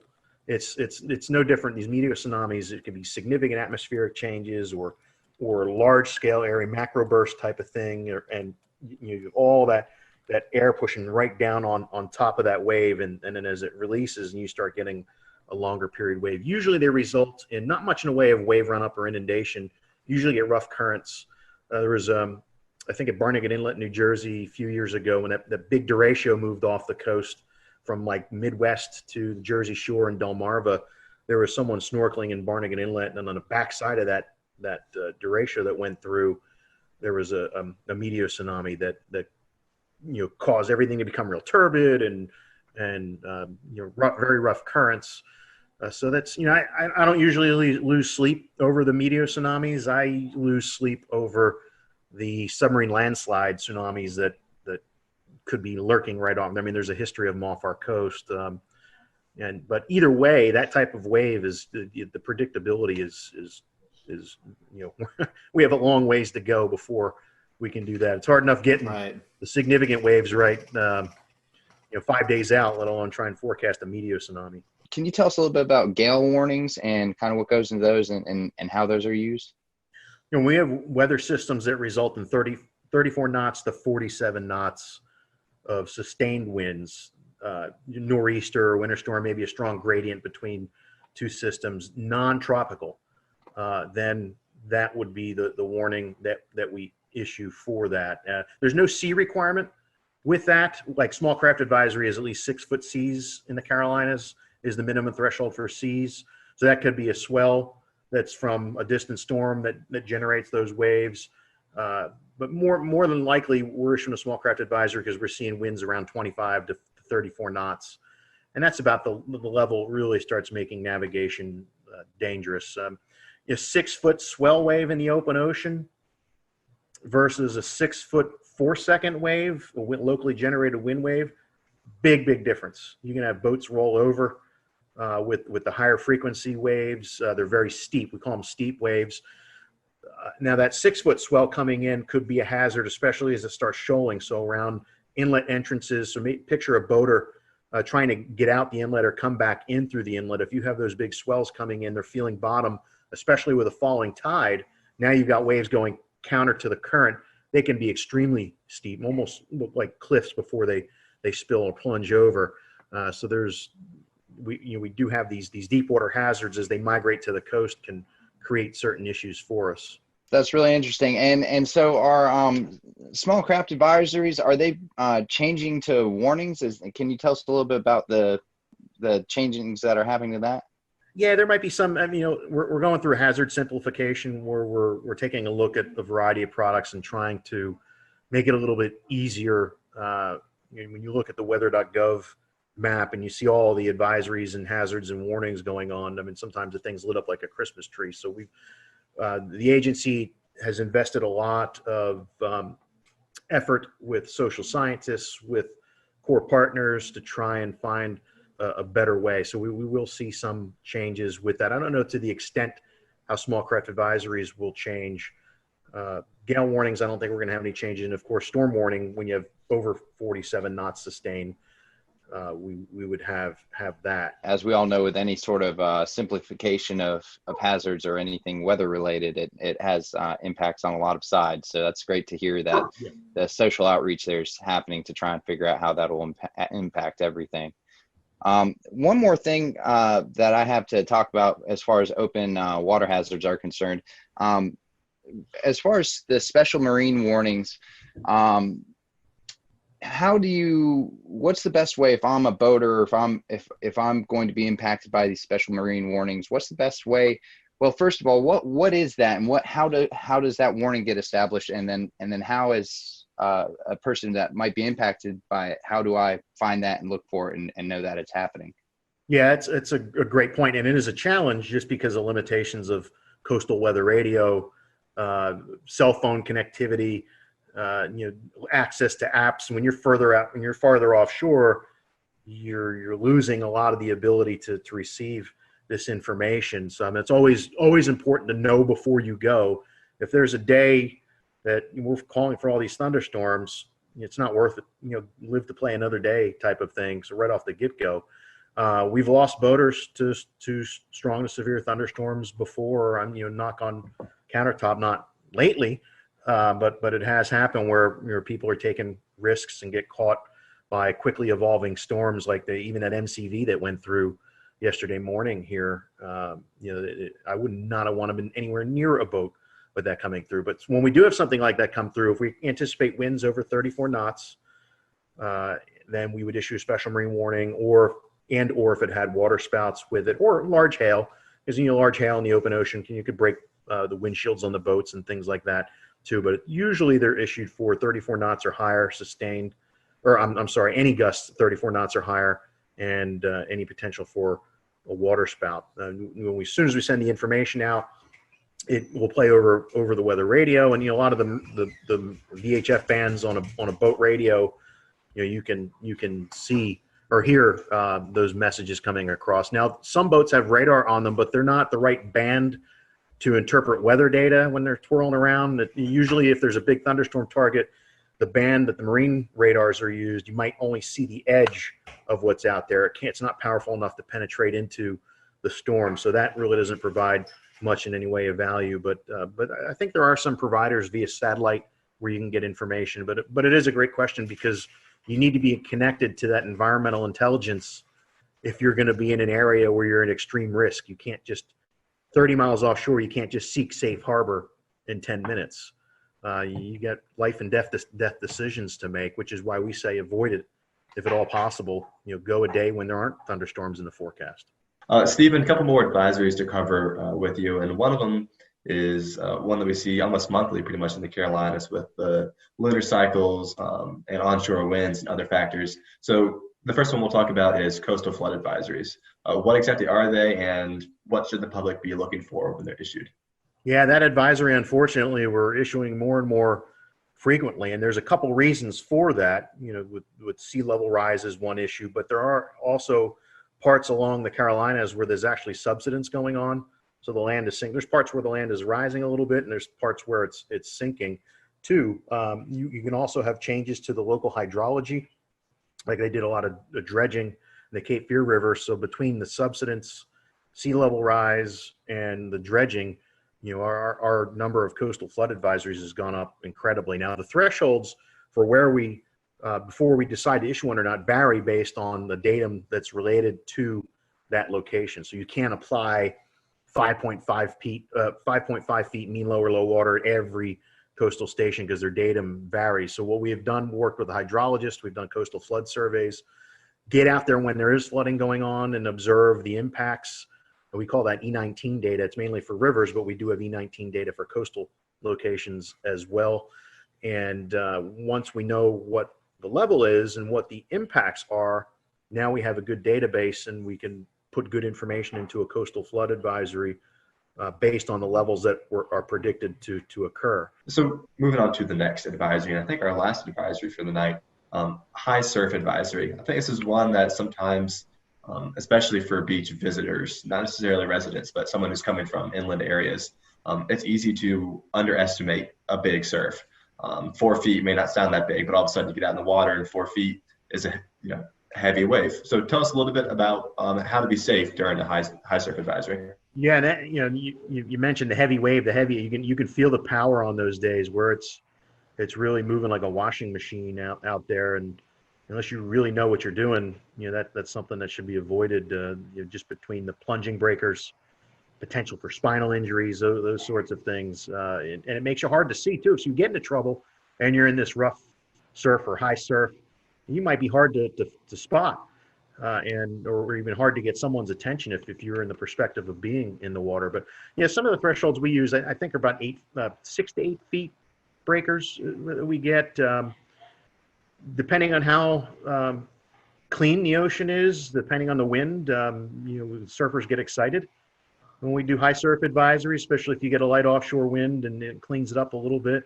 It doesn't look like a washing machine, but it's still powerful and dangerous if you don't know what you're doing. The thresholds vary up and down the East Coast, but our wave climatology, it's not like Cape Hatteras, like Wrightsville Beach is we get decent waves there, but typically not like we see it at the Outer Banks. And then you get in the Long Bay, Myrtle Beach, you got to get the wave energy coming in the right direction for us to issue a high surf advisory. The frying pan shoals block a lot of that easterly swell, where Wrightsville Beach might get it, but Myrtle Beach won't.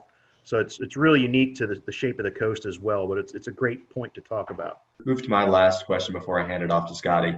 Chemical and oil spills, I'm probably going to see this a little bit less frequently, but if you're out in the water, it's certainly still a hazard if it's ongoing. Where is this a problem? Is it a problem in the Carolinas? And if so, how can we be aware that it's happening? Well, it's frightening how many tankers bring all sorts of scary things just off the coast. And the 21 years I've been in Wilmington, there have been a couple close calls, especially I think one time a barge with maybe number 6 broke loose off of Cape Fear, and luckily in a storm, and luckily they were able to get a hold of it and make sure it didn't cause any problems. But with oil rigs, it isn't a big issue for us because we don't deal with any. I mean, more for the Gulf Coast. I mean, I'm more concerned with maybe a ship with hitting a shoal or a collision, sea fog event, and you got ships carrying xylene or some other terrible chemical that collides with another one, and now we have to deal with the decision support thing, working with emergency managers. And that's why, I mean, it doesn't matter. It could be severe clear weather. We always have to be ready. And most of these events are a result of some mistake. And when we talk about oil spills, but at least what I'm proud, part of NOAA is the National Ocean Service, and they have scientific service coordinators that have responsibility for each part of the coast. So it's important for us to have a good relationship with the coordinators in our area, which we do. So we've exercised with the Coast Guard, going through their incident command training, doing their oil spill exercises, and working with the scientific services coordinator, because it's all about knowing who the players are, not just showing up going, okay, what do I do? How can I help you? These are hazards that have come about from out in the water. What about any of the hazards that have originated from within inland? I think one of the biggest examples we've all seen is after, I believe it was Hurricane Matthew and maybe Florence as well, seeing a lot of stuff being carried out from the rivers and satellite imagery showing it making its way into the water. Was there any sort of response to that as far as keeping people off the beaches for a period of time, or any sort of hazards associated with that might happen again the next time we get a big hurricane? It's a great point too. There's the debris hazards too for boaters. There's the biological type of hazards too. There's a lot of things washing down pollutants that, I think the rule of thumb is, you really don't want to be messing with the water after a hurricane or a huge flood event.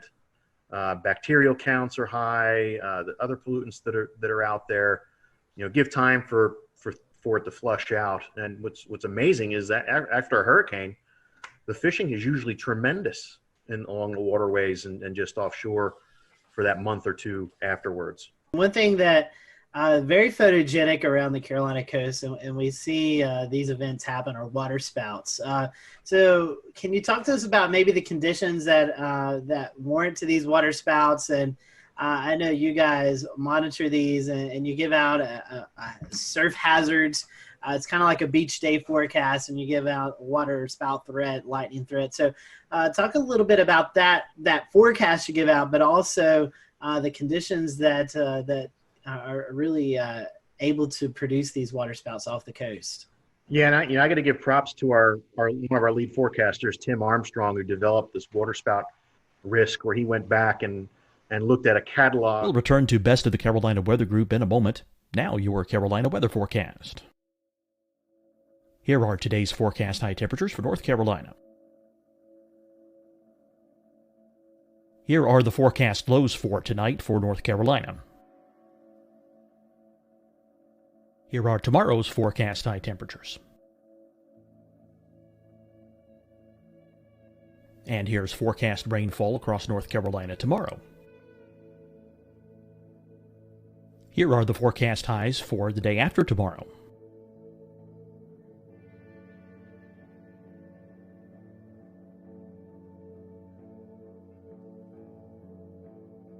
And here's the forecast rainfall across North Carolina for the day after tomorrow. This is the total rainfall forecast across North Carolina for the next 3 days.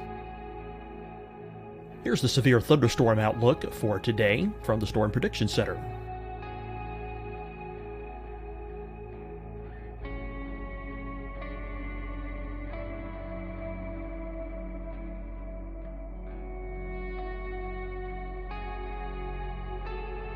Here are the forecast high temperatures for today for South Carolina.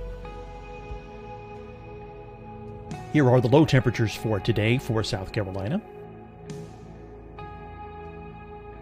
Here's the probability of precipitation forecast across South Carolina today.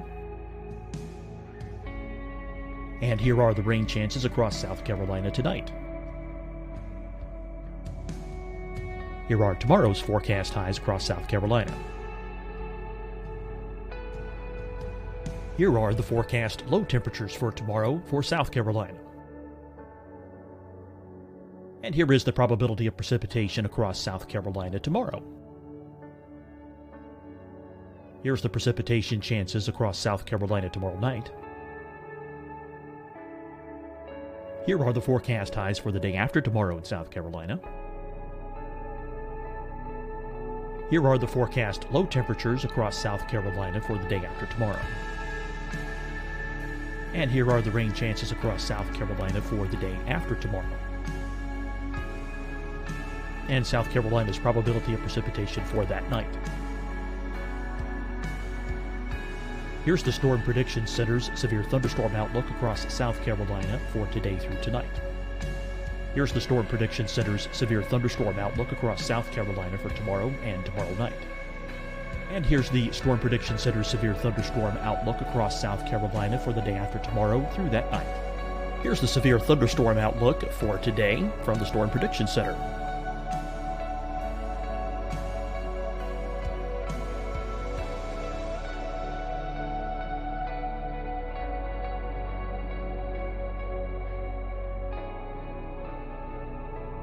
And now here's a live look at weather radar across the southeast. Deciding when to wear a mask isn't about who you know or how well you know them. Just ask yourself, will I be with anyone I don't live with? If the answer is yes, get behind the mask. Help slow the spread of COVID-19. Get behind the mask. Learn more at covid19.ncdhhs.gov. Hi, everyone. I'm Dr. Mandy Cohen, Secretary of the North Carolina Department of Health and Human Services. And when you follow the 3 W's, you protect your family and your neighbors from COVID-19. When you leave your home, practice your W's. Wear a cloth face covering, wait 6 feet apart, wash your hands often. Wear, wait, wash. We're in this together. Stay strong, North Carolina. Fight the spread and take a stand against coronavirus. Wear a mask in public. Stay at least 6 feet apart from others. And get tested. Join us and fight the spread. Visit scdhec.gov/COVID-19. Getting tested for COVID-19 helps you to take the steps needed to protect yourself, your loved ones, and your community. Find the testing location at scdhec.gov/COVID-19 testing. You'll see your Carolina weather forecast at 25 and 55 past. And now back to the best of the Carolina Weather Group on the all-new Carolina WeatherNet. Years and found some really interesting information about instability and actually lack of shear type of environment, but with the boundary in the area like a land breeze or some other boundary that might be stalled up there. So it was, we think, people see a water spout and they might think it's it's the classic tornado, and some of them are, like the big Myrtle Beach tornado, July 6th, 2001, somewhere around there, was actually like a classic tornado that just happened to ride down the beach and move into the water. So some are classic tornadoes, like even the tropical cyclone tornadoes are more of the classic type versus your regular water spout. So, but every summer we get the right instability in place. We get light winds through the atmosphere with that boundary there, and we get you get funnels that come out, and some of them can be in absence of any rain, and then just lollygag around. On occasion, maybe once every 3 years, we have to issue a tornado warning for one that's moving closer to shore. The last one we had move ashore was near Myrtle Beach, near the Ferris wheel a couple of years ago. We had one at Carolina Beach back in 2011, the week before Hurricane Irene, I think it was. We had to do a tornado warning for that. And they don't show up on radar all that great. We use some products like Spectrum Width to really see some of that smaller scale turbulence that's going on associated with the funnels. They're usually very narrow, so with the beam spreading out from the radar after a distance, the circulations sometimes are too small and they don't get captured by the beam all that well. So it's important for us to have partnerships with the Coast Guard and the boating community, and lifeguards as well, to see them and get that information back to us so we can take take action unless it's a little bit bigger one that shows up on radar. Well, Stephen, we've certainly appreciated this all useful information as our listeners and followers head out to the beach for some relaxation time, and we hope tonight's program will help you all who are listening and watching to know these hazards that on a sunny beach day, there's still things that we need to pay attention to. For folks who may be coming into the Wilmington, Myrtle Beach, the southern North Carolina coast, the forecast area that you cover, Stephen, what's the best way to follow this information? Do you have a section on your website? I know you mentioned social media. Where can our followers and listeners find that info at? Yeah, each office on their webpage, like Wilmington, weather.gov/ILM, or Charleston is weather.gov/CHS.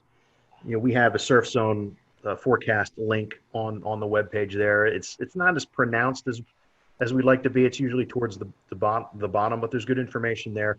But I would recommend tapping into us on Twitter or on Facebook, and especially with Twitter, because some of these beach hazard statements that we issue for when the risk is moderate or high for rip currents, I mean, you would get that information that way, and you might learn about some other things too.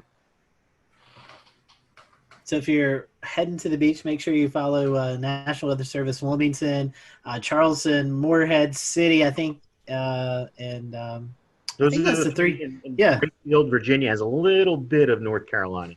yeah. So follow those accounts if you're heading to the beach. That way you're up to date on all that's going on along the ocean. So Stephen, thank you for your time.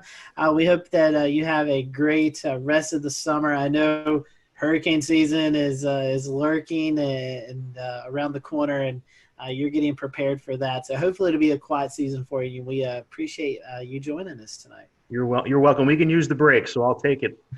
Definitely. So thank you guys for watching the Carolina Weather Group. We'll see you next time. Have a great evening.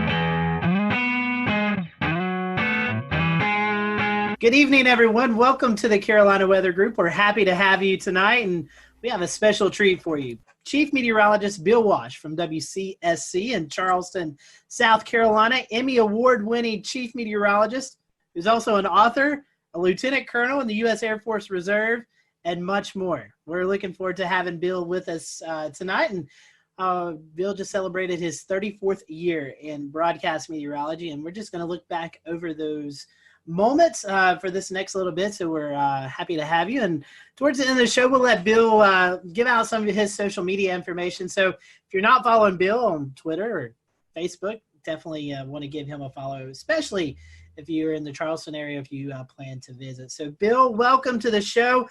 I know we've had you on before, normally talking about hurricanes or landfalling tropical systems, but we wanted to get you on tonight just when the weather's calm, and well, when we're recording this, the weather's calm, and we'll put that out there. But we just want to kind of get to know you. So our first time question for a lot of our first time guests is, how did you get hooked into this crazy career that we all love to do here in the weather world? Great to be here, by the way. It's so cool to be with everybody. And I definitely watch love the podcast. It's funny. It's just kind of an accident, actually, believe it or not. I was really into aviation, into, flying airplanes. And I got my pilot's license when I was 16 years old. So I actually got my license to fly before I got my license to drive. So I had to get a ride to the airport to take my check ride. But anyway, I was really thinking about going the aviation route for a while. And my sister's boyfriend at the time was working in radio. And I really was fascinated by broadcasting. And he was about 3 years older than me, 3 or 4 years older. And she ended up marrying the guy. But, this was back in high school.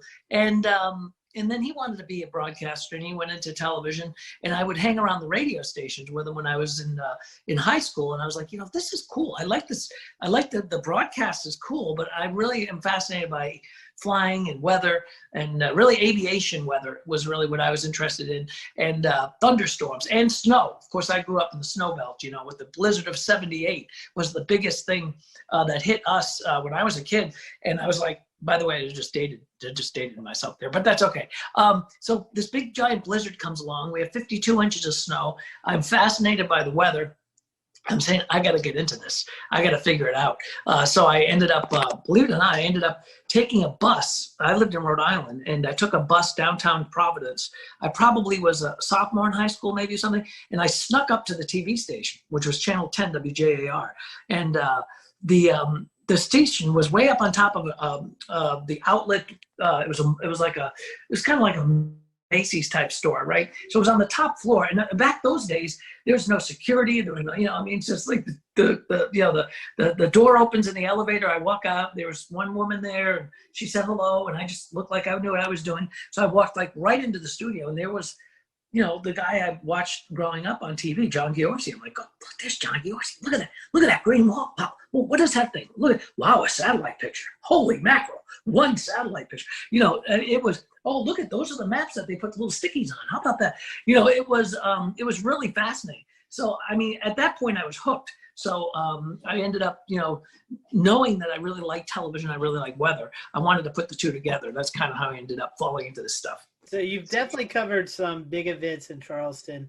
Talk a little bit we'll go into some specifics here later on, but talk about your time in Charleston and, you know, what that's meant for you. I know you've been a figure in the community. So what's it been like forecasting in Charleston? Oh, it's been fantastic. I mean, Charleston is such a great place. You know, as I said, I was in Rhode Island, and I was looking for a full-time gig. I wanted to get, well, I had a great gig. I did, by the way, my dog is here. if you're wondering what, that's Ruby. And, so what happened was, you know, I was looking for I wanted a, you know, Monday through Friday gig or something like that. I looked very, very young, as I continue to this day, except for the hair, see? But anyway, so, I decided that I'd start looking. I wanted to go somewhere warmer. I really like tropical weather. I love hurricanes. So, and we, you know, at that time, even in the 80s, there weren't that many big hurricane events. So I ended up, you know, throwing my tape out there, and I got a call by the station here in Charleston, WCID. And they said, hey, we're interested in you coming down, maybe being our chief meteorologist. Once their meteorologist was leaving, she was going to have a baby. And she was going to, you know, just leave the business. So I came down here, they offered me the job, and I saw, when I flew down for the interview, I actually, they took me out to Wild Dunes for lunch, and I saw a dolphin and I saw a palm tree. And I was saying, wow, those are the two. I mean, that's like, I really was kind of like in Florida, but I'm like, this is like Florida without the traffic, you know? So I'm thinking, you know, let's go down there. So I got a chance to come down here. To work at Channel 4, and I did for, that was in '86. And then, of course, in 1989, Hurricane Hugo comes along. Well, you know, the worst strike on the U.S. in years and decades that came up and really slammed right into us perpendicular-wise, right up the coast, right into the coast. And we had 6 feet of water in the building. We were blown off the air. I mean, we had, you know, I was out of my house for 3 months. I had to live with my soon-to-be in-laws for 3 or 4 months. That was worse than the hurricane. But anyway, that was, she could probably hear me. But anyway, it was, he recycled paper towels, her father. Oh, she can hear me, I can't. All right, so anyway, but so, you know, so that was an event that was just, you know, that was a career-making event, because, you know, here I was, young guy, you know, doing my first my second weather job. Technically third, because I did part-time on cable way back. But anyway, so, you know, it was a big deal. And Rob Fowler, my pal Rob, you know Rob, and he comes on the show. And he and I both worked that storm from different perspectives, different stations. But we were down here within about maybe a year of each other. I think I came in '86, he came in '87. But, you know, the two of us really kind of, that was our biggest, you know, our biggest weather event that all of a sudden, here we are in our 20s doing that big storm, and they hadn't had one here in years, and it was a devastating storm.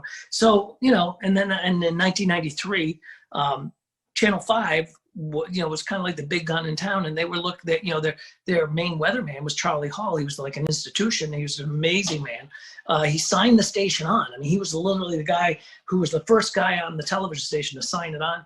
And they called me up and said, "Hey, are you interested in coming over to work with Charlie?"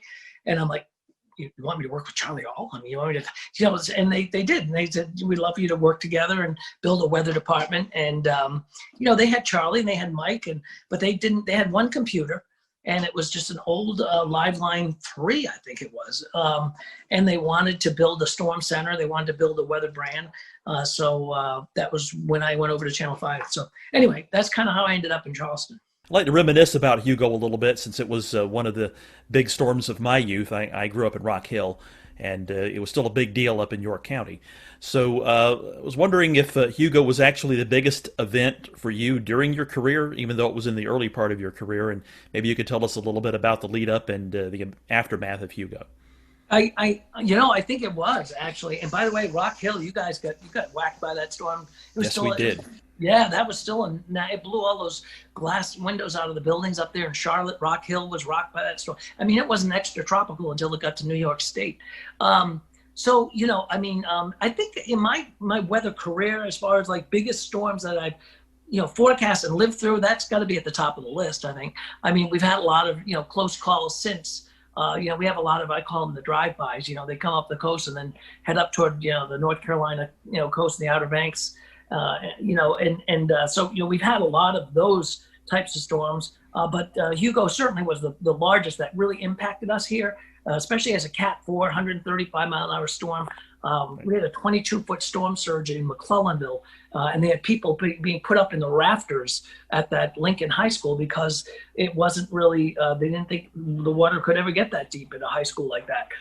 It was a precedent-setting one for me, but also for the station, all three stations, it really was, and for Charleston itself. The city remembers it every year, 31 years ago now, hard to believe. But there was, I think that and a couple of the snow events, actually, if you think about it, a couple of years ago, we had a snow event where we had, and I know some of you guys are going to laugh at me, we had 6 or 7 inches of snow. And, that's a big deal for Charleston. It is a big deal for Charleston. We were, and it was so cold. It was such a cold air event. The cold air was really in place for about 3 or 4 days after that. So it didn't melt off very much. It melted off a little bit during the day, but it was thick enough that it refroze at night. So it was a real mess. So some of these snow events were amazing. Certainly the hurricanes were amazing. We've had a couple of tornado outbreaks. We don't have them, obviously as much as you would back inland.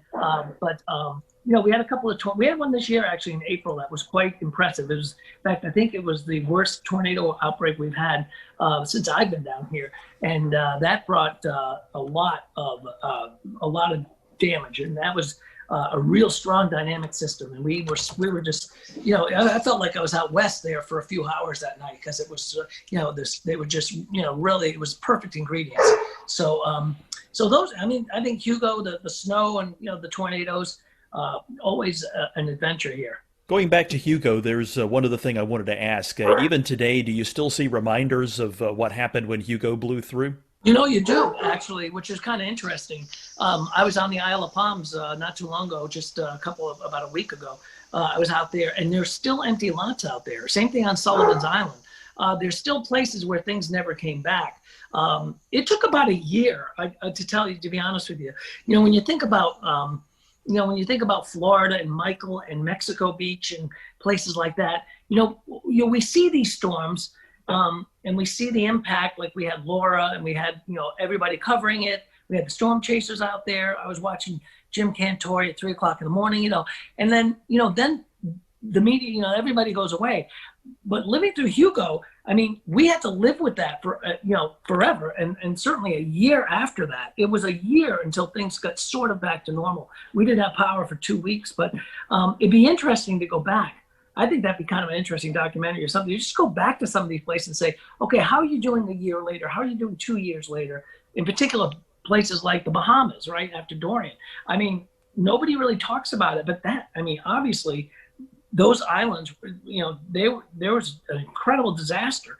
And it'd be interesting to go back to Freeport and back to Abaco and take a look at some of those places, because see how they're doing now. So I think to answer your question, there are things still around that you can tell that were pre-Hugo or post-Hugo, but we filled in quite a bit in 31 years. I would echo your thoughts exactly, because even now, if you go and walk around, you look at some of these oak trees and pine trees, you can still see where with most of these trees, they were blown over, they were popped in half, so to speak. So you can still see where the knottage is and where new limbs have grown over the years, but you can see where the disformation is in a lot of the trees still, even after all these years. So yeah. Yeah, you really can. And there's a lot of people that live here that were here then, and they remember it. They remember surviving, getting through it and things like that, and rebuilding their house, or getting back to what was a house. So,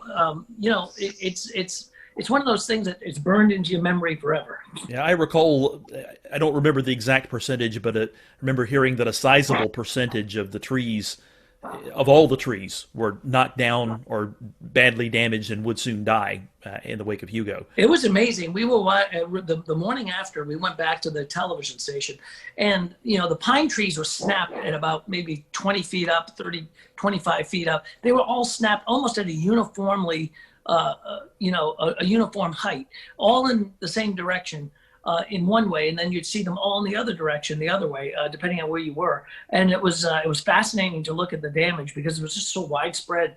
But a lot of those trees were, the Francis Marion Forest was completely devastated. And it's been a long time, and it's still being, rebuilt. A lot of those newer trees, or some of those trees that have come back, it takes a while, obviously. Bill, how was communicating the threats from Hugo, specifically the storm surge? We've made a lot of progress in the past 5 to 10 years of trying to explain what storm surge is and the areas it impacts. What was it like explaining the water that could come with a storm like that back in the late 80s? So that was interesting because, that was before slosh models, and that was before, we had the LFM. And so, we didn't have a lot of the great, tools we have today. And at the time, remember, the Hurricane Center only went out 3 days. They didn't go out 5 days. And we didn't have, the Euro. We didn't have all of these great products that push us out, so many days in advance. So it was really kind of using that technology, what we had, but letting people know about the storm surge was because it was kind of alien to these folks. They knew. Remember, they haven't had a hurricane strike since at least, I think it was David maybe that came by in 79. Anyway, they hadn't had a major hurricane strike really since Hazel and Gracie way back in the 50s. They had some storms that came on up, but it was the first real major strike that could bring a major storm surge. So communicating that was interesting, and it was you had to kind of explain to people what it was, and a lot of people didn't think that they could see 20 feet of water, and there's a lot of people are saying, oh, they're overdoing it, and stuff like that. So getting that message out there was rather interesting. So Bill, I want to ask you a little bit about kind of bring your military background and career into your meteorology broadcasting career, and specifically when hurricanes like Hugo or other kind of big events like that have occurred. Is there part of your military background that helps you communicate that or be present and structured in the way you assist with letting people know the threats? Yeah, it does, Dan. What it does is it gives you, in the military, everything's about readiness, right? So when I was, when you're working on a staff, or you're working as, whatever your job is in the military, everything is, especially in the reserve side of things, it's all about readiness. Are you trained up? Are you proficient in the software? Are you proficient in the forecasting? Is your staff ready for this? Is master control ready for this? Do they know how to put the crawls on? Do we know how to evacuate if we have to evacuate? In military, there's a lot of readiness. We had to, you have to do a lot of training. And I think that kind of background also kind of floats over to what we were doing. And I still to this day have, readiness checklist for like tornadoes or tornado warning or severe weather, making sure our master control has, all of the things they need to make sure that they're ready to put us on TV at 2:00 in the morning if they have to. So, a lot of that comes from the military background. Excuse me. That's Ruby. That's Ruby. So a lot of things come from the military background that go into television that help me pretty much get through these storms. But I think it's a good background. And military is a whole different world. When I was doing military, on the weekend, I'd go away, or even during the week, I'd be like, it's like literally changing hats. It's a whole different world of the way things are done. TV is, there's a bit of show business. We got the science side of it, but there's show business, and it's a whole different world where military, it's totally different. So if you're briefing a commander, for example, on an upcoming storm, or you're doing a battle group command type of, if you're doing a forecast for a battle group, you're talking about, different types of weather, but those people, it's a different audience. So yeah, so you use that training, I think, to help you be ready. Readiness is the most important thing. Well, that readiness was obviously very important in 1989 with Hugo, and it still is. Bill, we've talked about before on this show, in the unfortunate event that South Carolina and the South Carolina coast and Charleston area were to ever face another storm like Hurricane Hugo. How prepared are we nowadays in the Charleston metro for a major landfalling hurricane? I think we're pretty well prepared. We're prepared, and we're at a point where we know what to do. We know how to get the messaging out there. We're prepared better than ever when it comes to communication between social media, the television, the OTT over the top stuff, all of the different platforms that we can broadcast to. So getting that word out is going to be even better. As far as evacuation and stuff like that, that is drilled pretty much every year. We have hurricane drills with the state and with the Highway Patrol and the National Guard and stuff like that. So I think South Carolina is pretty well prepared. There are some caveats. We flood on a good thunderstorm on a high tide down there. So depending on the timing of the storm, also the trajectory of the storm versus the coast, how much flooding that we could have. But to get people to move. We had a big evacuation during Florence, and that was a major. It was a Cat 1 actually. It was a major disruption, but it wasn't even a major hurricane as it came down the coast. But it was a rainmaker moving at 2 or 3 miles an hour, just flooding North Carolina and northeast South Carolina. But yet, governor, had evacuation all the way down through Beaufort County down into near the South Carolina Georgia border. That put a lot of people out saying, well, why am I evacuating? That storm's up near Myrtle Beach, and it's really flooding like Conway and not us. So, and a lot of that we have to try to explain to people and say, we don't make the evacuation call. We tell you what's going to happen weather-wise, what to expect. So in that reference, I think we can be ready. We'll return to Best of the Carolina Weather Group in a moment. Now your Carolina weather forecast. Here are today's forecast high temperatures for North Carolina. Here are the forecast lows for tonight for North Carolina. Here are tomorrow's forecast high temperatures. And here's forecast rainfall across North Carolina tomorrow. Here are the forecast highs for the day after tomorrow.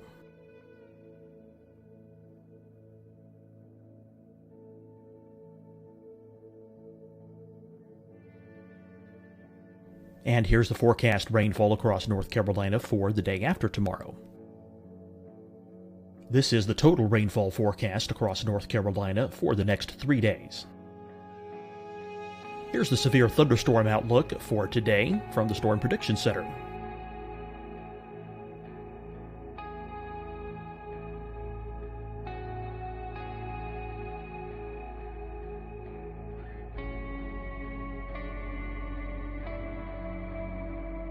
Here are the forecast high temperatures for today for South Carolina. Here are the low temperatures for today for South Carolina. Here's the probability of precipitation forecast across South Carolina today. And here are the rain chances across South Carolina tonight. Here are tomorrow's forecast highs across South Carolina. Here are the forecast low temperatures for tomorrow for South Carolina.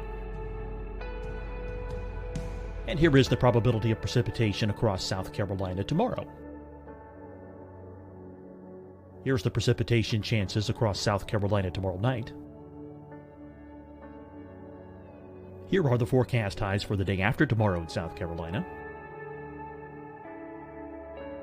Here are the forecast low temperatures across South Carolina for the day after tomorrow. And here are the rain chances across South Carolina for the day after tomorrow. And South Carolina's probability of precipitation for that night. Here's the Storm Prediction Center's severe thunderstorm outlook across South Carolina for today through tonight. Here's the Storm Prediction Center's severe thunderstorm outlook across South Carolina for tomorrow and tomorrow night. And here's the Storm Prediction Center's severe thunderstorm outlook across South Carolina for the day after tomorrow through that night. Here's the severe thunderstorm outlook for today from the Storm Prediction Center.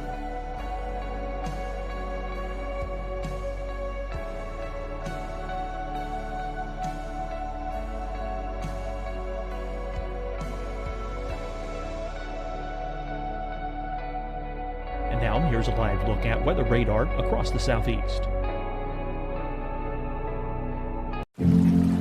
Deciding when to wear a mask isn't about who you know or how well you know them. Just ask yourself, will I be with anyone I don't live with? If the answer is yes, get behind the mask. Help slow the spread of COVID-19. Get behind the mask. Learn more at covid19.ncdhhs.gov. Hi, everyone. I'm Dr. Mandy Cohen, Secretary of the North Carolina Department of Health and Human Services.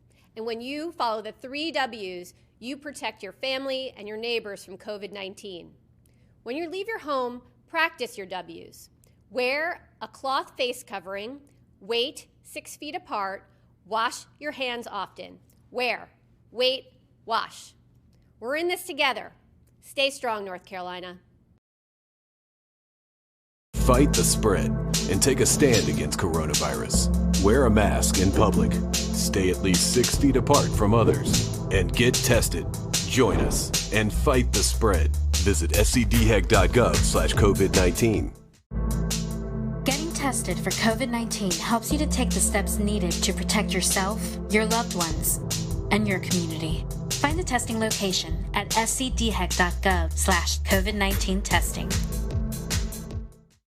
You'll see your Carolina weather forecast at 25 and 55 past. And now back to the best of the Carolina Weather Group on the all-new Carolina WeatherNet.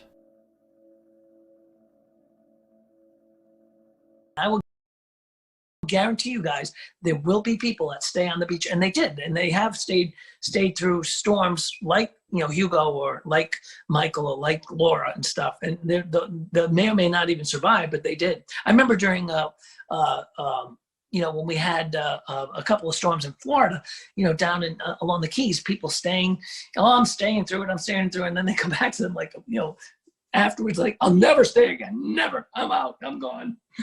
Talking about some of these climate change issues that we've had, certainly the sea levels are coming up, and, what has your perspective been on how, we've had to handle sunny day flooding since you started here going into now? That's funny that you say that because, when we do have these 6.7, 6.8 tides on a beautiful sunny day, and you're trying to tell people we have a coastal flood advisory until 11 o'clock tonight, and they're like, it's not even raining. What are you talking about? And then all of a sudden, the pictures start showing up on Twitter of people's driveways being flooded and stuff like that, the drainage in the city. So sometimes it's hard to explain to people that, and it's people want simple answers sometimes, and sometimes it's hard to give a simple answer. And and there's not a lot of simple answers when it comes to weather. It can be complex, but even tides. When you talk about tides and talk about drainage, and you talk about some of the even the extreme low tides.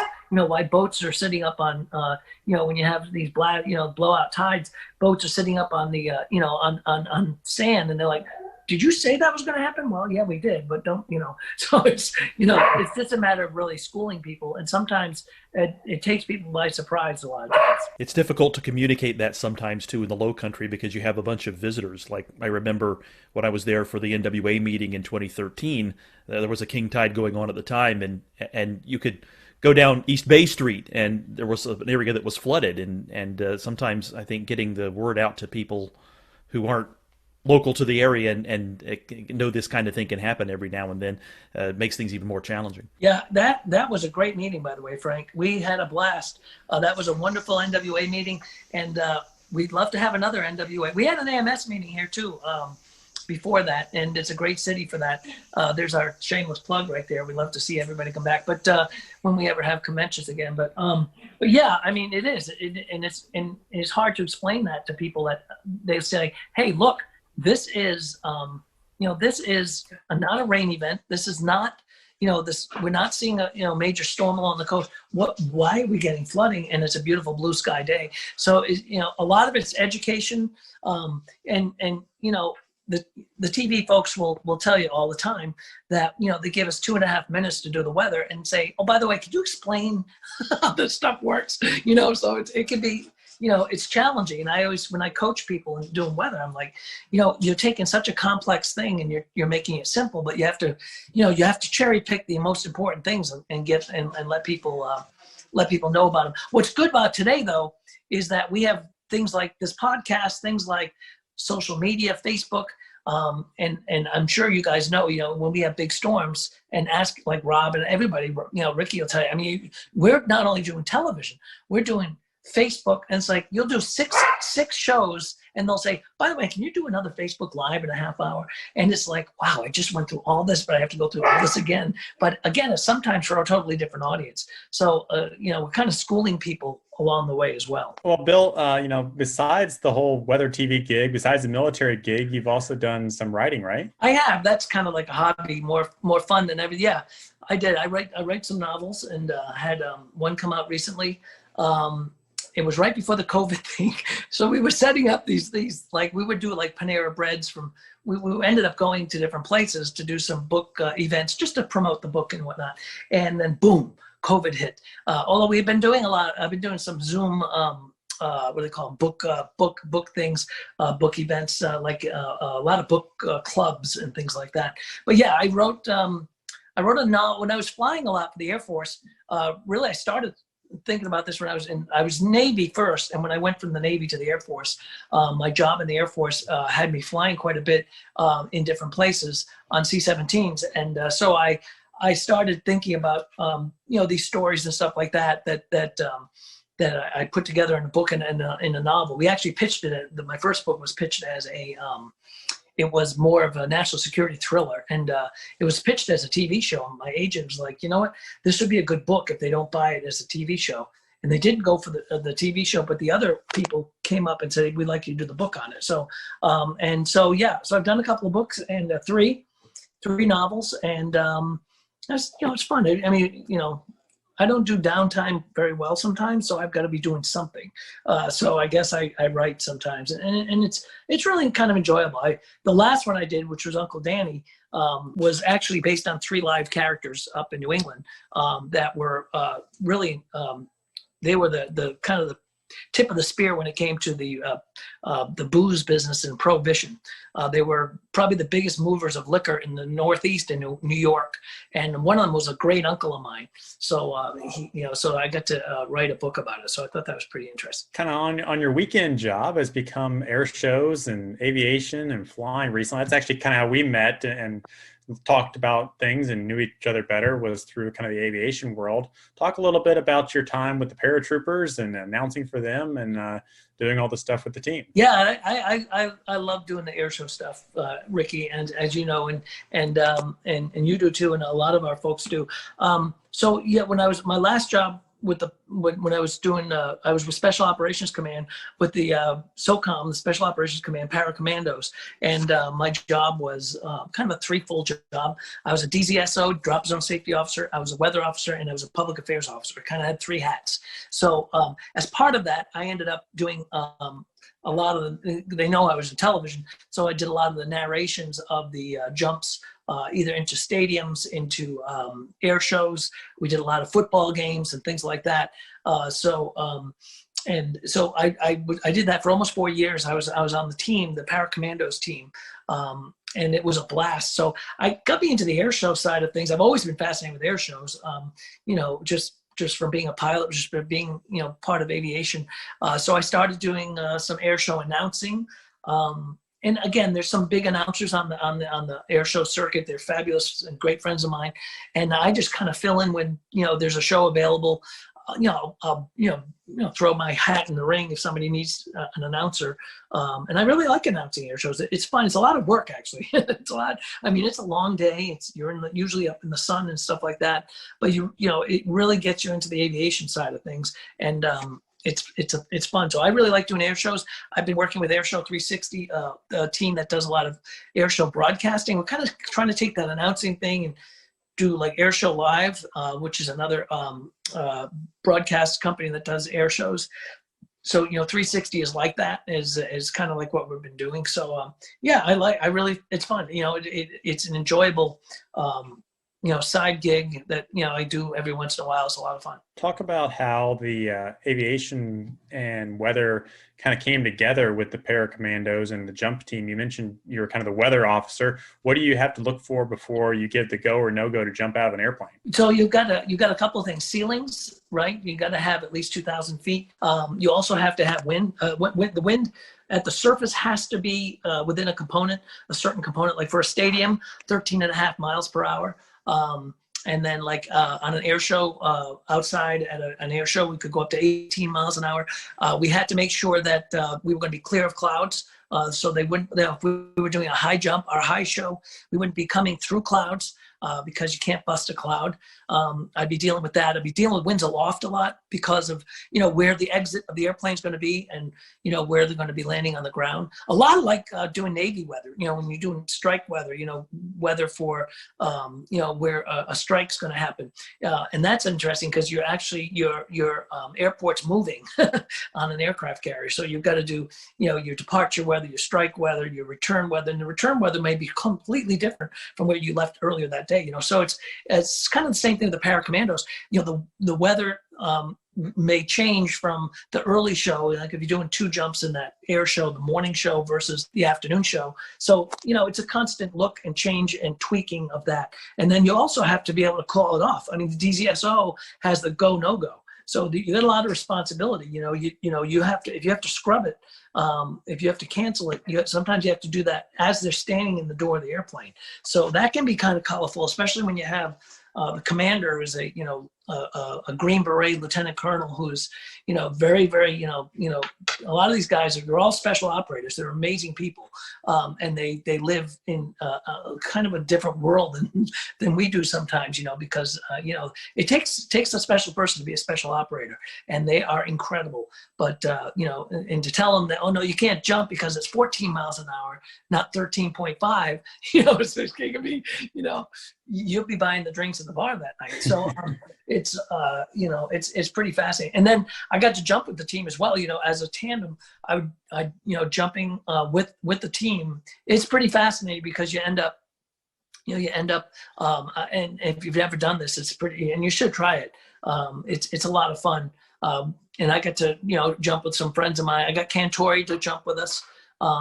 In fact, we're supposed to meet up at the end of October for a skydive with him and some other folks down in Zephyr Hills. So it is it's fast, it's fun, but you just have to be able to make that call sometimes where it's a scrub. So that's the toughest part, is saying no to a bunch of special operators that don't usually get, the weather doesn't bother them for anything they do, but because of the legalities of what we do as a performance team, you had to sometimes say no. So it's pretty fascinating. If South Carolina were to be defined by one food, only one food, what would it be? Shrimp and grits. Shrimp and grits. Oh, I like that. I agree. You think so, Frank? Absolutely. Frank? I love me some shrimp and grits. What's your favorite shrimp and grits down there in the Low Country? Oh my goodness. There's a Fleet Landing is very good. Actually, Poogan's Porch probably some of the best, and they have the best biscuits in the world. They're about the size they of a do. Volkswagen. Best she They're crab huge. soup too. Yeah. Oh, the sheet crab's incredible, and those biscuits are as big as a Volkswagen. They're fabulous. Bill, we've certainly appreciated your time tonight and just the great stories. And I can speak for all of us. We appreciate you always be willing to join us when storms are about to affect the Carolinas, and we always appreciate that. If our followers who are not in Charleston but travel to Charleston, or maybe they do live in Charleston and don't follow you yet, how can they find you on social media? So, yeah, anytime, my pleasure. Whenever storm's coming, feel free to reach out. All of us down here are glad to jump on. We love the podcast. Rob, myself, everybody really, and Dave Williams. So the social media, it's just Bill Walsh TV for social media on the Twitter and Instagram side, and it's Bill Walsh Live 5 News on Facebook. Bill, we certainly appreciate your time, and thank you guys for watching and listening to the Carolina Weather Group. We'll catch you next time here on the podcast and the live streaming show.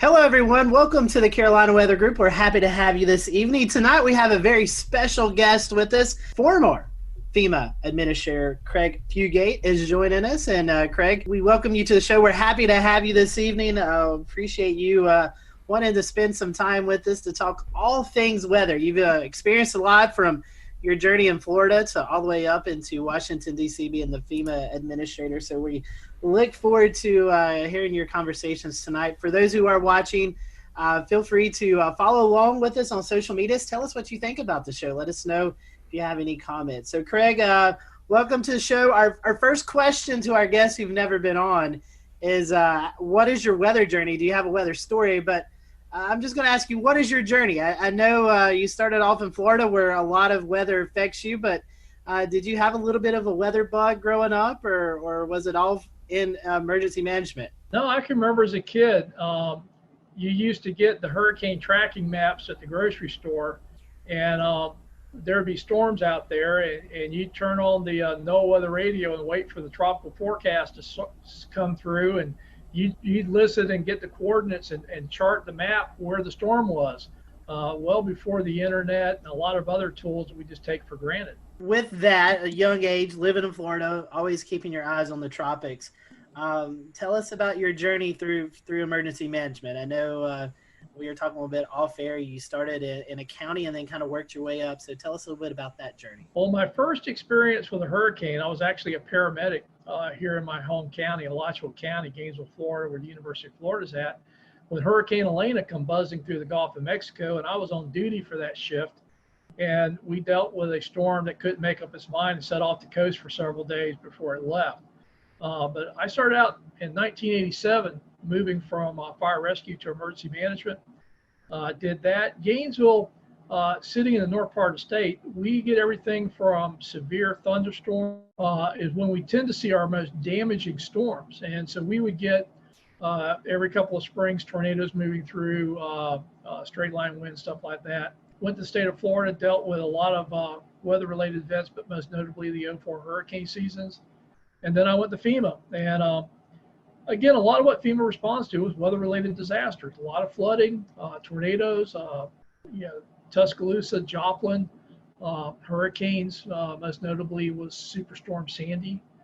So pretty much throughout my career in emergency management, probably more than anything else, has been weather-related hazards.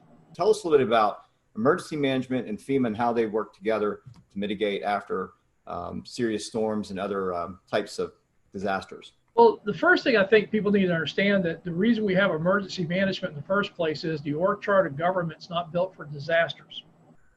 And that's true at the local, state, and federal level. So what's happened in the late 70s was the National Government Association began to realize that every one of these big events was almost reinventing wheels. It was never clear who the federal agencies were. what the roles were constantly changed. And that really drove the formation of FEMA under a reorganization order that President Carter issued. But the relationship is the way states are set up is they're the primary response to all disasters. Depending upon how that state's organized, generally our first line is local governments, mutual aid, state mutual aid with the federal government in case of FEMA, supporting governors. So every time I hear somebody saying, well, FEMA ought to be in charge, I remind folks, our government's actually a federal government where states have the primary role in domestic emergencies with the federal government supporting them. And I like to point out that if FEMA was in charge of everything, it would have been hard to imagine an agency that could have responded to all the disasters that we saw during my term there without the leadership role of the governors, because FEMA just couldn't have handled all that. It really is this idea that all disasters are local. It doesn't mean we're abandoning everybody, but there are key roles and responsibilities. But like I like to tell people, when the disaster hits, we all work as one team. And so, Craig, how hands-on were you with some of these departments, like the Storm Prediction Center, the National Hurricane Center? Well, I'll give you an example. Both at the state of Florida and at FEMA, our practice was when we had storm threats, we would have the National Hurricane Center, Storm Prediction Center. Sometimes, once we saw the rainfall forecast, the Weather Prediction Center, relevant river forecast, and the affected National Weather Service offices all on those briefings. And I think, one of the things that I found when I got to FEMA was they were only talking to the Hurricane Center. And I'm like, you guys do realize there are other hazards, that there are forecast centers that deal with that. And the Weather Service in general, I think, really appreciated the fact that they finally had somebody that understood that the Hurricane Center isn't the only products that are being issued during these storm threats, and that, if we were seeing a significant flood risk from heavy rainfall, having the Weather Prediction Center now talking about that and amplifying that message. What do you envision a response might look like to a hurricane in the age of coronavirus? If you listen to what Mike said, and you go back several years ago and listen to him talking about hurricanes, he said the same thing. We've always recommended that people evacuate their friends and families, hotels and motels, and shelters as a last resort. So I think I'm less concerned about that messaging as the messaging we've been hearing, that people have been told to stay home, socially isolate, the risk of COVID, and not understand that if you're in an evacuation zone, you still need to evacuate.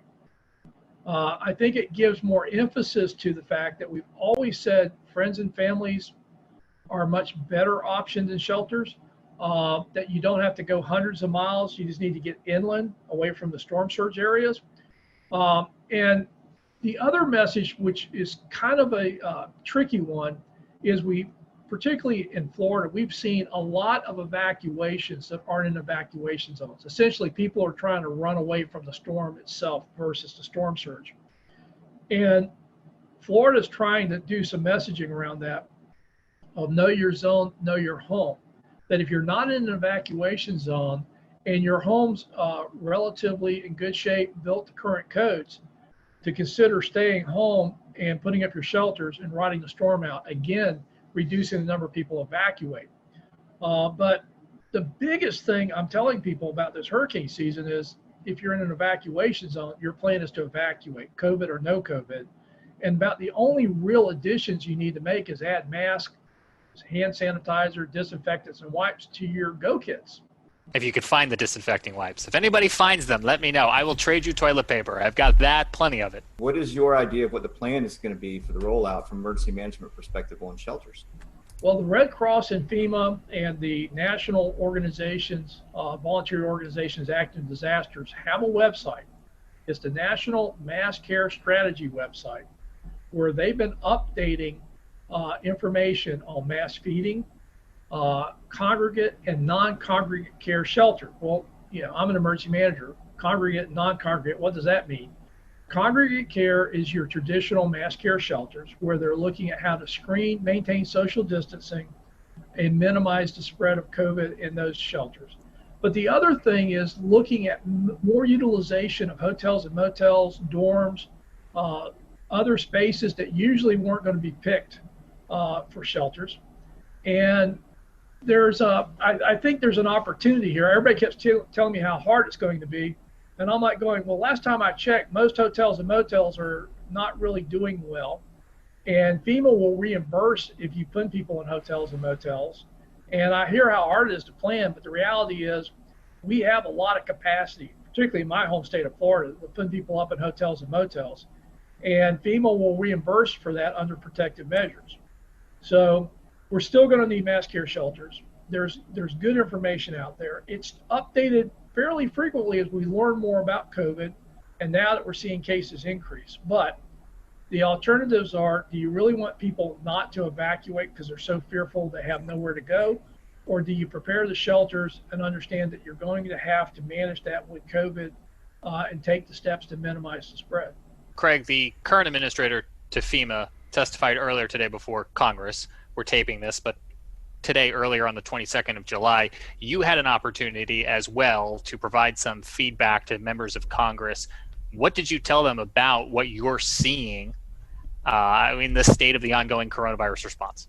Well, I think, again, my emphasis was on evacuations. We need to be clear about that and not mix messages with talking about how dangerous and confusing and everything else it's going to be, and really focusing on when you're in the storm surge area, that's the primary threat. We need to evacuate, and we need to acknowledge COVID, but we shouldn't use COVID as a reason not to evacuate. So we need to clear that communication up. But secondly, we know that moving people is a vector, and everybody talks about evacuations. I said, well, the other problem is going to be on the response.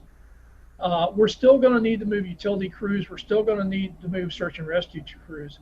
But if you think about a lot of these disasters, we see a lot of volunteers moving, and that may not be our best tool. And everybody says, well, what are you going to do? I says, well, I don't know about you, but we got pretty high unemployment rates right now in Florida.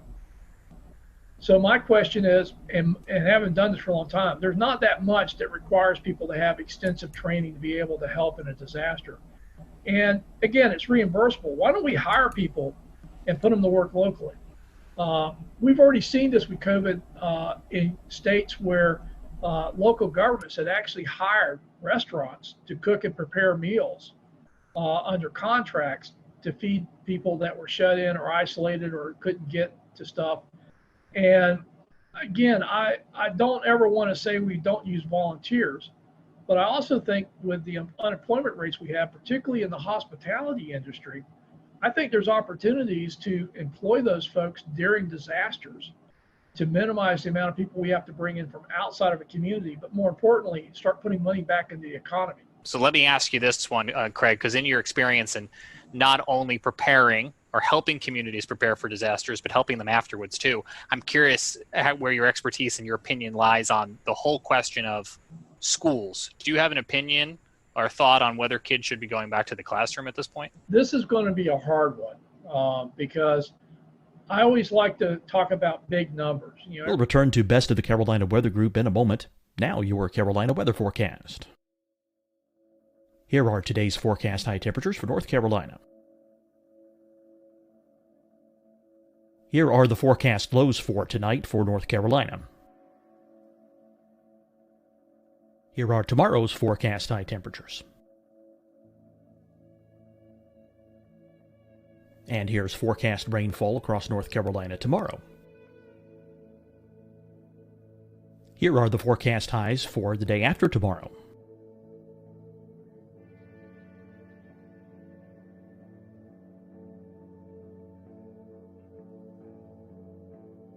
And here's the forecast rainfall across North Carolina for the day after tomorrow. This is the total rainfall forecast across North Carolina for the next 3 days. Here's the severe thunderstorm outlook for today from the Storm Prediction Center.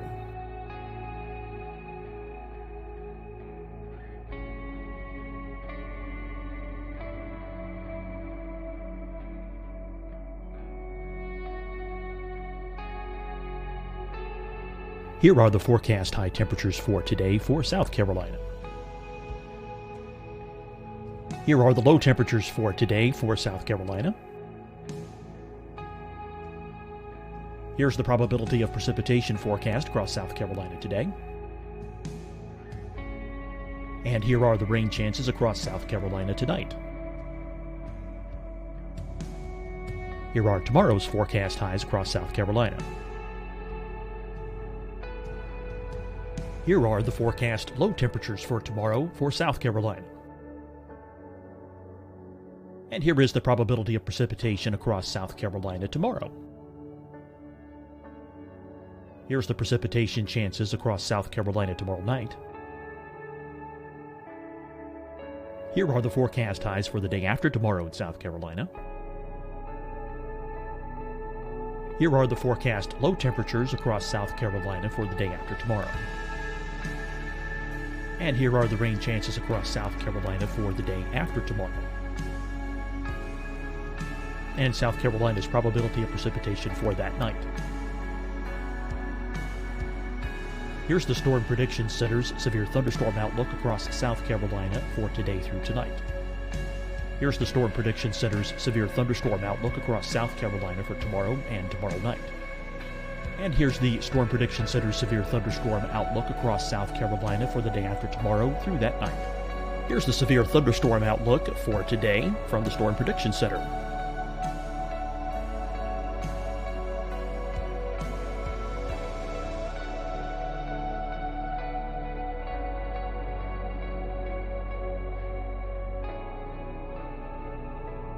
And now here's a live look at weather radar across the southeast. Deciding when to wear a mask isn't about who you know or how well you know them. Just ask yourself, will I be with anyone I don't live with? If the answer is yes, get behind the mask. Help slow the spread of COVID-19. Get behind the mask. Learn more at covid19.ncdhhs.gov. Hi, everyone. I'm Dr. Mandy Cohen, Secretary of the North Carolina Department of Health and Human Services. And when you follow the 3 W's, you protect your family and your neighbors from COVID-19. When you leave your home, practice your W's. Wear a cloth face covering, wait 6 feet apart, wash your hands often. Wear, wait, wash. We're in this together. Stay strong, North Carolina. Fight the spread and take a stand against coronavirus. Wear a mask in public. Stay at least 6 feet apart from others. And get tested. Join us and fight the spread. Visit scdhec.gov/COVID-19. Getting tested for COVID-19 helps you to take the steps needed to protect yourself, your loved ones, and your community. Find the testing location at scdhec.gov/COVID-19 testing. You'll see your Carolina weather forecast at 25 and 55 past. And now back to the best of the Carolina Weather Group on the all-new Carolina WeatherNet. Don't generally get that sick.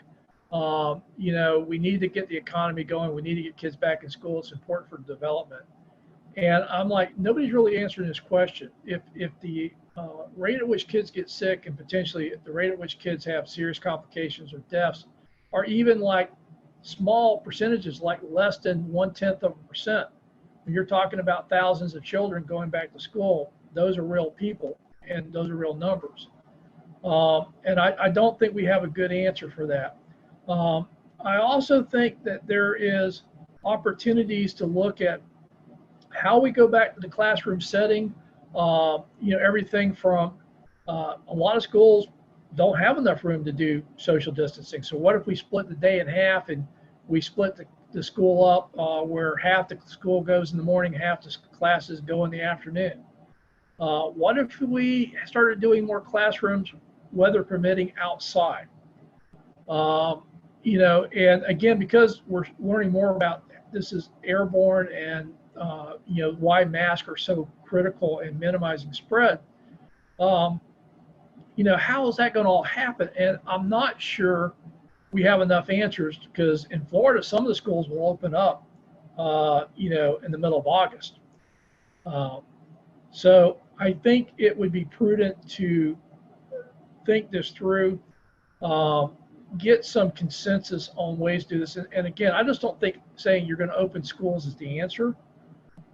But I also don't think that keeping schools closed indefinitely is going to work either. Shifting gears a little bit, you're passionate about the resilience divide. I see this here in Charleston a lot, where we have, sunny day flooding, and it often affects places that are less affluent than places that are more affluent.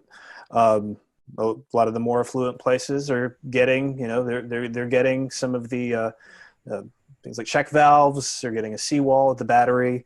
But meanwhile, at the corner of Haygood and Fishburne, where there's low-income housing, you see at 6.8 feet tides, you start to see the creek overflow and start flowing across the road there. Several, we had 80-something coastal flood events last year. So let's talk a little bit about that resilience divide and how we can maybe bridge that. Well, the resilience divide is really how I'm trying to talk about the current process of using cost-benefit analysis to make decisions about investing in mitigation and building projects, particularly for future climate impacts, as well as the existing impacts we're already seeing. And so much emphasis is on how many tax dollars we save. You probably heard this, that for every dollar we invest, we save anywhere from $4 to $9. And so if you're looking at dollars, you'll actually save more money the more valuable the homes are that you're trying to protect. And lower income homes, working class communities, don't score as well. So the bias, I don't think, was intended to short the most vulnerable communities, but by only looking at the cost benefit analysis of dollars saved versus dollar invested, we're going to see that divide go towards the more affluent communities, particularly those that can afford the cost share match of, in many cases, a minimum of 25% against the federal dollars. And I think we need to broaden the definition of cost benefit analysis to actually talk about the functional impacts to families and communities, not just to dollars saved on property. Jared, I want to take what you just said and talk about Charleston and the resilience divide and just roll that into talking about climate change and climate change adaptation. Craig, what does that look like from a FEMA standpoint? Climate's already changed. I think one of the problems we have is we keep talking about climate change as something that's going to occur in the future. And quite honestly, that's the way we talked about it in the majority of the Obama administration, was something that we were going to deal with in the future. But when Sandy hit, President Obama, and we'd already seen a lot of tornado and flooding activity and a pace that we'd not seen before. And we kept getting these record-setting events, which I remind people, if it's record-setting, we've never measured it before. And these weren't just isolated incidents. It was like a drumbeat. And the president said something that really, I think, shaped where we were going to go at FEMA. He says, the discussion about climate change is over. We need to start talking about climate adaptation. And the problem is our infrastructure was built for the past century of weather-related events. And climate is changing faster than our ability to keep up with infrastructure, to keep up with the improvements needed. And this is why I think it's so important that as we talk about federal investments, big infrastructure, federal highway bill, HUD dollars, the alphabet soup of funding, including the FEMA disaster dollars. We have got to move away from building to our last 100 years worth of weather data and start building the future risk. And I think there are more and more people that get that we can't keep building the way we've been building if we're going to survive.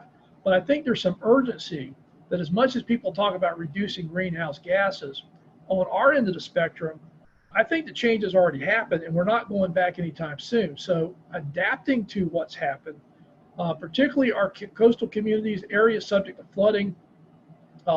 We know that the extreme rainfall events is one of the clearest signals we've seen in the last decade from climate impacts.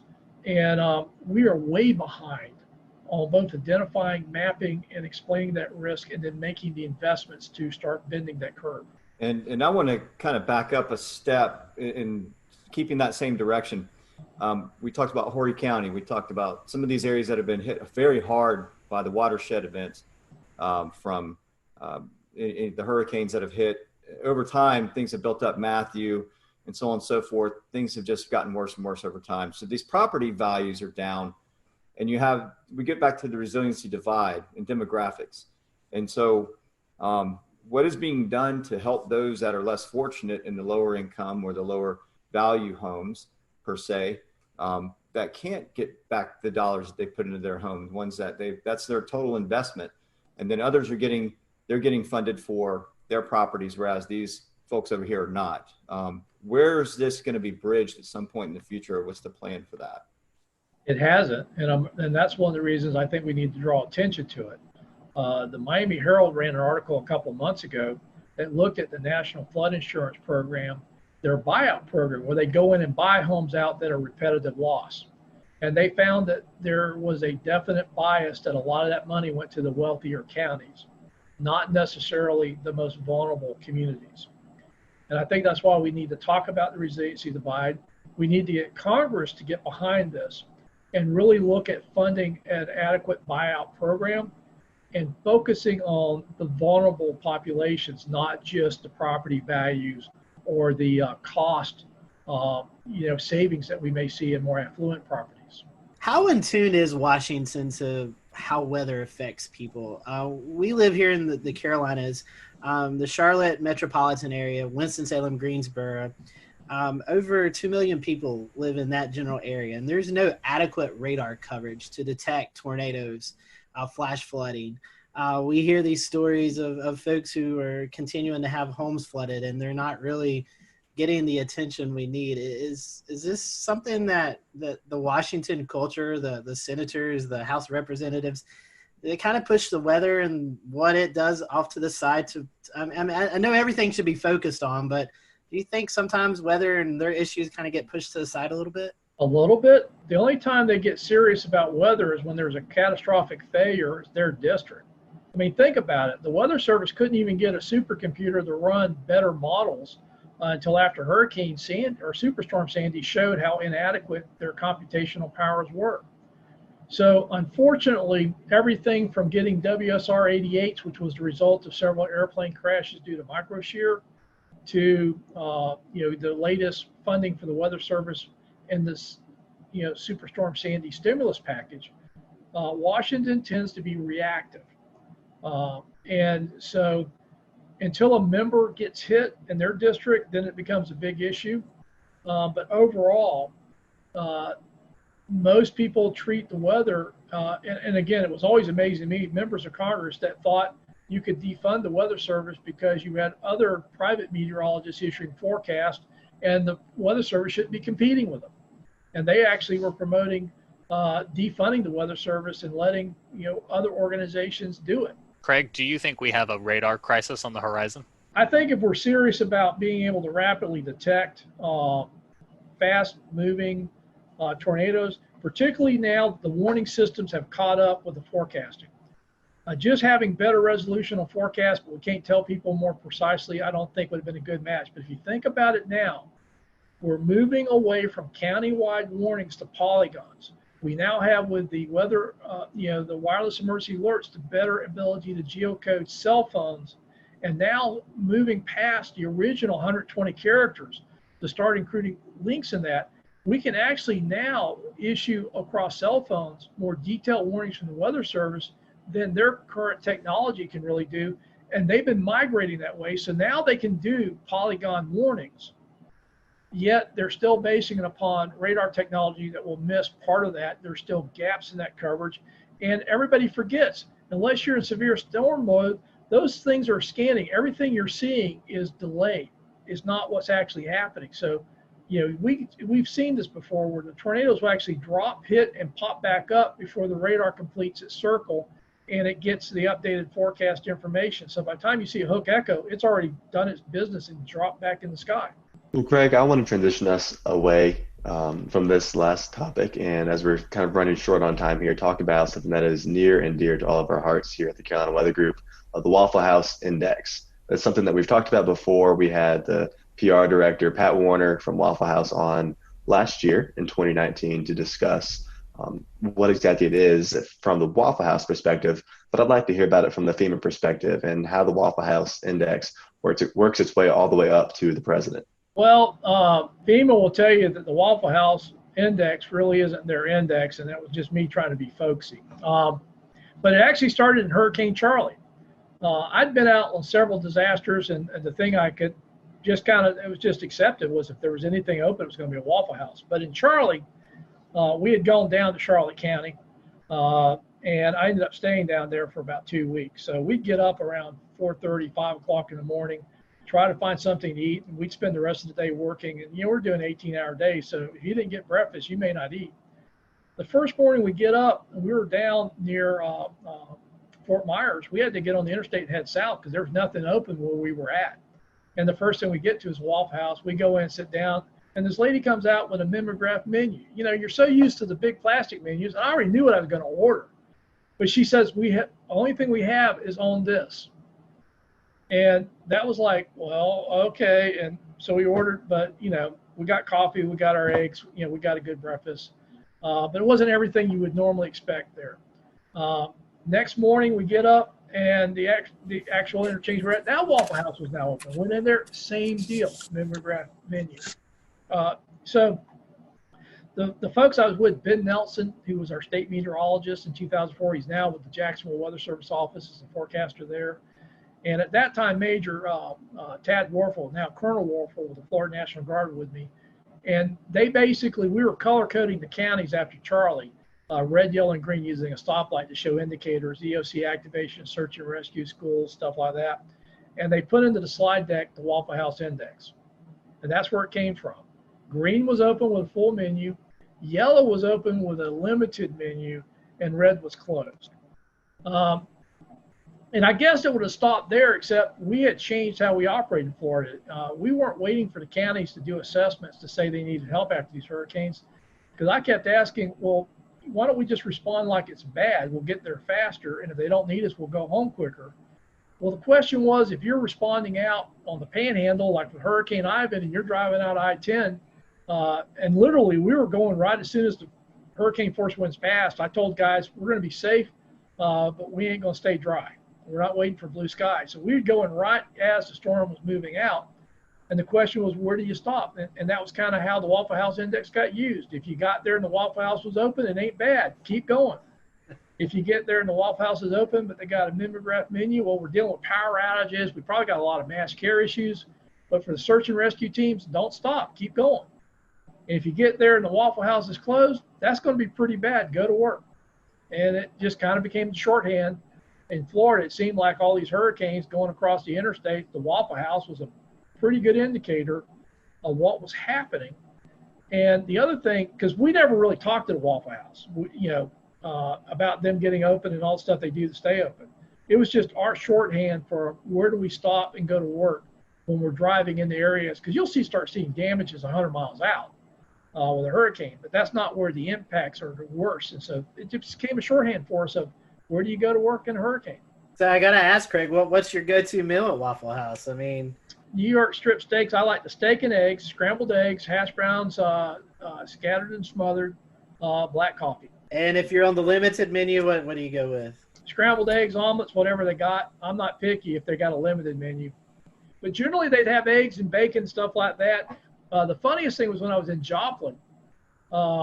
We got out there. I was actually on the West Coast, had to fly back into Joplin, got there late at night. We did a whole bunch of interviews the next day. I've been running on about 3 hours sleep in about 48 hours. It's now about 6 p.m. We're heading back to our hotel for the first time. And there's a Starbucks, and all these cars are parked around the Starbucks. I'm like, hey, guys, just pull in. I need a coffee. And we pull into the Starbucks. It was closed.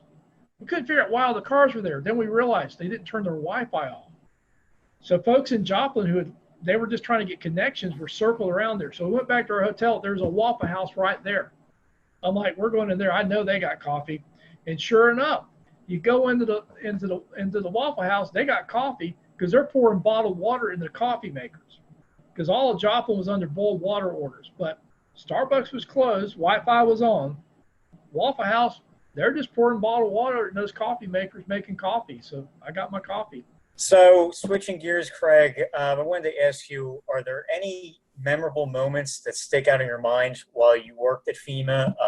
For example, the 2011 tornado outbreak in Alabama or Superstorm Sandy, anything like that? Yeah, it was the Tuscaloosa tornado outbreaks was pretty impressive. And again, we came into Birmingham, picked up a Black Hawk, and I was flying up to the northern part of the state. And I don't think people realize how bad the northern tier of the Alabama counties got hammered. TVA had major transmission lines ripped out. We went to one town. They were basically lost everything. They had brought a command post from the southern counties. They used to go the other way during hurricanes. They'd all go south, but that thing, everybody from the south was going north. And they literally had 911 in this mobile command post, and they were dispatching, and everything, all their equipment was lined up on the side of the road because the station was just gone. And I remember, the president was coming in. He gets on, how bad it is. I'm trying to describe it, but it really was. It was hard to describe. He got there, he saw it, and that kind of came to shorthand. So Joplin happens, and I'm on the ground in Joplin. I get the same call. He's going to come in a couple of days. He was always very respectful that he didn't want to get there when it would have interfered with the response, because he knew what happens when he comes in as far as security and stuff like that. But he didn't want to wait too late. So it was always, the governor, working with the governor, working with local officials, and essentially, my recommendation. So he's calling me about Joplin, and he's going, how is it? And I says, it's worse than Tuscaloosa. And he's like, worse? And I have to say, Joplin, as far as total devastation, is the first time I've seen total devastation. When you were down where that hospital was, think about a tornado that's powerful enough to rotate a steel frame building and actually turn it. Literally the area a mile wide, close to 10 miles long, varying in width. Anything in there was totally destroyed. Anything outside of it pretty quickly got to the point where you didn't even know a tornado had hit. And I just remember that, describing it to him, and he's going, how bad is it? I said, worse than Tuscaloosa. And he was just taken aback because the impacts in Tuscaloosa were pretty dramatic. And I'm like, yeah, it's worse here in Joplin. Well, Craig, one last question, kind of a fun question. You kind of, a little bit discussed it just a few seconds ago. You and President Obama, Vice President Cheney, you're sitting around. Did y'all ever talk about weather? Weather's a thing that a lot of people talk about. Did you guys just ever, talk about the weather, what's going on? No, but, between I went out on a couple of disasters with Vice President Biden, and I remember going up into Scranton, Pennsylvania. And it was really funny because he's like, Craig, these are my people. And I knew he was from the area, but I didn't realize that, people on the street knew Joe and called him that. I'm like, Mr. Vice President. They go, hey, Joe, how's your, I haven't seen you. And Joe would be going, how's your grandfather, your dad, cousin, uncle? He knew people. So that was the thing that really struck me about Vice President Biden was, in a lot of these communities we go into, he had a very personal connection, and particularly in that part of the country, they knew he was from there. They knew the families. They knew each other. President Obama, I remember two things. One, I was meeting him down in New Orleans. It was the anniversary of Katrina, and he's asking me how it's going. I said, well, we got hurricanes in the Pacific, hurricanes in the Atlantic, and fires in between. And he just looks at me and says, you're a smart ass. I'm like, hey, I'm just reporting what's happening. But the other cool thing about the president was, I was told early on that they wanted me to wear my logo wear when I was at the White House during disasters. So during Matthew, I'm giving a briefing to the president in the Oval Office, wearing khakis and my FEMA logo shirt and my FEMA windbreaker, and everybody else is in suits. And there's this great picture of the president. I'm sitting next to the president wearing my blazer and my logo wear. Everybody else in suits for the briefing, and people said, how do you get away from that? Everybody else dressed up to go in there says, they basically told me to look like I was doing what I was supposed to be doing. So I wore what I wore when I was at FEMA headquarters when I went to the White House to brief. In fact, if I was wearing a suit, they'd always, look at me kind of excused. I said, hey, this is camouflage. When I'm wearing a suit, I just blend in with everybody else running around with a White House badge. We certainly enjoyed having you. If you have a website, social media that account or anything like that, that our listeners and people who are viewing this can follow, how can they do that? Well, I tweet a little bit. I guess that's, you should be aware of that. So that's how we met. Yes. No, I'll tweet it, Facebook it, and LinkedIn it. Again, I've seen you guys out there. I've just, thrilled to be invited. Hey, we're now I feel like I've made it. I've been on the weather group, Well, we appreciate your time, and again, I'll have to send Marshall Shepard an email that says, I've been on your podcast, but it wasn't half as much fun as the Craig, thank you for being with us tonight. Interesting conversation, and folks, again, it's very important to know the risk as we enter the COVID season or the hurricane season mixed in with the COVID, and hopefully you'll take Craig's advice as you prepare. So until next time, we hope you have a great week, and we'll see you back here on the Carolina Weather Group.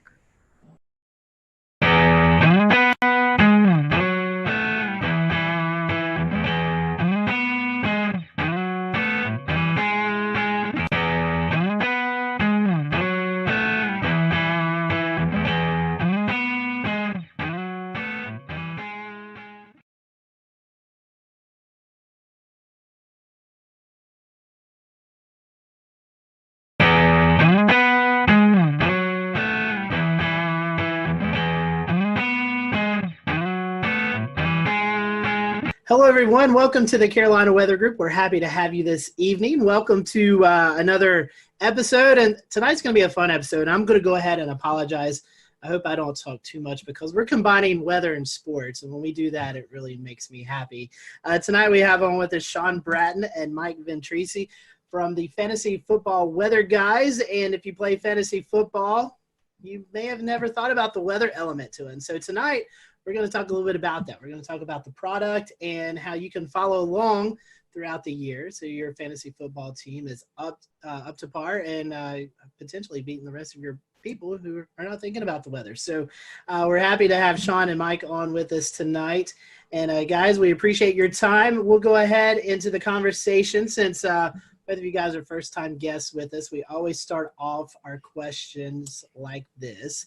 We want to know how you got kind of caught up into the weather bug, the weather story. So, Mike, what is your weather story? And then we'll let Sean tell his weather story. Hey, so thanks so much for having us, guys. This question always comes up, and it always starts off with, it's usually always the same answer, right? It's some kind of high impactful weather event that has just kind of brought us into the field. So I grew up on Long Island, New York as a kid, and ended up experiencing Hurricane Bob in 1991. So it knocked out our power. I'm like, what is going on outside? I originally wanted to be a veterinarian, and I would go home and watch the Weather Channel after that hurricane, just watching Cantori on there with during the season. And I realized I should probably change profession pathways and go into that meteorology just because of how nerdy I was just kind of sitting out under an umbrella watching a thunderstorm. So, but it was Hurricane Bob that really got me into that passion. And that's pretty much why I ended up getting a PhD in tropical meteorology. So I didn't grow up too far from where Mike grew up. I grew up in New Milford, Connecticut, so it's in Litchfield County. We'll return to Best of the Carolina Weather Group in a moment. Now your Carolina weather forecast. Here are today's forecast high temperatures for North Carolina. Here are the forecast lows for tonight for North Carolina. Here are tomorrow's forecast high temperatures. And here's forecast rainfall across North Carolina tomorrow. Here are the forecast highs for the day after tomorrow.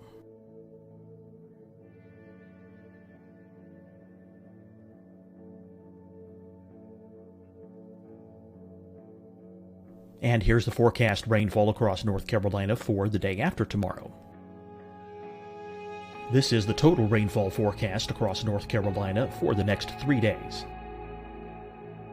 Here's the severe thunderstorm outlook for today from the Storm Prediction Center.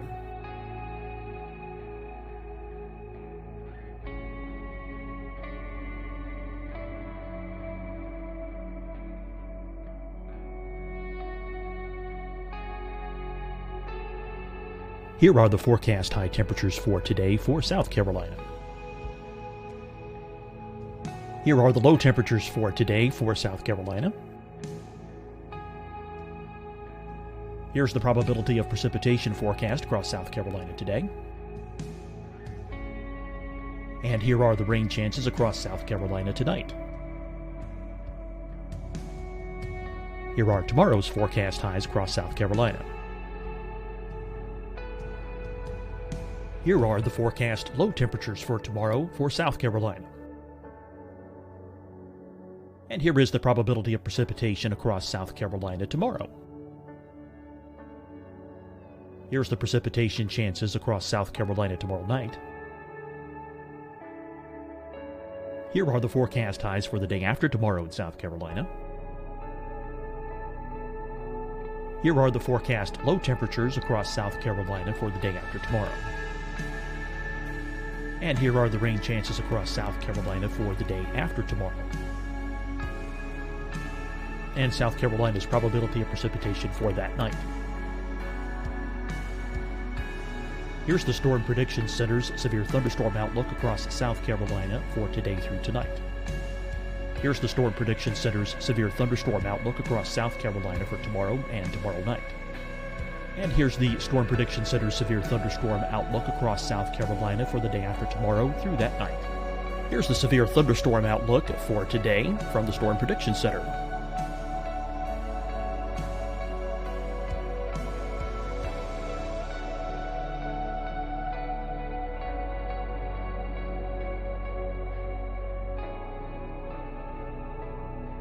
And now here's a live look at weather radar across the southeast.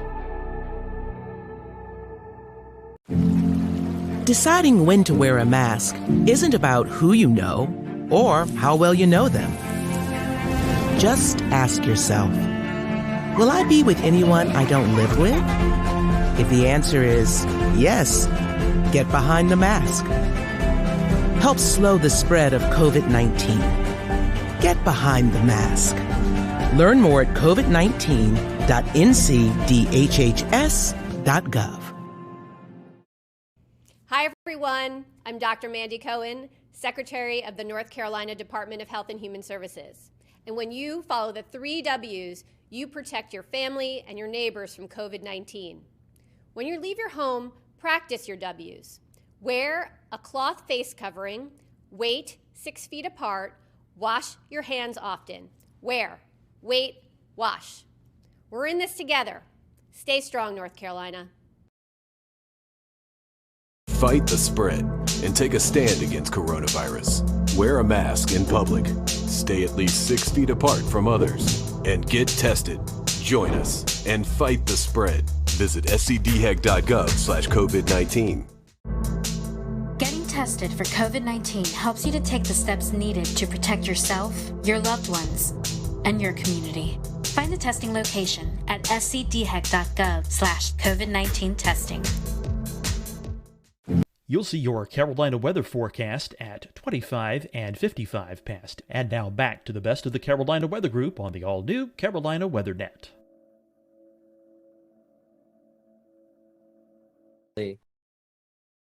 I was in first grade, and we were on our, getting ready to pack up and go home, but they didn't let us because we had a tornado warning. So I was basically plastered my face to the window, looking at these ominous clouds and the rain, and I was just like in awe the entire time. Everyone else was scared. I was there up on the window, wondering what the heck was going on. And we were actually kept after school for quite some time until the night, until things got cleared up. We did have a tornado touchdown near our school.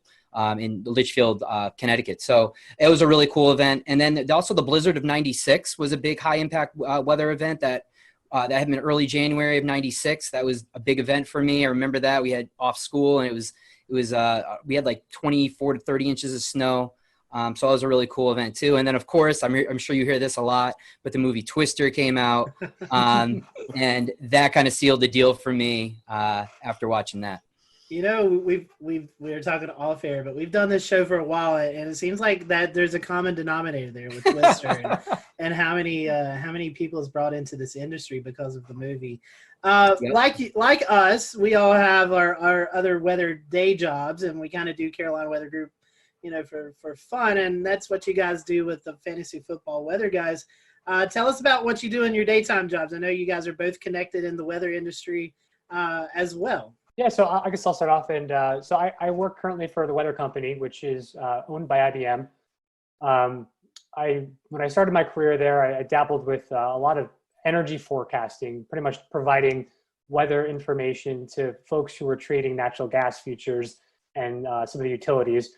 But since IBM has stepped into the picture here, they have been transitioned into more of a I guess you could say an analyst. My title is a meteorological engineer, essentially, where my main goal in the company now is to make sure that our forecast offerings are the number one most skillful product out there. So it's been a lot more of data engineering, software engineering, and playing with Twitter on the side, pretty much. It's kind of how it's evolved. For me, I'm actually I teach AP Physics at a school called Lane Tech here in Chicago. So I teach honors in AP Physics, and then I also teach at the College of DuPage. I teach some weather and climate courses there. This is very cool. And so, Sean, that's something weather, it seems like a lot of people are interested in, but you're actually teaching these kids. We'll get into fantasy football, but I find this really unique. Yeah. What is it like teaching kids weather? I mean, as something I know we all get to go out and do school talks, but you're actually maybe talking to high schoolers, college kids. Yep. What's the field like right now? I mean, is there a lot of interest in weather? Yeah, so I have taught at the high school level and the college level. And in both of those cases, people are just kind of taking it as a gen ed, right, to take that credit. But one of the things that I found is the application of the content really goes a long way. So if you're going to sit there and just read off some slides, they're going to go to sleep. But really getting them involved with the weather, looking at current events, looking at maps. I had students typically do their own map discussions, run their own map discussions once we get into forecast mapping and all of that stuff. And they really seem to enjoy that. And there are a lot of students that have become avidly interested in weather as a result. I have a few people really interested in climate, some in more in synoptics and in mesoscale meteorology. That's been really cool. We also do kind of like these little trips. The National Weather Service locally here will do balloon launches, and they'll kind of go and kind of experience that, which is a really cool experience for them.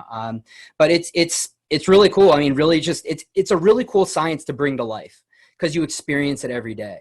And students really enjoy that aspect of actually being able to experience the weather, make your own forecasts, and kind of making it come to life. That's very true. Well, let's talk about fantasy football, weather. I told you guys before I play fantasy football, but never really put the concept together until I came across your product. So tell us how did you guys become about? I mean, how did this website blog? I know you guys do a podcast now. How did you guys come about putting the product together? Yeah, we Sean and I have been talking about fantasy football and the weather component for a number of years. We've kind of gone back and forth and just saying, hey, did you see that snow game? Like Roethlisberger threw 4 interceptions. He was projected to be the number 1 quarterback of the week. What just happened there? It's been just kind of this informal thing for a while, and it's kind of evolved throughout the year, a couple of years now. We've been essentially, in a nutshell, Sean and I are probably the most competitive people you'd ever meet. And we need to be, essentially, we're competitive with everyone else, but also really competitive with each other. So we want to try to find any edge that we can when essentially trying to optimize our lineups on a given week. And I think this is kind of how it spawned out, Sean. What would you say? Yeah, it's kind of funny because Mike and I first started listening to this fantasy football podcast, and we would be always going back and forth. And there's one thing that they always brought up, like, hey, you could become a part of our league of record, meaning you can join their fantasy football league. And these guys are big time. They're all over the place. Everyone knows them. That's in the fantasy football community, the fantasy footballers. And we were like, hey, I wonder what would it take for us to actually be able to be part of their league? And we were like, well, we're really in tune with the weather and what's going on week to week. Maybe we can trade our experience with weather and letting them know what the forecast is, and maybe they'll let us be in our league. And so Mike and I were actually kind of just pitching this idea, and we're like, wait, as Mike explained, we were thinking about all these events in which weather has played a major role. And we're like, we may have something here. And so last August, essentially, we were like, hey, let's do this. So Mike threw together a website. He's like, all right, we're going to meet at this time every week, do a forecast, and make projections for players. We had a data set we were able to work with at the time, and then we brought on our friend Colin, who's kind of our producer and behind the scenes guy, and our host, exactly. And he's been kind of doing stuff on the side, and it just kind of gained momentum during big weather impact games. We would get people on Twitter and asking us for advice and what was going on, and it's kind of built. And now we're at a point where we brought on Nick Schiraldi, who also has a PhD in meteorology, and he's working, on our quantitative statistical analysis package and user interface on our website to really kind of nail down those numbers, and as Mike mentioned, to kind of give you the edge. So, it's just a really cool thing that we kind of were like, hey, let's just try it out, see what happens, and it's kind of getting some momentum over the last year or two. I just want to say one quick thing. All the fantasy football weather guys we just mentioned, we're all University at Albany alumni guys. So. That's our deep root connection. Well, I'm going to go ahead and share your website. Let's take a look at what you guys have created here. And I mean, this is pretty impressive because it looks like you guys have developed your own modeling within for the continental United States, or what we call CONUS. And so you have U.S. winds and precip primarily for these, with the key, of course. And it looks pretty simple to understand for the average person, right? I mean, for lay terms, this will show a forecast. If we take like west wind, if we have games out west, I assume there's a little bit of a learning curve here, but who came up with this idea, and how does it help enhance your the experience for fantasy football if folks want to get plugged into the weather to maybe determine their outcomes? Yeah, so when we were thinking about these to try to bring up some kind of weather maps here, the first thing we thought about is how do we identify where the stadiums are for people to see what type of weather impacts they could actually be. So essentially, wherever you see those circles with the X in the middle, that's essentially the location of a stadium that actually is predicted is in the upcoming week of games. So you can see here that the Titans there must have a game coming up here. So those stadiums will actually change each week depending on where the home game is. So if you see a little circle with a dot in the middle, that's actually a game where a home game that usually has like a cover on it, so a dome or some kind of retractable roof, so weather won't be an impact there. But the way that we wanted to really get these maps to be helpful is when there are high weather impacted events, those circles will change colors. So you can see often when an area of heavy precipitation or some stronger winds moves in, you'll see that circle turn to an orange or even a red. So like the orange would represent there's a possibility of some impactful conditions from weather if there's a football game taking place during that hour forecast lead you're looking at. If it turns red, it means there's a high chance for some impacts. If I were to pick east wind and go forward, you can just go forward. We would see, there's orange right there. So we're showing the folks out there, if you just hit forward on these buttons, you'll see these impacts in time. And I'm trying to see how far out these go. Do these go out? Yeah. They'll go all the way to Sunday. I think recently, the most recent model run, 18Z on Sunday. We got right there. We got one in Miami. I think they're supposed to get some precipitation and maybe some wind. So I think it was on 0Z Monday or 18Z Sunday for this upcoming week. I think that's the only caution that we have for upcoming weeks. It's going to be a relatively quiet week this week, but there it is right there. So it popped up. Looks like Tuesday evening. So it looks like that timeline got pushed back a little bit. But yeah, I mean, that's pretty neat how you've integrated weather into a forecast impact for a specific area, and it could be anything. It could be anything going on for that area too. So football games in particular, but that's pretty neat. I really like that format. Now tell us a little bit about the fantasy impact table. Yeah, sure. So this is a table that will outline each set of games for the week. And to be honest, there's been so many changes with the schedule here because of all the impacts from COVID. But so we try to make sure this is up to date. And I think I did update this on Tuesday.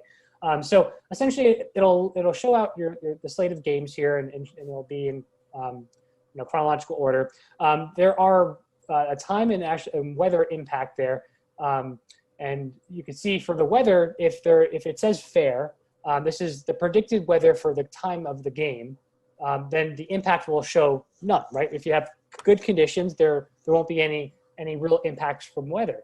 But if you do see certain criteria met in the wind or precipitation, that's where essentially you could see things like a caution, where essentially winds might be, and precipitation might be like this marginal type of event where there's probably going to be some weather, but it doesn't look like it's going to really be a stunter or a significant impact on all the players in the game. But if you do see like some criteria, let's say you have winds 20 miles per hour with heavy rain for the duration of the game, that's where you would see an extreme impact. And this table would update that this updates probably twice a day.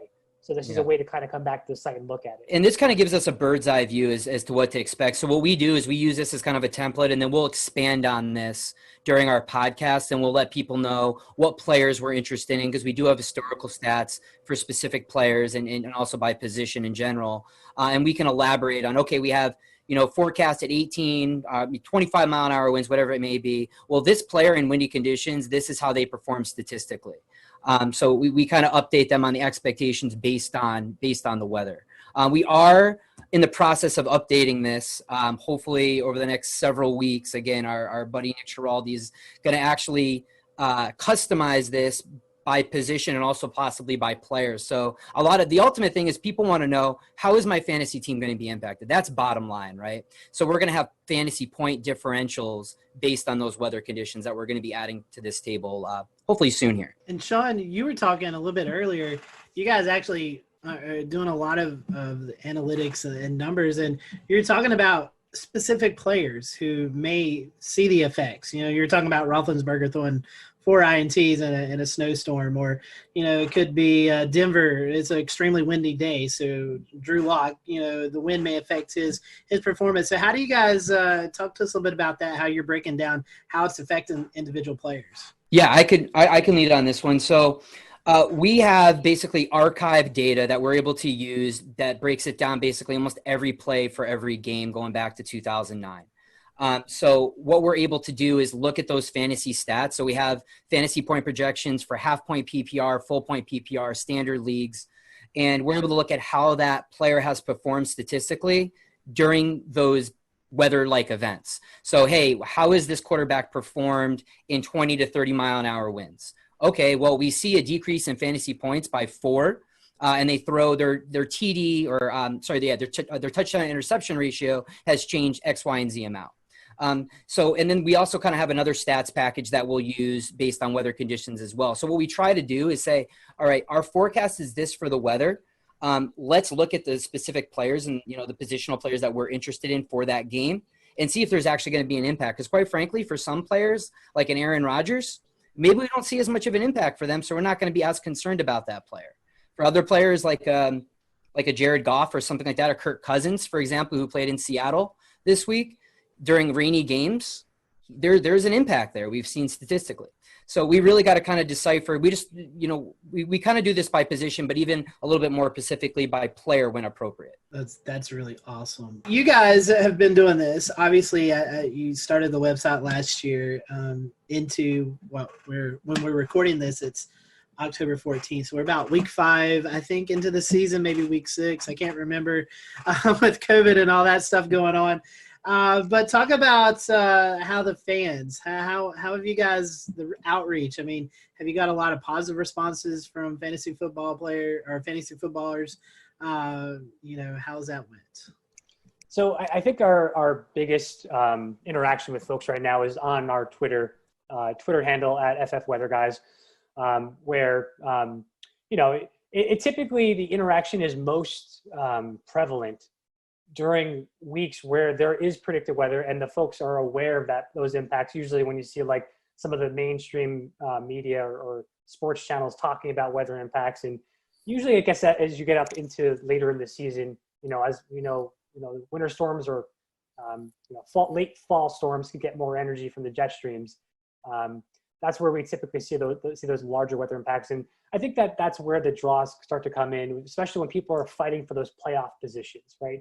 They want to make sure that they don't make a mistake, and people start to get really meticulous with their lineups. And we're speaking more specifically on like these like redraft leagues, essentially where you have like a draft at the beginning of the season and you have your team throughout the year. So that's where we've seen the most interaction with regards to our fan base.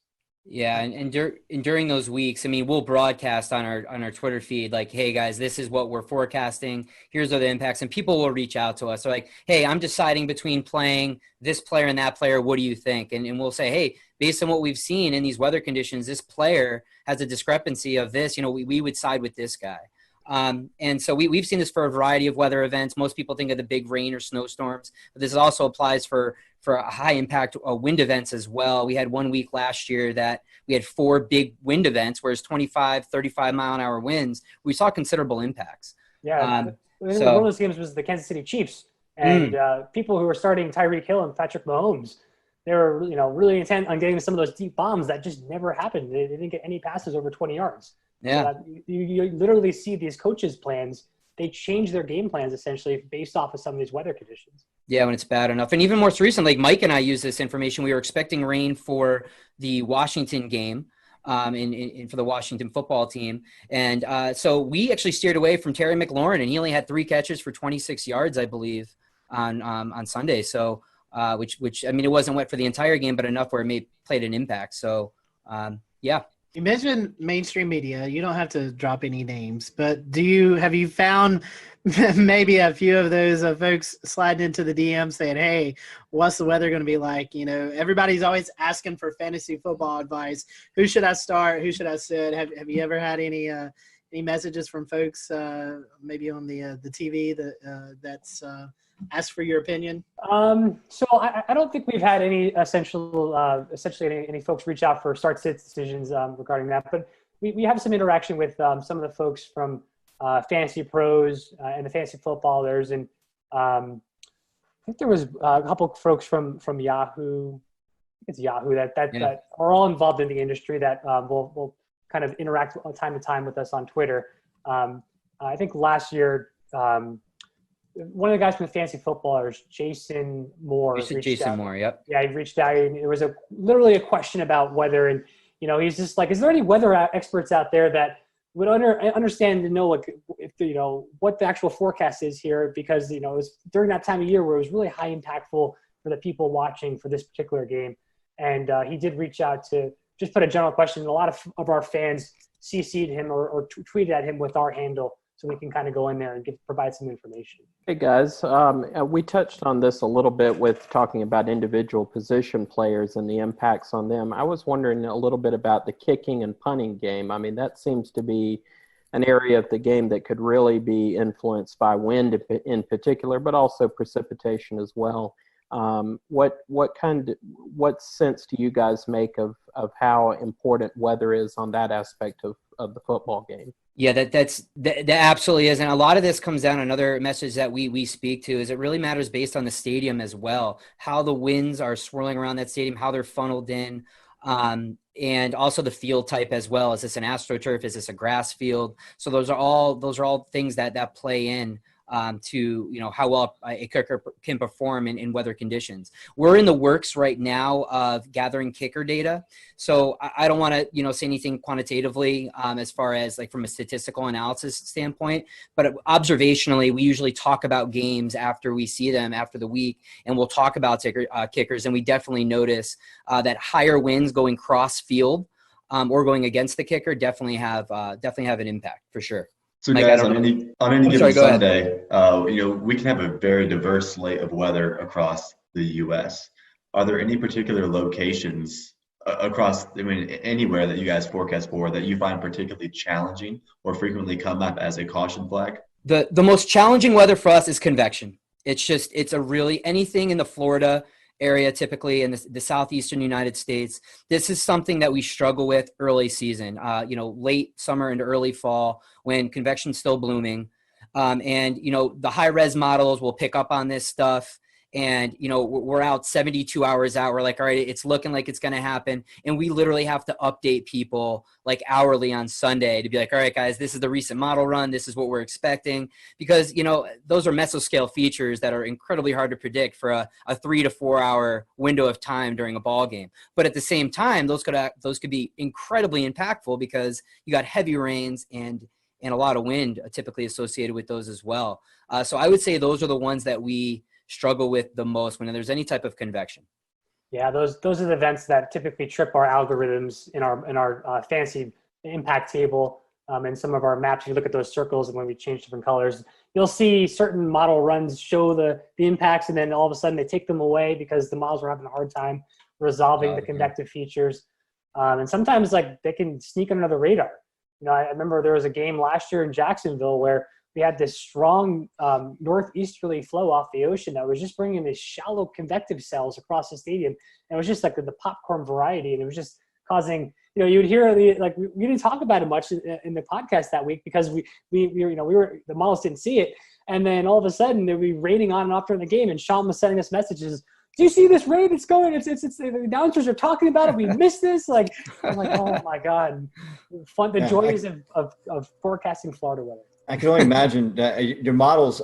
Is it like a blended run? Is it like a high resolution, like her 3 kilometer going into the NAM 3 and 12, then to the GFS out to the 7-day? Do you layer it in that manner? That way you get the higher resolution or the RAP in the first couple of days? So this is something that we're still working on.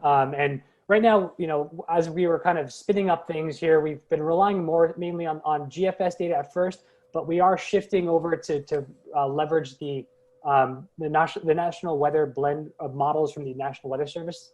So we are going to be shifting over to that because obviously those are the guys that are paying attention more to each location and try to be as skillful as possible. And then we can take that information and convert it into the impact or how that impacts for specific players. So it takes some of the burden off of us in the forecasting world and allows us to focus on that impact piece. And then we can also elaborate on that. I mean, because we may use that from the National Weather Service, but obviously we have access to the different high resolution models. And again, that's something that we typically expand on during our podcast. And there may be some games that don't even come up as a caution on our table necessarily because they may not meet a certain threshold. But for us, just observationally, we know these are things that we need to monitor. So we'll mention them during our podcast or on Twitter.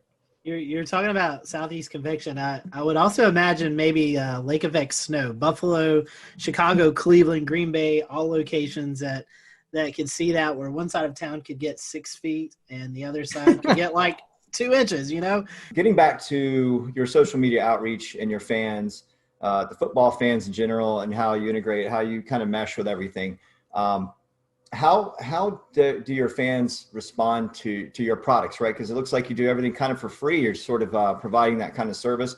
And do you find that a lot of fans are really into what you do and share it out, and you get a lot of good response and positive feedback out of it? Or how does all that work? How do you get your how do you know how you're doing overall? Yeah, no, we always appreciate the feedback. We'll have some people that'll reach out like, oh, I really wish I knew this, or I really wish you approached it this way or offered this kind of information. And again, that's kind of how we're working in developing our webpage and our user interface. So most people have been really constructive and just really helpful and really nice, which is not always the case in the weather world, as we know. Mm-hmm. But yeah, no, it's been a really good experience. We used to even do a photo contest where people would, obviously not the case now, at least for most stadiums, but if you were at a game where there was weather, take a picture for us and, we'll put it on our website or show it during our podcast. And people seem to appreciate that as well. Yeah, on our website, we do have something called a mailbag where some folks can come in and write us a question, and we can essentially take that feedback and discuss it and respond back. So that's something that's also an option on the website. Yeah, I think it's... We'll return to Best of the Carolina Weather Group in a moment. Now your Carolina weather forecast. Here are today's forecast high temperatures for North Carolina. Here are the forecast lows for tonight for North Carolina. Here are tomorrow's forecast high temperatures. And here's forecast rainfall across North Carolina tomorrow. Here are the forecast highs for the day after tomorrow.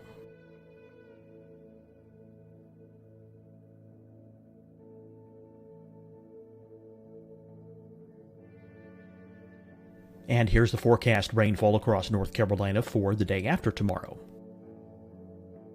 This is the total rainfall forecast across North Carolina for the next 3 days. Here's the severe thunderstorm outlook for today from the Storm Prediction Center.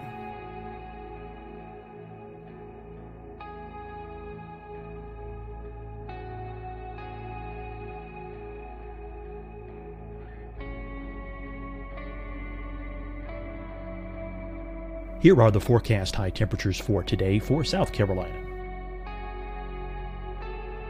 Here are the low temperatures for today for South Carolina. Here's the probability of precipitation forecast across South Carolina today. And here are the rain chances across South Carolina tonight. Here are tomorrow's forecast highs across South Carolina. Here are the forecast low temperatures for tomorrow for South Carolina.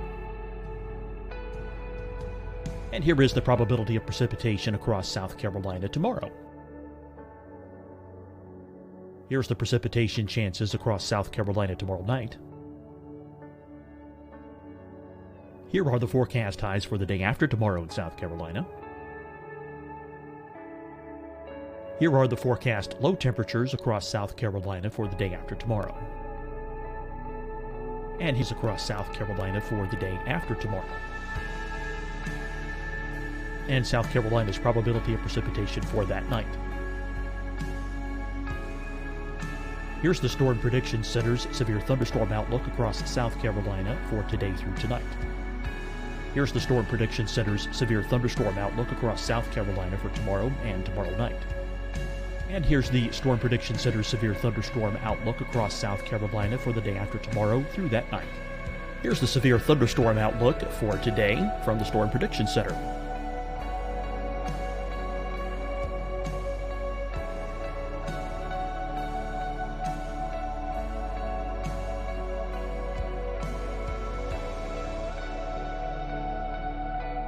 And now here's a live look at weather radar across the southeast. Deciding when to wear a mask isn't about who you know or how well you know them. Just ask yourself, will I be with anyone I don't live with? If the answer is yes, get behind the mask. Help slow the spread of COVID-19. Get behind the mask. Learn more at covid19.ncdhhs.gov. Hi, everyone. I'm Dr. Mandy Cohen, Secretary of the North Carolina Department of Health and Human Services. And when you follow the 3 W's, you protect your family and your neighbors from COVID-19. When you leave your home, practice your W's.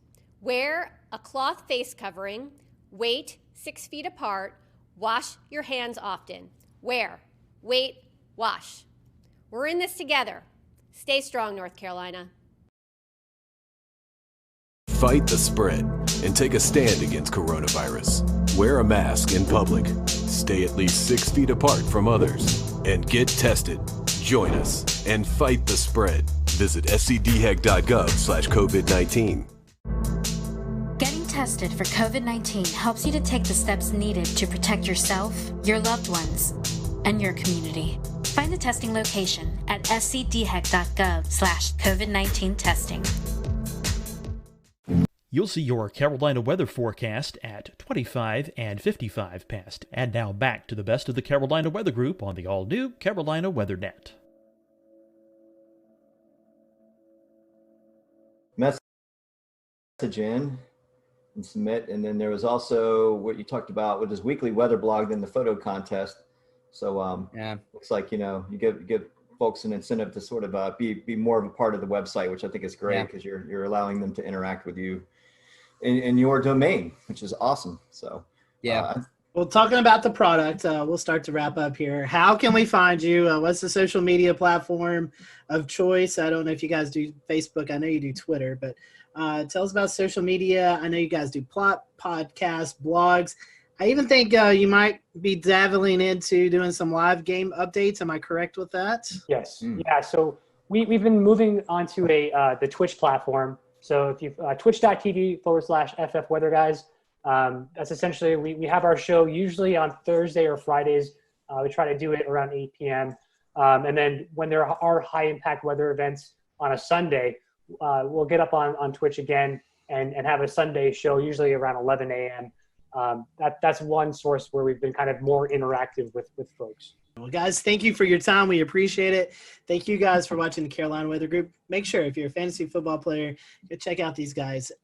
Fantasy Football Weather Guys. Google them. You can find the Twitter account, website, all of that good info, and make sure that you tune into the blog and the podcast, as well as the live broadcast there on Twitch on Sunday morning. So until then, we hope you have a great week, and we'll see you next time here on the Carolina Weather Group.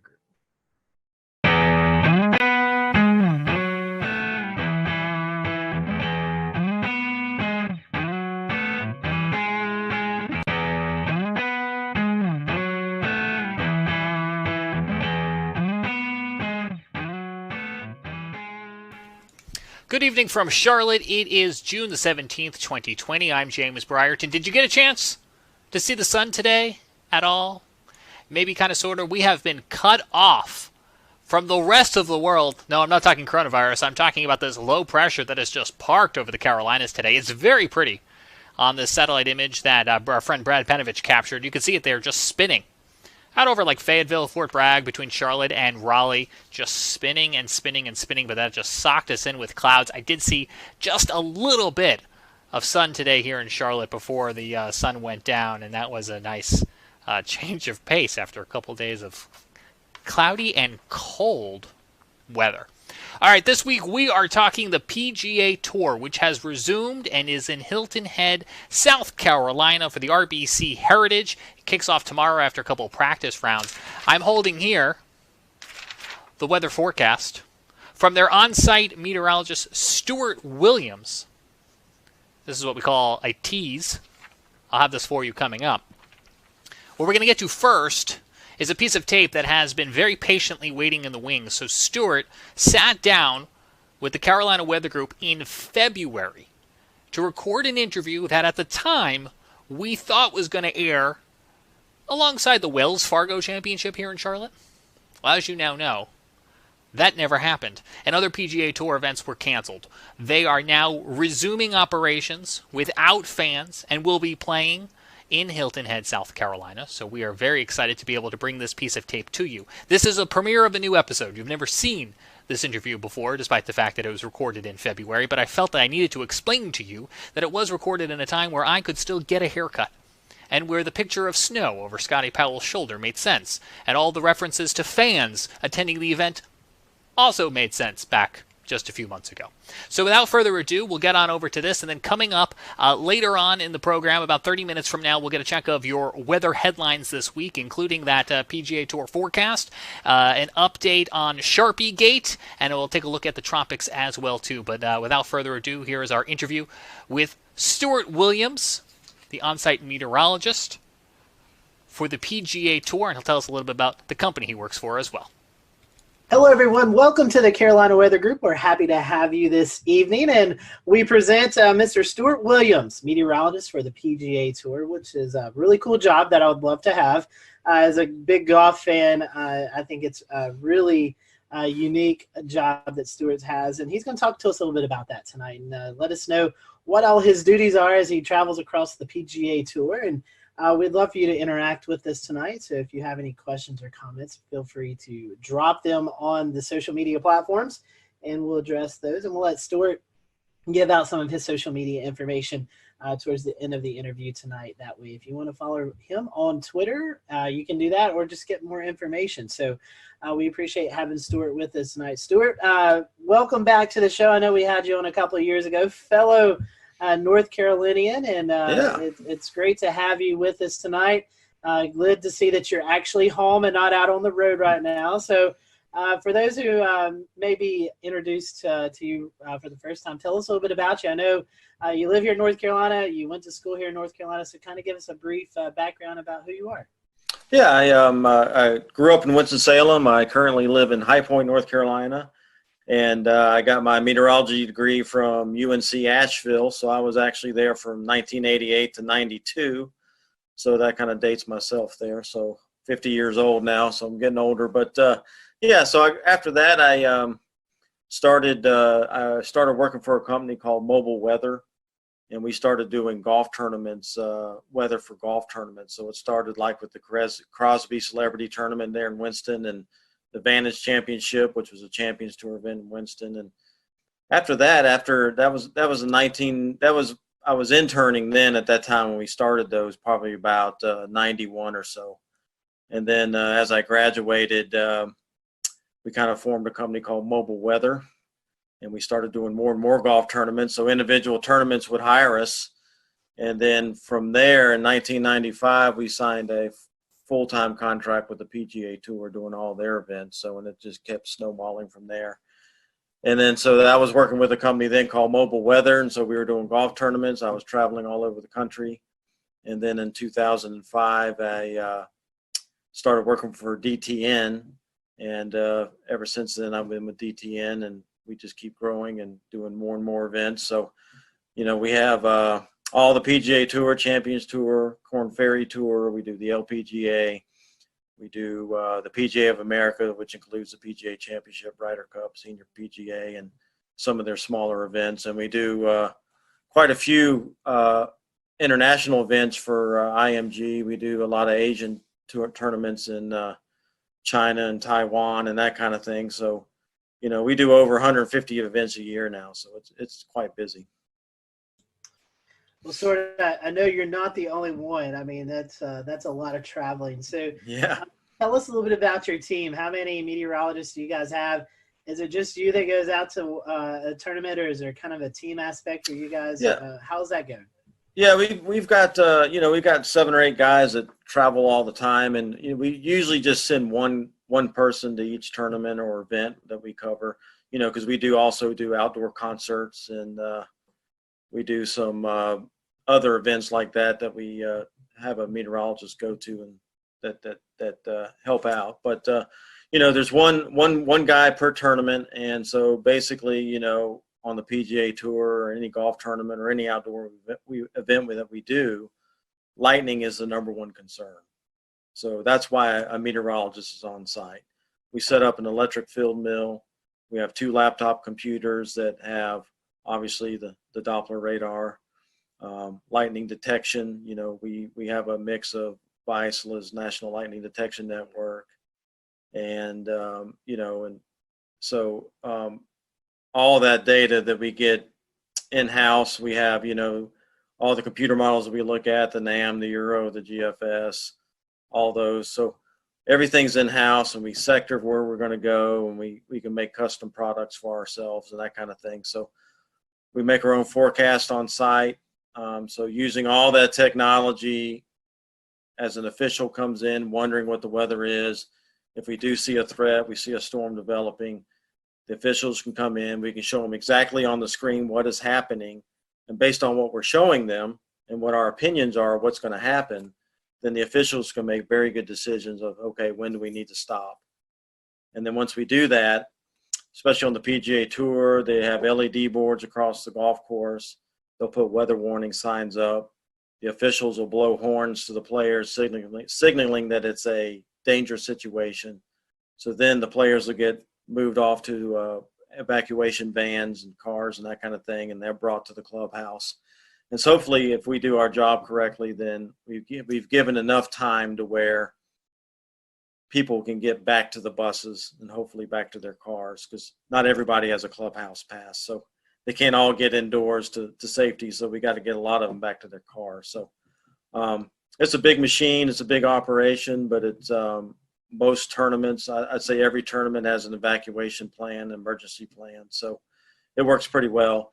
And then the big question is, once we have stopped play, when do we go back and start playing? When is it safe to go back out? So that's when we help big time as far as, okay, we think this storm is going to be out of here at such and such time. And then they can open up the practice facilities again, let the players warm back up, and then we'll get them back out to the golf course and start playing again. Stuart, that kind of rings a bell here in Charleston at Bulls Bay, the tournament last year. LPGA, lightning hit a tree. Someone went under the tree, and it's a serious situation with these thunderstorms and in these golf tournaments.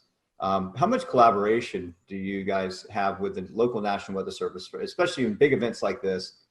In the last few years, there's been a little bit more collaboration because, with Homeland Security and a lot of these big, government agencies and everything, a lot of these agencies are using golf tournaments as their training grounds for big events and things like that. So I know down at the RBC Heritage down in Hilton Head, the FBI shows up and all the government agencies, the Weather Service, and so they do a lot of practice at that event since it's such a large event. And so I do coordinate with the Weather Service there. We'll talk what we're thinking, and kind of bounce off ideas off each other. But for the most part, I'll maybe read a forecast discussion or something like that from the Weather Service. But like I said, having everything in-house, all of our own computer models and that kind of thing, we basically do our own thing, to be honest with you, make our own forecast. Because I think in a lot of ways, sometimes we do a better job because we know what golf wants and we know what golf needs. So we know what they're looking for as far as a forecast goes. Whereas the Weather Service, they may be a little more general because they have a bigger area to cover. So for example, for us, wind forecasts are very big at the golf tournaments because that plays a huge role on how the golf course is going to be set up each day. So we concentrate a lot on wind, and so we try to be very accurate in that department. Where you may see a weather forecast from the Weather Service that says winds are 5 to 10. Well, okay, that's kind of general. We try to be more exact than that, where our forecast will say maybe we have a westerly wind, like on the coast there. Maybe you have a drainage wind in the morning off the land, and then we'll get the sea breeze at 1 o'clock, and it's going to shift out of the south or southeast or whatever, and it's going to be 10 to 15 at that point.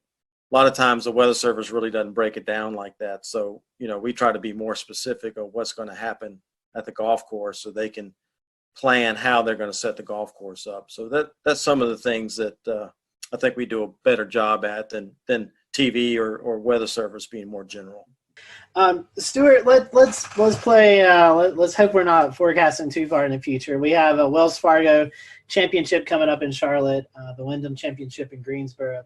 Let's say that you're there forecasting and you see it could be a potential stormy day. That there's going to be thunderstorms moving into the air. What is it? Kind of give us what you do the morning of. Kind of give us a play-by-play of what that setup looks like if you see, it's going to be a stormy afternoon or something in these tournaments. Well, let's say the first tee time is 7 a.m., okay? That's usually when most tournaments start, 7 in the morning. And I'm usually there probably about 5:30 in the morning because I'm looking at weather data, looking at the latest stuff, making my forecasts and getting that out and distributed, uploaded to the player page, that kind of thing. And so we also have radios that we communicate to the officials with. So every morning I'll go into the rules office and tell the guys as they head out to set the golf course up what I think the winds are going to be that day, and then what time I think the best chances of us getting a thunderstorm. And so if you take a North Carolina tournament, typically what happens is, as you'll know, Scotty, and they'll start in the mountains. They'll bubble up in the mountains about midday, early afternoon, and then as they get going, they'll roll off into the Piedmont, and then they'll usually make it to Greensboro or Charlotte by 3, 4, 5 in the afternoon, depending on how fast they move and what the scenario is. So, so I'll tell the officials that morning, hey, I think we're going to see storms probably anywhere from that 3 to 7 range. And then that'll give them an idea when they need to start paying attention, so to speak. So as we go through the morning there, I'll keep looking at the new data, see if there's anything we need to update. And then obviously I keep watching the screens. I'll have the radars going and that kind of thing. And then as soon as I see something that has a potential of getting to us, that's when I'll get on the radio and tell the officials, hey, I'm seeing some thunderstorms over, let's say, Yadkinville, and they're going to be moving across Winston and the Greensboro here in the next hour, hour and a half. So that'll give them the heads up that, hey, I'm starting to see some stuff that could impact us here in the next hour or two. And so that's when we'll start putting on the LED boards. There's a weather policy that runs and things that say, hey, inclement weather is possible, please pay attention, that kind of thing. And then as the storm keeps moving closer, then I keep updating the officials. And then when I think is within, less than an hour, usually the head rules official, which would be Mark Russell or Slugger White, who are in charge of the competition, basically, they'll come into my office. I show them exactly what's happening. And then we try to give at least 30 minutes notice before the storm's going to hit the golf course so that we can blow the horns and give enough time for people to start trickling out and get the players in. And then obviously, as the storm gets closer, hopefully we've gotten everybody off the golf course, and then the storm will hit. And then, like I said, then we have the conversations. When do you think it's going to be out of here? When is it safe to resume? And so they'll already start making the plans on when that gets out of there, when we're going to let them to go back out and warm up on the range and then get them back out on the golf course. So, it's kind of a lengthy process, but as with weather, you guys, we have thunderstorms that can pop up right on top of you. So that's why we also have an electric field mill that we set up on site that measures the electrical charge. And so if we're seeing something develop real close to us, hasn't produced lightning yet, and we're wondering, is it going to, that electric field mill gives us the heads up that, hey, charges are building. And also looking on the radar, you look at the cloud tops. You kind of know what those cloud tops keep growing, and you know what the freezing level is. And when it gets a certain height above that freezing level, that's when you start seeing the lightning. So using all those things together, using all those things together, we can get a good idea that, hey, this cell will probably going to produce lightning.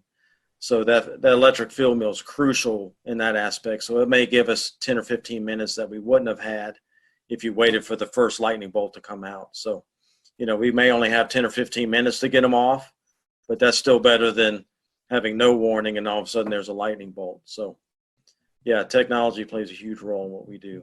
That's pretty fascinating. I didn't realize that much went into it. That's pretty sophisticated and really good coverage on your part. Stuart, once y'all blow the horn, this is kind of going back a few minutes, but once y'all blow the horn to warn there's a tornado or tornado warning storm or even a severe thunderstorm on its way, the players, they're coming off the course. But for bystanders that are sitting alongside the course or even in the stands, is there a safe place for them to go? Unless you have a clubhouse pass, and generally no. So, if you're having a severe weather event, obviously you don't want to keep them in the tents and the skyboxes because those are temporary structures and big lightning rods as well, just, with the poles and everything. So, we try to get people to go back to their cars, go back to the buses, get back to their cars. But, it doesn't always happen that way. There's always stragglers. There's people that try to hide and wait it out. And because, as soon as we start back play, then they can run out and get a good spot on 18 or whatever. And they're in a good spot to get a good position to watch golf again. But, it happens. We put weather warning signs up. We do the best we can. The PGA Tour and all these events try to do the best they can to get people to leave. But, there's always a few stragglers that always try to stand under a tree, and, it's not recommended, but it definitely, it happens. No, I was just going to say that I'm sure that's a problem at a lot of these outdoor sporting events, whether it be air shows, I would imagine, have a big problem with that, or even like you mentioned earlier, concerts. I think it was just last year we saw some video went viral of a concert tent just taking off. And downdraft, outflow wind of a tornado, thunderstorm. There's my brain. So yeah, that seems like a real problem. Yeah, it is, and there's a lot of outdoor festivals and concerts and stuff that don't have a meteorologist, and the people in charge really don't know weather. So I think that's when you have more of the mistakes made or decision making, not poor decision making, when those things happen. So, fortunately for us and my company I work for, DTN, we do a lot of consultation. We have a lot of customers that call in and get opinion from a meteorologist. So I think it's getting better and better as far as people hiring meteorologists or at least weather companies to help them out and make good decisions. And like for me, on the on-site business, actually have a meteorologist at your site it's expensive. You got to pay for hotel rooms and airline tickets and ship equipment and plus have the meteorologist there. So that's kind of a hard thing for some organizations to pay that kind of money to have somebody there. But once you have that meteorologist there that's on site, they see how it works and how it takes the pressure off them making these decisions. And it actually pays for itself, to be honest with you, to make good decisions. But, like I said, if you don't have the money, a lot of these organizations just don't have the budget for it. Hey, at least they can still hire a company like mine and have a consultation where they can call in, so it definitely makes a difference. Definitely so. Able to do that for Speedway Motorsports Incorporated. It definitely, I tell them, I'll worry about the weather. You guys worry about running the event. And it's just, I think it's a peace of mind for those folks. Well, I mean, I say it all the time myself is I'll tell you when you need to worry. Yeah, I'll do the worrying for you. Exactly. I'll tell you when you need to worry. So, yeah.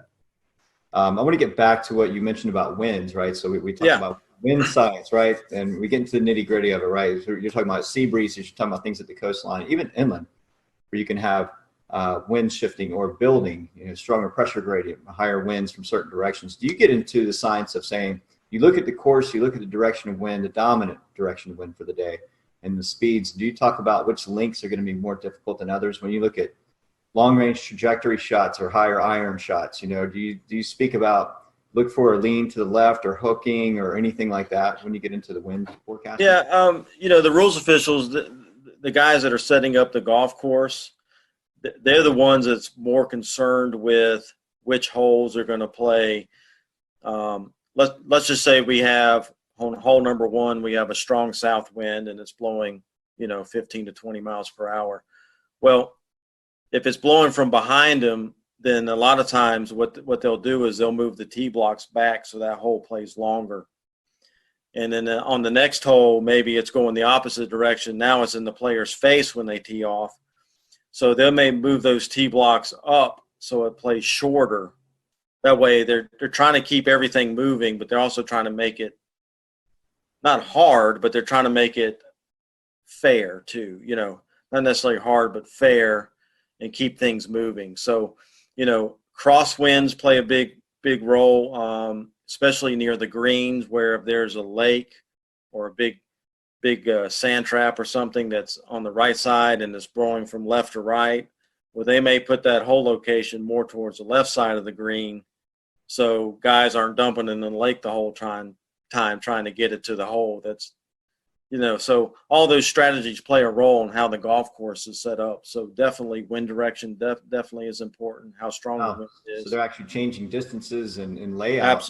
Absolutely. So we have 18 holes. We have 18 holes, and all through that golf course, it's going to be in their face or behind them, left to right, right to left.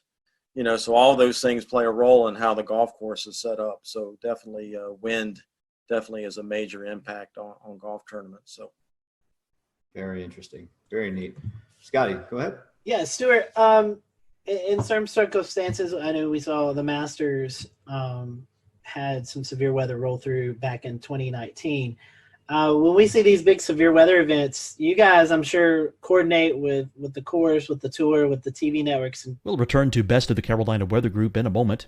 Now your Carolina weather forecast. Here are today's forecast high temperatures for North Carolina. Here are the forecast lows for tonight for North Carolina. Here are tomorrow's forecast high temperatures. And here's forecast rainfall across North Carolina tomorrow. Here are the forecast highs for the day after tomorrow.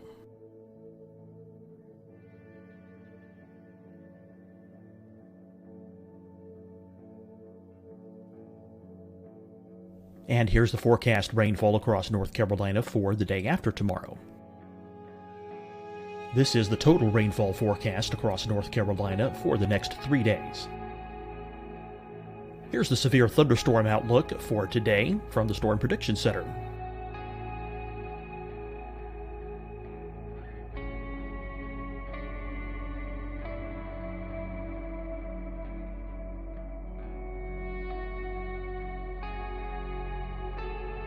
Here are the forecast high temperatures for today for South Carolina.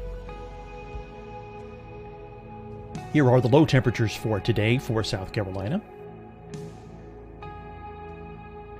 Here's the probability of precipitation forecast across South Carolina today. And here are the rain chances across South Carolina tonight. Here are tomorrow's forecast highs across South Carolina. Here are the forecast low temperatures for tomorrow for South Carolina. And here is the probability of precipitation across South Carolina tomorrow. Here's the precipitation chances across South Carolina tomorrow night. Here are the forecast highs for the day after tomorrow in South Carolina. Here are the forecast low temperatures across South Carolina for the day after tomorrow. And here are the rain chances across South Carolina for the day after tomorrow. And South Carolina's probability of precipitation for that night. Here's the Storm Prediction Center's severe thunderstorm outlook across South Carolina for today through tonight. Here's the Storm Prediction Center's severe thunderstorm outlook across South Carolina for tomorrow and tomorrow night. And here's the Storm Prediction Center's severe thunderstorm outlook across South Carolina for the day after tomorrow through that night. Here's the severe thunderstorm outlook for today from the Storm Prediction Center.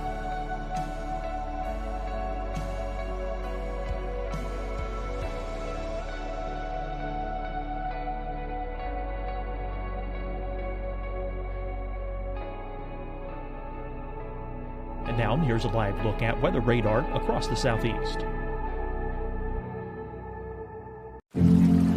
Deciding when to wear a mask isn't about who you know or how well you know them. Just ask yourself, will I be with anyone I don't live with? If the answer is yes, get behind the mask. Help slow the spread of COVID-19. Get behind the mask. Learn more at covid19.ncdhhs.gov.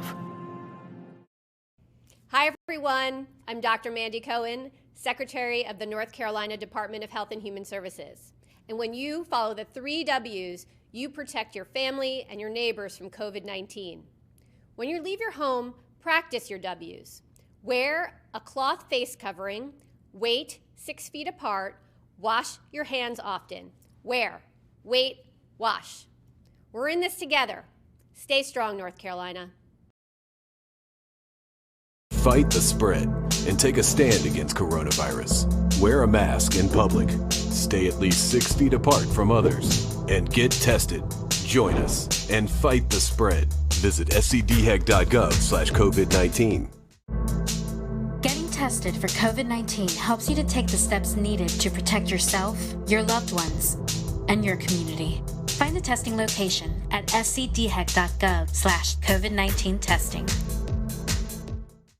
You'll see your Carolina weather forecast at 25 and 55 past. And now back to the best of the Carolina Weather Group on the all-new Carolina WeatherNet. Yeah, we try to do what's right. You don't want to get anybody hurt. And if there's a high risk for severe weather, i.e. tornadoes or even, just strong straight line wind and storms, we may go early two tees early on the weekend or a day on the weekend to avoid some of that severe weather that we think is going to happen in the afternoon. So, the tour is aware of that, and they'll try to make accommodations to maybe avoid some of that to keep people safe and get the round in. Because, the tour has a policy that we'll play on Monday to complete 72 holes. 72 holes is a must. They want to get every round in. So, so we will do that on Sundays a lot of time to try to get everything completed and so we don't have to go into Monday. But for the most part, if it's a 30-40% chance of a thunderstorm day, then they're not likely going to change anything. It's just we're going to play golf and hopefully, that scattered thunderstorm will stay away from us. But if we do get hit and we don't finish, well, we'll be back Monday morning. So that's how it works. I know another that is tricky for you guys, especially on the West Coast swing early in the season, is fog. Seeing lots of fog delays and even some cancellations of round because of visibility. Talk to us a little bit about forecasting fog. Yeah, it's tough, man. That marine layer out there, and what most people don't realize in California, the Pacific Ocean out there gets the Aleutian Current, which is very cold. It's cold water, and so fog forms on it quite a bit. So when we get out there, a lot of the things that we look for is the offshore flow. And we love it when there's offshore flow because it pushes that marine layer way out in the ocean and skies stay clear at the golf course. Well, the thing that I've learned forecasting the weather out there, as soon as that pressure gradient starts going neutral, that's usually when the marine layer fog will move in. And so I've seen it. We had it this year at Torrey Pines at the Farmers Insurance Open.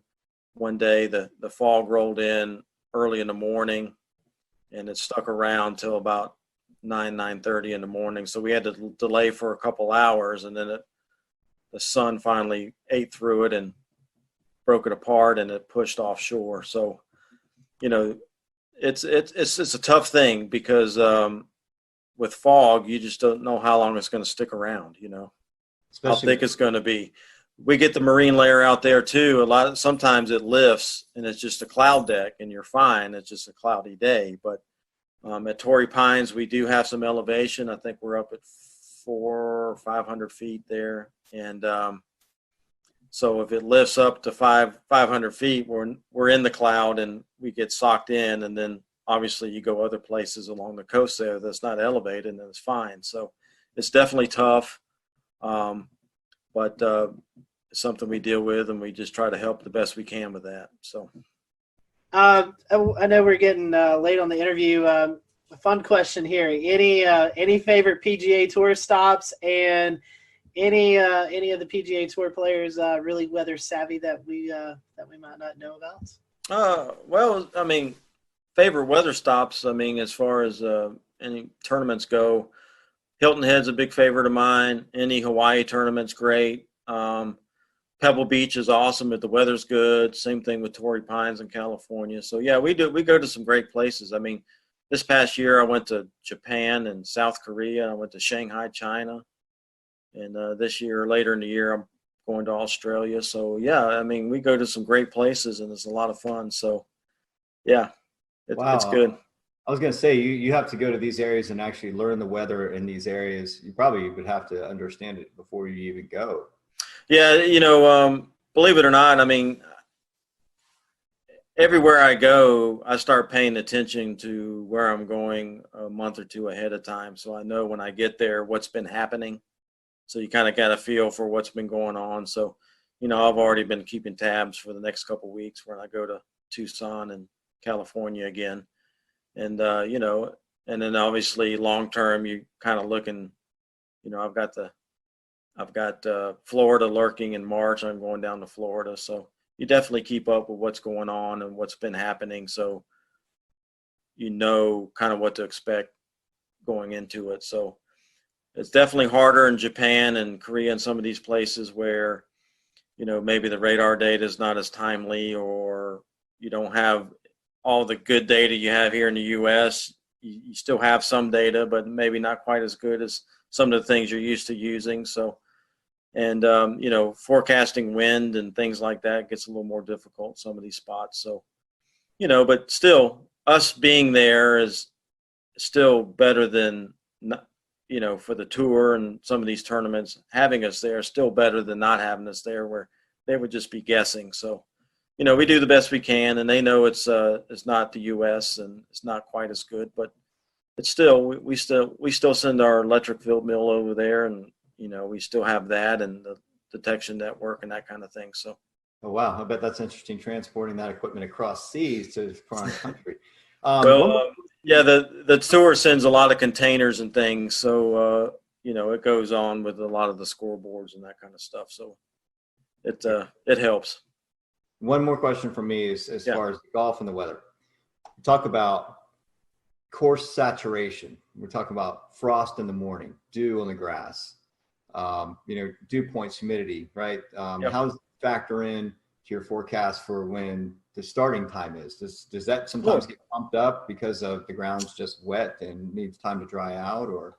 Well, obviously, if it's totally saturated, there's the rules of golf dictate what we can do as far as playing golf on a saturated golf course. So if there's still some standing water or some real wet areas, the tour a lot of time will institute a policy of lift, clean in place, where they can get relief maybe from some of those spots to a drier area that's not any closer to the hole, but they get some relief, and then they can pick up mud on their ball, so they can pick the ball up and wipe the mud off and place it back down and then hit it. So that helps us out quite a bit. But if we still have water running down the fairways, or there's puddles on the greens, and you can't put the ball through a puddle, so then obviously we can't play in those conditions. But golf courses are made to drain, so typically once the standing water is gone, then they institute that policy of maybe lift, clean in place. That way we can still play and not be stopped under the rules of golf. So as far as frost goes, we do try to do frost forecasts. It does come into play a lot of times when we're in the desert of Arizona in February and March, because it can get really cold there in the mornings and then warm up pretty quickly for the mid to late mornings. So we try to help them out with frost forecasts. Obviously, you got to just wait for it to melt before you can get on there, because you don't want to kill the grass stepping on it. So usually frost delays are not that long. They're usually 30 minutes to an hour, and then we can get out there and play. As far as late in the year, a lot of places where we go is Florida and the Southeast and that kind of thing. So typically we don't deal with frost too much in the fall, but definitely early in the year.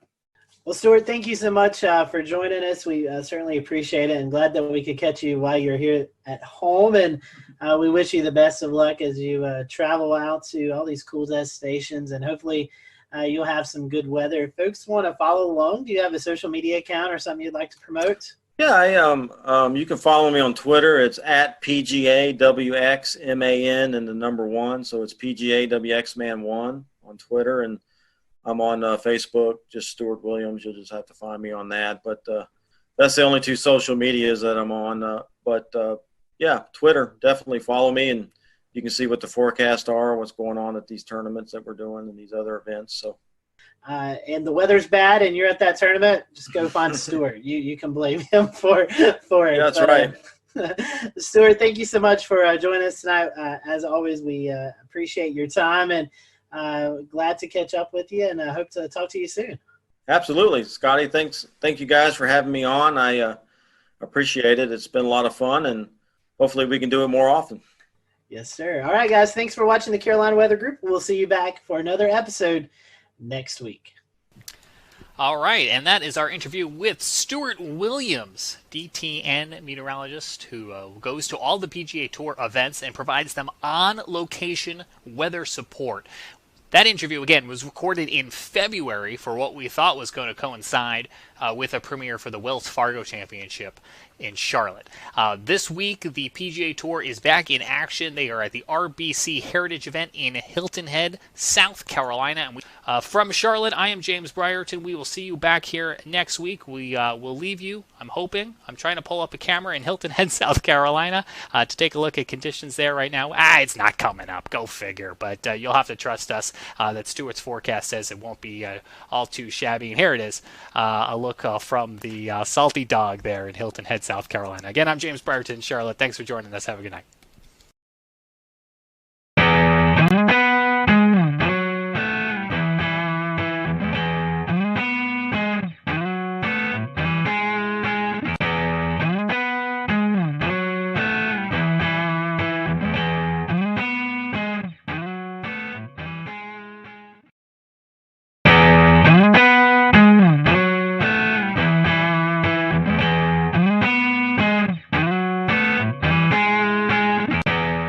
Hello, everyone. Welcome to the Carolina Weather Group. We're happy to have you this evening. Tonight, we have on meteorologist Jim Gandy. If you've been a follower of our show, you've probably seen Jim appear on the show a few times during these bigger weather events with hurricanes and winter storms. So Jim is joining us tonight from Columbia, South Carolina, and we're happy to have him. He was at WLTX there in Columbia, but has since retired. He retired, in fact, last year.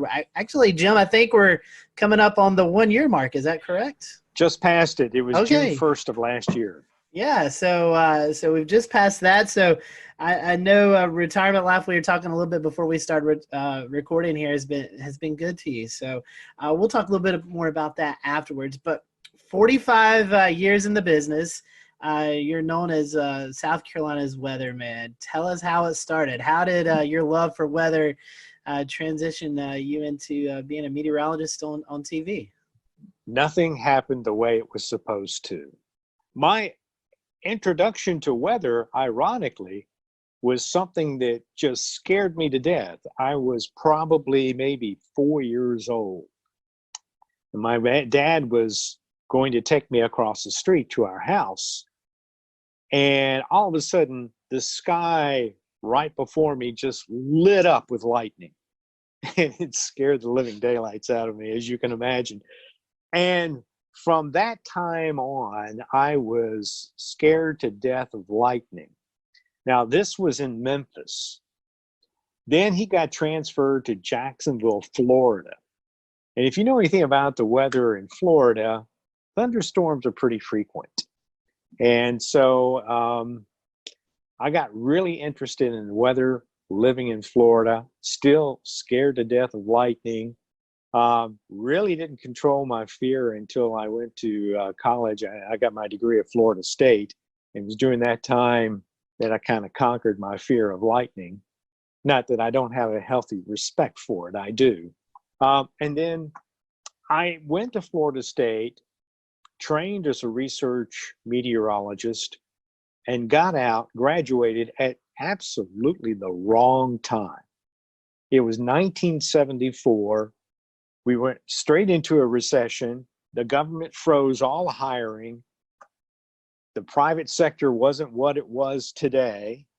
And so I was forced to kind of look around. My first job as a meteorologist actually was at the Institute of Storm Research in Houston, Texas. But then their contracts dried up. Again, I'm without a job. So I went back to Memphis, and I actually went back to graduate school. And that first semester in graduate school, one of the TV stations in Memphis called me and asked me if I wanted to come down and audition. I had never been to a TV station, didn't know anything about television other than what I saw on TV. I went down there, did the audition. Whatever they saw, they liked, they hired me, and the rest is history. Starting out in Memphis, I think your next move was to Oklahoma City. Oklahoma City. I was in Memphis for 2 years. We were in the midst of a union fight there. The station was being unionized, and I hadn't had a pay raise in 2 years. So I decided, okay, maybe it's time to look elsewhere. And I applied to a number of TV stations in Florida since my background was in tropical meteorology. And one day I get a tape back from Florida, and I think it was the tape I sent to Orlando. I get the tape back. Obviously, it was rejected. One of the directors in the control room said, well, they've got an opening in Oklahoma City. Why don't you try for that? Well, I just got this tape back. I threw it in the mail and didn't think too much of it. But then I would say just a few days later, I got a phone call from Jim Williams at KTVY, now K4 in Oklahoma City. And they flew me out there, and I did an audition right there on their set. I beat out everybody that was looking for the job. And so I spent almost 5 years in Oklahoma City. Then I went and spent 2 years with Mike Smith up in Wichita at the Kansas State Network. And then I got the job at WIS in Columbia, South Carolina, and was there for about 14 and a half years. And then Gannett offered me a job, and I went and worked at corporate for a year, and then came to Columbia at their station, WLTX, and was there for 20 years. Going tropical, studying at Florida State, like you said, experienced in tropical meteorology. Then going out to Oklahoma, where, now the Oklahoma City market seems to be one of the most sought after markets there is, with severe weather coverage. It's turned into, something that everybody tunes into now. Was it like that back in the 80s? I know the helicopters now, we have all these storm chasers, but what was it like in the 80s in the Oklahoma City market?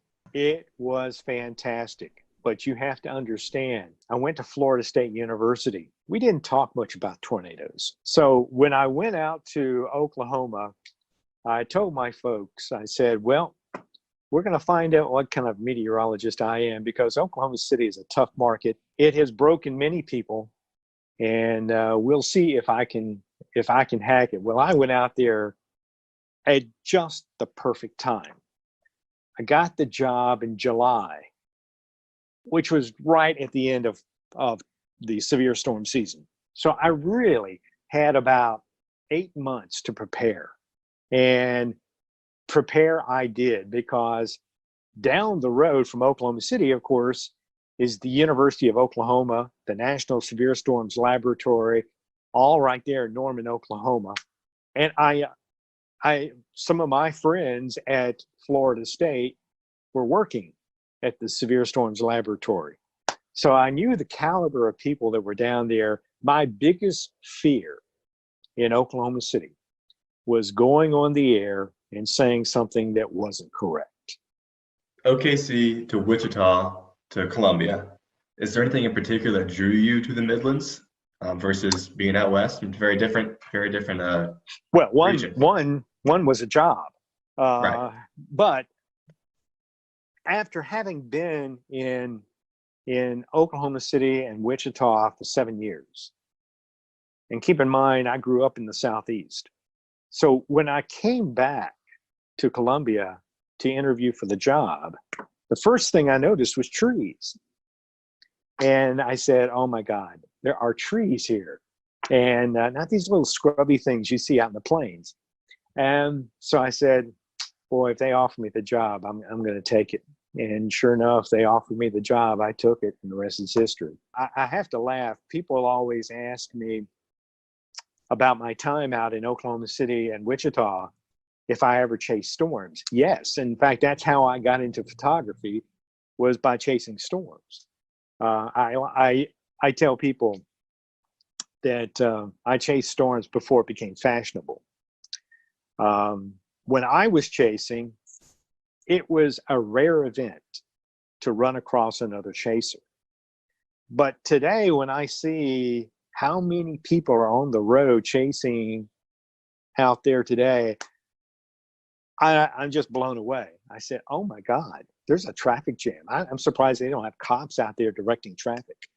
I mean, you're exactly right. I mean, we see it now even on when folks activate their GPS and they go into their into their apps, right? And they spell out names of people across, 2 or 3 states. It's pretty impressive. So yeah, lots of people. A lot of people out there. And the competition is pretty stiff. Every once in a while on Twitter, you'll hear some scuffling going on about who was first in line or who was supposed to be first. So it's kind of interesting. Well, see, I never had that problem. There wasn't anybody out there.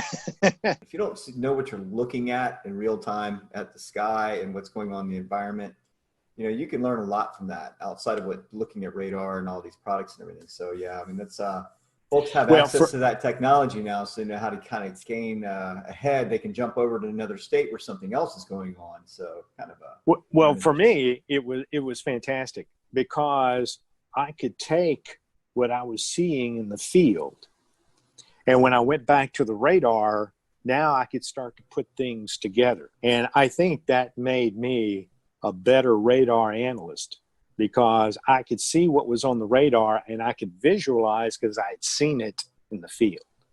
Right. And so it was a big help. Jim, I want to get back to Colombia. So overall in Colombia, you're talking about 30 years total. 34 years. 34 years.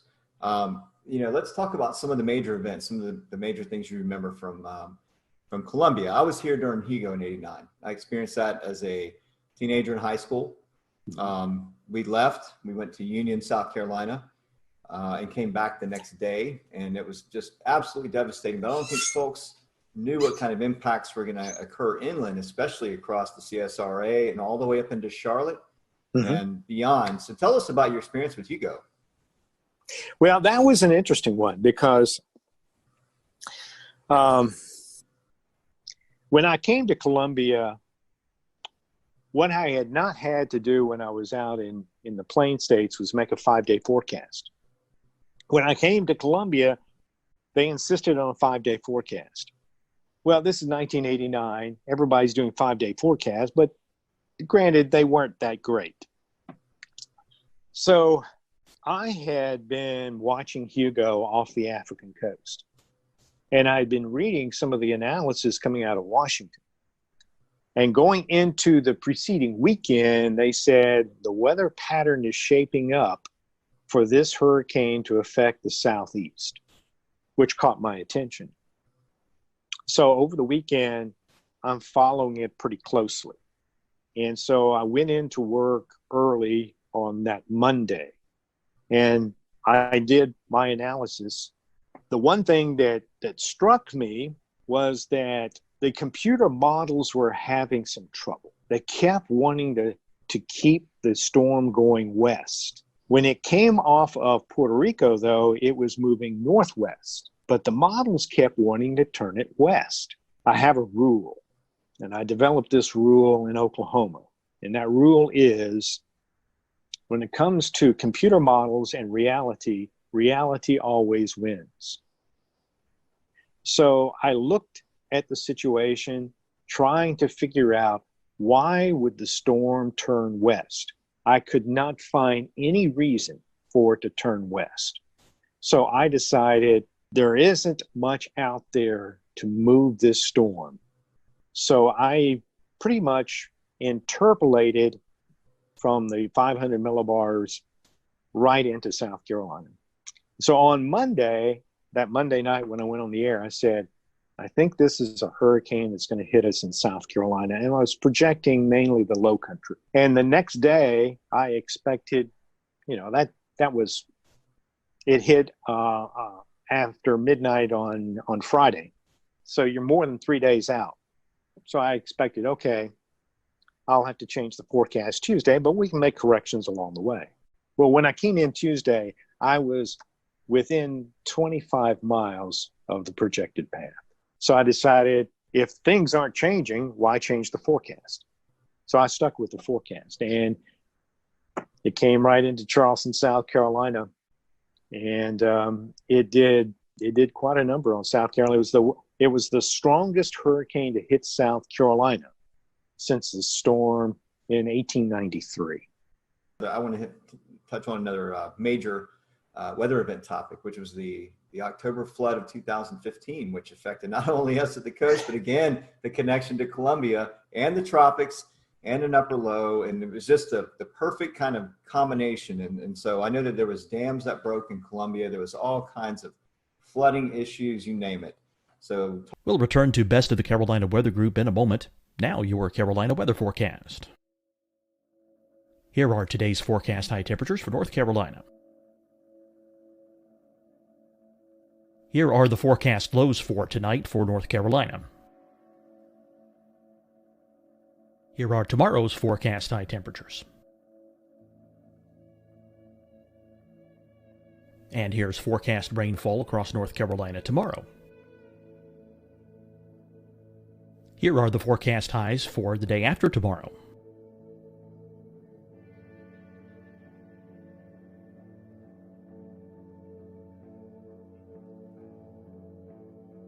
And here's the forecast rainfall across North Carolina for the day after tomorrow. This is the total rainfall forecast across North Carolina for the next 3 days. Here's the severe thunderstorm outlook for today from the Storm Prediction Center.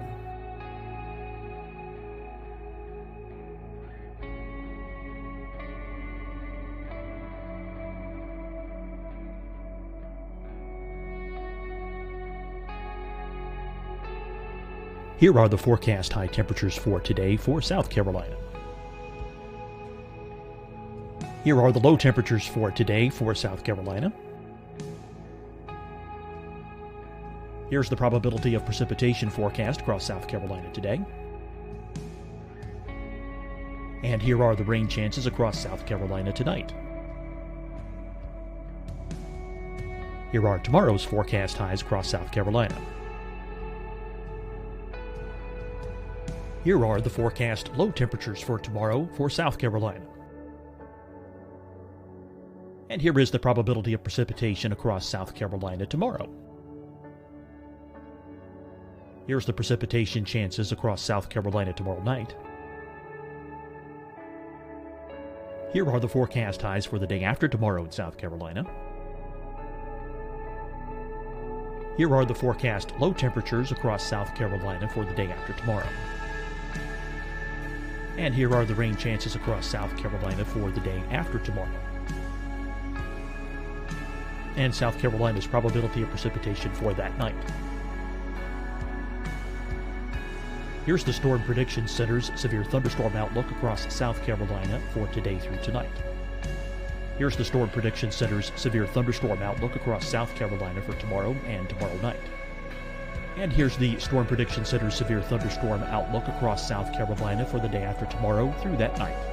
Here's the severe thunderstorm outlook for today from the Storm Prediction Center.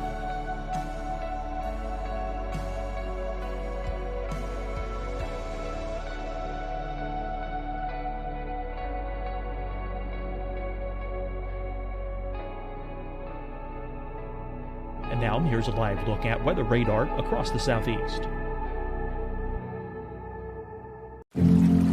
Deciding when to wear a mask isn't about who you know or how well you know them.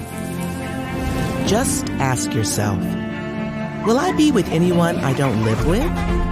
If the answer is yes, get behind the mask. Help slow the spread of COVID-19. Get behind the mask. Learn more at covid19.ncdhhs.gov. Hi, everyone. I'm Dr. Mandy Cohen, Secretary of the North Carolina Department of Health and Human Services. And when you follow the 3 W's, you protect your family and your neighbors from COVID-19. When you leave your home, practice your W's.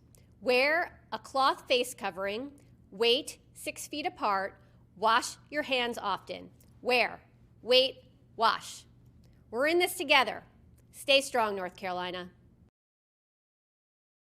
Fight the spread and take a stand against coronavirus. Wear a mask in public. Stay at least 6 feet apart from others. And get tested. Join us and fight the spread. Visit scdhec.gov/COVID-19.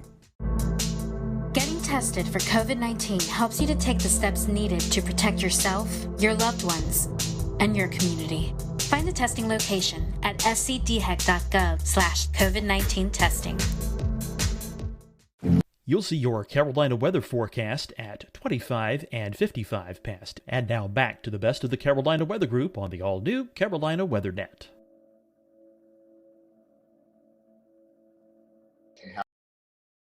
Well, that was an interesting one because if you'll remember, it was Joaquin that came into the Bahamas and went stationary and sat there for a while. And of course, we were all watching it. One of the things early that week that bothered me was that the projection for rainfall for this area seemed to be unreasonably high. Unreasonably high because every computer model had the hurricane passing well east of us, offshore, maybe going into North Carolina. But certainly that would still leave us on what is traditionally the dry side of the hurricane.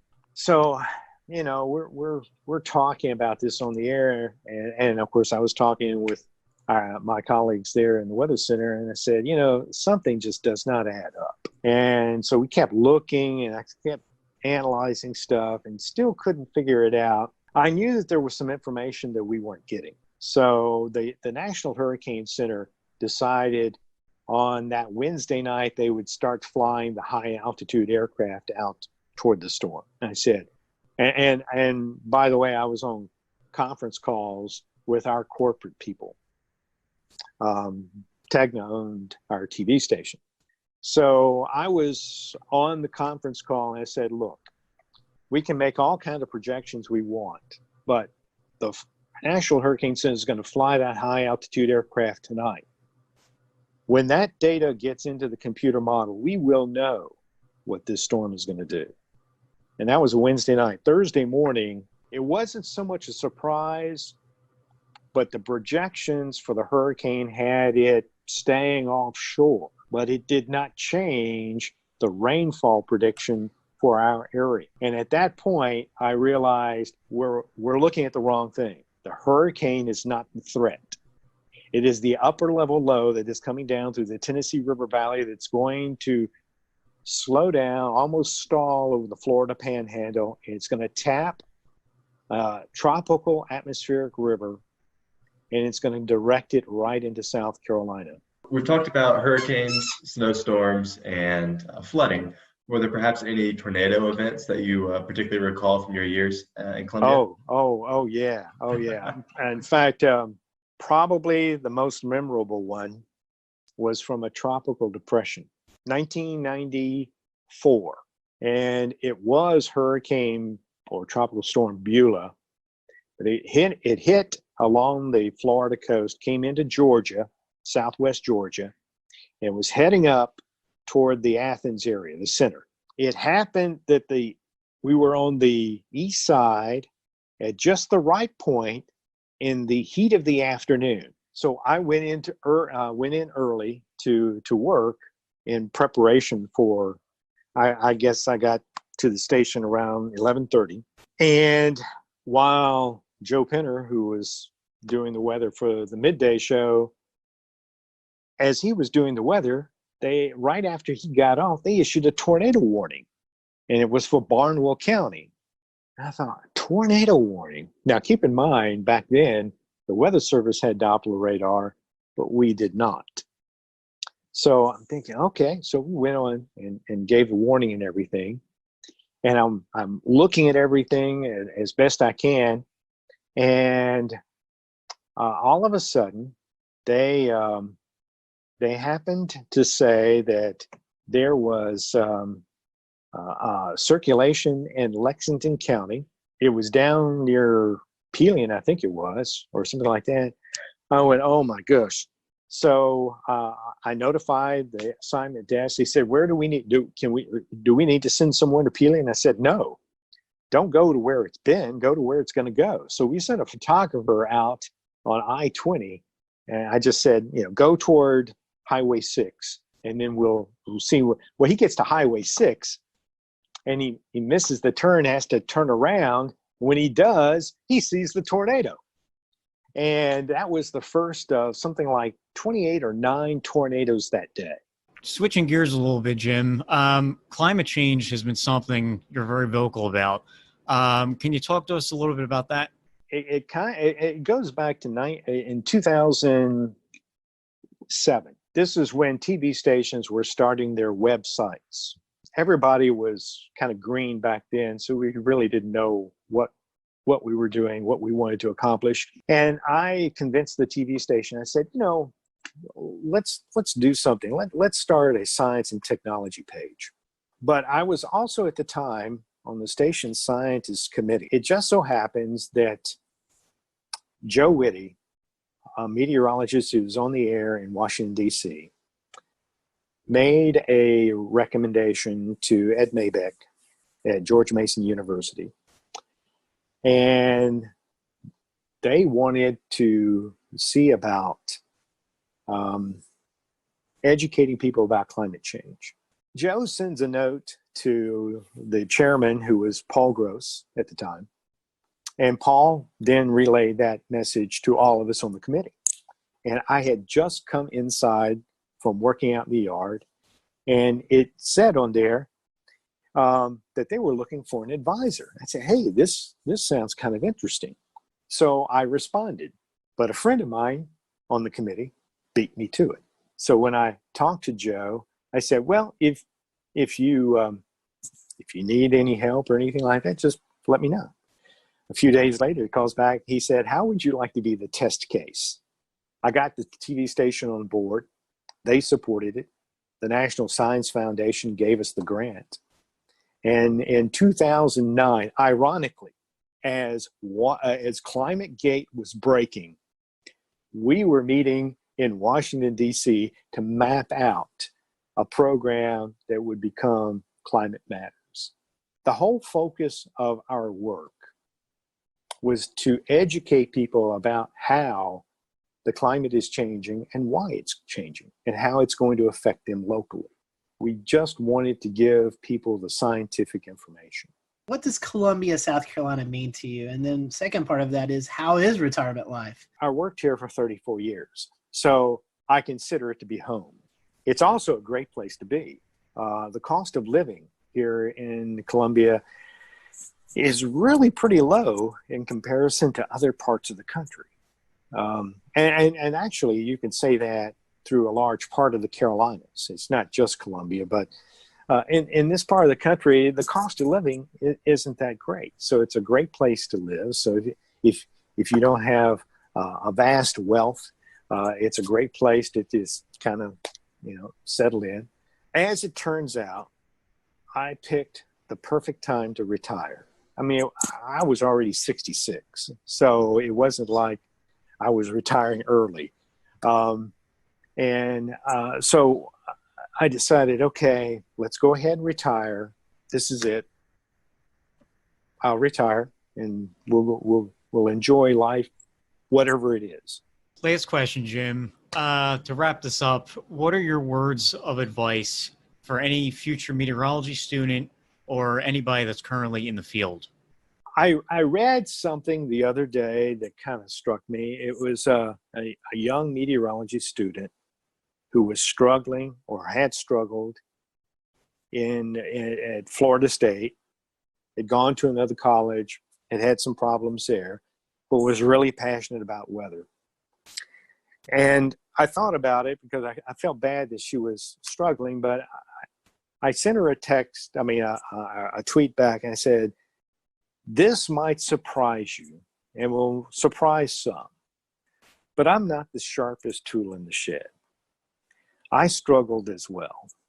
I often joke that I enjoyed the course atmospheric radiation so much, I took it 3 times. And you just have to work hard and persevere. When I graduated, I wasn't at the top of my class. But my parents instilled a work ethic. If you want something, you got to work for it. So in many cases, I wasn't the best person on the air. Certainly, I wasn't always the best looking person on the air. I don't have the best voice on the air. I don't even know why I'm on the air, but I work harder than anybody. One of my colleagues once said, "You are the hardest working meteorologist I have ever been around." And it's true. When I go to work, I'm there until it's done. 8 hours, 9 hours, 12 hours, it doesn't make any difference. I get the job done. And I always wanted to be the best forecaster. Very thankful for you to join us tonight. If you're still following a little bit of weather, are you doing any updates on social media? If so, how can folks follow you? Follow me on Twitter and Facebook at Jim Gandy WX. That's awesome. Well, Jim, we certainly appreciate it. We hope that you and your wife can get out and travel soon. Hopefully this pandemic mess will come to us soon or end soon, and you can get out there and enjoy the traveling. And we certainly appreciate you joining us tonight. And from all of us here at the Carolina Weather Group, thank you for your service that you've dedicated to the folks of South Carolina over the 30 plus years. Thank you for having me. You're welcome. Everyone, thanks for watching the Carolina Weather Group. We'll see you next time.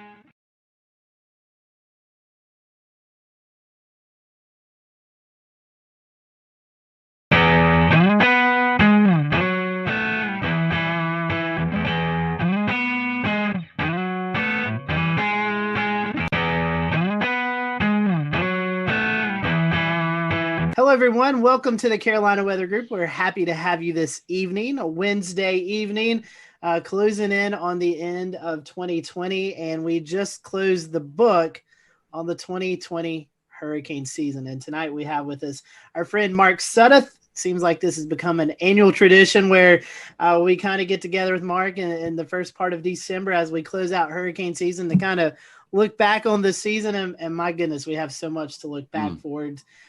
We were talking before this that we've got stuff up just because we can't remember all the storms right off the top of our heads. So we'll get into that. Mark, for those who may have not caught you on previous shows, tell us a little bit about who you are and how you got called into tracking these hurricanes, and then we'll kind of go into the conversation. It's great to be back, Scotty, and everybody else. Thanks for having me a part of this again.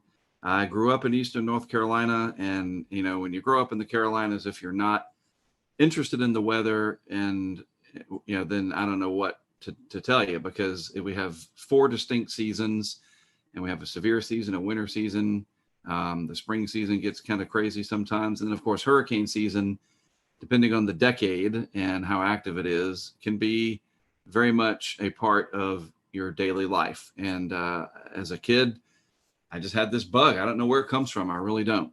And so, long story short, 25-year career, I followed my passion, went to school for geography, studied weather and climate and statistics, and really focused on hurricanes. So they don't have a degree for hurricanologist. That's not a thing. But if there was a definition, that's what I do. I study hurricanes. I don't forecast them. So I'm not a meteorologist. I'm a geographer who studies hurricanes. So that's my degree. That's my area of expertise, my specialty. So since 1995, getting that degree from UNC by the Sea, UNCW down here in Wilmington, that's what I've done. And I blazed my own trail, started hurricanetrack.com in 1999, did a lot of different projects in awareness and computer animation back in the day, some awards from FEMA and different weather service offices for my work in hurricane awareness. And if you're going to be an expert in something, you can't just read about it in books, right? Eventually, you know, you're going to go into medicine. You eventually work on the cadavers for real. You don't just read about it or hear about it in the lab. You eventually get your hands in there and you actually work on a real dead person and you become a doctor. So same thing with weather. You got to go out in it to really study it up close and personal. And that's what I started doing from the get-go. People call it hurricane chasing. That's fine. I call it hurricane intercepting because you don't really chase hurricanes. And I've had different ways of doing that, you know, different vehicles. And now we're in the age of unmanned cameras and small boxes, and everything's tiny and easy to deploy. The age of crowdfunding is upon us, to where basically, whatever I want to do, people support it, because social media has allowed that to really grow. And it really, really manifested itself in 2020 with the mega season that we had, putting all of my experience to use, a great group of people behind me, taking what we do, the educational aspect, just keeping it science-based, keep it real, keeping safe. And we tackled one of the busiest seasons in history.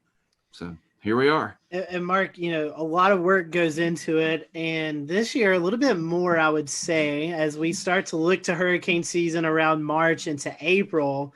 That's when the seasonal predictions come out. Also, kind of buried in that was when COVID really started to hit the area. And so, I know as you're starting to get prepared for the season, then you had to where, look at the COVID aspect. But tell us a little bit about that, how maybe COVID, I don't know if it interfered with your job, but tell us a little bit about that, and also the preseason predictions that kind of came out at the same time, where you were talking about it looked like we were going to have a busy season anyway. Yes, it appeared as far back as February. Some of the long-range modeling was indicating the possibility of a favorable season ahead. And it's interesting regarding the COVID situation. At the end of February, as part of my off-season work that I'm able to do, I went up to my first lake effect snow event. This is kind of a little side story in Western New York. And I flew into Syracuse on like February 29th or somewhere around there. And was up there for a few days covering this big lake effect event. And by the way, I'm hooked. Lake effect snow is awesome. And I remember when I got to the Charlotte airport from Wilmington, it was like a last minute thing. I airlined a bunch of cameras with me, and I was like, I'm gonna go for it. So I flew into Charlotte, and it was packed, and which it usually is. And there was a few people wearing masks. And I remember I got off the plane from Wilmington and walked into the concourse there, packed concourse, whatever it was, probably came into concourse D from Wilmington.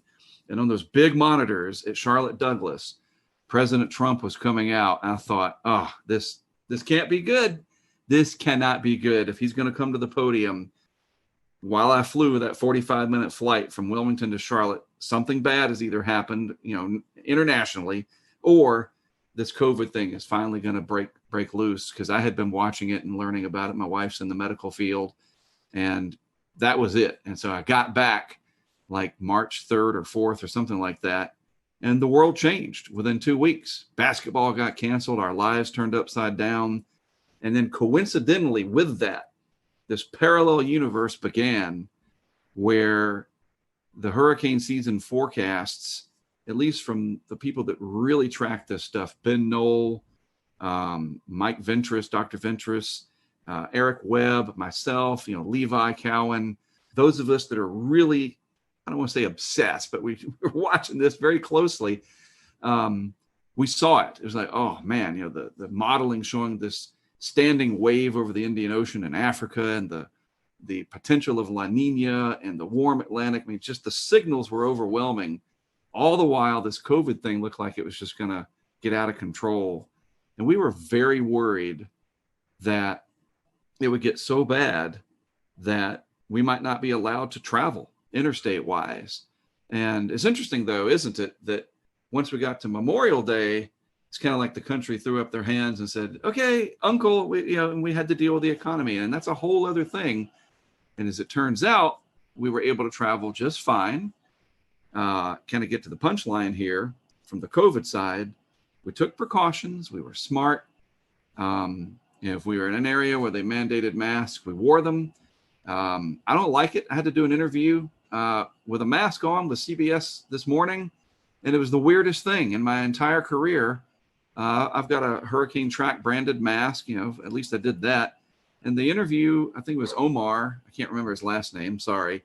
He's 6 feet away or more, and they got this big boom mic like they're shooting a movie, and everybody's wearing a mask, and we're outside. I was like, this is just screwed up. Like, I'm not used to this, you know what I mean? And it just became annoying. that anytime we took pictures or with any of, we were with Cantori during Laura, and we got a group shot with him and Charles Peak, and we all had to put our mask on because you can't put that, So the COVID thing was ever present, always there.